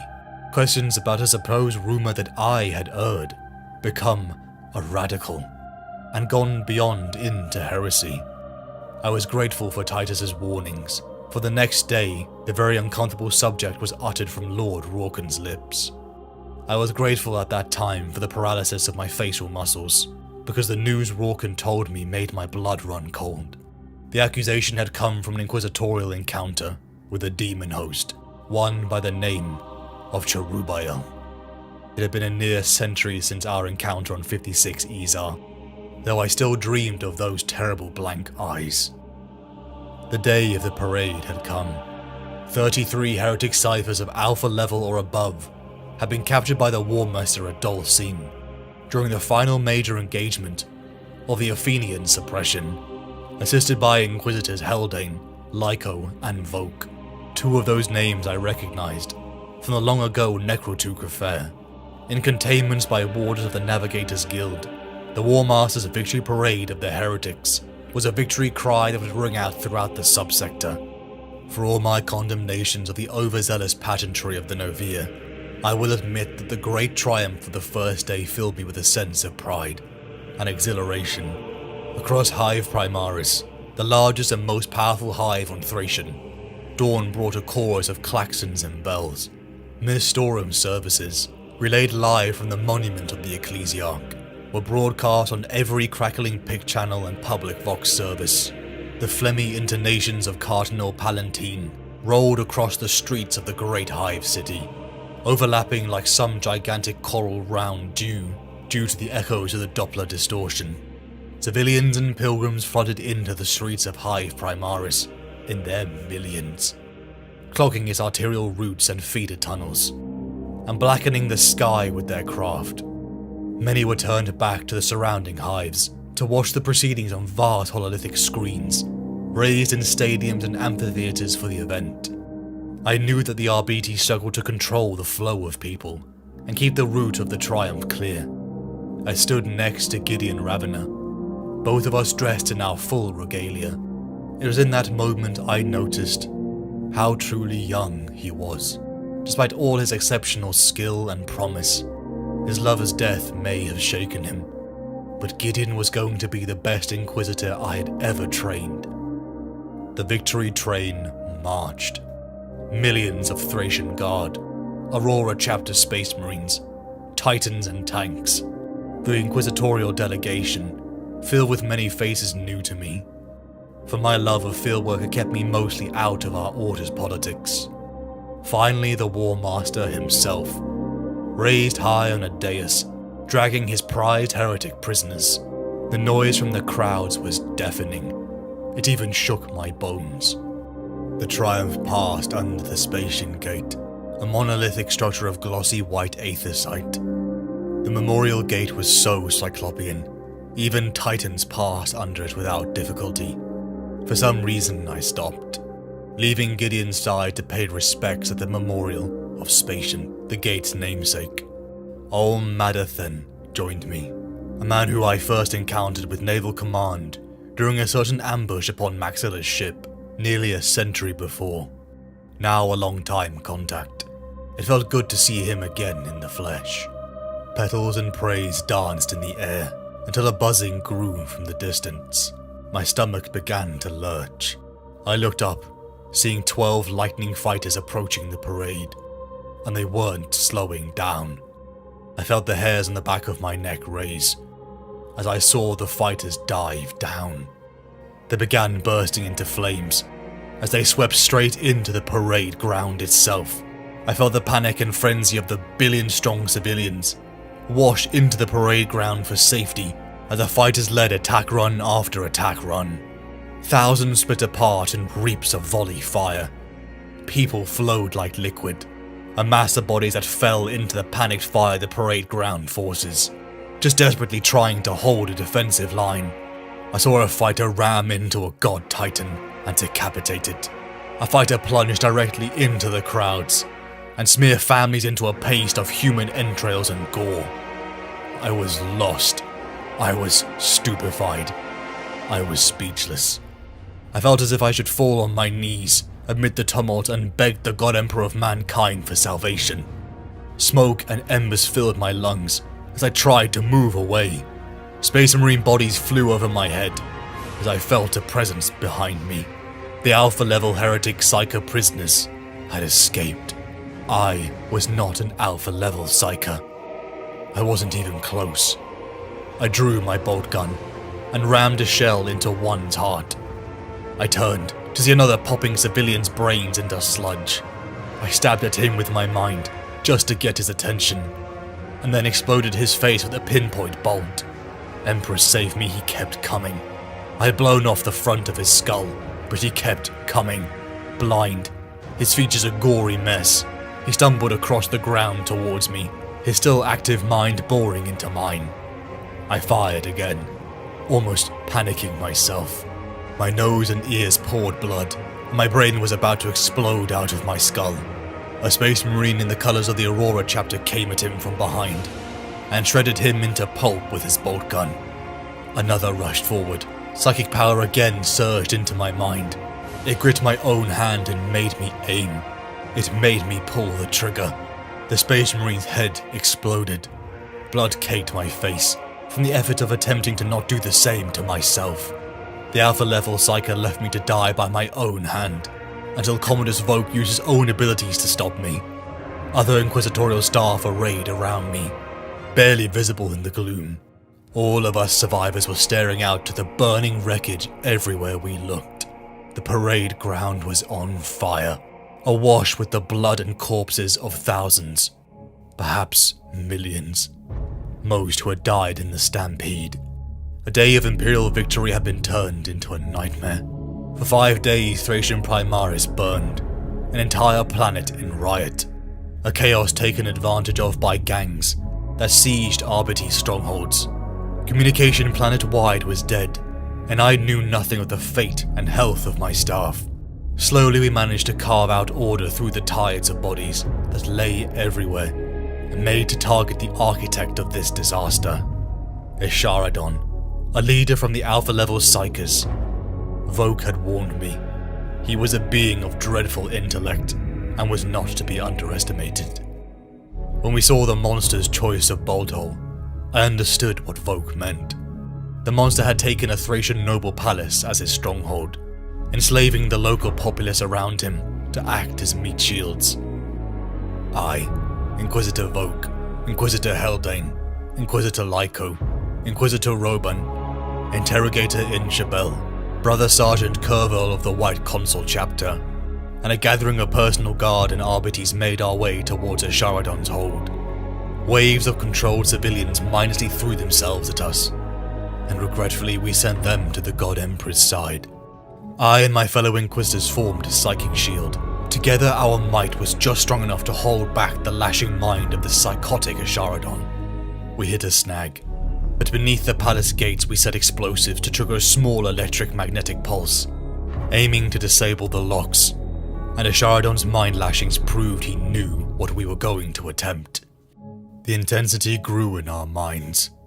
As the Alpha-level heretic Psyker pushed us to our limits, we would be dead in mere moments, the weaker members of our group, and we had no time. We triggered the explosives. The blast took out the defenses. It filled the sewer tunnel we hunkered in with flickering destruction. It would have killed us but for the fact that Brother Sergeant Curville shielded us with his massive armored body. It cost him his life, and I made a point to have his name and memory celebrated by the White Consuls. The void shield collapsed in on itself, blacking out the palace's systems with a thunderclap of electromagnetic rage, blacking out Escharadon's seething mind too. We rushed in. Bodies lay everywhere. Roban and his interrogator Inshabel battled corrupted ground servitors. I saw Roban was cut down as I drew my power sword. My swordsmanship had always been good, but Eisenhorn had instructed me and the Carthaean, Ul Wila Scree, before her death. Ul Wila Scree, literally, the genius of sharpness. The Carthaean way of the sword. I made a head-height horizontal parry, called the Uesar, and then left and right block strokes, the Ulsar and Uin Ulsar, finishing with the Ul Kea, the death stroke.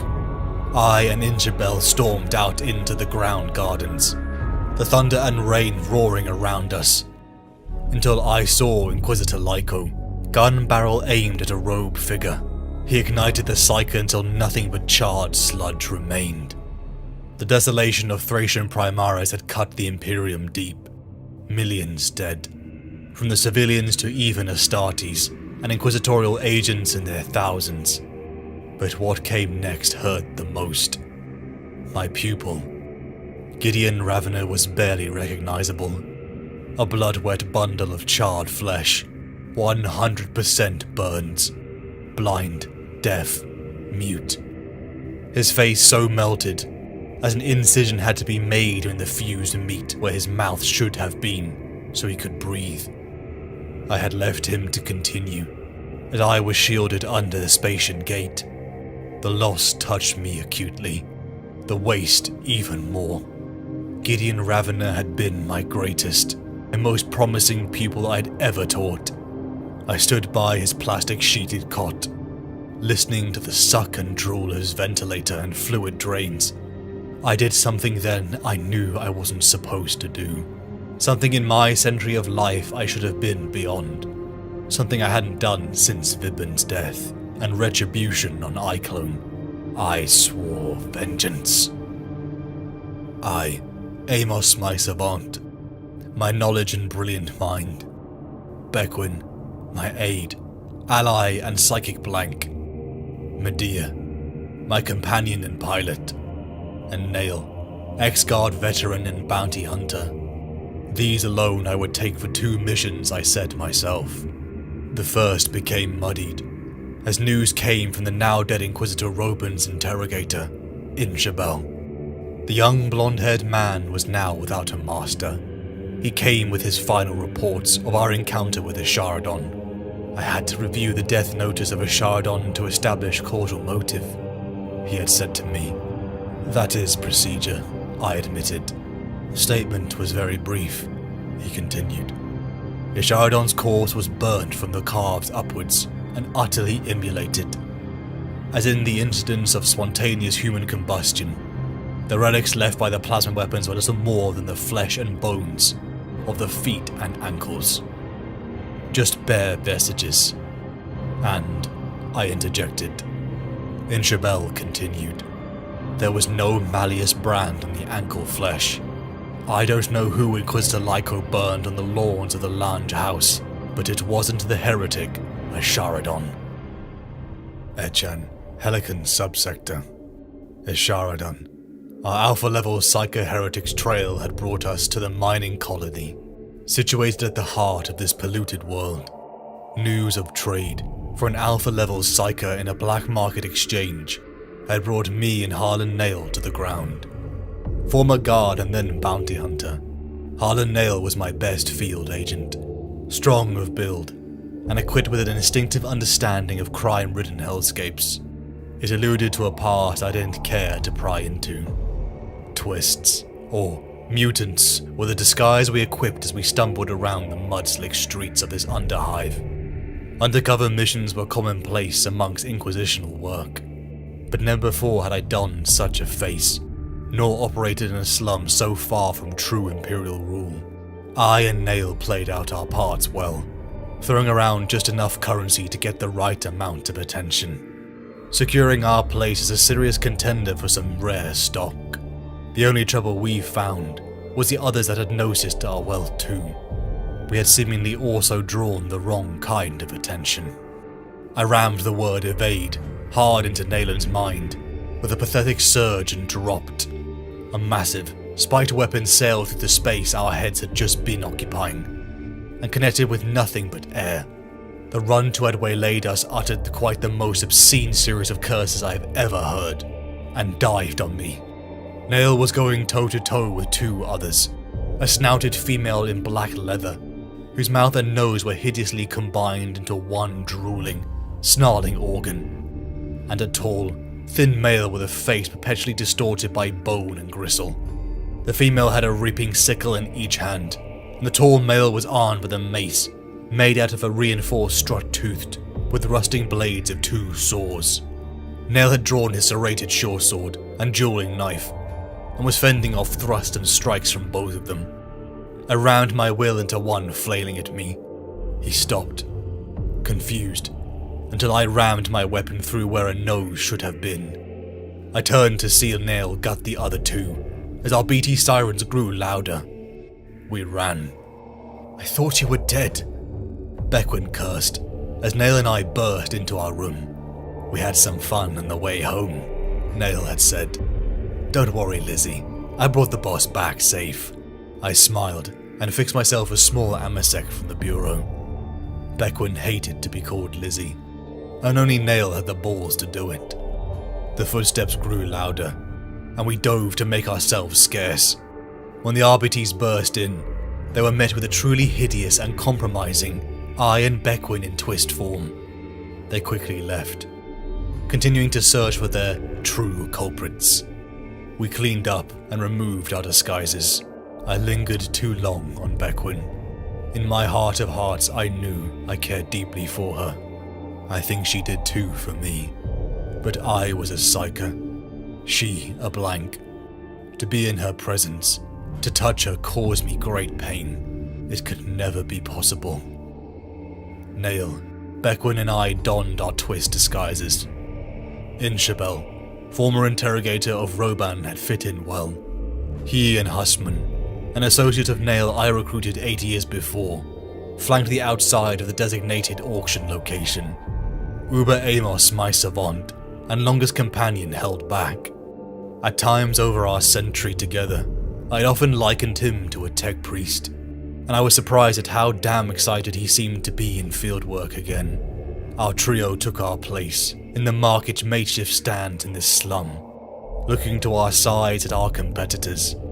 I had to hold in my laughter to what seemed to be a scantily clad cult of nobles, who looked way in over their head. Other mutants, crime lords such as an elderly figure going by Murdoch, and robed figures that flanked us as the auction began. An alpha-level psyker was on sale. I placed my own prices to far exceed the others, until I saw him. Inquisitor Lyko himself strode out into the middle, a red dust trail trailing behind him. I ran cold. Something felt wrong. One of the row figures stopped still, then strode towards us aggressively. He reached up and pulled his hood back. The flesh of his face disintegrated as he pulled it away, revealing his blank, piercing eyes. "Oh, Gregor, you do so like to make an entrance, don't you?" said Cherubael.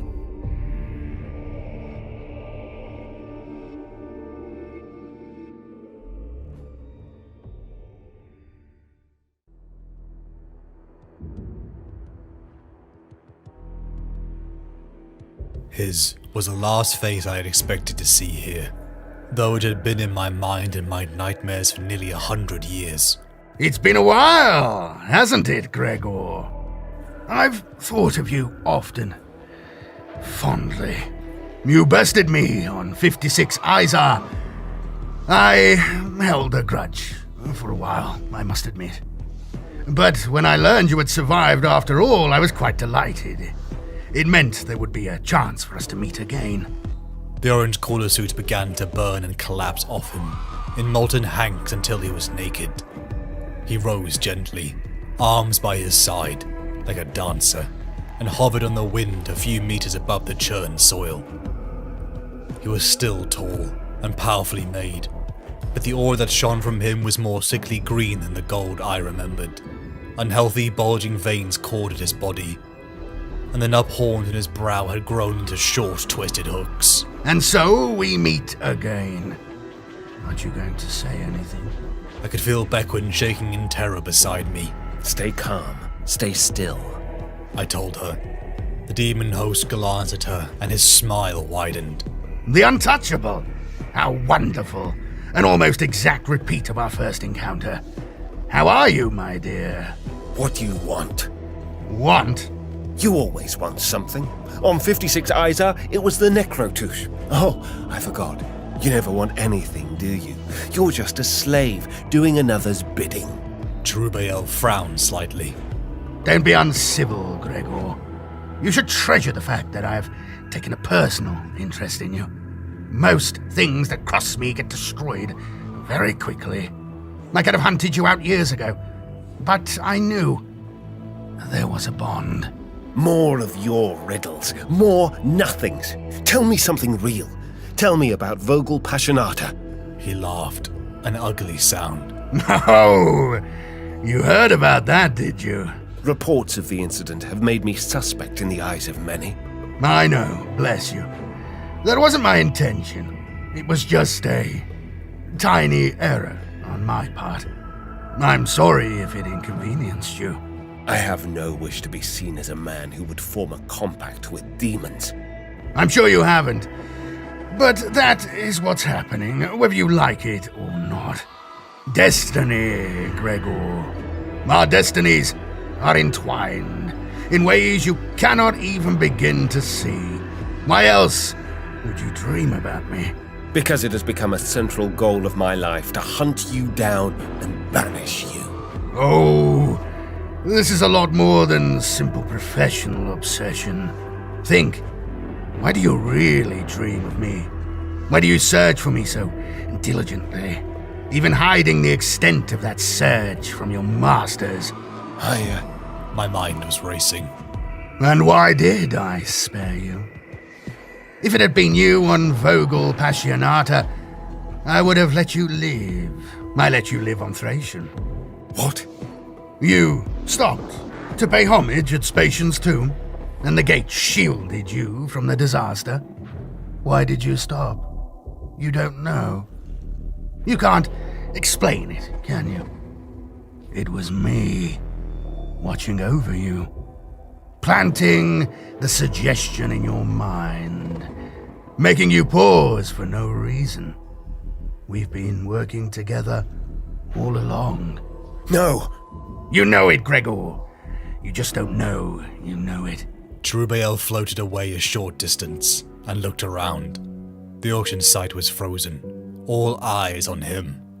No one dared move, not even the most weak-willed twist guard. Even those present who didn't know what he was, recognized the extraordinary evil and power he represented. Several armed men stepped out of their cover, and the chew-after tangles approached.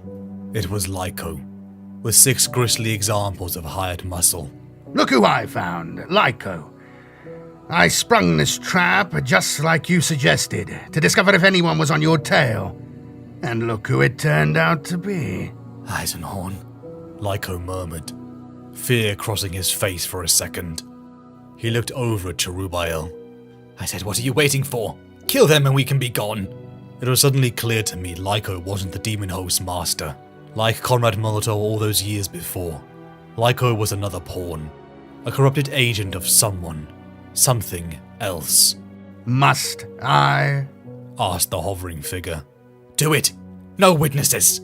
Lyco whipped around and incinerated the old man with his plasma gun. That broke the impasse. Fawn's people and the other buyers broke in panic, drawing weapons, shouting. Indiscriminate shooting began. Lyco's gunmen, all ex-military types with autocannons, hosed the staging area and cut down the fleeing twists. I saw Fant Malsek hit by a burst of fire and collapse in rough sections backwards off the platform. His horn-headed minder ran at Cherubael, firing a grubby old las pistol. Cherubael hadn't moved. He was simply watching the murder around him. The las shot sizzled off his skin, and he glanced down at the twist, as if his reverie had been broken. The demon host didn't even move a hand, a finger. There was just a slight nod in the direction of the horned minder, and the miserable twist was somehow filleted where he stood, waves of force stripping off his flesh and popping out his skeleton. parts of it still articulated. I felt the warp churning around that dismal place as Cherubiel went to work. Once he had started, his fury was unstinting. Murdoch's war runners disappeared in a sudden vortex and died, fused together. The mud beneath Vasik's feet boiled, and she and her bodyguard sank, screaming and thrashing. I was frozen, rigid. I felt Beckwin pulling at me, shot seared past my face. I snapped around, and saw two of Lyco's men charging us. One dropped suddenly, headshot by what could only have been a sniping round from Hussman, out in the torn undergrowth. Nail flew past me, and gunned down the other. He yelled at me. There was blood and filth swirling plant fiber in the air. A warp storm was crackling around us, so dense and dark we could barely see, barely standing against its churning force. But I could make out the glowing shape of Cherubiel through it all. I drew my power sword and ran towards him. Beckwin screamed. I had no choice. I had waited the best part of 100 years. I would not let him go again. He floated around to face me, smiling down.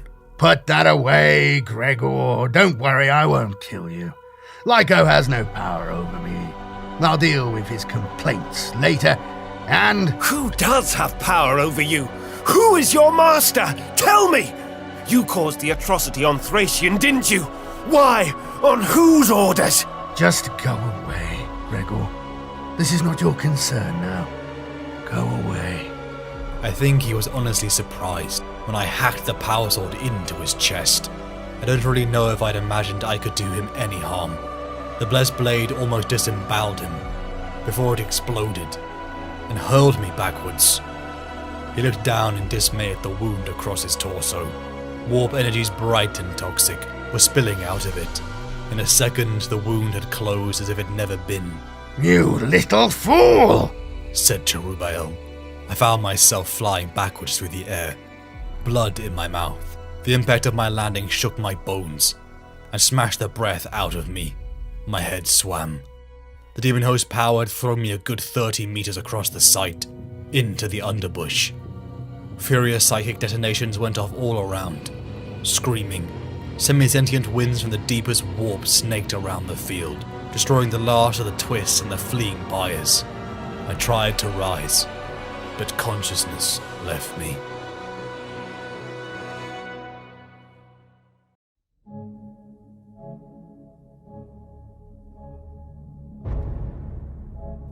Thorn wishes multifarious changelings. Pattern thimble. Cherubiel hovered above us, high in the roof space of the factory chamber, casting a glow of filthy warp light, choking, twitching. His limbs went limp. Lyco was raising up towards him. Smoke was coming out of his mouth and nostrils. Now, Gregor, Cherubiel said. Nice try, but there are some secrets that must remain. With a nod of his head, he tossed Lyco aside. The traitor Inquisitor flew down to the front of the factory space, bounced hard off the inner hull, and then fell down into the churning reaper blades of the factory's harvester maw. His body was utterly disintegrated. Cherubiel hovered lower, grabbed the comatose, bound form of Asharadon like a child picking up a doll. I won't forget what you did, said the demon host, looking back at me one last time. You'll have to make it up to me. Then he was gone, and Asharadon was gone with him. The being that had haunted my dreams, the one I had now chased for over a century, spared me. He could have easily killed me right there and then. The rumors of another Inquisitor being spared because of this being were true. Cherubiel had thought it had been me then. This had drawn the rumors of heresy, even monitoring by my own organization. And what would they think now? I had chased Lyco as I'd awoken to consciousness. It had been pure chaos around me, as all the groups had opened fire on each other within the auction ground. Just as I had caught up to Lyco, racing through the hive of Echan, I witnessed Asharadon, prone and bound, I had lashed out at Lyco with my will. I was stronger, and I had almost broke through to the secret he kept hidden in his mind, until Cherubael had snuffed him out. There was no bond between us. The very thought that this creature felt something other than hate towards me unnerved me to my core. 314 M41. Scalpel cuts quickly, eager tongues revealed. Atcadia, by Terrace, Hound wishes Thorn. Thorn should be sharp. After months, I and my staff travelled as we made our way towards our second mission. The gatehouse of the Imperium and bastion to the Eye of Terror. The world of Cadia. A bitter autumn wind was coming down off the moors, the turning ribboned leaves of the axle trees beginning to fall. They fluttered past me like dry strands of black kelp, and collected in slowly decomposing drifts on the windward side of the graves. Above, the overcast sky was full of racing brown clouds. I walked past endless fields of graves, ready to be replanted with glorious dead, the moment the etchings became illegible. Such was the sacrifice of this world's people. Cadia was a harsh and miserable world. A people dominated at every level by Imperial military. They say Acadian could take apart a rifle at the age of 7, and had already been trained for field work in their early teenage years. Its cities were impenetrable fortifications that had suffered the wrath of 12 black crusades of chaos. Even civilian fashion was a mix of camouflage gear. My mind had begun to draw lines that made me uncomfortable for what had brought me to Cadia, now inexplicably tied back to the massacre at Thracian Primaris. Cherubael. Godwin Fishik strode up to join me, as in my winter gear we crossed the ancient pylons of Cadia. Other than Amos, Fishik had been my longest companion, joining my side since the Necrotic affair and the sabotage of Iclone upon his world of hubris. Grey speckled his thick blonde hair now, but Godwin Fishik stood tall and as built as ever. The news of Gideon Ravner brought sorrow to him. He had admired Gideon.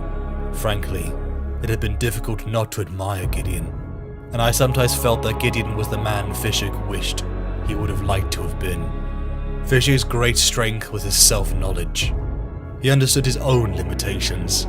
His strengths were loyalty, physical power, fine combat skills, observation, and a nose for detail. He was not quick-witted, and his abhorrence of book learning meant that even the rank of interrogator was beyond him. Though he would have loved to rise formally through the ranks of the Inquisition, he had never tried, contenting himself with becoming one of the fundamental components of my staff. To try, he knew, would have meant failure, and Godwin Fishik hated to fail. He was my compass, a true Puritan, that assured me if I ever fell off the path, he would kill me, and I valued him for that. Fishik escorted me to Inquisitor General Neve.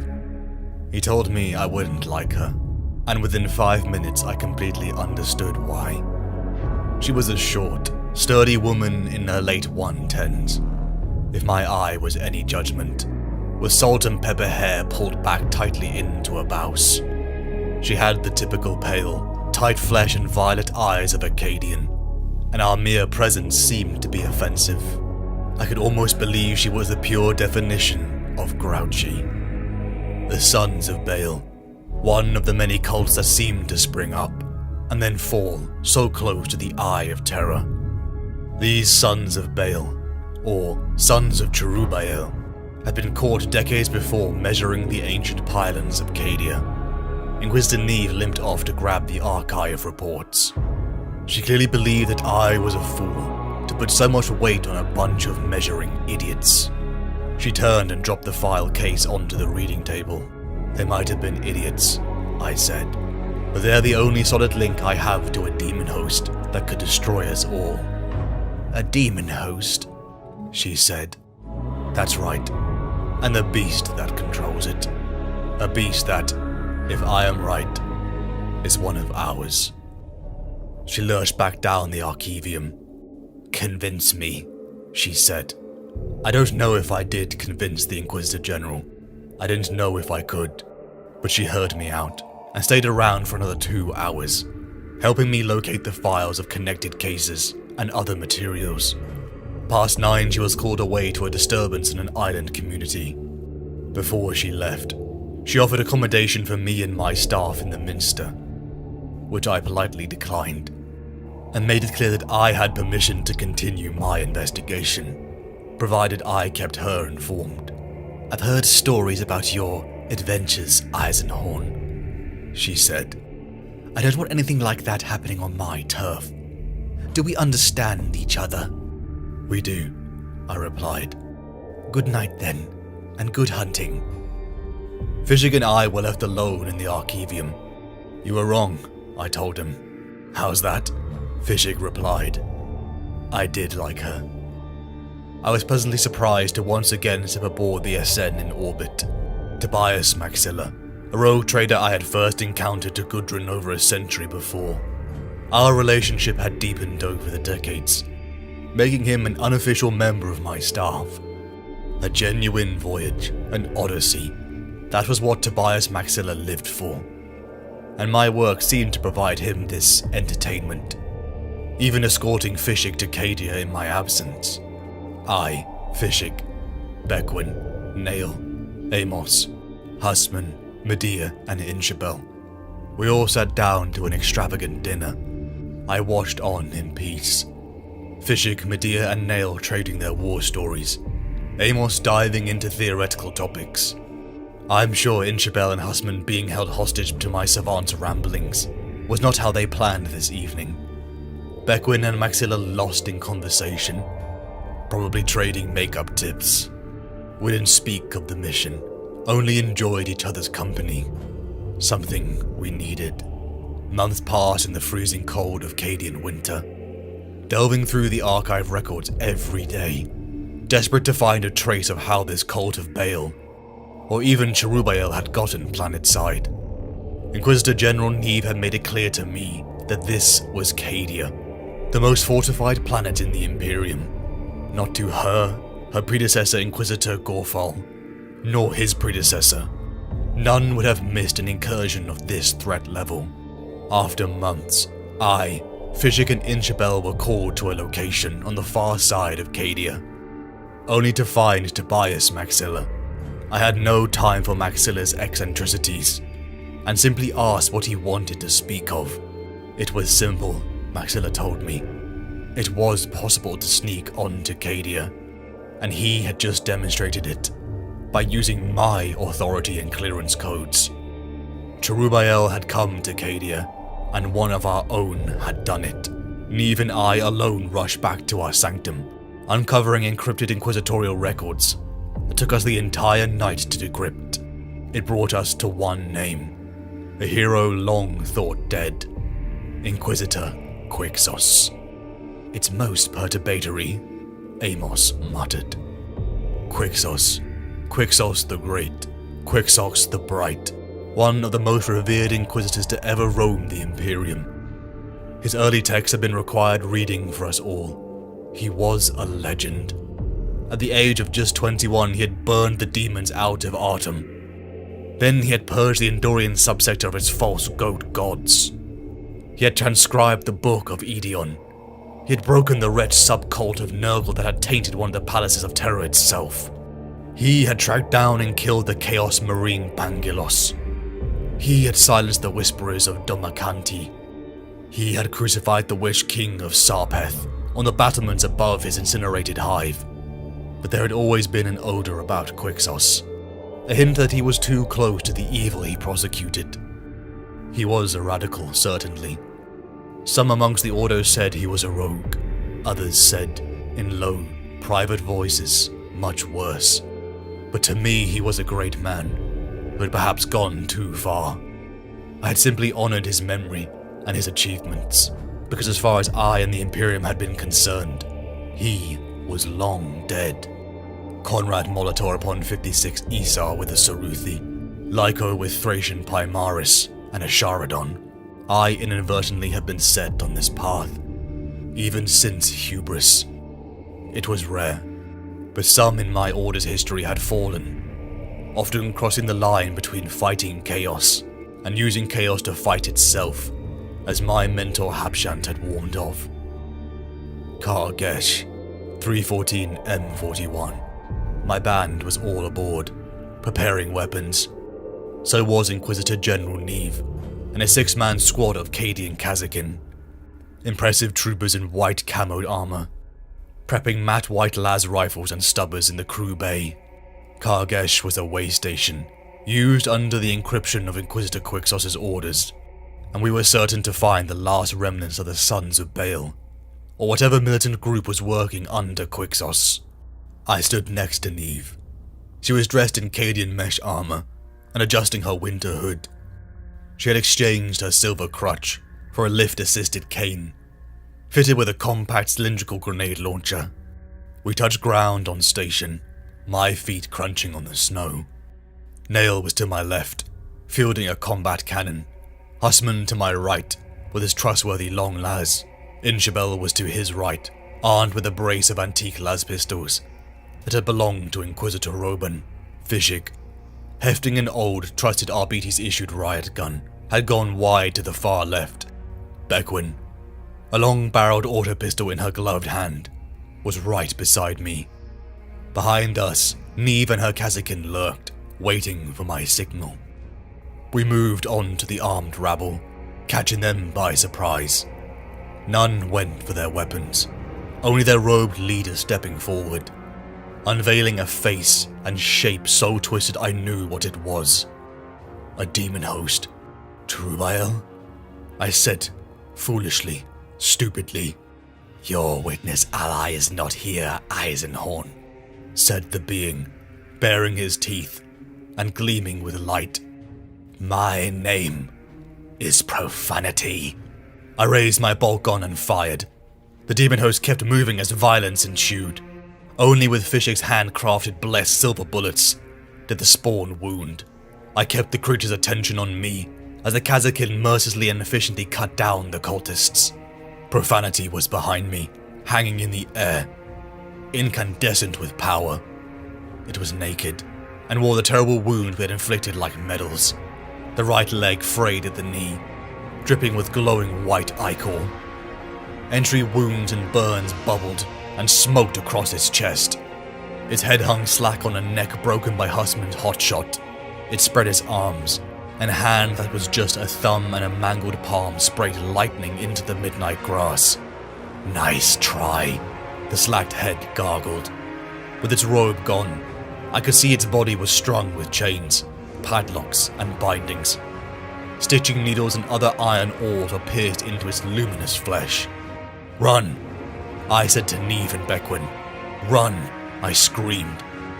Neve raised her silver cane and triggered her launcher.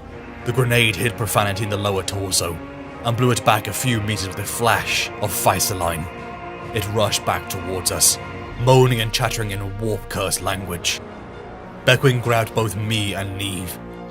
Her untouchable quality was our only defense now, and she knew it. Profanity stopped short of us, just a meter or so away, hovering in the air. I could smell the rank stench of eternal murder about it. Its broken neck made a sound like snapping twigs, as it slowly turned its lolling head to look at us. It couldn't attack us psychically, so it turned physical. Claws reached Neve aside in a trail of blood.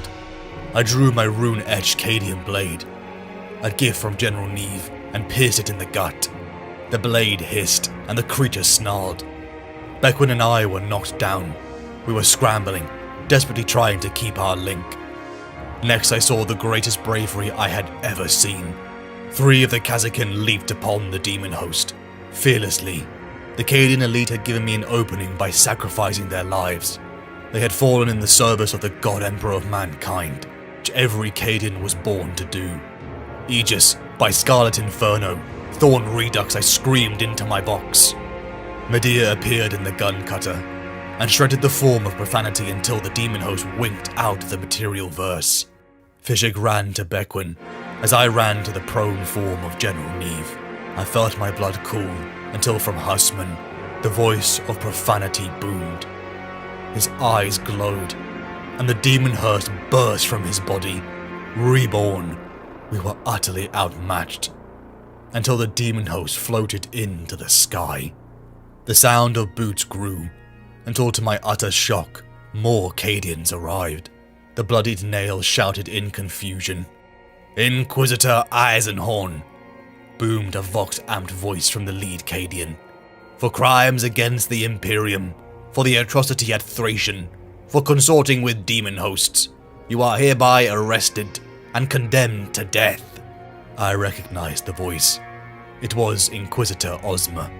Ozma was a well-built, broad-shouldered man in his 150s.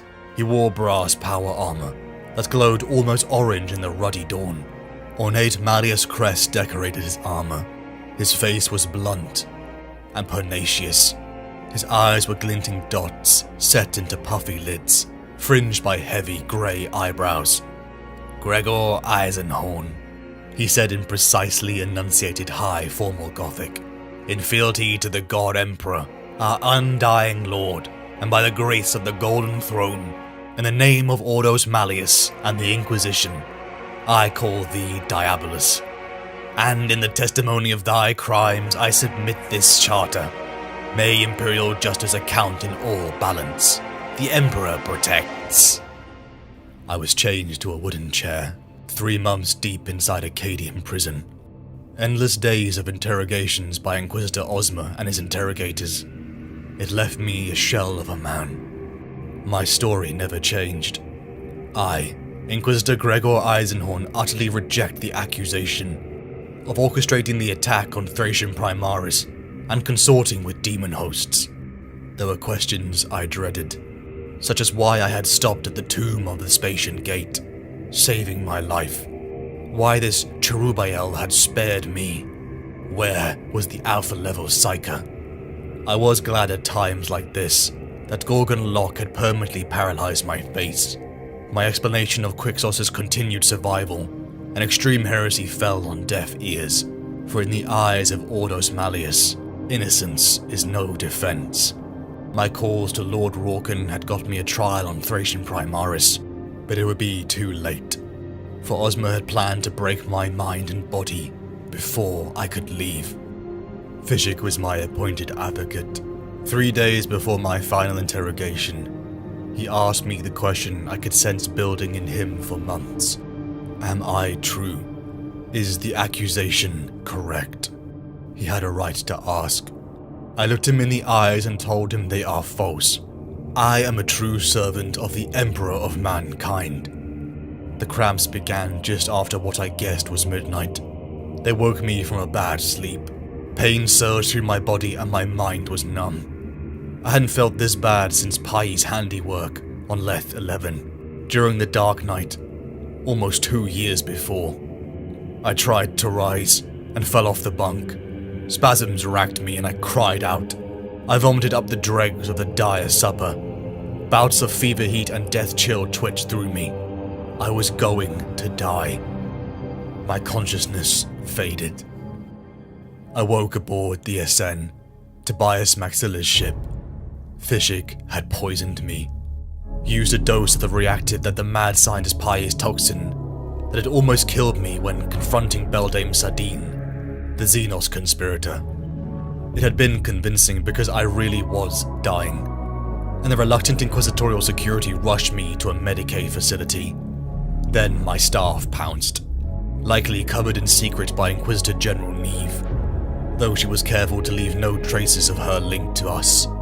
For the first time in my life, we were on our own, operating outside the authority of the Emperor of Mankind's Holy Inquisition. Quixos, the legend, the man who had shaped me through his work and teachings, was my enemy, Extremis Diabolus, and we were utterly outmatched.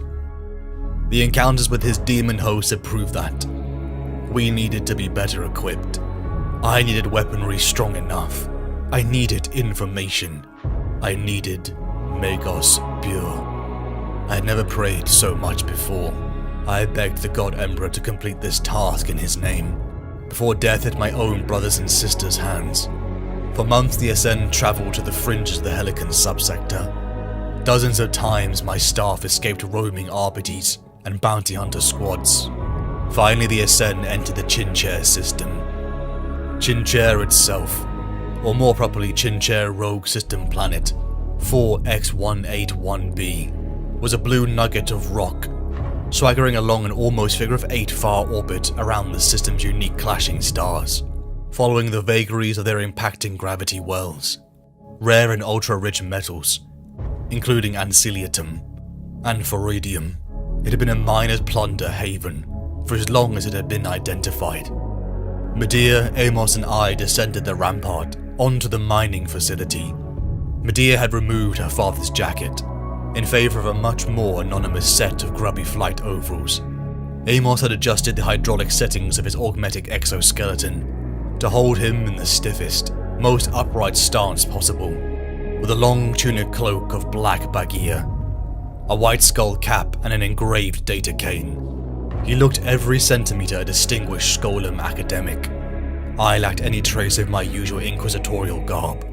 I wore leather breeches and high, buckled boots, an old flak armor jerkin with dirty ceramite overplates, and a full-face filter mask with tinted eye slits that resembled nothing as much as a snarling skull.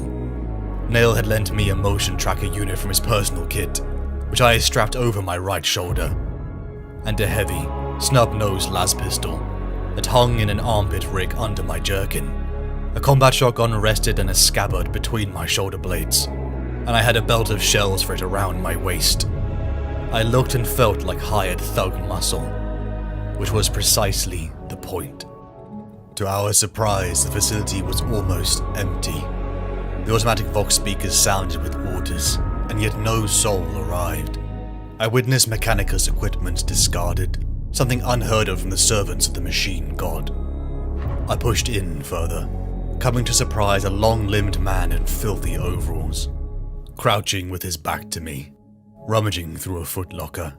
He almost seemed stunned to see me. I noticed a distinct birthmark upon his neck, as he brought me to his supposed superior, Enforcer Khalil. He was a big man with dark skin, and a white stubble of hair and beard. His eyes seemed to possess a murderous glare, as Amos played his part brilliantly, of a scholar expeditionary leader, here on Mechanicus research.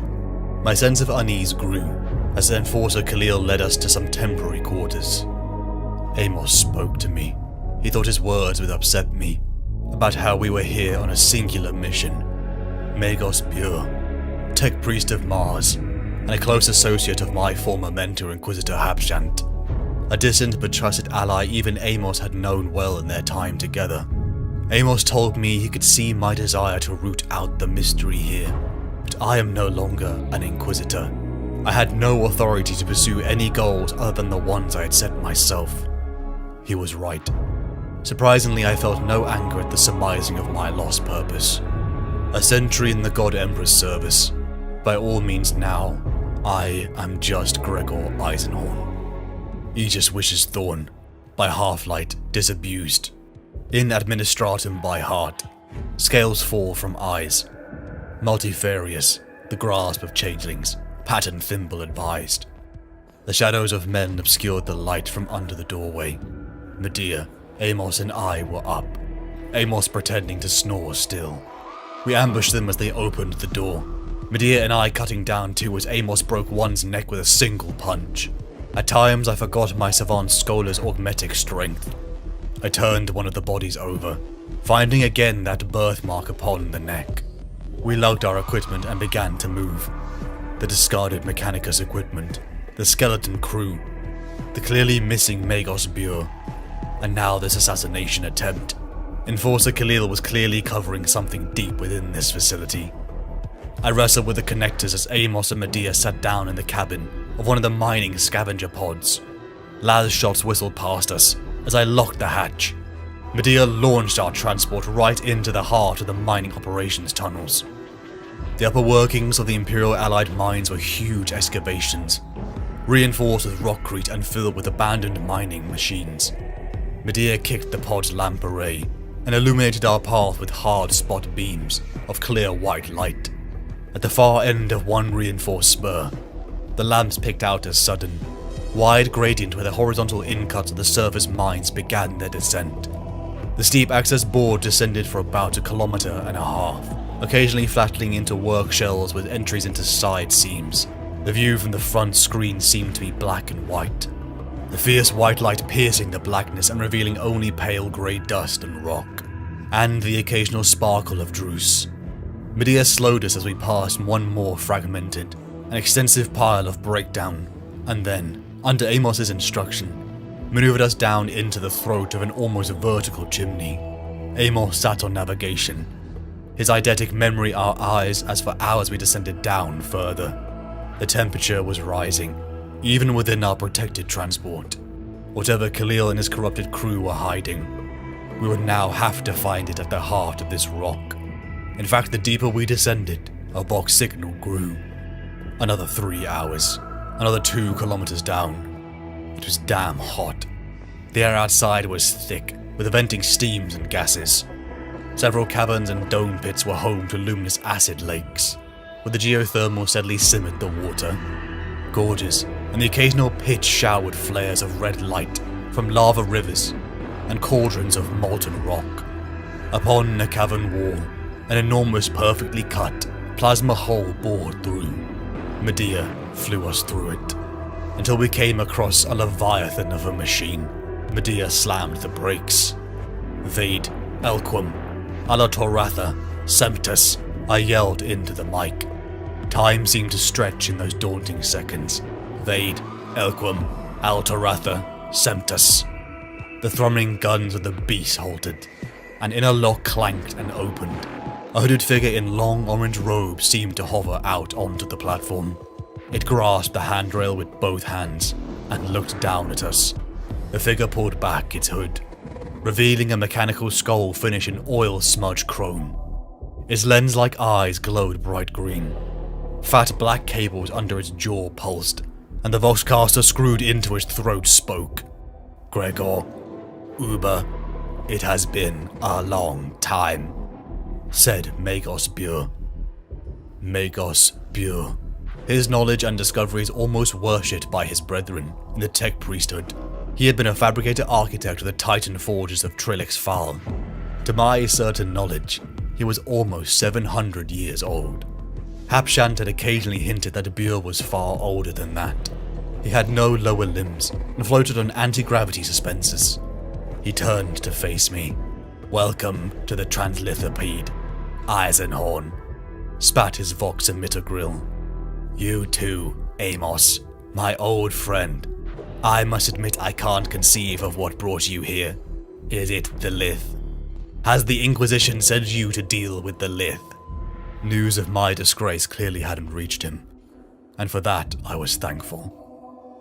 The Lith, a hyperdense geode of approximately 700 tons, a perfect ecahedron 4 meters in diameter. Its mineral composition was exotic and inexplicable, and it was alive. Bure relayed the information to us. A previous expedition had returned tainted, leading to a corruption that had spread and ruined the mining facility. The Lith was clearly an ancient creation, whose origins I imagined would forever be a mystery, but Bure had been searching for its true location for weeks, until we gave it to him. Amos presented over the coordinates. He wasn't sure what it was when he read it in the office where we met the Enforcer. It was unguarded information, because they didn't expect outsiders. Bure threw back his chrome skull and laughed, a screeching, mocking cackle. Amos, Medea and I strapped ourselves in next to 2 of Bure's Mechanicus staff. The tech priest's minds melded with the Leviathan machine, and set out to the coordinates. I felt my ears ping, my body sweat profusely as we broke into the Lith chamber. Transport cutters came for us immediately. The cult was already here by some other means. Shots pounded onto the hull as to my shock. Some of them were unshielded and open, squirming with men as magma dripped around them. My blood ran cold as I caught sight of the Lith's defender, a behemoth of writhing flesh equal to our Leviathan, a mass of what had once been the population of this colony. It slammed against us as Bure, locked within his machine link, fought desperately back. I had to think fast. Medea and I darted to our transportation pod. We leaped out of the back of the Leviathan and headed straight for the Lith. It was within reach, the foul black decahedron, emanating the taint of chaos. Enough to make Medea fall unconscious in her chair. I lunged for the controls and flew over a lava lake until shots rang from another transport. It was close enough that I met the eyes of Enforcer Khalil. We banked and darted. I felt like my body was on fire from the heat. Though practiced and honed through decades of discipline, my mind struggled to fight the growing influence of the Lith. It came to me then. I rammed my will into Khalil's mind with all my strength. His pod dipped and spluttered into the lava lake. I opened my Vox speaker and began to scream, recording my words into a loop. I chanted the Emperor's prayer of aberration against the warp, a song I had learned as a child, one I had used with Lord Rorken and Titus Endor in the Necrotuk affair. I played the loop until it boomed back towards the Lith. Words, I murmured, your corrupt whispers against my words of power. How do you like that? I pushed the sonar gain to maximum. In terms of sonics alone, the pulses alone would have stunned a man to unconsciousness and snapped his bones. For a good minute or more, I feared it was having no effect. Then the whispering ceased. It became a subsonic moaning of rage and anguish, and finally, agony. The Lith's surface became discolored, as if mottled by mold. It shuddered, cracking the obsidian around it. Then its inner luminance spluttered and went out, and it became indistinguishable from the black volcanic glass that surrounded it. The writhing mass attacking Bure and Amos collapsed.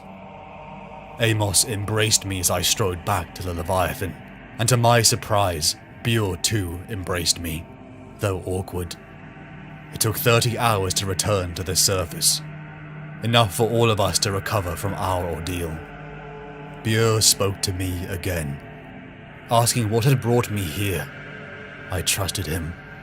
I told him I had a lot to explain about my life in the recent months, that I had come to him because I needed to revisit something I gave to him nearly a century before, something I should have given to the Inquisition.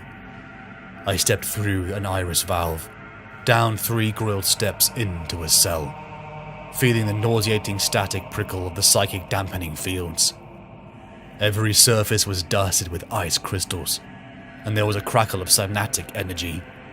"Hello, Eisenhorn," said a hollow, Vox-projected voice. It came from a casket that squatted on a basalt block in the center of the room. Both casket and stone were caked in ice. Tiny lights darted and blinked inside the casket's open lid. I prepared myself, and then replied, "Pontius Glor, we meet again."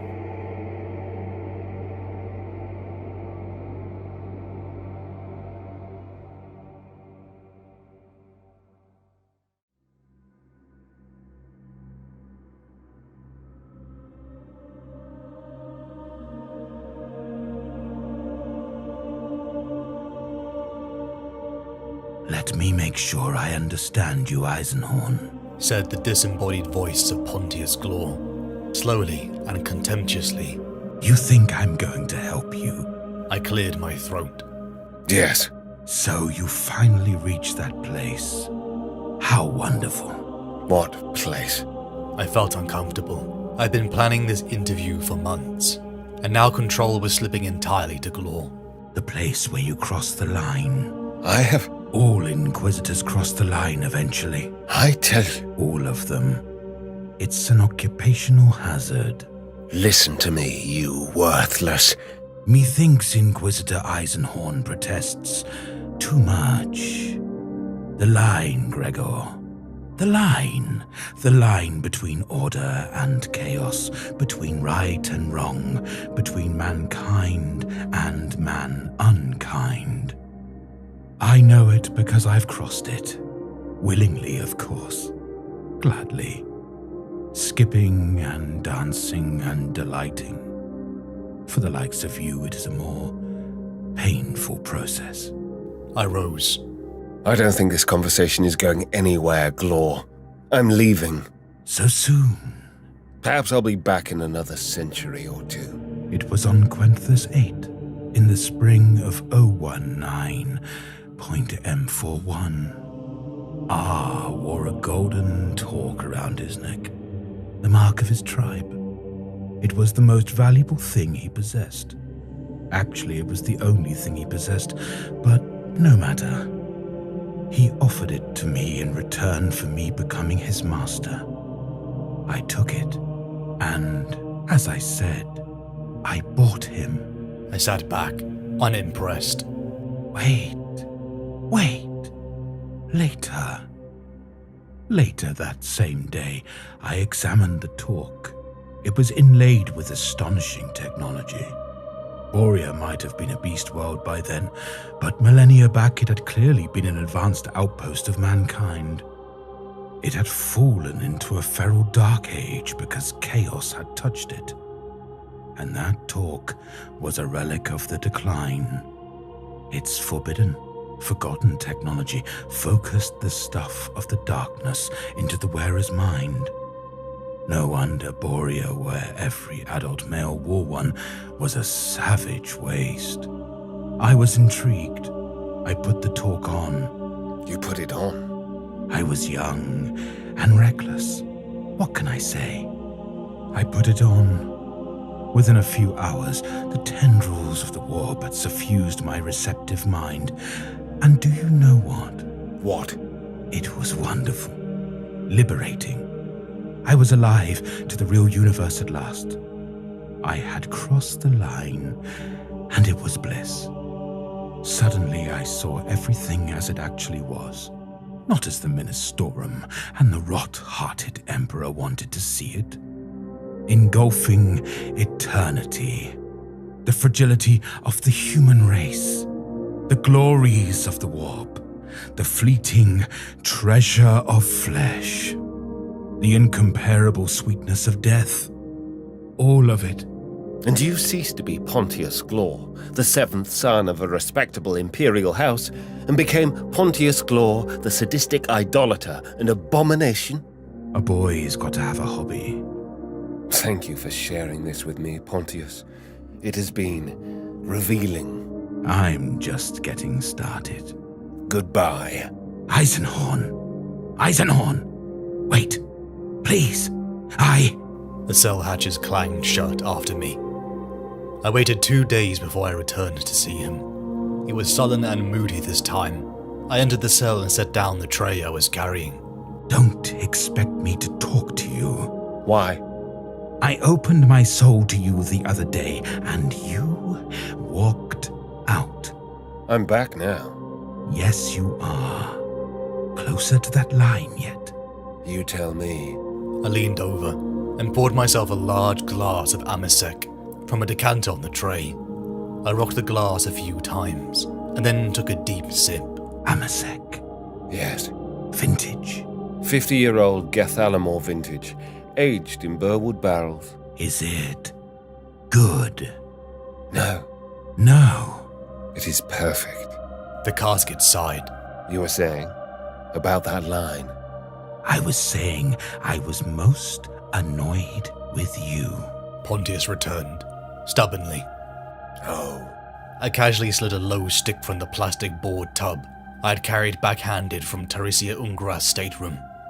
I lit it and took a deep drag, exhaling the smoke towards the infernal casket. Nail had injected me with powerful anti-intoxicants and counter-opioid drugs just half an hour earlier, but I sat back and openly seemed to relish the smoke. Is that a low stick? Yes, Pontius. You were saying. Is it good? You were saying. I've told you of my slip, my crossing of the line. What else do you want of me? The rest. You think I've crossed the line too, don't you? Yes. It's in your bearing. You seem like a man who has understood the wider significance of the warp. Why is that? I told you it happens to all Inquisitors sooner or later. I can imagine you as a young man, stiff and puritanical, in the Scolam. It must have seemed so simple to you back then. The light and the dark. Not so obvious these days. Of course not. Because the warp is in everything. It is there even in the most ordered things you do. Life would be brittle and flavorless without it. Like your life is now. I suggested, and took another sip. Damn you.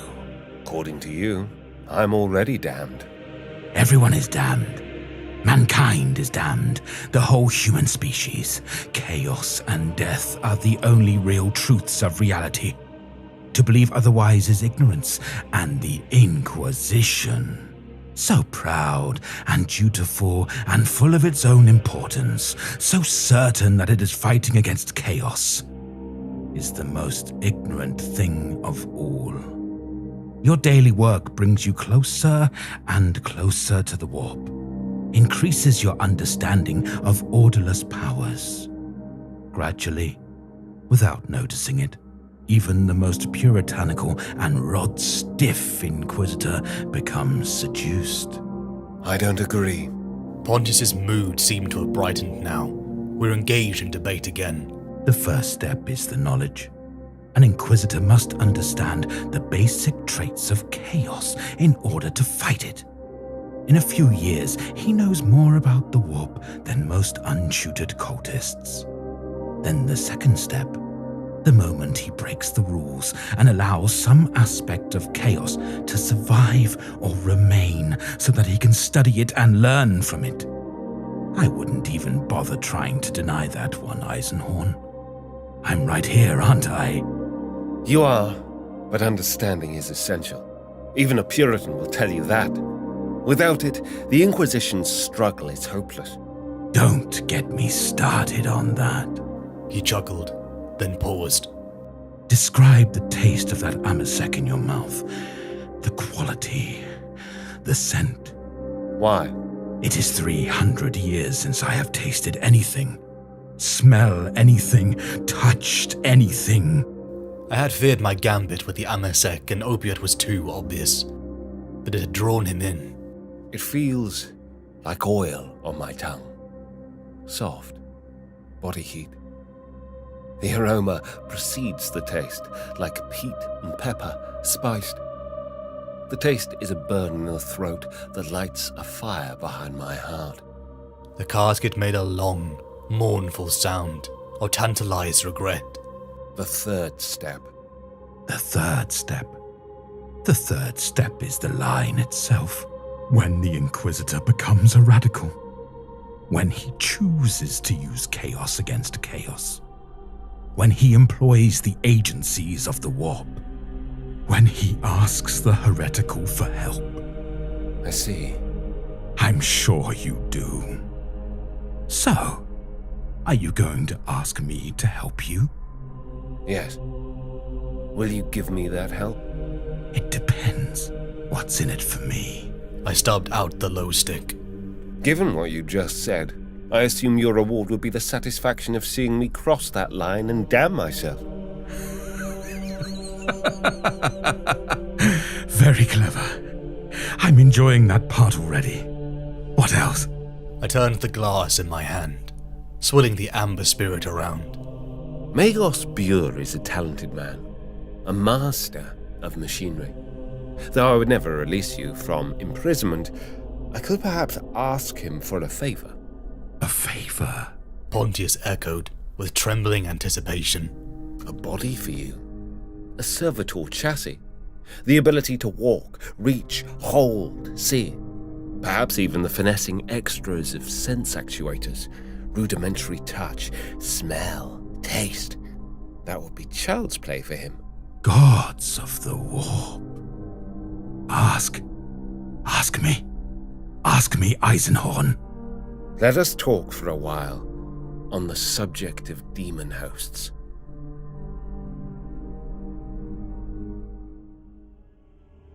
The past is a mirror to the future, or so a friend once said to me. I did not believe it then. I do now. The past walks with us, Its face is the face of all those we have hated, all we have loved, all we have failed. They say that to be an agent of the God Emperor's Inquisition is to see the true horror of the universe and still have the will to prevail. As with all things, there is another face to the truth. I have looked on the terrors of the universe and cast them down. I have judged billions and forgiven some. I have known victory and touched defeat.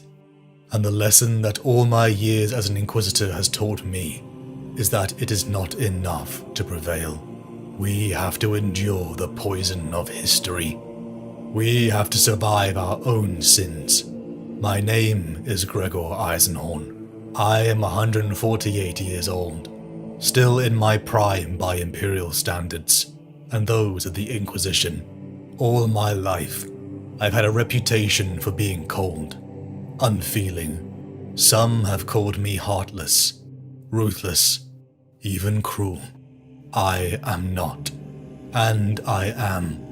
I am not beyond emotional response or compassion, but I possess, and my masters count this as perhaps my paramount virtue, a singular force of will. Throughout my career it has served me well to draw on this facility and steel myself, unflinching at all that this wretched galaxy can throw at me. To feel pain or fear or grief is to allow myself a luxury I cannot afford. As a member of His High Majesty the God Emperor's Inquisition, I find my philosophy questioning at this time. To the outside galaxy, members of our order appear much alike. An Inquisitor is an Inquisitor, a being of fear and persecution. It surprises many that internally, we are riven with clashing ideologies. To express it in simple terms, some Inquisitors are Puritans, and some are Radicals. Puritans believe and enforce the traditional station of the Inquisition, working to purge our galactic community of any criminal or malevolent element. The triumvirate of evil, alien, mutant, and demon. Anything that clashes with the pure rule of mankind. The preachings of the Ministorum and the letter of imperial law is subject to a Puritan Inquisitor's attention. Hardline, traditional, merciless. That is the Puritan way. Radicals believe that any methods are allowable if they accomplish the inquisitorial task. I hunt Quixos, a fallen member of my order, one who uses forbidden resources, such as the warp itself, as weapons against the enemies of mankind, and even the Imperium itself. I was once a Puritan by calling, and an Amalathian by choice. The ferociously strict ways of the monodominant philosophy no longer entices me. There is precious little subtlety in their ways, and thus it is not for me. Amalathians take our name from the conclave at Mount Amalath. Our endeavor is to maintain the status quo of the Imperium, and we work to identify and destroy any persons or agencies that might destabilize the power of the Imperium from without or within. They believe in strength through unity. Change is the greatest enemy. They believe the God Emperor has a divine plan, and work to sustain the Imperium in stability until that plan is made known. We have deplored factions and infighting, and yet I have found myself declared Diabolus Extremis. In the eyes of the God Emperor's Holy Inquisition, I am a heretic. The massacre at Thracian Primaris, the mutilation of my greatest pupil, Gideon Ravener, and the death of millions has been laid at my feet. I am cut off from the resources that I desperately need to battle Quixos and his demon hosts, hiding away aboard the rogue trader Tobias Maxilla's ship. So you have me then, pictured. Gregor Eisenhorn, rogue, on the run, over a century old. I am not the Puritan I once was. I am not sure how to define myself, but I am resolute. I have already told you of my force of will, and you will have noticed my prowess with a blade. What else is there? I killed the heretic Iclone. I have triumphed over a corrupted House Galore. I burned the Saruthi and 56 Izar of its chaos taint. Come, and let me show you how I will fight Quixos. Thorn wishes multifarious changelings, rapturous beasts below. The 20th day of 10th month, 340 M41. I will record this thought now, because I feel I must. For all that Pontius Glor was, for all that came later, I cannot shake my bond to him, though I try. There, in the cell on Sin Chair, and essentially before the dim hold of the Ascen, we had spoken together for hundreds of hours. I had no doubt that he was an unforgivably evil thing, and that he would have killed me in a second during those times, had he been allowed the chance. But he was a being of extraordinary intellect, wit and learning. Admirable in so many ways. Strange ways. But for that talk, back on that spring day, on Quenthis, his life may have been different. And if it had been different, and had we met, we would have been the greatest of friends. Bequin told me not to worry about Fishik. The conversations between me and Pontius Glor had upset him. He had broken me out of prison, saved my life from execution because he knew I would never turn. But the fact that I skirted the line here made him worry. I had to. I needed this power and knowledge in order to combat Quixox and his demon hosts. Glor was right. Many of my ilk had crossed a line, some unknowingly, and if I was honest, the thought gave me fear. I am an Amalathian, perhaps not the Puritan I was in my youth, but I had others to keep me from crossing the line. Harlan Nail strode to stand beside me. You fight dirty sometimes, don't you, Harlan? He looked at me quizzically and scratched his shaved scalp. Not sure I know what you mean, boss, he said. All those years, bounty hunting, and I've seen you fight, remember? Sometimes you have to break the rules to win, I said. I suppose so, he replied. When all is said and done, you use whatever works. I'm not proud of some of my more ruthless moments, but they're necessary. I've always been of the opinion that fair play is overrated. That bastard trying to skin you won't be playing fair, that's for sure. You do what you have to do. The end justifies the means, I said slowly. He raised his eyebrows and laughed. Now that's different. That kind of thinking gets a man in trouble. There are some means that no end will ever justify, but fighting dirty, occasionally, is no such bad thing. Neither's breaking the rules, provided you remember one thing, which is, I said, you have to understand the rules in the first place if you're going to break them. I drew Barbarisator. With information gathered over the weeks of interrogation, I combined my knowledge with Glor's, melding it with Bure's expertise to reforge the weapon into a master-crafted artifact. Priceless materials, even a fragment of the dormant cleansed lith, and runes now etched into its surface. I would owe Clan Eswe Swendir for this weapon, as I already owed them for Ariod's life. I should have returned it to their care, for it was part of their clan legacy and Ursuril, or living story. It was mine to safeguard, not to take, and certainly not to deface this way, but face to face with profanity. At Kasar Gesh, I had learned that pendragomatic words worked against demon hosts. All that was left was the need of a saint's blessing. 341 M41 we departed. I wished Bure well, instructing him to honor my word and to give Glor a servitor body. I couldn't express my gratitude that Bure deserved, especially for listening to my story and choosing to believe me. I didn't know how much I needed that validation until I had it. I, Amos, Bequin, Medea, Nail, Fishig, Injabel and Maxilla dined as we celebrated the passing of a new year. It would be months or even years before we could all sit in a room together again, for each possessed a formal writ we would spread to those we could trust. A formal disavowal of Quixos and the request for aid, all the while hiding from Inquisitor Ozma and most of the Inquisition. I was somber for days as each split off.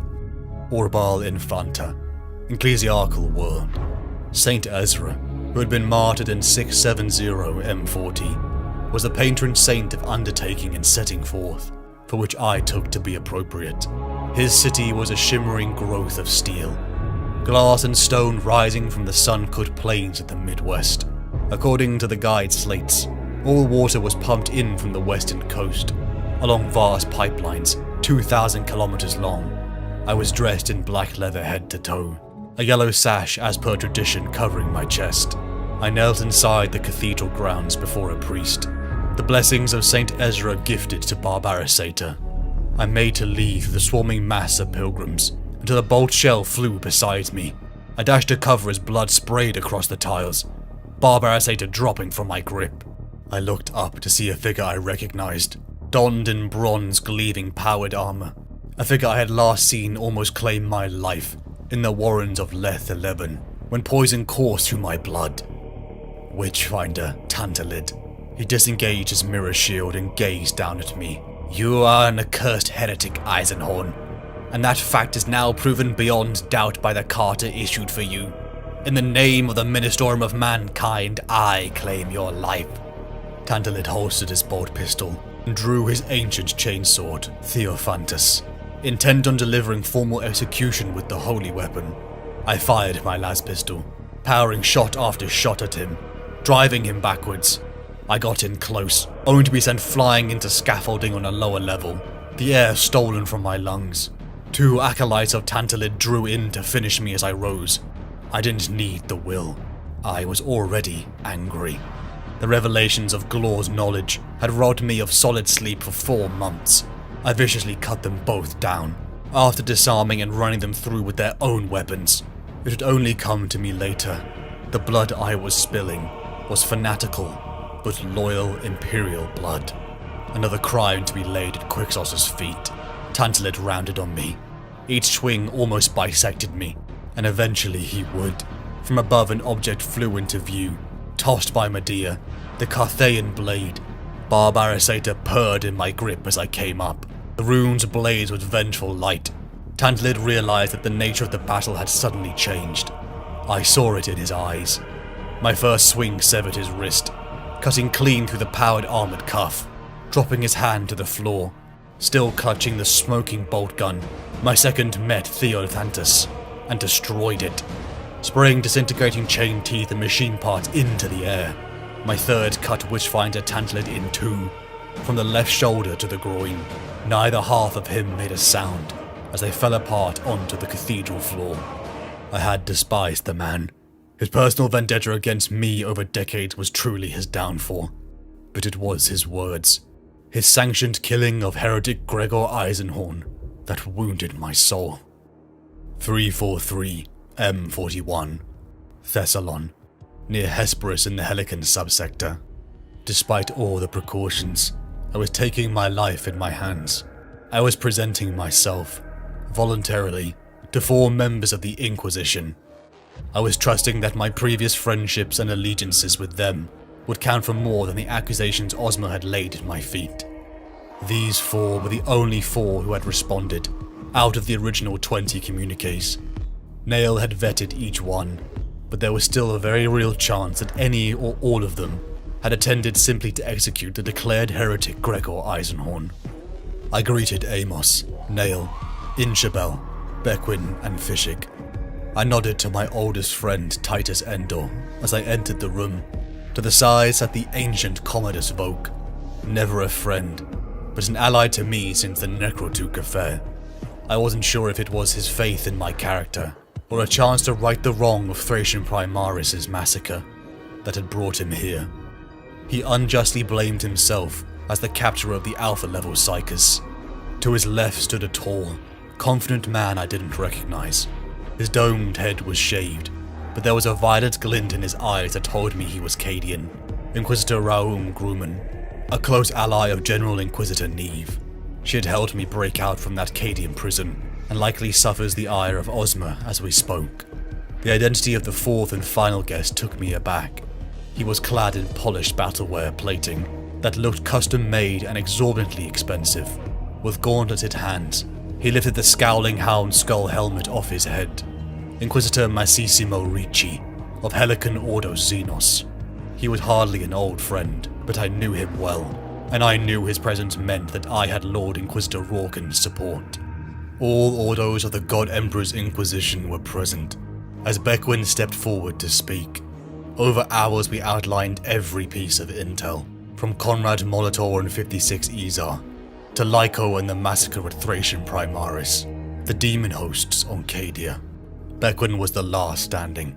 As you can see from the files of data marked Alpha, Quixos certainly visited the planet Manganor almost 200 years ago, and became involved with a cartel of trade interests and noble families known as the Mythic Path. The Path was a network which already utilized prohibited and forbidden law and technologies. Quixos could have closed them down and burned them. It is clear he did not. Instead, he fed and supported them. He nurtured them until they became a power base for his individual empire of dark belief. No longer a cartel, but a cult of Quixos. See below that I have traced massive stone-cutting orders to the limit world of Cerberus, which lies galactically south of Terra. The Masonic guilds of Cerberus are famously secretive about their contacts. They provide an inert, obsidian-like black glass stone called cerbite, a beautiful substance that is in high demand right across the Imperium. Cerbite is, as far as reckoning goes, as close to the material used on Cadia for the pylons as it is possible to get. As I have said, the Masonic guilds are close about their contacts, but there is little hiding transportation of a massive copy of one of those pylons by shipping guild bulk lifter, 3/4 of a kilometer long and 1/4 square. Quixos has ordered the manufacture of a perfect copy of the Cadian pylons, and has had it shipped to Farnus Beta. If you have ever trusted my advice, trust this now. Quixos is on Farnus, and if you're going to stop him, it must be now. Your devoted friend and pupil, Gideon Ravener. Crippled as he was, he had found this insight, which totally altered our plan of attack, along with 20 scrolls of demonic protection. I was speechless. I felt almost tearful. I was overjoyed that he lived, and even more so that his mind was still intact. Titus Endor, Commodus Vogue, Raum Grumman, and Massimo Ricci stood, all declaring their unwavering support and belief in my cause. Inquisitor Quixos was a heretic, and the Inquisition demanded vengeance. Even now I cannot express the weight I felt lift from my shoulders. A burden I had carried since Cadia, the self-doubt and the words of Pontius. My allies' validation meant more than words could express. Farnus Beta, 343, M41. Thorn desires illumination. Rapturous beast below. A false dawn rose as the bombardments fell upon the mountain facility. We had all anticipated Quixos would have fast psychic defenses. He had, after all, been collecting psychics like a Sharadon, and it seemed likely that active psychic assault would be a key element of his resistance, perhaps even more significant than his demon hosts. In 2 groups, my entire distaff of untouchables, some 50 individuals all told, had moved in alongside the 1st ground troop advances. Beckwin, guarded by Nail and 12 of my warrior staff, led one group. Fishig and a dozen more fighters led the other. The distaff had never been used on such a scale before, but it proved to be the weapon I had always suspected it to be. We had a small army, filled with each Inquisitor's staff, ranging from ex-Cadian Kazakin to Thracian spec ops that flooded these facilities. Maxilla's SN had never been so full. We were met by Quixos' own army of cultists, loyal only to him. I could see it in Endor's expression. Despite all the strength we were mustering, we still faced hard resistance. We plunged deeper, traveling for hours as we cut down pockets of resistance. We raced into a massive chamber, half filled with veiling smoke. Green, unnatural flames were licking up the walls, surrounded by over 50 bodies, most of them Imperial Guard. Commodus Vogue was standing his ground against profanity. The ancient Inquisitor wielded his psychic might, but was on the verge of breaking. As I and Endor rushed forward, I tried to join my will to Vogue's, until Cherubael hovered before me. "Gregor," it said, "you've come so far. I knew you had it in you. I held up my new rune staff in front of me. The green marble scroll of demonic protection that Ravenor had sent had already been reduced to a shattered remnant by the force of Cherubiel's opening attack. "I've waited for this moment for such a long time," said the demon host. "Remember on Echan, I said you'd have to make things up to me. Well, this is the time. Now. This is the moment that everything has been about. The one I have seen coming since our paths first crossed. Destinies, our destinies, intertwined. Remember that." "How could I forget?" I spat. "You claim to have been using me all along, guiding me, even protecting me. I watched you kill Lyko and Echan, so that I would live. For this moment? Why?" Cherubiel smiled. "And the warp is in you, as it is in me. You see time from all angles. You see what will be and what will come. What someone here will do in a century or two. What someone there has done 1,000 years in the past. You see the possibilities. Riddles. That's all you ever speak," I shouted back, parrying his fury of attacks. "No more riddles, Eisenhorn. From the first moment I met you, I saw you were the only one. The only one with the tenacity, the skill and the opportunity to give me what I want. What I want most of all. I saw that if I kept you safe, you would come and give me that most precious thing here on this world at this hour. I would never help a demon like you." Cherubiel grinned, blank-eyed and utterly serious. "Then destroy me, if you can." I raised my rune staff, one crafted from the knowledge taken from Pontius Glor. The runes glowed hot, and I thrust a blast of psychic potential far beyond my own strength. But Cherubiel didn't move, smiling. He allowed himself to burst and unravel. I saw into its mind. I saw the years of enslavement it had endured at Quixos's hands, the torments of its binding, the great, forbidden text of the Malus Codicium, whose arcane knowledge Quixos had used to create his demon hosts. This was our relationship, mine and Cherubiel. Why he could have killed me 12 times over. He saw a path only I could walk, a path to give him his freedom. I felt nothing but disgust then. I rallied back to the other fight. I ran past the wounded forms of Inchabel and Endor, stepping up to the hovering form of profanity, the corpse of Commodus Voke underneath it. Never my friend, but Voke had been an ally where others had turned their back. The ancient Inquisitor had finally earned his rest, and I would avenge him. The smiling demon host charged at me. "At Khazir Geth, you told me to make my weapons sounder next time, monster," I howled, and impaled his charging form on the steel pole of my rune staff. "Is this sound enough?" Profanity screamed and exploded, blowing me off my feet. I didn't think I'd banished it. I think I obliterated its essence forever. I got to my feet, making my way to Titus Endor. I made to lift his wounded form when I saw it, a rosette of Ordos Malleus. He had changed Ordos. Since when? I saw the look of shame in his eyes. He spluttered, speaking of how he was forced by Ozma, forced into spying on me, even since Thracian Primaris. No doubt his presence here was no alliance, but an impending execution on me. I ordered the stunned Inchabel to take my oldest friend away. His screams of how he was protecting me. He was blackmailed. How he had given nothing of value, but it fell on deaf ears, for my rage was too great. I plunged in deeper, far too aware of how little men and firepower we had left. I pushed for 3 hours, until reuniting with the other Inquisitorial assassination force. Ricci was weak from a blade wound, and all of his bodyguards were dead.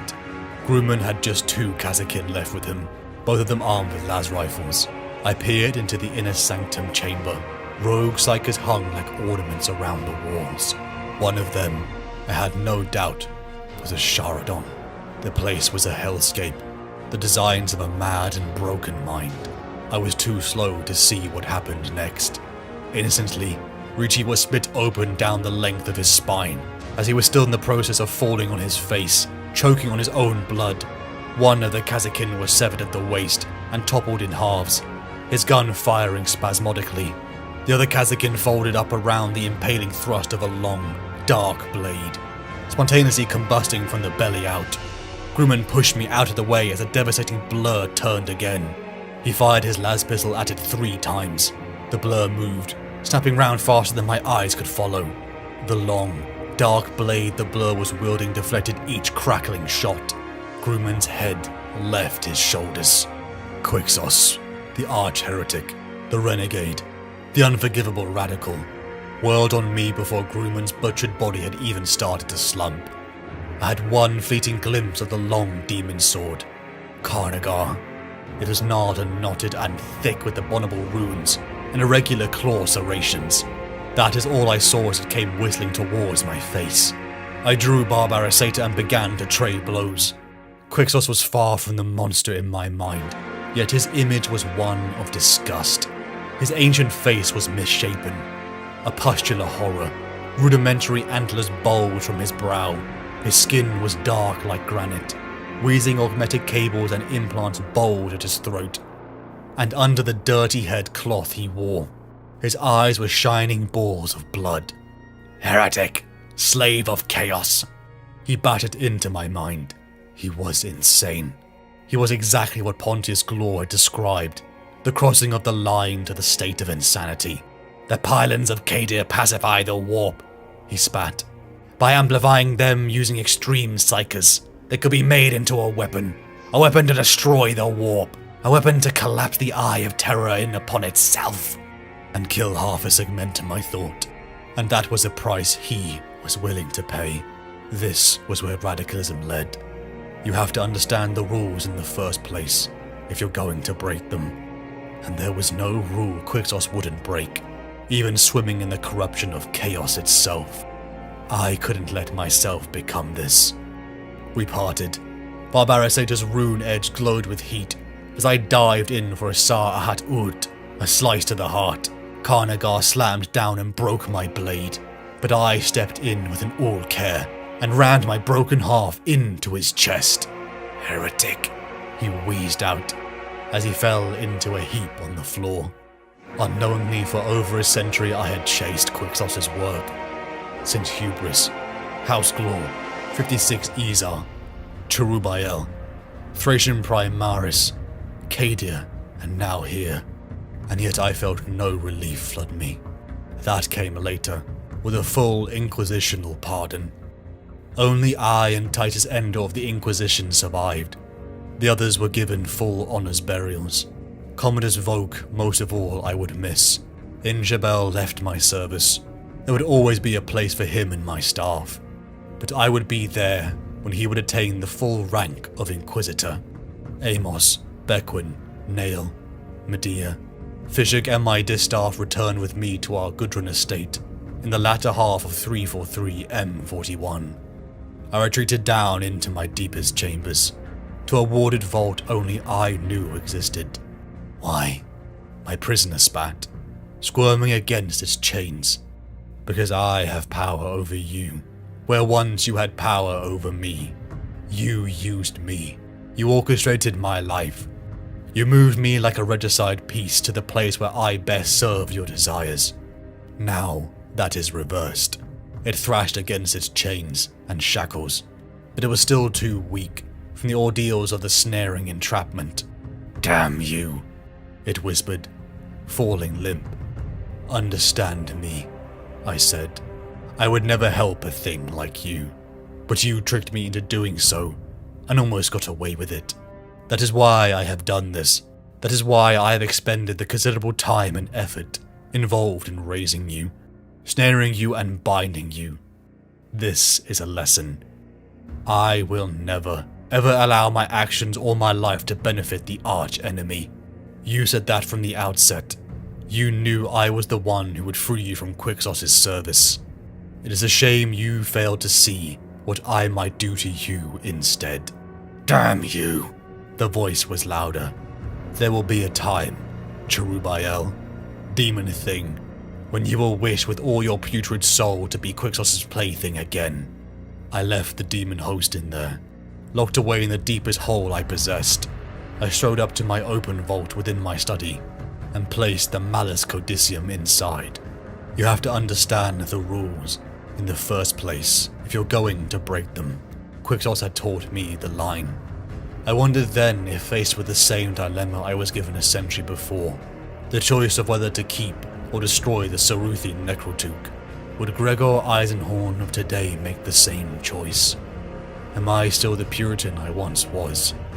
Midas Betancourt had once, during a late night of drinking, and Galavian rules regicide said, why do they do it? The radicals, I mean. Don't they understand that even getting close to the warp is suicide? I thought differently now. Sometimes you have to break the rules to win. Rosethorn by Flamelight Crescent, Dura, 386M41. She was killed. I lay on the ground, weeping and gasping. The rune staff, steaming, had landed on the stone with a clang. My plan had failed dismally and completely. Elizabeth? I asked softly, looking to where she lay. Fishik and Nail were huddled over her. Nail looked back at me and shook his head. No, I said, as I stepped forward.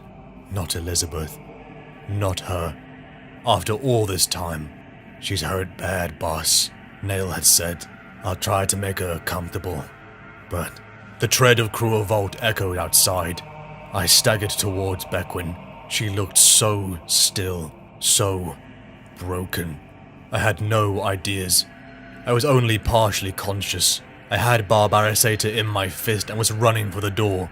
I think I meant to go out and face the Titan with my sword. That's how far gone I was. One man with a sword, intent on facing down a battle Titan. Before I could reach the door, I heard the scream of down jets and the chatter of cannon fire. I didn't have to look out to know it was my gun cutter. Damn Medea Betancourt. Fade Thuring had been left to fester in power too long.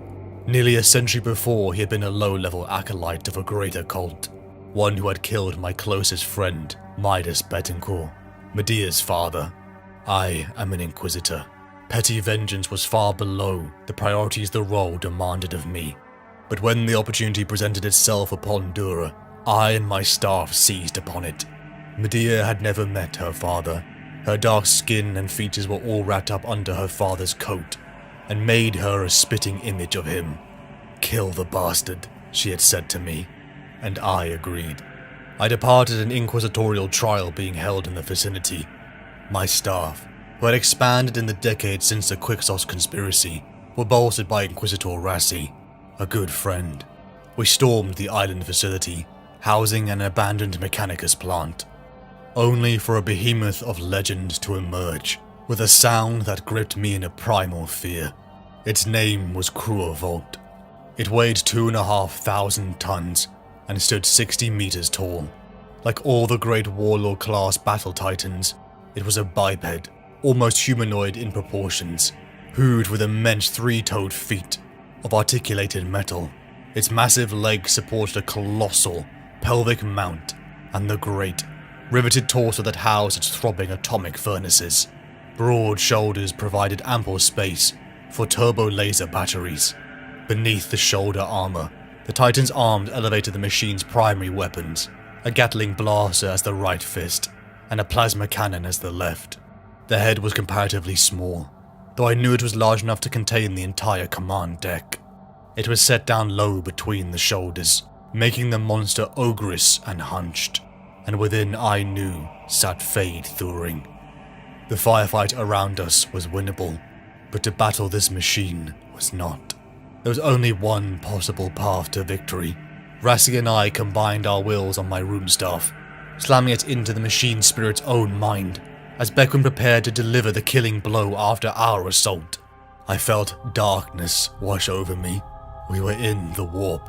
Blood and ghosts swam around us as we trenched towards the floating mass that was the representation of Cruel Vault. Cherubael, Cherubael, the name grew in my mind. Rassi wailed, the pain of my own memories inflicted upon us both. My fellow Inquisitor made it clear that he had no desire to peer into the abyss of my mind. We broke into the Titan's memory sphere, and may the God Emperor spare me. I saw such things then. I stood on the brink and peered into the abyss of the Titan's memories. I saw cities die in flames. I saw legions of Imperial Guard incinerated. I saw Space Marines die in their hundreds, scurrying around my feet like ants. I saw planets catching fire and burn to ashes.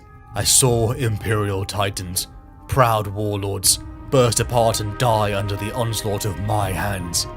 I saw the gates of the Imperial Palace on terror, through a blizzard of fire. I saw down through many thousands of years. I saw Horus, vile and screaming out his wrath. I saw the whole heresy play out in front of my eyes. I saw the age of strife, and witnessed firsthand the dark age of technology that preceded it. I fell, plummeting through history, through the stored memory of Crew Vault. I saw too much, and I started to scream. Rassi slapped me hard around the face. "Gregor, come on now, we are almost there." We're at the heart of it all now, frail as whispers. We were in the bridge of the Titan, seeing the multiple, overlapping spectres of the men who had commanded it. All sat in the Princeps throne, all dead. I saw horror, absolute horror. "Elizabeth!" I yelled. Bequin leapt forward and grabbed the runestaff from the hands of us two Inquisitors, who were quivering with power, stress and terror. Our eyes rolled up blankly, so that only the white showed. She gripped the runestaff and focused her untouchable force. The staff exploded. It sent Elizabeth flying back, slamming her body into the wall with a sickening crunch. I was screaming from grief. Medea refused to heed my hails. Driven by a grief and vengeance of her own, she brought the cutter in for another attack, aiming for Fade Thuring within the Titan's head. It was no match. The cutter fell from the sky in trails of smoke. Medea, Amos, and many others within, plunging out of sight. I was knocked to the ground as the Titan turned back upon us. We ducked into the streets and wreckage of the facility as munitions reaped through our position. More of my staff fell. Fishik and Nail shielded the mangled body of Bequin. Risi tried to rally us, but the looks in all our eyes validated the thought we all were thinking. We were going to die here. My mind drifted. I had something more powerful than a Titan. I caught myself. Until that very moment, I had never even considered undertaking an action like this. No matter the preparations, a servant of the Inquisition who makes chaos his tool against chaos is a greater enemy of mankind than chaos itself. Chaos knows the bounds of its evil and accepts it. The servant of the Inquisition who uses chaos is fooling himself, denies the truth, and damned us all by his delusion. My mentor Hapshant's word echoed in my mind, but my mentor was wrong.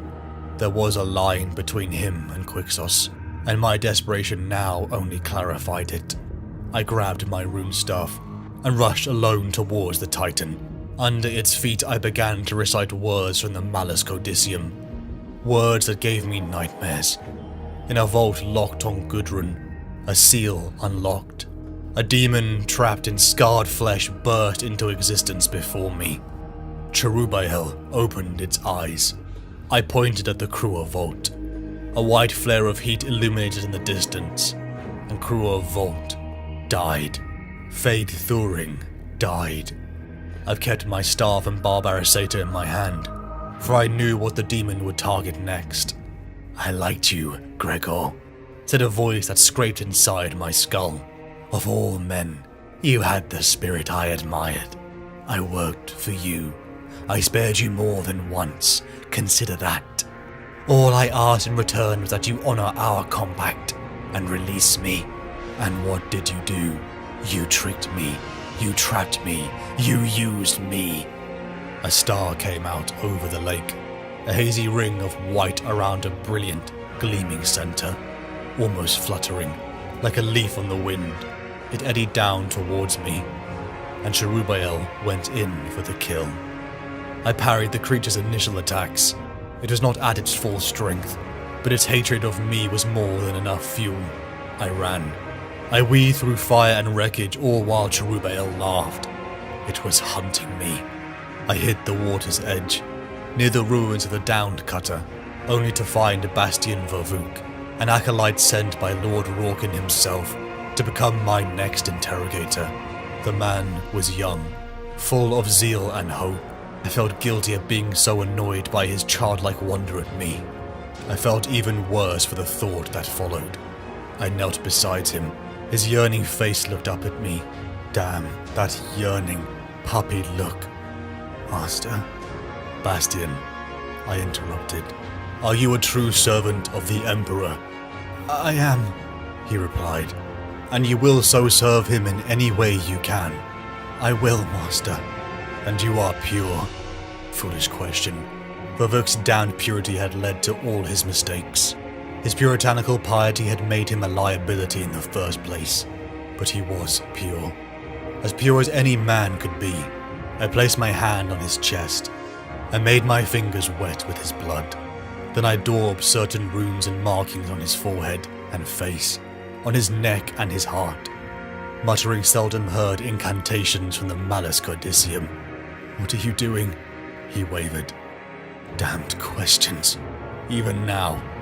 What must be done? I said. You are doing the Emperor's work, Bastian. Forgive me, Vervoek, I said. Of course, Master, he mumbled. For what? He added suddenly, bellowing the incantations of binding, the litany of servitus, the wars of entrapment. I met Cherubael head on, the rune staff glittering with power. I bound the demon host into Vervoek's body, as he screamed the scream of a soul tearing. It was Godwyn Fishig who found us, Cherubael floating beside me. I saw the look in his eyes. He asked how. How did I know how to bind a demon? Vervoek, he was dead when I did it. Surely. I couldn't answer him. I had never prayed so sincerely in my life. The night we boarded transport back to Gudrun, I prayed in thanks that Amos and Medea had survived. I prayed for Fishig's forgiveness. I prayed for Beckwin's survival. I prayed for Bastian Vervoek's soul. The weeks that followed were very silent, until we entered my Gudrun estate. I brought Cherubael back into a warded vault. The truth of it, Gregor, it said to me, is that I've missed you. Our times together have always been exhilarating. Quixos was a cruel master, but you understand me. On that island, you called on me for help. Oh, we've had our differences, and you're a tricky so-and-so, but I like that. I think my existence could be an awful lot worse than being in your thrall. So, tell me, what do you have planned? What glorious work will you and I do together? You'll find me willing, ready, in time. You'll be able to trust me, like a friend. I've always wanted one of those. You and me, Gregor, friends, working together. How would that be? That would be impossible, I stated. Oh, Gregor, it chided. Silence, I said. I couldn't stomach its silky tones. I am an Imperial Inquisitor serving the light of the Golden Throne of Terror. You are a thing of filth and darkness, serving only yourself. You are everything I stand against. It licked its lips. Vervoek's canines were becoming ice-white fangs. So why did you ever decide to bind me, Eisenhorn? I regularly ask myself the same question, I said. It tried to beg in Vervoek's voice, but I knew his soul was gone. I struck the bound creature. Understand this, demon. Binding you, using you, that has cost me dearly. I hate myself for doing it, but there was no choice. Now I have enslaved you again. I am going to take no chances. The correct containment of you will now become my life's primary devotion. The history text will not remember me as a man so driven to accomplish things. He got lazy and slack. There is no escape from me now. I will not allow it. You are mine and you will stay mine. The days that followed, I feared the reaction of my staff. Only a few really had the knowledge to understand what I had done, and what raged inside my vault. Uber Amos, my savant, My living encyclopedia was first to give me understanding. Medea kept a distance. Fishig, who I had sent on other duties, was no doubt torn. Nail knew nothing, as he guarded what remained of the mortally wounded Elizabeth Beckwin. I dare not let myself linger on her too long. I could not face that grief, not yet. The Gudrun estate. Home to my staff was one of my holdings throughout the Helican subsector, each housing at a time members of the Distaff, an elite unit created by Beckwin and filled with psychic blanks, now in operation that functioned without me. Yet at this time the estate felt rather empty. I headed to the training grounds, eager to focus my mind, to regain a sense of control. Jubal was my weapons master.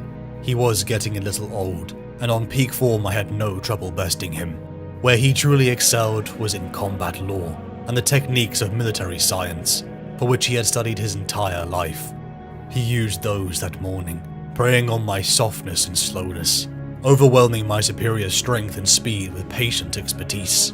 3/4 of an hour, 5 rounds, 5 touches to him. His old lined face was glowing with perspiration, but he was 5 times the winner I was. Medea Betancourt entered the chambers. Medea took off her father's cerise jacket and hung it on a window knob. "What'll it be?" I asked, taking a sip of water from a beaker. She walked over to the armory terminal and keyed on the screen, jump cutting rapidly through the graphic templates on the monitor display. She was dressed in a tight, semi-armored body glove, and her feet were clad in training slippers. She had prepared for this, I realized. "Blades and power bucklers," she announced, stopping the menu and keying the authority stud. There was something else she wanted to tell me, and something only a blade could convey. We broke and circled. She came in again, leading with her sword. I feinted away with my buckler, then again, and then for a third time as we continued to go to ground. She was canny. Sword and buckler work was as old as all of the worlds, and the trick to staying alive was to use the shield more than the sword. The trick to winning, however, was to use the sword more than the shield. I kept my buckler to the front, but, by seeming to be unguarded with her own force shield, lagging back as if casually forgotten, she was inviting me to overstep or to make a badly judged lunge. I left my blade well alone, keeping it where she could see it, and using my shield as hard a nail had schooled me. The buckler was a weapon. Not only could it block, it could lock even or break a blade. I had heard of some duels, where the small shield's solid energy edge had actually delivered the killing stroke to an unprotected windpipe. Medea rotated suddenly, driving my buckler aside with a swipe of her own, and lashed in with her blade. Dancing across the mat, I was forced to parry with my sword, and then rally hard as she kept up the pressure. Her blade sliced within a hand's breadth of my face, and I cross-guarded desperately with both blade and buckler. She drove her own shield in under my guard, and her own locked sword and doubled me in a punch strike to my midriff. I fell onto the mat. "Enough?" she asked. I got up. We'll go again. She came at me again, leading with blade as I had expected. I ducked, swung around and feinted in time for her buckler to swing in to parry my blade. The spitting electrical dish tore the sword from my hand, stinging my fingers, just as I had intended. Her eyes were on my sword, distracted as it flew aside. Now with my free hand, I grabbed her buckler arm above the elbow and pulled it down so that her own power shield locked with her sword as she brought it up. She stumbled. I smashed her across the extended shoulder with the flat of my buckler and knocked her down. I could have used the edge. I could have aimed for her exposed face, but we were sparring. Enough? I asked. She said nothing. Medea! She extinguished her buckler and pulled the strapping off. What's on your mind? Medea looked up at me. I never wanted revenge. You told me you did. I know. And I suppose I did. Part of me. Revenge. It doesn't feel... satisfying? Like anything at all. Just empty. Stupid and empty. Well, I could have told you that. In fact, I think I did. I helped her up. We didn't speak for a minute or two, as I put the weapons back in the rack and returned them to the underfloor store bay. Then we took beakers of water from the stand, opened up the side doors and went onto the sunlit terrace. It was going to be a hot day. The sky was cloudless and the light was white.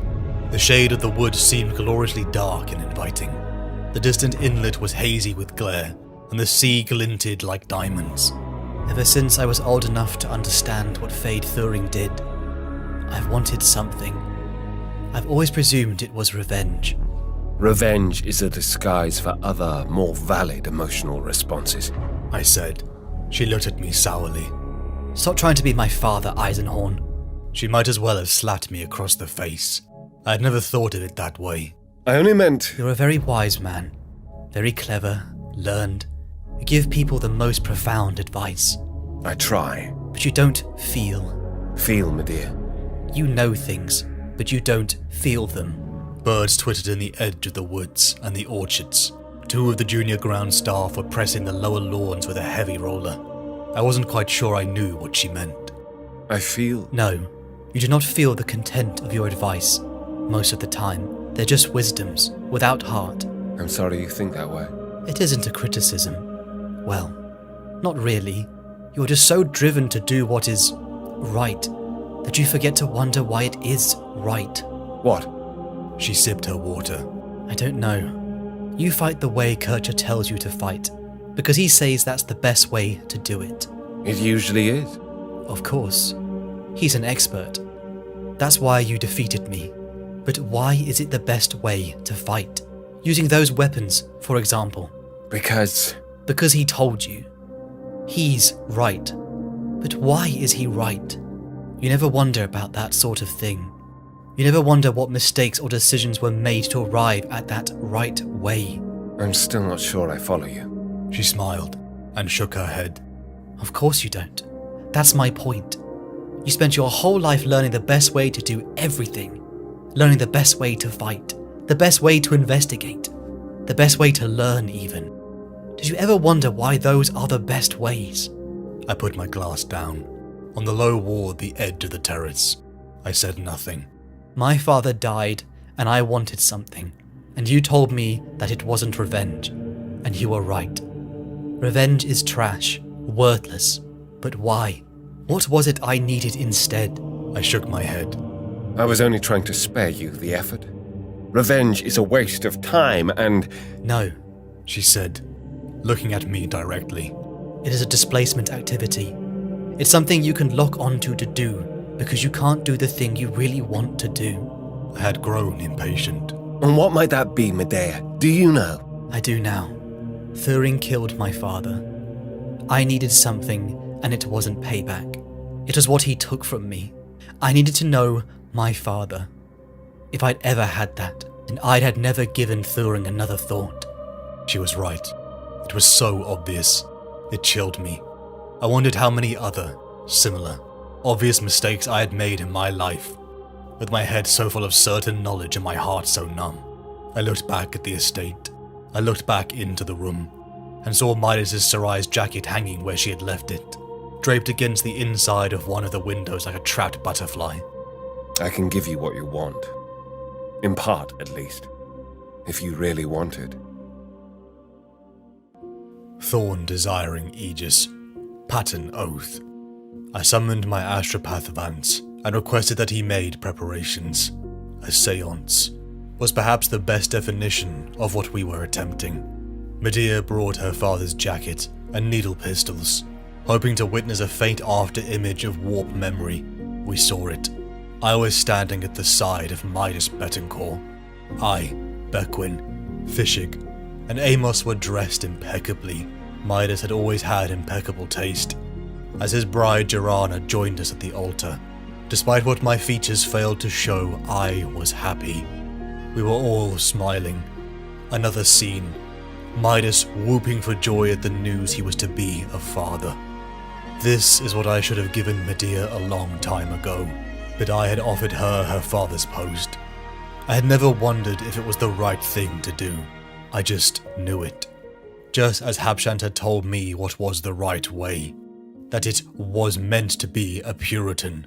To never wonder. Only dogmatic obedience.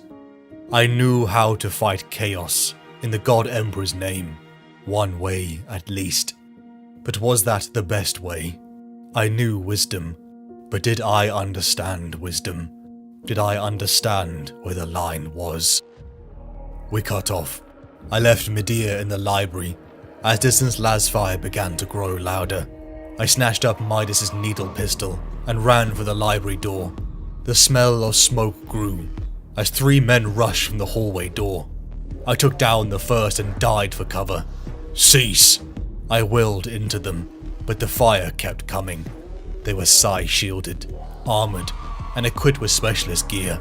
These were no simple raiders. They knew exactly who they were targeting. I took a round to the shoulder and slammed to the ground, only for the last 2 assailants' heads to burst. Amos emerged, wielding my personal bolt gun. I got up. Amos was standing in the nearby doorway. Give it to me, I said, snatching the bolt pistol and freeing the slide. Thank you, Amos, I added. He shrugged. It's most perturbatory, guns and me, he said. But it always seemed to get on, and I always... Amos, hush, I said. What the hell is going on? We are under attack, he said. I need a little more than that, old friend. We went upstairs. Skeins of smoke drifted through the air. I had the needle pistol in one hand and the bolt gun in the other. At the top of the stairs we found 2 members of my house staff. They had been shot against a wall. Oh, that's terrible, Amos muttered. It was.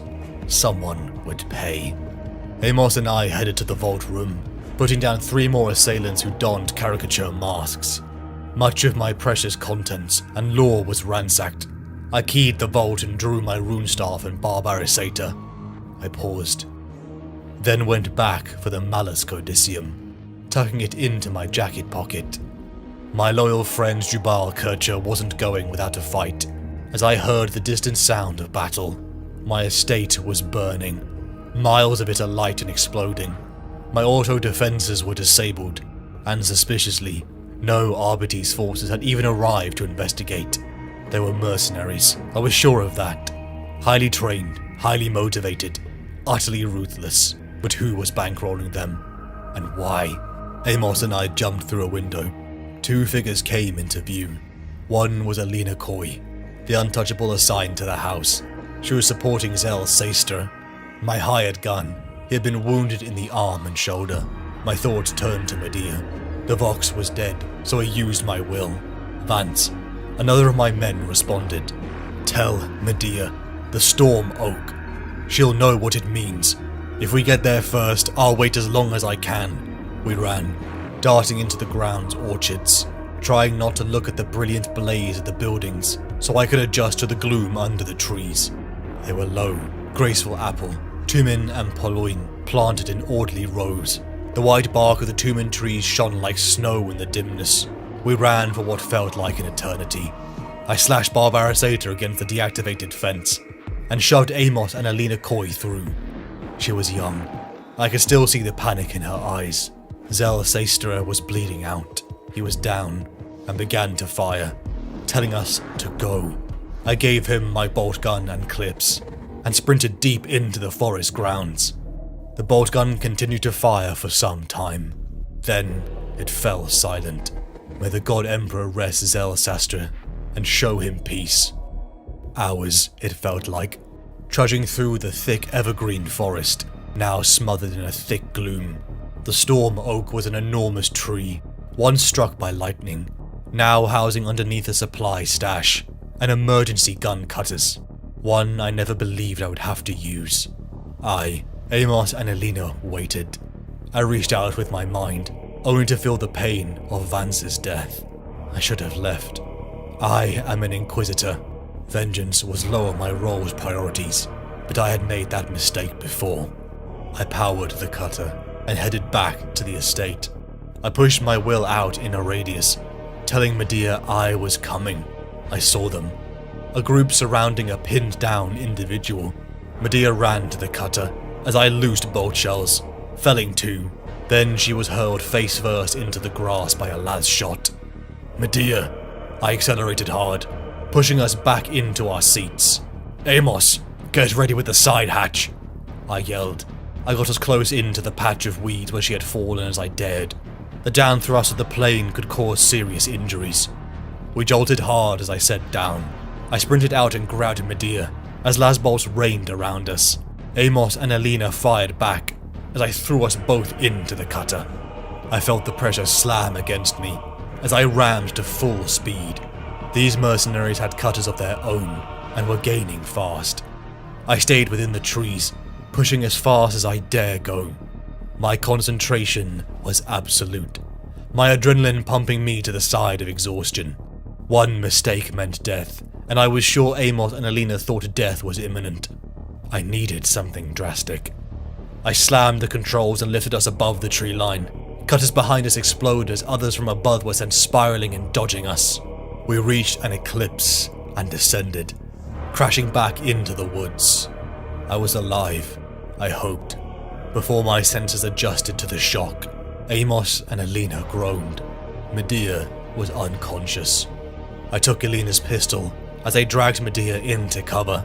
I waited, climbing an oak, waiting for the last cutter. It hovered in, examining the wreckage. If I knew mercenaries, then they needed a confirmed kill for payment. I leapt, kicking one man from the height and pointing my pistol at the pilot's head. I was lucky this one was not a fanatic. I removed his side blocker and willed him unconscious. I didn't know the extent of the damage. The estate was destroyed, hundreds of my staff dead, a possibility that not only my staff on Gudrun, but all of them within the Helican subsector. I couldn't contact anyone. The betrayal may have come from within the Inquisition itself, for I had made enemies over my century of service. We were on our own. Ravello, a hill town in the flanks of the western Antites, situated at the foot of the Insa Pass, on the shores of a long freshwater lake that forms the headquarters of the Great Drunner. It had a small but distinguished university, specializing in medicine and philosophy, a brewery that exports its lake water ale all over Gudrun. I swallowed my pride, walking up to the door I hadn't seen in decades. Kretzia Berchilde answered. Gregor Eisenhorn? Dr. Berchilde of Ravello took a step towards me, registering sleepy astonishment. She was still a very fine figure of a woman. I think she was about to hug me, or plant a kiss on my cheek, but she halted, and her face darkened. 145 years earlier, in 241 M41 to be exact, I had lost my left hand during a firefight. I was fitted with a prosthetic, but I hated it, and never used it. After 2 years, during a stay on Messena, I had surgeons equip me with a fully functioning graft. Kretzia had been the chief surgeon during that procedure. She was incredibly witty and learned. We had stayed in touch, a secret I kept from everyone to protect her from my work. I hadn't seen her in 25 years, because I couldn't say 3 simple words, because in my heart I only loved one woman, a woman who lay on the edge of death, or worse, probably already dead, Elizabeth Beckwin. Kretzia worked into the night, saving Medea's life, only stepping out in the morning, dried blood on her apron. Thank you, Kretzia. I'm in your debt, I said. Yes, you damn well are. You're unbelievable, Eisenhorn. 25 years. 25 years. I don't see you. I don't hear from you and then you turn up, unannounced, uninvited, armed and on the run. So it would appear. And you expect me to just take this in my stride? Not really, I responded. I know it's a terrible imposition, but the Kretzia Burchard I knew could cope with an emergency now and then, and she always had time for a friend in need. A friend, she huffed. Yes, you're the only person I can turn to, Kretzia. She snorted, scornfully, and tugged off her apron. All those years, I was happy to be the one you could turn to, Gregor. And you never did. You kept me at an arm's length. You never wanted me involved in your business. And now, she let the words trail off, and shrugged unhappily. I'm sorry, I said. You bring guns into my house, she hissed. I probably shouldn't tell you about the mercenary tied up in my speeder then, I said. Amos and Alina cleaned up. I made sure the Malus Codicium was still in my jacket. As the sun rose on the next day, I prepared for my task.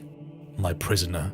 The pilot was a Vesserine Janissary, a feral world that bred dangerous mercenaries for the highest bidder. They knew no loyalty or fear, clearly willing to even target a member of the God Emperor's Inquisition. His mind, to my irritation, had been planted with a false identity, another countermeasure to my abilities. Much to Crezia's disgust, I had to interrogate this man. She only agreed so long as she could supervise, the doctor within her likely appalled. I slammed my will into his dehydrated, tired mind again and again. Intel spilled like pulling teeth. 800 of them. The entire clan. All hired to kill me. Crezia touched my sleeve. "You must stop," she whispered. "He's beginning to hyperventilate." But I kept going. Marla Teray, an intermediary, a woman who had hired them all. I pushed my prisoner to the point of breaking until one last name spilled. Kanyar the Sharp. Amos and I couldn't sleep. "It's most perturbatory," he had said. Not a word, not even on the Arbites band. It was like a conspiracy of silence, for surely news of the estate's destruction should have been spread. Someone managed to hire 800 Vesserine killers, Uber. They have clout. "The news has been withheld or censored," I said. "The others will know," Amos replied. "Fishik, Nail. The moment they don't get a response from Spatian House, they'll know something is up." "I hope so," I said somberly. I had been using the kindness of Crezia.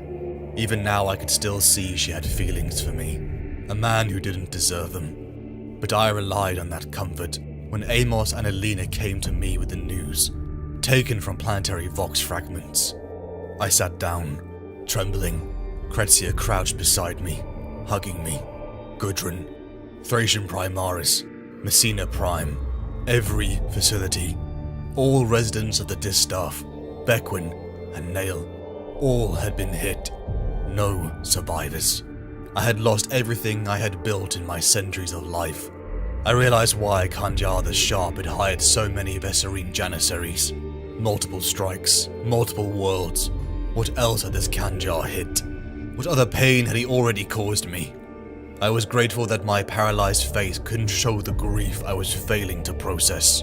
Even Inquisitor Nathan Inshabel, who had joined my hunt for Quixos, had been slain. Every thread that Gregor Eisenhorn had touched was gone. All except Fishik. I had spent days trying to plan, until danger came for us. My prisoner had escaped, his bonds loosened by the sympathetic Crezia, an advantage the Janissary seized. We had to move.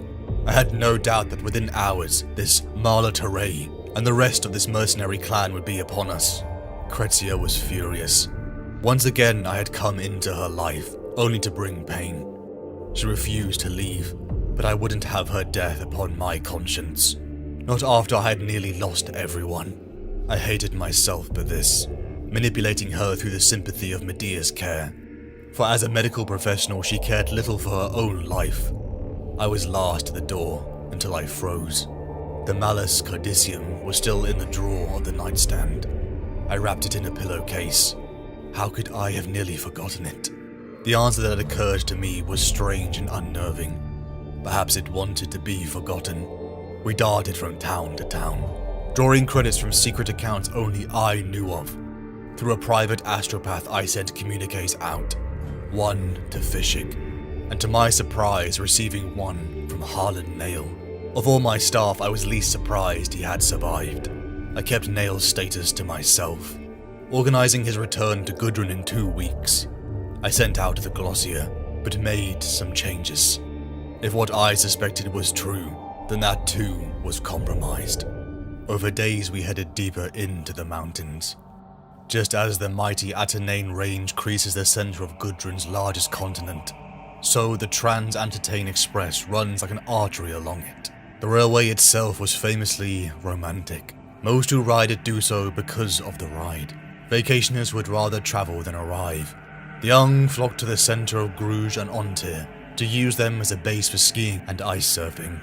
But it was the wealthy who chose the Transantite, where they could sit in coddled luxury and watch Gudrun's most spectacular scenery slip by outside the window. The great, chrome, Promethean-fueled locomotive pulled in at 5.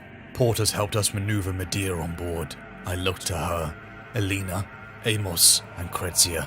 I wouldn't lose another. We settled in, placing ourselves within our rooms, when I caught Kretzia.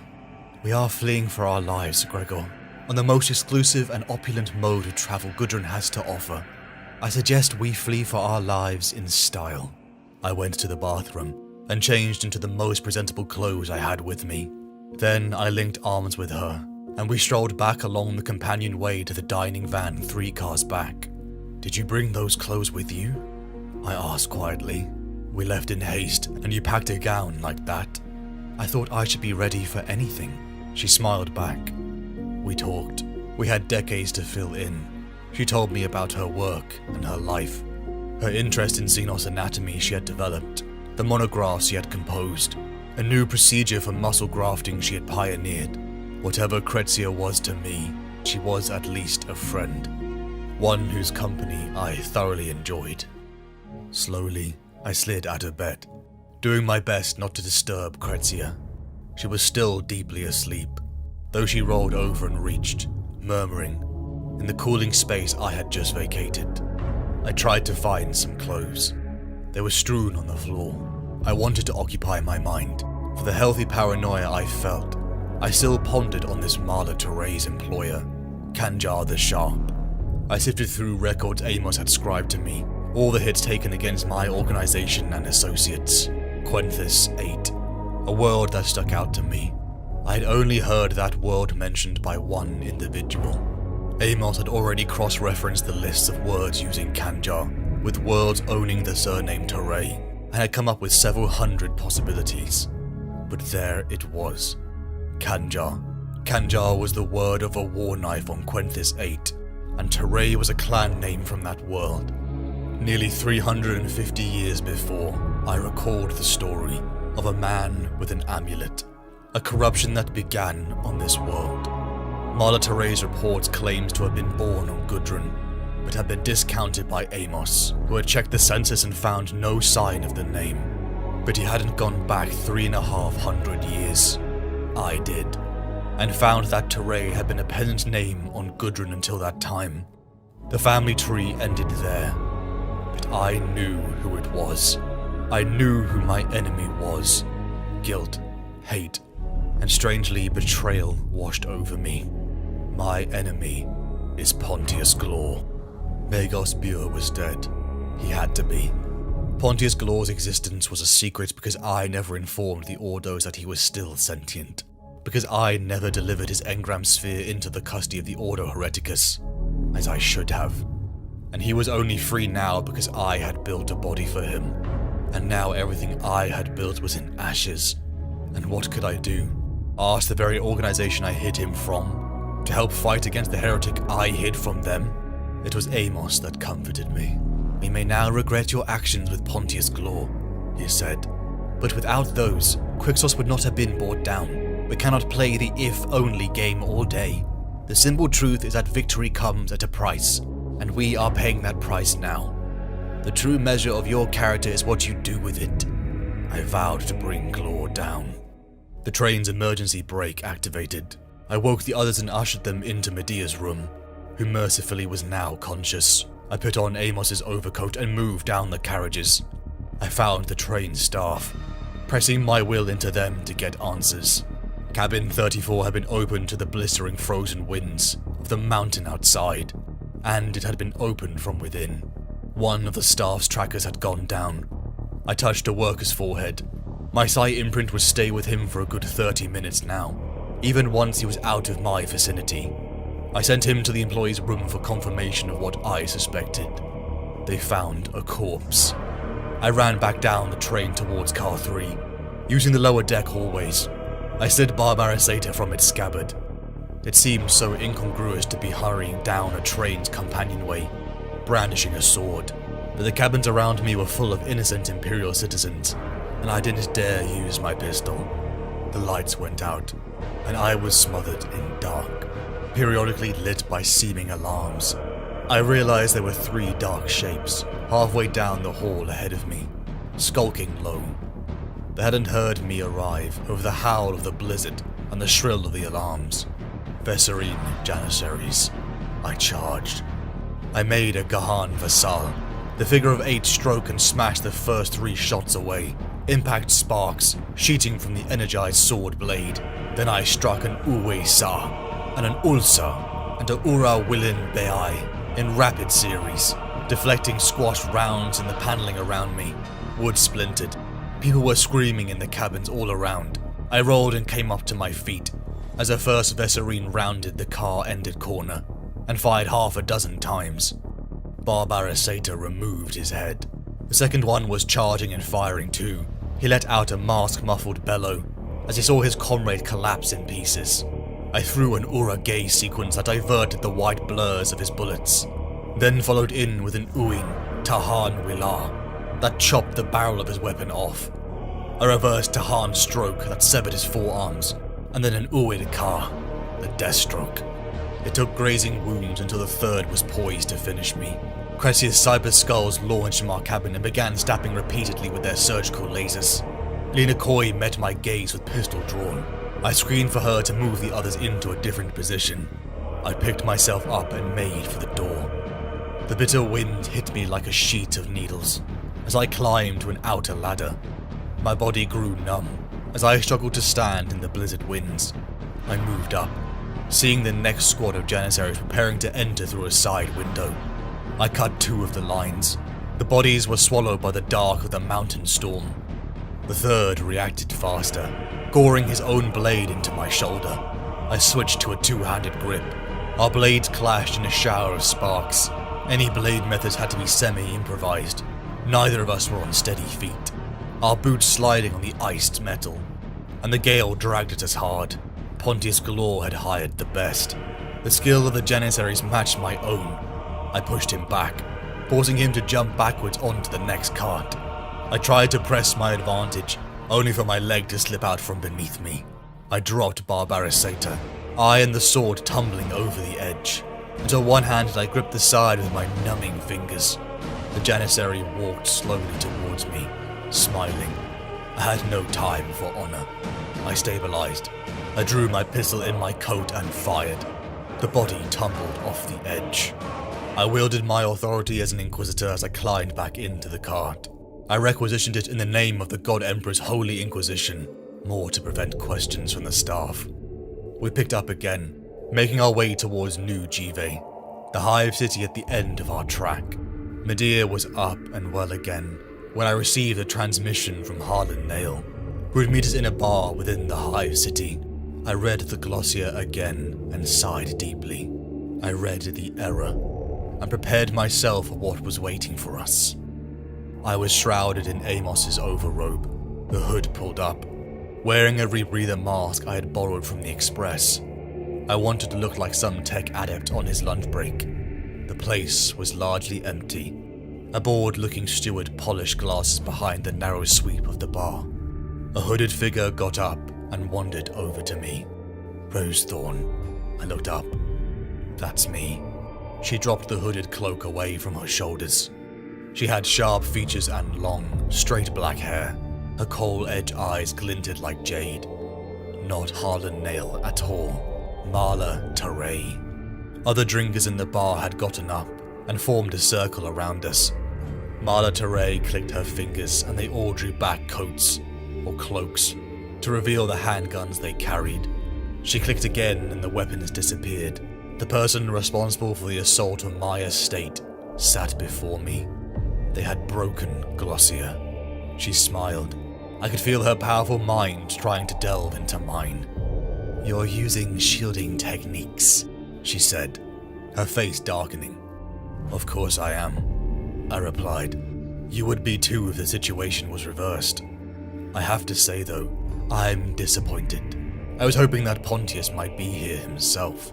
This is a trap after all. Eisenhorn's last stand. He might have been civil enough to come and watch me die. Pontius is busy elsewhere, she snapped, and then realized what she'd said. Thank you for the confirmation, I said. I let go of the warp vortex that had been spinning in my mind ever since I had summoned it. From the animated body of a janissary, Marla Teray was atomized. In the last milliseconds of her life, her mental shields collapsed in terror, and I got a precious snapshot into a powerful psycho mind. Not everything, but enough. Enough to know that I had just eliminated Pontius Glor's daughter. My staff had to break down the door of the premise we were in. I had fallen unconscious and was ill for 2 days. I had read the Malus Codicium again, peeling from it the art of puppeteering and vortex manipulation. The replies from Miss Harlan Nail in Glossia had made a mistake only I would notice, so I turned the trap into my own. I killed the architect of my staff's murder, and wounded Pontius Glor's own operation in turn. Though to Medea, Amos, Elena and Cretzia, I saw how they disapproved of my methods, particularly Amos. My old friend Tobias Maxilla, eccentric master of the Sprint Trader Asen, had come in response to the Glossia code word, Sanctum, without hesitation. Maxilla was, as ever, the perfect host, and the general spirit did pick up a little once we were in his company. He was dressed in a checkered, cedral gown coat, a blue silk cravat pinned with a golden star pin, and a purple suede calotte with a silver tassel. His skin dye was gloss white with black hearts over his eyes, and a fine platinum chain ran between the diamond earrings in his left lobe to the sapphire stud in his nose. Behind him, gold-plated servitors waited with salvers of refreshments. He greeted us all, flirting with Medea and making a particular fuss of Cretzia and Elena, 2 females he had not met with before. We spent many nights dining, as I finally told Maxilla of what we had been through. His dyed face became tragic, like a clown's, as I told him about Elizabeth. He had always had a soft spot for her. I found a renewal in speaking to Maxilla, not a justification, but acceptance, that the deaths of my staff was not my fault. It is chaos. It is the enemies of the Emperor of Mankind that are responsible. Across his realm stands over 1 million worlds. Billions die in the defense of his domain. That was what they died for. I showed Maxilla the Malus Codicium. A man who enjoyed collecting from all over the galaxy told me, rather nonchalantly, to destroy it. I stared at the book that had brought me all this trouble. In truth, it may not be that Glor wished to destroy me. That was an afterthought. He wanted this damn book. I agreed with Maxilla. One day, I would destroy it. After weeks, the Asen docked at Hubris, a world I hadn't seen in over a century, a world where I had killed Cultivus Iclone and recruited Elizabeth Beckwin and Godwin Fishig. You should have destroyed that monster years ago, Eisenhorn, said Godwin Fishig. That, or handed him over to the Ordos. What the hell were you thinking? Same as I am thinking now. I did what was best, I said. A creep of anger grew in my voice. Nail, Inchabel, Bure, the whole damn distaff. Was that best? Fishig's tone was venomous, a resentment that had likely grown since seeing Cherubael again, amongst the wreckage of the crew of Old Titan. Yes, Fishig, and I never heard you contradict my decisions.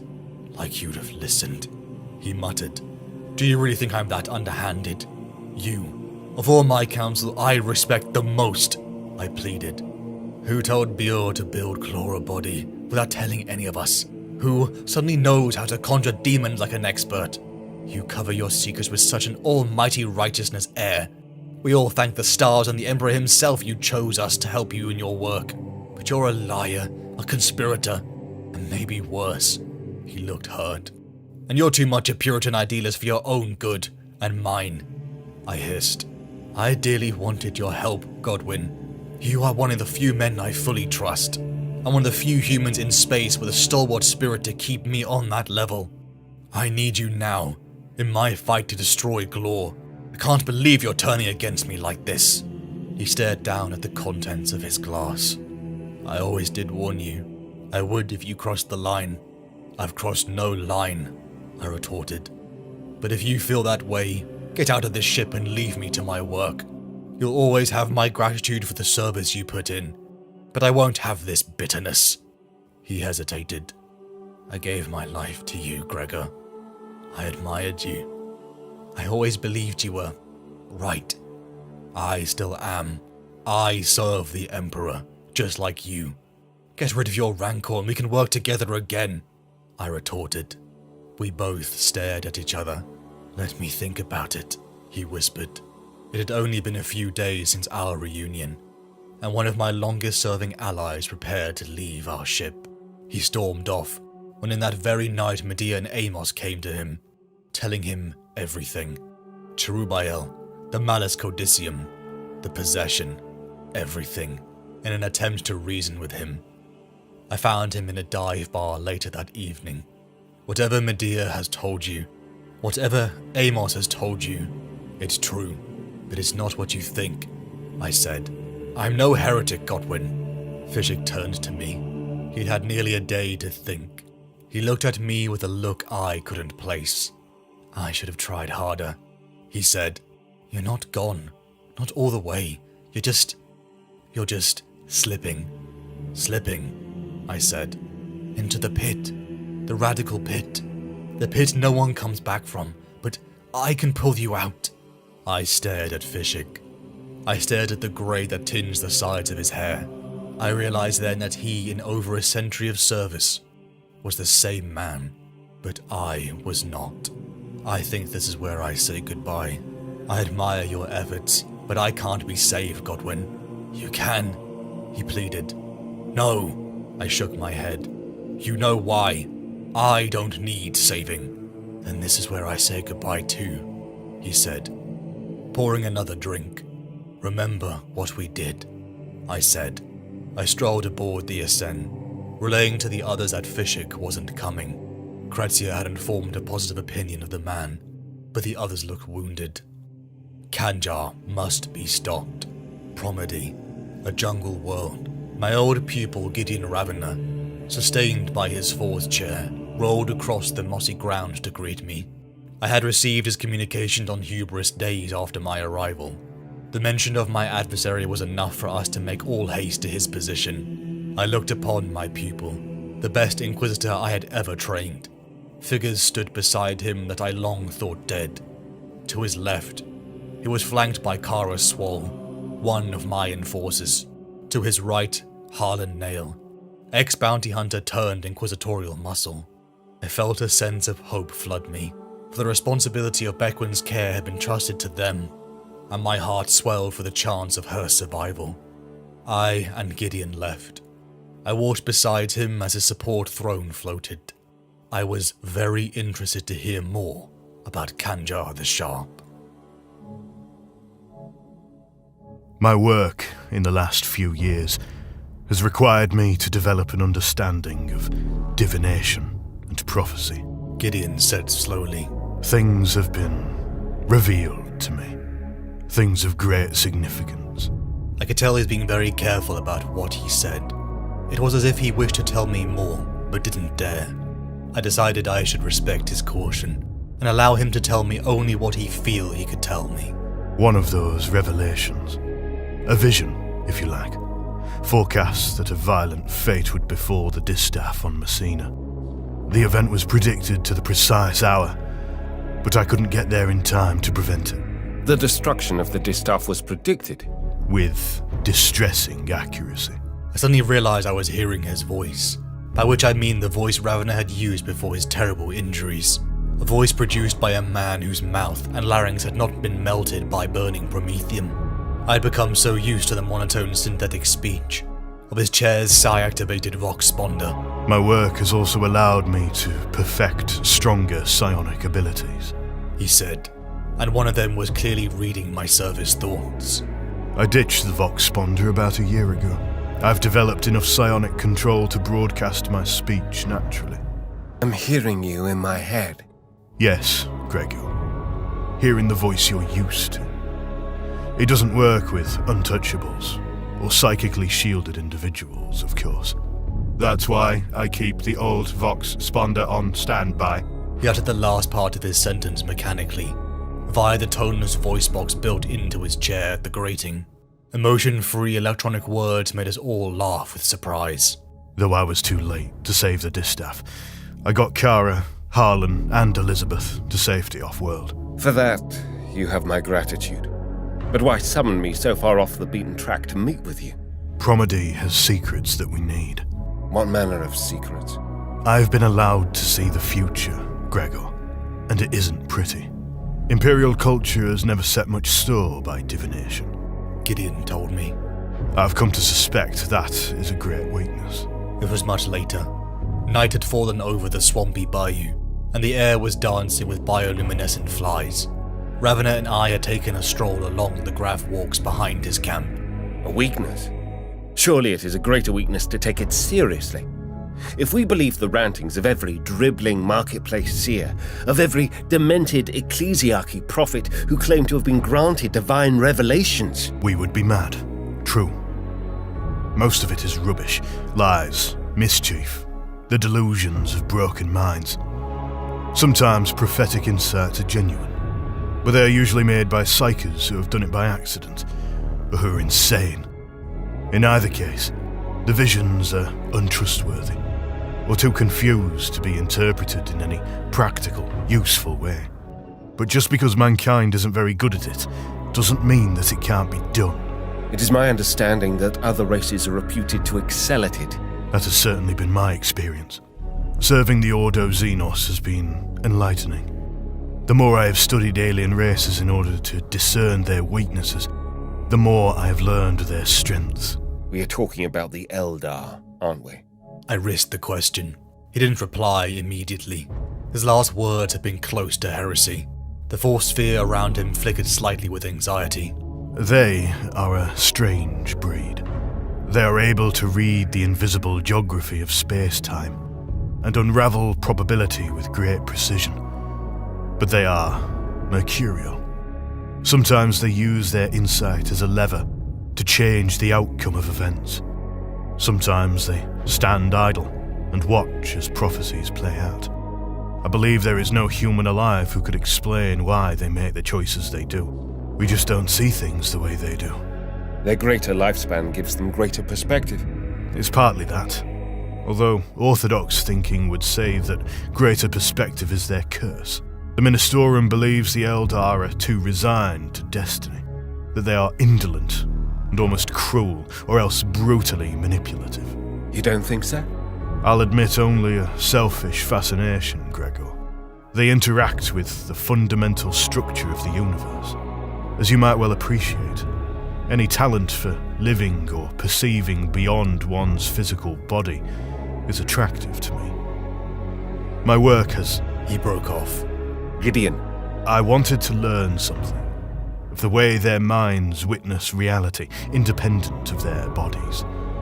Their farseers, for example, have a kinesthetic sensibility that operates regardless of the restraints of time and space. We paused at the edge of a walkway and looked out across the misty nocturnal swamp. Glowing insects and airborne spores drifted in the air, their paths occasionally punctuated by the sudden swoops of aerial night hunters. Sinuous things moved the glistening water, below the floating walkways, barely disturbing the oily surface.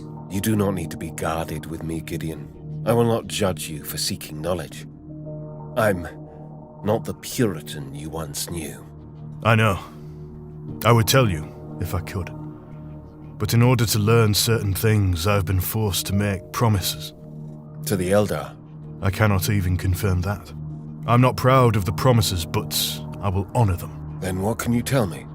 You said that things have been revealed to you. One of their kind has foreseen a great darkness ahead of us all.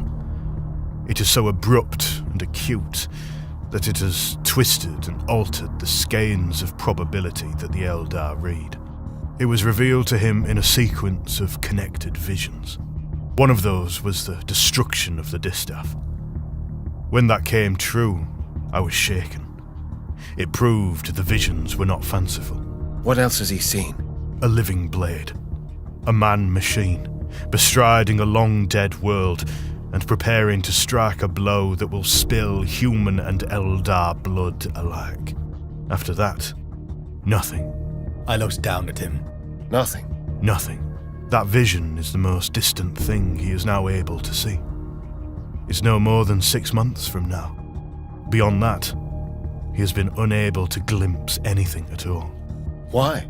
Because there is no future left to see. Gideon's message to me proved that he already knew the name Kanjar the Shah. But as we talked, I discovered he knew very little besides the name. Nail and I tracked the Janissaries after they fled Messina, in an effort to discover who had hired them. It was well hidden. The Vesserine take great pains to protect the identity of their clients.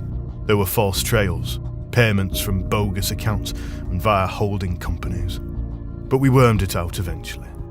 Kanjar the Sharp. Which meant what to you? Nothing, except that he was the individual who had ordered the systematic destruction of your operation, and that his name featured prominently in a number of the Farseer's visions. We believe Kanjar and the man-machine from the climactic revelation are one and the same. Kanjar the Sharp is Pontius Glor, I said. He was astonished and excited. The revelation had said nothing of Glor. The Kanjar guide had masked his true identity from the Eldar. Why target you? Self-preservation. I am one of the few people who knows he still exists. In fact, I'm sorry to say, he exists because of me. He was also searching for something that he believes I possess. Like what? I had no choice but to tell him everything. My dealings with Glor, Mala Teray, the Malus Codicium. You weren't joking when you said you weren't the Puritan I once knew. Are you shocked? No, Gregor, I'm not. I believe radicalism is inevitable. We all become radicals eventually, as we appreciate that we must know our enemy in order to defeat him. The real dangers come from extreme Puritans. Puritanism is fueled by ignorance, and ignorance is the greatest peril of all. That's not to suggest the path of the radical is easy. Eventually, even the most careful and responsible radical will be overwhelmed by the warp. The real judge of character is what good a man can do for the Imperium before he is drawn too far. Thorn requires Talon, shades of eternity, rapturous beasts below. This is Eisenhorn, the figure said. It wasn't a question. The words flowed melodically, with a strange cadence that no human could ever approximate. Who am I addressing? I said. The hooded Eldar before me radiated disgust, staring at the pocket that held the Malus Codicium. I let down my psychic defenses, tempting it to look into my mind to see if I am true. It almost took the bait. Ravana may have worried by the thought of an Ordo-Xenos Inquisitor fraternizing with ancient Eldari, but I more than most understood. The Lord Seer began to talk reluctantly. In the first days, a race came from the Maelstrom and raised settlements in this space. 7 worlds they made, and the greatest of these was Ghoul. Then they were overturned and left no trace behind. They fled a war. Their king was dead and they carried his body for burial. On his tomb they raised the first city, and then made 6 worlds around it to honor his rest forever. Ghoul is the tomb of a demon king? I interjected. There was no response. Coming through our intelligence, Gideon and I arrived at the word of Ghoul. We were lost until the knowledge from our Xenos stranger enlightened us. Promedy. This jungle world had been visited by this Kanjar the Sharp, Pontius Glor, and could hold the truth to the location of this ancient demon tomb of Ghoul. It was only one part.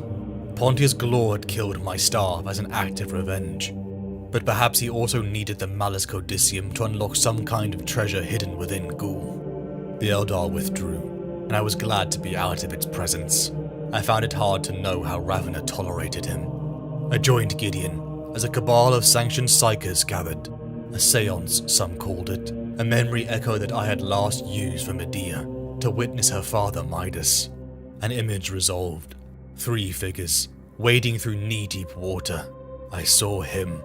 It was tall, broad, and moved with a strange stiffness, its body partially draped with what looked at first like a cape of feathers. They weren't feathers, they were blades, tongues of polished, sharpened metal interlaced into an armored garment. Beneath it, I could glimpse a body of burnished chrome, dullery and steel, a mechanical humanoid body of marvelous design, the work of the late geared Beer. This was Pontius Galore. I could see his face. It was the face of a beautiful young man with a mane of curled hair, but the hair didn't move, and the expression didn't alter from a curling smirk. It was a mask worked from gold, like the head of a noble gilded statue. The Eldar figure joined us again, combined its own formidable mental strength to our psyches. It expanded the memory, enough for us to see Pontius enacting his own seance. We saw it. The surface of Promedy as it had been eons before the age of man, a cyclopean city of glassy black rock that had long since vanished so completely, only its psychic phantom remained. It was fascinating and terrifying. So few things in the galaxy made me feel so insignificant. I felt dizzy. Galore was capering and dancing like a lunatic, his machine body lurching and awkward. We had him. But Galore was at least weeks ahead of us, with Marla Teray dead. That had thrown a wrench in his plans, but I had no doubt he would find another way to acquire his prize. I was immediately grateful to Gideon. He and the Eldar Seer dissected through the scripts to find the location of this ghoul, and we made preparations to launch our own attack against my adversary.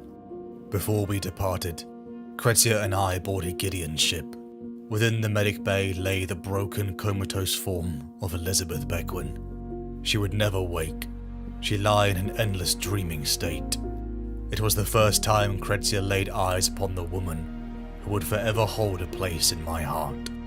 I did not deserve the friendship of Kretzia, for it was her who kept me from emotionally running away. She knew me too well. She can probably hear you, she said suddenly. Do you think so? I said. Kretzia shrugged and smiled. I don't know. There's every chance she can. And if she can't, does it matter? Tell her, Gregor. Now. Before you go. Tell her, for goodness sake. Do the right thing by one of us at least. She left me alone, and I sat beside Elizabeth's cot. For a moment, just a moment, I let the walls down. I let go of Inquisitor Eisenhorn and embraced me, the man beneath it all, Gregor. I looked down at Elizabeth Beckwin and I told her I loved her, that I had for over a century and should have said it sooner, that I wished our natures were different and we could have been together. I unloaded my pain, my grief, my happiness, and my love. The Ascend slipped its moorings. I consulted with Maxilla and Amos, as Kara brought Medea and Alina back up to fitness. In the weeks of research, it was Amos who came to me, asking to use the Malus Codicium for insight. I know the procedures, he had said grumpily. You've had me study prohibited texts before. Not like this one, I said, my reluctance evident in my voice. I kept an eye on Amos after that, visiting him regularly and making sure he came to meals. He became tired and short-tempered. I wanted to take the book away from him, but he said he was nearly done. We were a week from Gigandia Station when he finished his work. The Barque of the Demon King, an ancient ship, a weapon of inconceivable power that lie entombed in the mausoleum of Ghoul. That prize, Amos said, so I am told, is what Galore is after. Told, I said warily. I was certain he used that very phrasing. A clock in Amos's study chimed, at the wrong time. My savant began to look nervous. I asked for the codicium back, and reluctantly pried it from his hands. The powers we face are great, too great perhaps. We are woefully under strength. I think we should be stronger, Amos muttered. Summon the demon host. What? I said in disbelief. He took off his heavy augmetic eyeglasses and polished the lenses with the corner of his robe. His hands were shaking badly now. I didn't approve before, Hondura, he continued. But I think I grasp things a little better now. I understand the choices you've made, the rules you've bent, all for the good. And I apologize for ever doubting you. With the demon host, we might stand a chance. Summon it here, like you did on Miquel. I stared at him levelly. I won't kill a man just to provide a host, I retorted. You did on Miquel, he hissed softly. What did you just say? I snapped. You did on Miquel. Vavuk wasn't dead. You sacrificed him for the good of us all. Why would you flinch from doing it again? He tried to leave. I willed him to stop. Screaming at him to reveal what it told him, Amos collapsed into a weeping mess. I couldn't crack the code, he wailed. The language was beyond me, but there was so much more in that book. That beautiful book. I realized I could do more. You spoke to the demon host. You spoke to Cherubael, I screamed in rage. I locked Uber Amos into isolation. The words of my mentor Hamshant pounded in my head. A servant of the Inquisition who makes chaos his tool against chaos is a greater enemy of mankind than chaos itself. Chaos knows the bounds of its own evil and accepts it. A servant of the Inquisition who uses chaos is fooling himself, denies the truth, damns us all by his delusion. I hated myself. It was my fault. Amos wasn't prepared to face such a foe as the conniving Cherubael. For even a veteran Inquisitor myself, I too struggled against the demon host's words. Every time we interacted, I made a resolution. If I lived, if I vanquished Galore, I would destroy the Malus Codicium, and then return to Gudrun and destroy Cherubael. I would take my runestaff and annihilate it, just as I had annihilated his kin profanity on Farnus Beta. There would be no more towing the line. I would never go near it again. The Ascend docked at a naval yard. Medea and I strode up to the port lounge, only to be greeted by Godwin Fishig. I faced him across the room. What are you doing here, Godwin? I said. My guard was up. Waiting for you, Gregor. Waiting for a chance to make things right.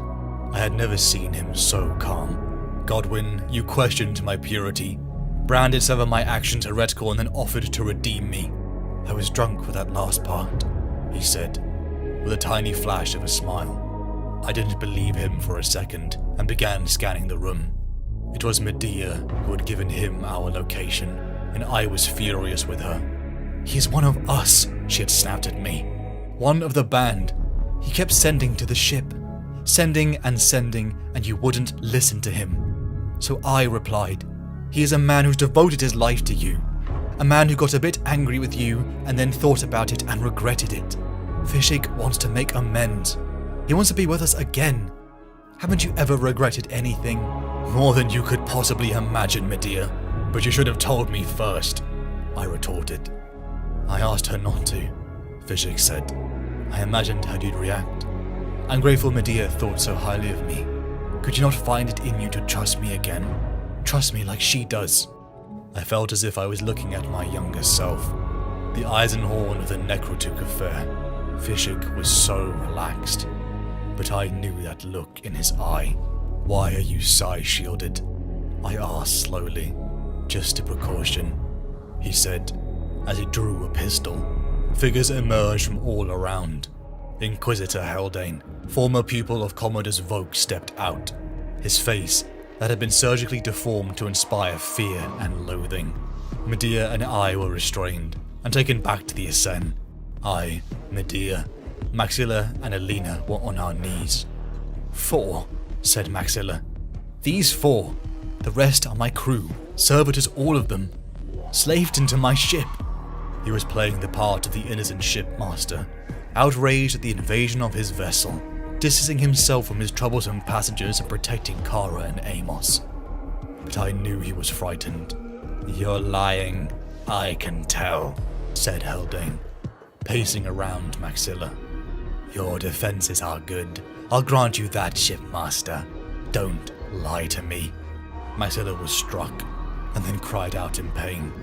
Don't lie to me, Haldane roared. Fishig pleaded to leave him alone, but Haldane screamed him into submission. I could tell my old friend had planned this to go very differently. and was now realizing it was completely out of his control. Maxilla was brave, as Haldane circled. I tried placating him, informing of my injured Savant Amos in the infirmary. I bargained with some truth, in the effort of calming the Inquisitor. Haldane turned to a couple of his men, telling them to go to the infirmary, locate this man, kill him and incinerate his remains. God Emperor, no, I cried. I tried to get up, tried to reach out with my mind to wrest Barbarasata from Haldane's hands. I was too weak, and he was too strong. Another psychic assault smashed me to the floor. They dragged us to the SN's lavish dining hall. A new face entered that made my fear turn to dread. Lord Inquisitor Ozma. I had last seen his face inside Acadian prison, eager for my death during the Quixos affair. My head escaping his clutches had now come full circle. I saw Fishik's face turn from sorrow to true pain, as Haldane and Ozma asked for the Malus Codicium, for the location of Cherubael, and his command words. He looked around at Ozma and Haldane. You don't want the demon host, do you, masters? It must be contained and dealt with, said Ozma. Leave this business to your superiors. Please, you interrupt too much. But the demon host, said Fishik. You talk like you want it for yourselves. Ozma glanced at the long-snouted Inquisitor. He ushered Haldane to remove Fishik. He had served his purpose. Fishik descended down the stairs and sat down on one of the couches, gazing at Alina and Medea, who were trying to make Maxilla comfortable. The Ascend began to move, drifting from the docks as explosions began to rocket. The Inquisitorial guards came on alert as Haldane stormed towards Maxilla. Haldane hurled him across the chamber. The Inquisitor was strong by any standards, but he supplemented his physical strength with telekinesis. Maxilla hit the wall in a terrible splintering impact, and Haldane held him there with his powers for an awful moment, squashing him against the wall with his mind. There were several loud cracks of bone and metal. Then he let him go, and the limp, broken body of Tobias Maxilla fell to the marble deck, not moving. I felt my rage and grief mix in my soul as I glared at Haldane and Ozma. Fishik cried out too, but Haldane simply silenced him. Then the sound of ear-scraping laughter grew. Sickly green energies began to twist around the chamber as a mutilated gold-inlaid servitor rose into the air. A being emerged from it, and Cherubael was here. Ozma was staring at the demon host in astonishment. It suddenly occurred to me that despite his rank and authority, he had probably very little first-hand experience with abominations like Cherubael. You wanted the demon host, Grand Master, I said. Looks like you've got him. My words snapped him into activity as he looked around, but Barbarasata was already hissing through the air directly into my extended hand. Medea and Alina rose. I launched at Ozma as Cherubael soared towards Haldane and his guards. I pleaded with Ozma to see reason and work with me. His hammer was his answer, smashing me aside. A blast of energy erupted through the chaos and blood, pushing through Ozma's skull. I turned back to see Maxilla's hand elevated, his weapon ring emitting smoke. Haldane slashed with his sword in terror. The blade melted. The Inquisitor's clothes caught on fire, ablaze from head to foot with green flames. He screamed. On fire, upright, fixed to the spot. He looked just like a heretic burning at the stake. His inquisitorial guards trying desperately to save him. Cherubael looked away from his prey, bored with it now it was dying. It surged forward and floated towards me. Alina let out a sobbing whimper as she held the retrieved Malus Codicium from one place they hadn't thought to look. My own coat. You clever old stick, Gregor, laughed Cherubael. Always careful enough to have an untouchable at your side when we meet. This isn't the regular one though, is it? What happens to her? I wrenched the book open to the page of banishment. Just reading it wounded him and sent him smashing into the walls. I told Medea and Alina to flee as I went over to Maxilla. His eyes flickered as he looked up at me. I didn't mean it, he said in a tiny voice. I told that brute none of you meant anything to me, but I didn't mean it. Maxilla, my friend, let out his last breath. I left the room in flames, Haldane's men too preoccupied with saving their burned master. In the corridor I saw Fishik follow me, pistol drawn. I was sure he wouldn't fire until a shot exploded my left knee. I cried out and fell, leaning on Barbarisator. There was blood everywhere. I couldn't believe he'd found the will to do it. With a yelp of pain I hauled myself up on the sword. He fired again, and now my right leg went out from under me, also mangled at the knee. It's all lies, he screamed. Always been lies. You know you nearly fooled me back then. I was almost convinced I'd made a terrible mistake going to Ozma. But then you showed your true colors. Brought that demon back and proved everything I feared about you was true. Please, renounce it all. Repent your sins and accept the Emperor. For the good of your soul. It's not too late. Please, I can save you. You're my friend. And I can still save you from yourself. I don't need saving. I managed to roar back through my pain. He aimed the gun at my head. Fishik had promised me a long time ago that he would be there to keep me in check. Fishik fell in a loud clank to the corridor floor. I struggled to pull myself up so I could lean my back against the wall. Medea crouched down next to me. Tears were streaming down her cheeks. She let go of her father's needle pistol, and I stared at my friend's lifeless body. Hate, relief, pain, regret, all of it at once. My legs were crippled, bloody and useless. Kara appeared behind us, a las carbine in her hands, with Aaliyah and Amos at her heels. They all looked in horror at the sight of me and Fishik. I looked at Amos. You summoned Cherubael. It was you, wasn't it? You summoned him into one of the SN's poor bloody astropaths. They were going to burn us as heretics, he said softly. And then we'd never be able to stop Glor. I couldn't be angry. The pain of my injuries made my head throb. From the end of the corridor a sickly green light grew. Cherubael was upon us again. My legs were eviscerated. I couldn't reach for the Malus Codicium. We were going to die. Amos stepped forward, picking up my rune staff.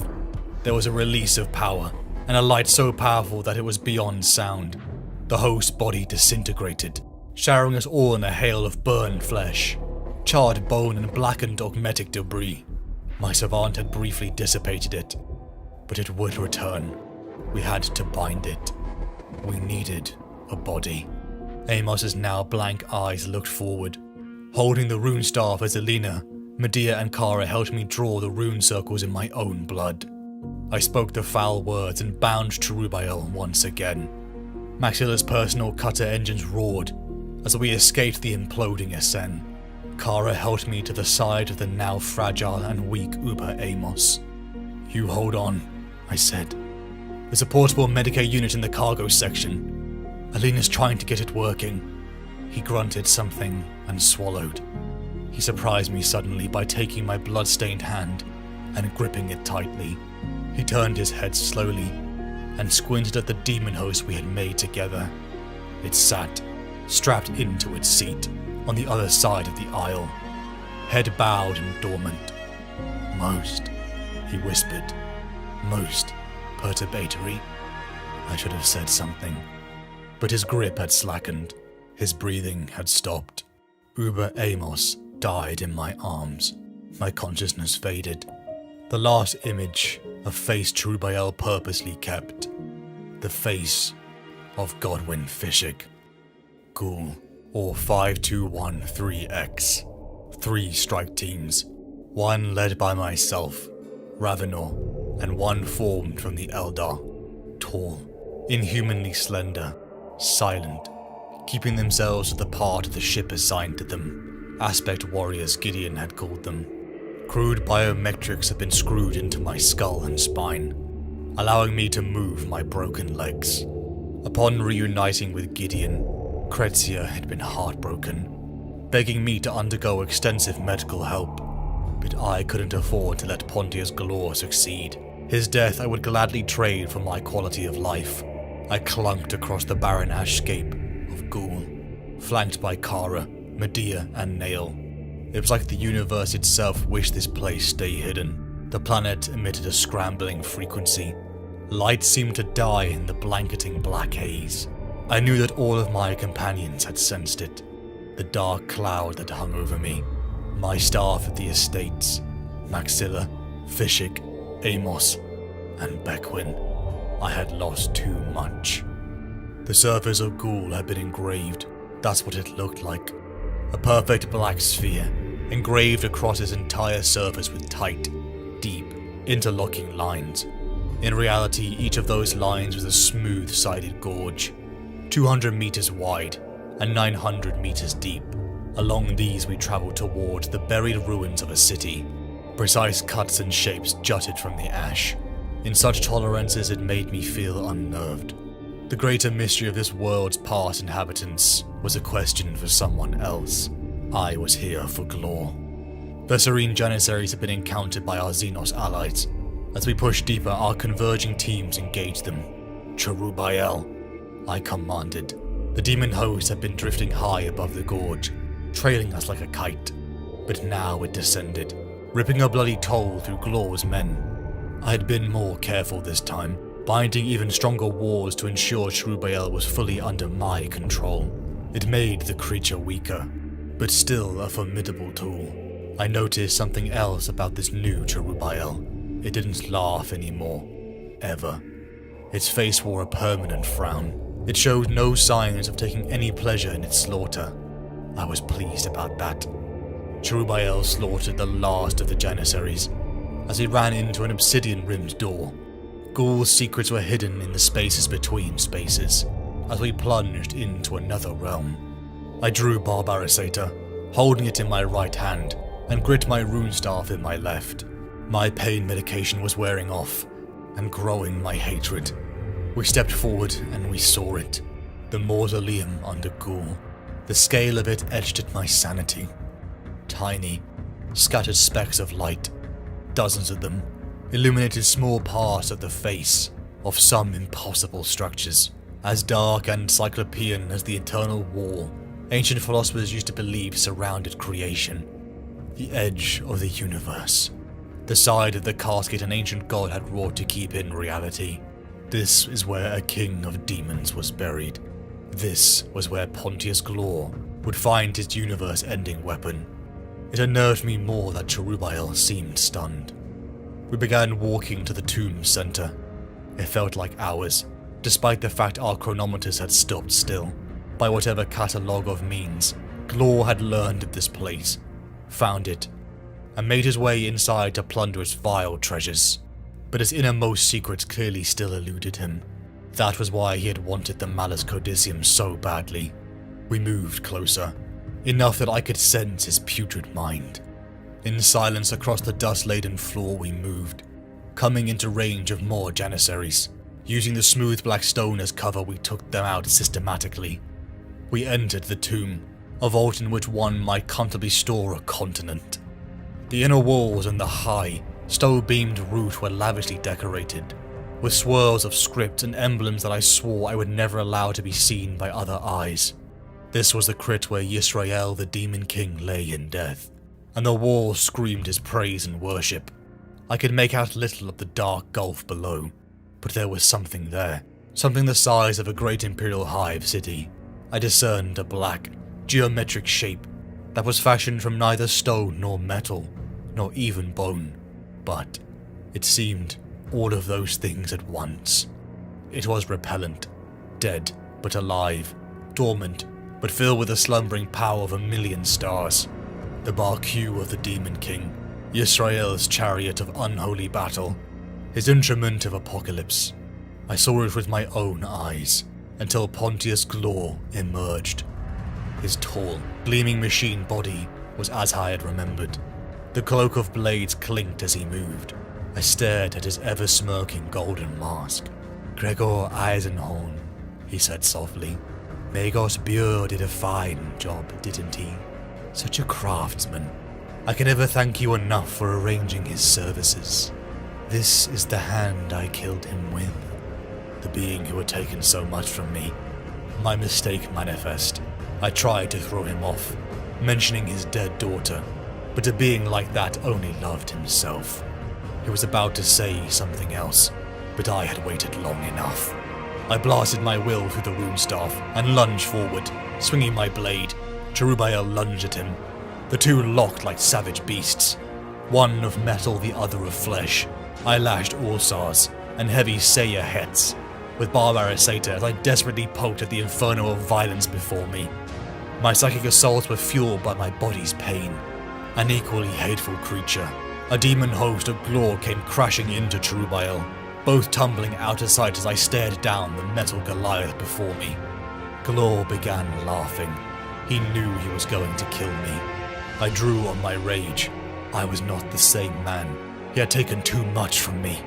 My sudden burst landed a hit, and I imagined wiped some sort of grin off. He returned with his own rage, unleashing a psychic assault fueled by a century of imprisonment. I bled from my nose and ears. I was hunched over, my hands on my thighs, panting like a dog. My head was swimming. I could hear him crunching over the onyx towards me. "You'd have won by now if you'd had that book," I said, coughing the blood up from my mouth. The book. The damned book. The Malus Codicium. That's what you were really after when you sent your hired murderers against me. That's why you tore my operation apart and killed everyone you could reach. You wanted the book. "Of course I did," he snarled. I looked up at him. It would have unlocked the prize already. Done away with his endless, fruitless study. You'd have simply opened the tomb and taken the demon's chariot. Long before we'd even got here. I'd have been mad to bring it with me. He froze as I lifted the tome from my coat pocket. "You foolish, foolish man," he said, smiling. I honored my vow and began to tear the pages and rip the book apart. Glor screamed, jumping like a child and scrambling for the flying pages.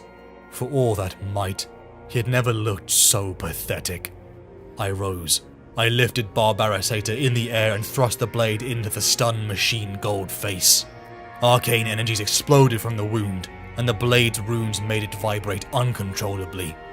"In the name of the holy god emperor of terror," I said, "I call thee Diabolus, and here deliver thy sentence."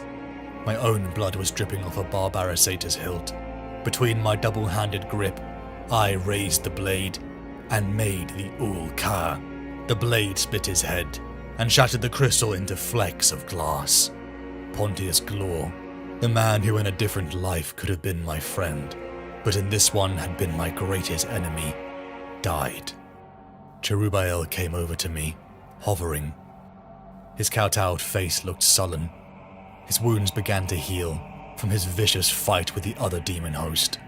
"You're not going to ask me to carry you, are you?" said Cherubael.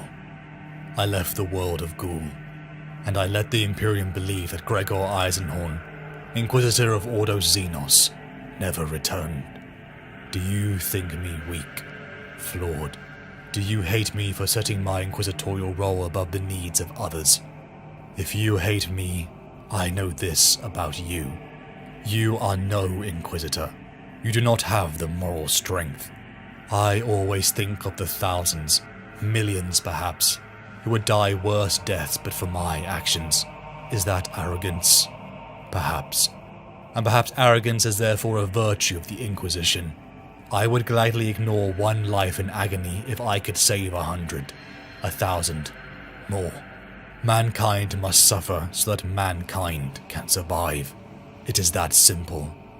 And my own suffering, and I would gladly suffer anything in the name of the God Emperor of mankind. My name is Gregor Eisenhorn.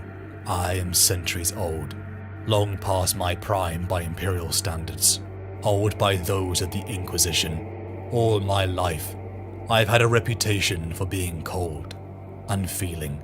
Some have called me heartless, ruthless, even cruel. I am not, and I am. I am not beyond emotional response or compassion, but I possess, and my martyrs count this as perhaps my paramount virtue, a singular force of will. Throughout my career it has served me well to draw on this facility and to steel myself, unflinching, at all that which this wretched galaxy can throw at me. To feel pain or fear or grief is to allow myself a luxury I cannot afford. As a devoted member of His High Majesty the God Emperor's Inquisition, I find my philosophy bends towards that of a radical. To the outside galaxy, members of our orders appear much alike. An Inquisitor is an Inquisitor, a being of fear and persecution. It surprises many that internally we are riven with clashing ideologies. To express in simple terms, some Inquisitors are Puritans and some are radicals. Puritans believe in and enforce the traditional station of the Inquisition, working to purge our galactic community of any criminal or malevolent element, the triumvirate of evil, alien, mutant, and demon. Anything that clashes with the pure rule of mankind. The preachings of the Ministorum and the letter of imperial law is subject to a Puritan Inquisitor's attention. Hardline, traditional, merciless. That is a Puritan way. Radicals believe that any methods are allowable if they accomplish the inquisitorial task. I have embraced and used forbidden resources, such as the warp itself, as weapons against the enemies of mankind. As a great man Gideon Ravener had once said to me, I believe radicalism is inevitable. We all become radicals eventually, as we appreciate that we must know our enemy in order to defeat him. The real dangers come from extreme Puritans. Puritanism is fueled by ignorance, and ignorance is the greatest peril of all. That's not to suggest the path of the radical is easy. Eventually, even the most careful and most responsible radical will be overwhelmed by the warp. The real judge of character is what a good man can do for the Imperium before he is drawn too far. I have come to understand that time changes everything, and the line between light and dark is dimmer to old eyes. Are the people who lived in the past the same as those who live now? Am I the same? The past is a mirror to the future, or so a friend once said to me. I did not believe it then. I do now. The past walks with us. Its face is the face of all those we have hated, all we have loved, all we have failed. So you have me then, pictured. Gregor Eisenhorn, Inquisitor, radical, centuries old, an Inquisitor for years I can barely count. I am tall and broad at the shoulders, supported by surgical grafting to my ruined legs. Resolute.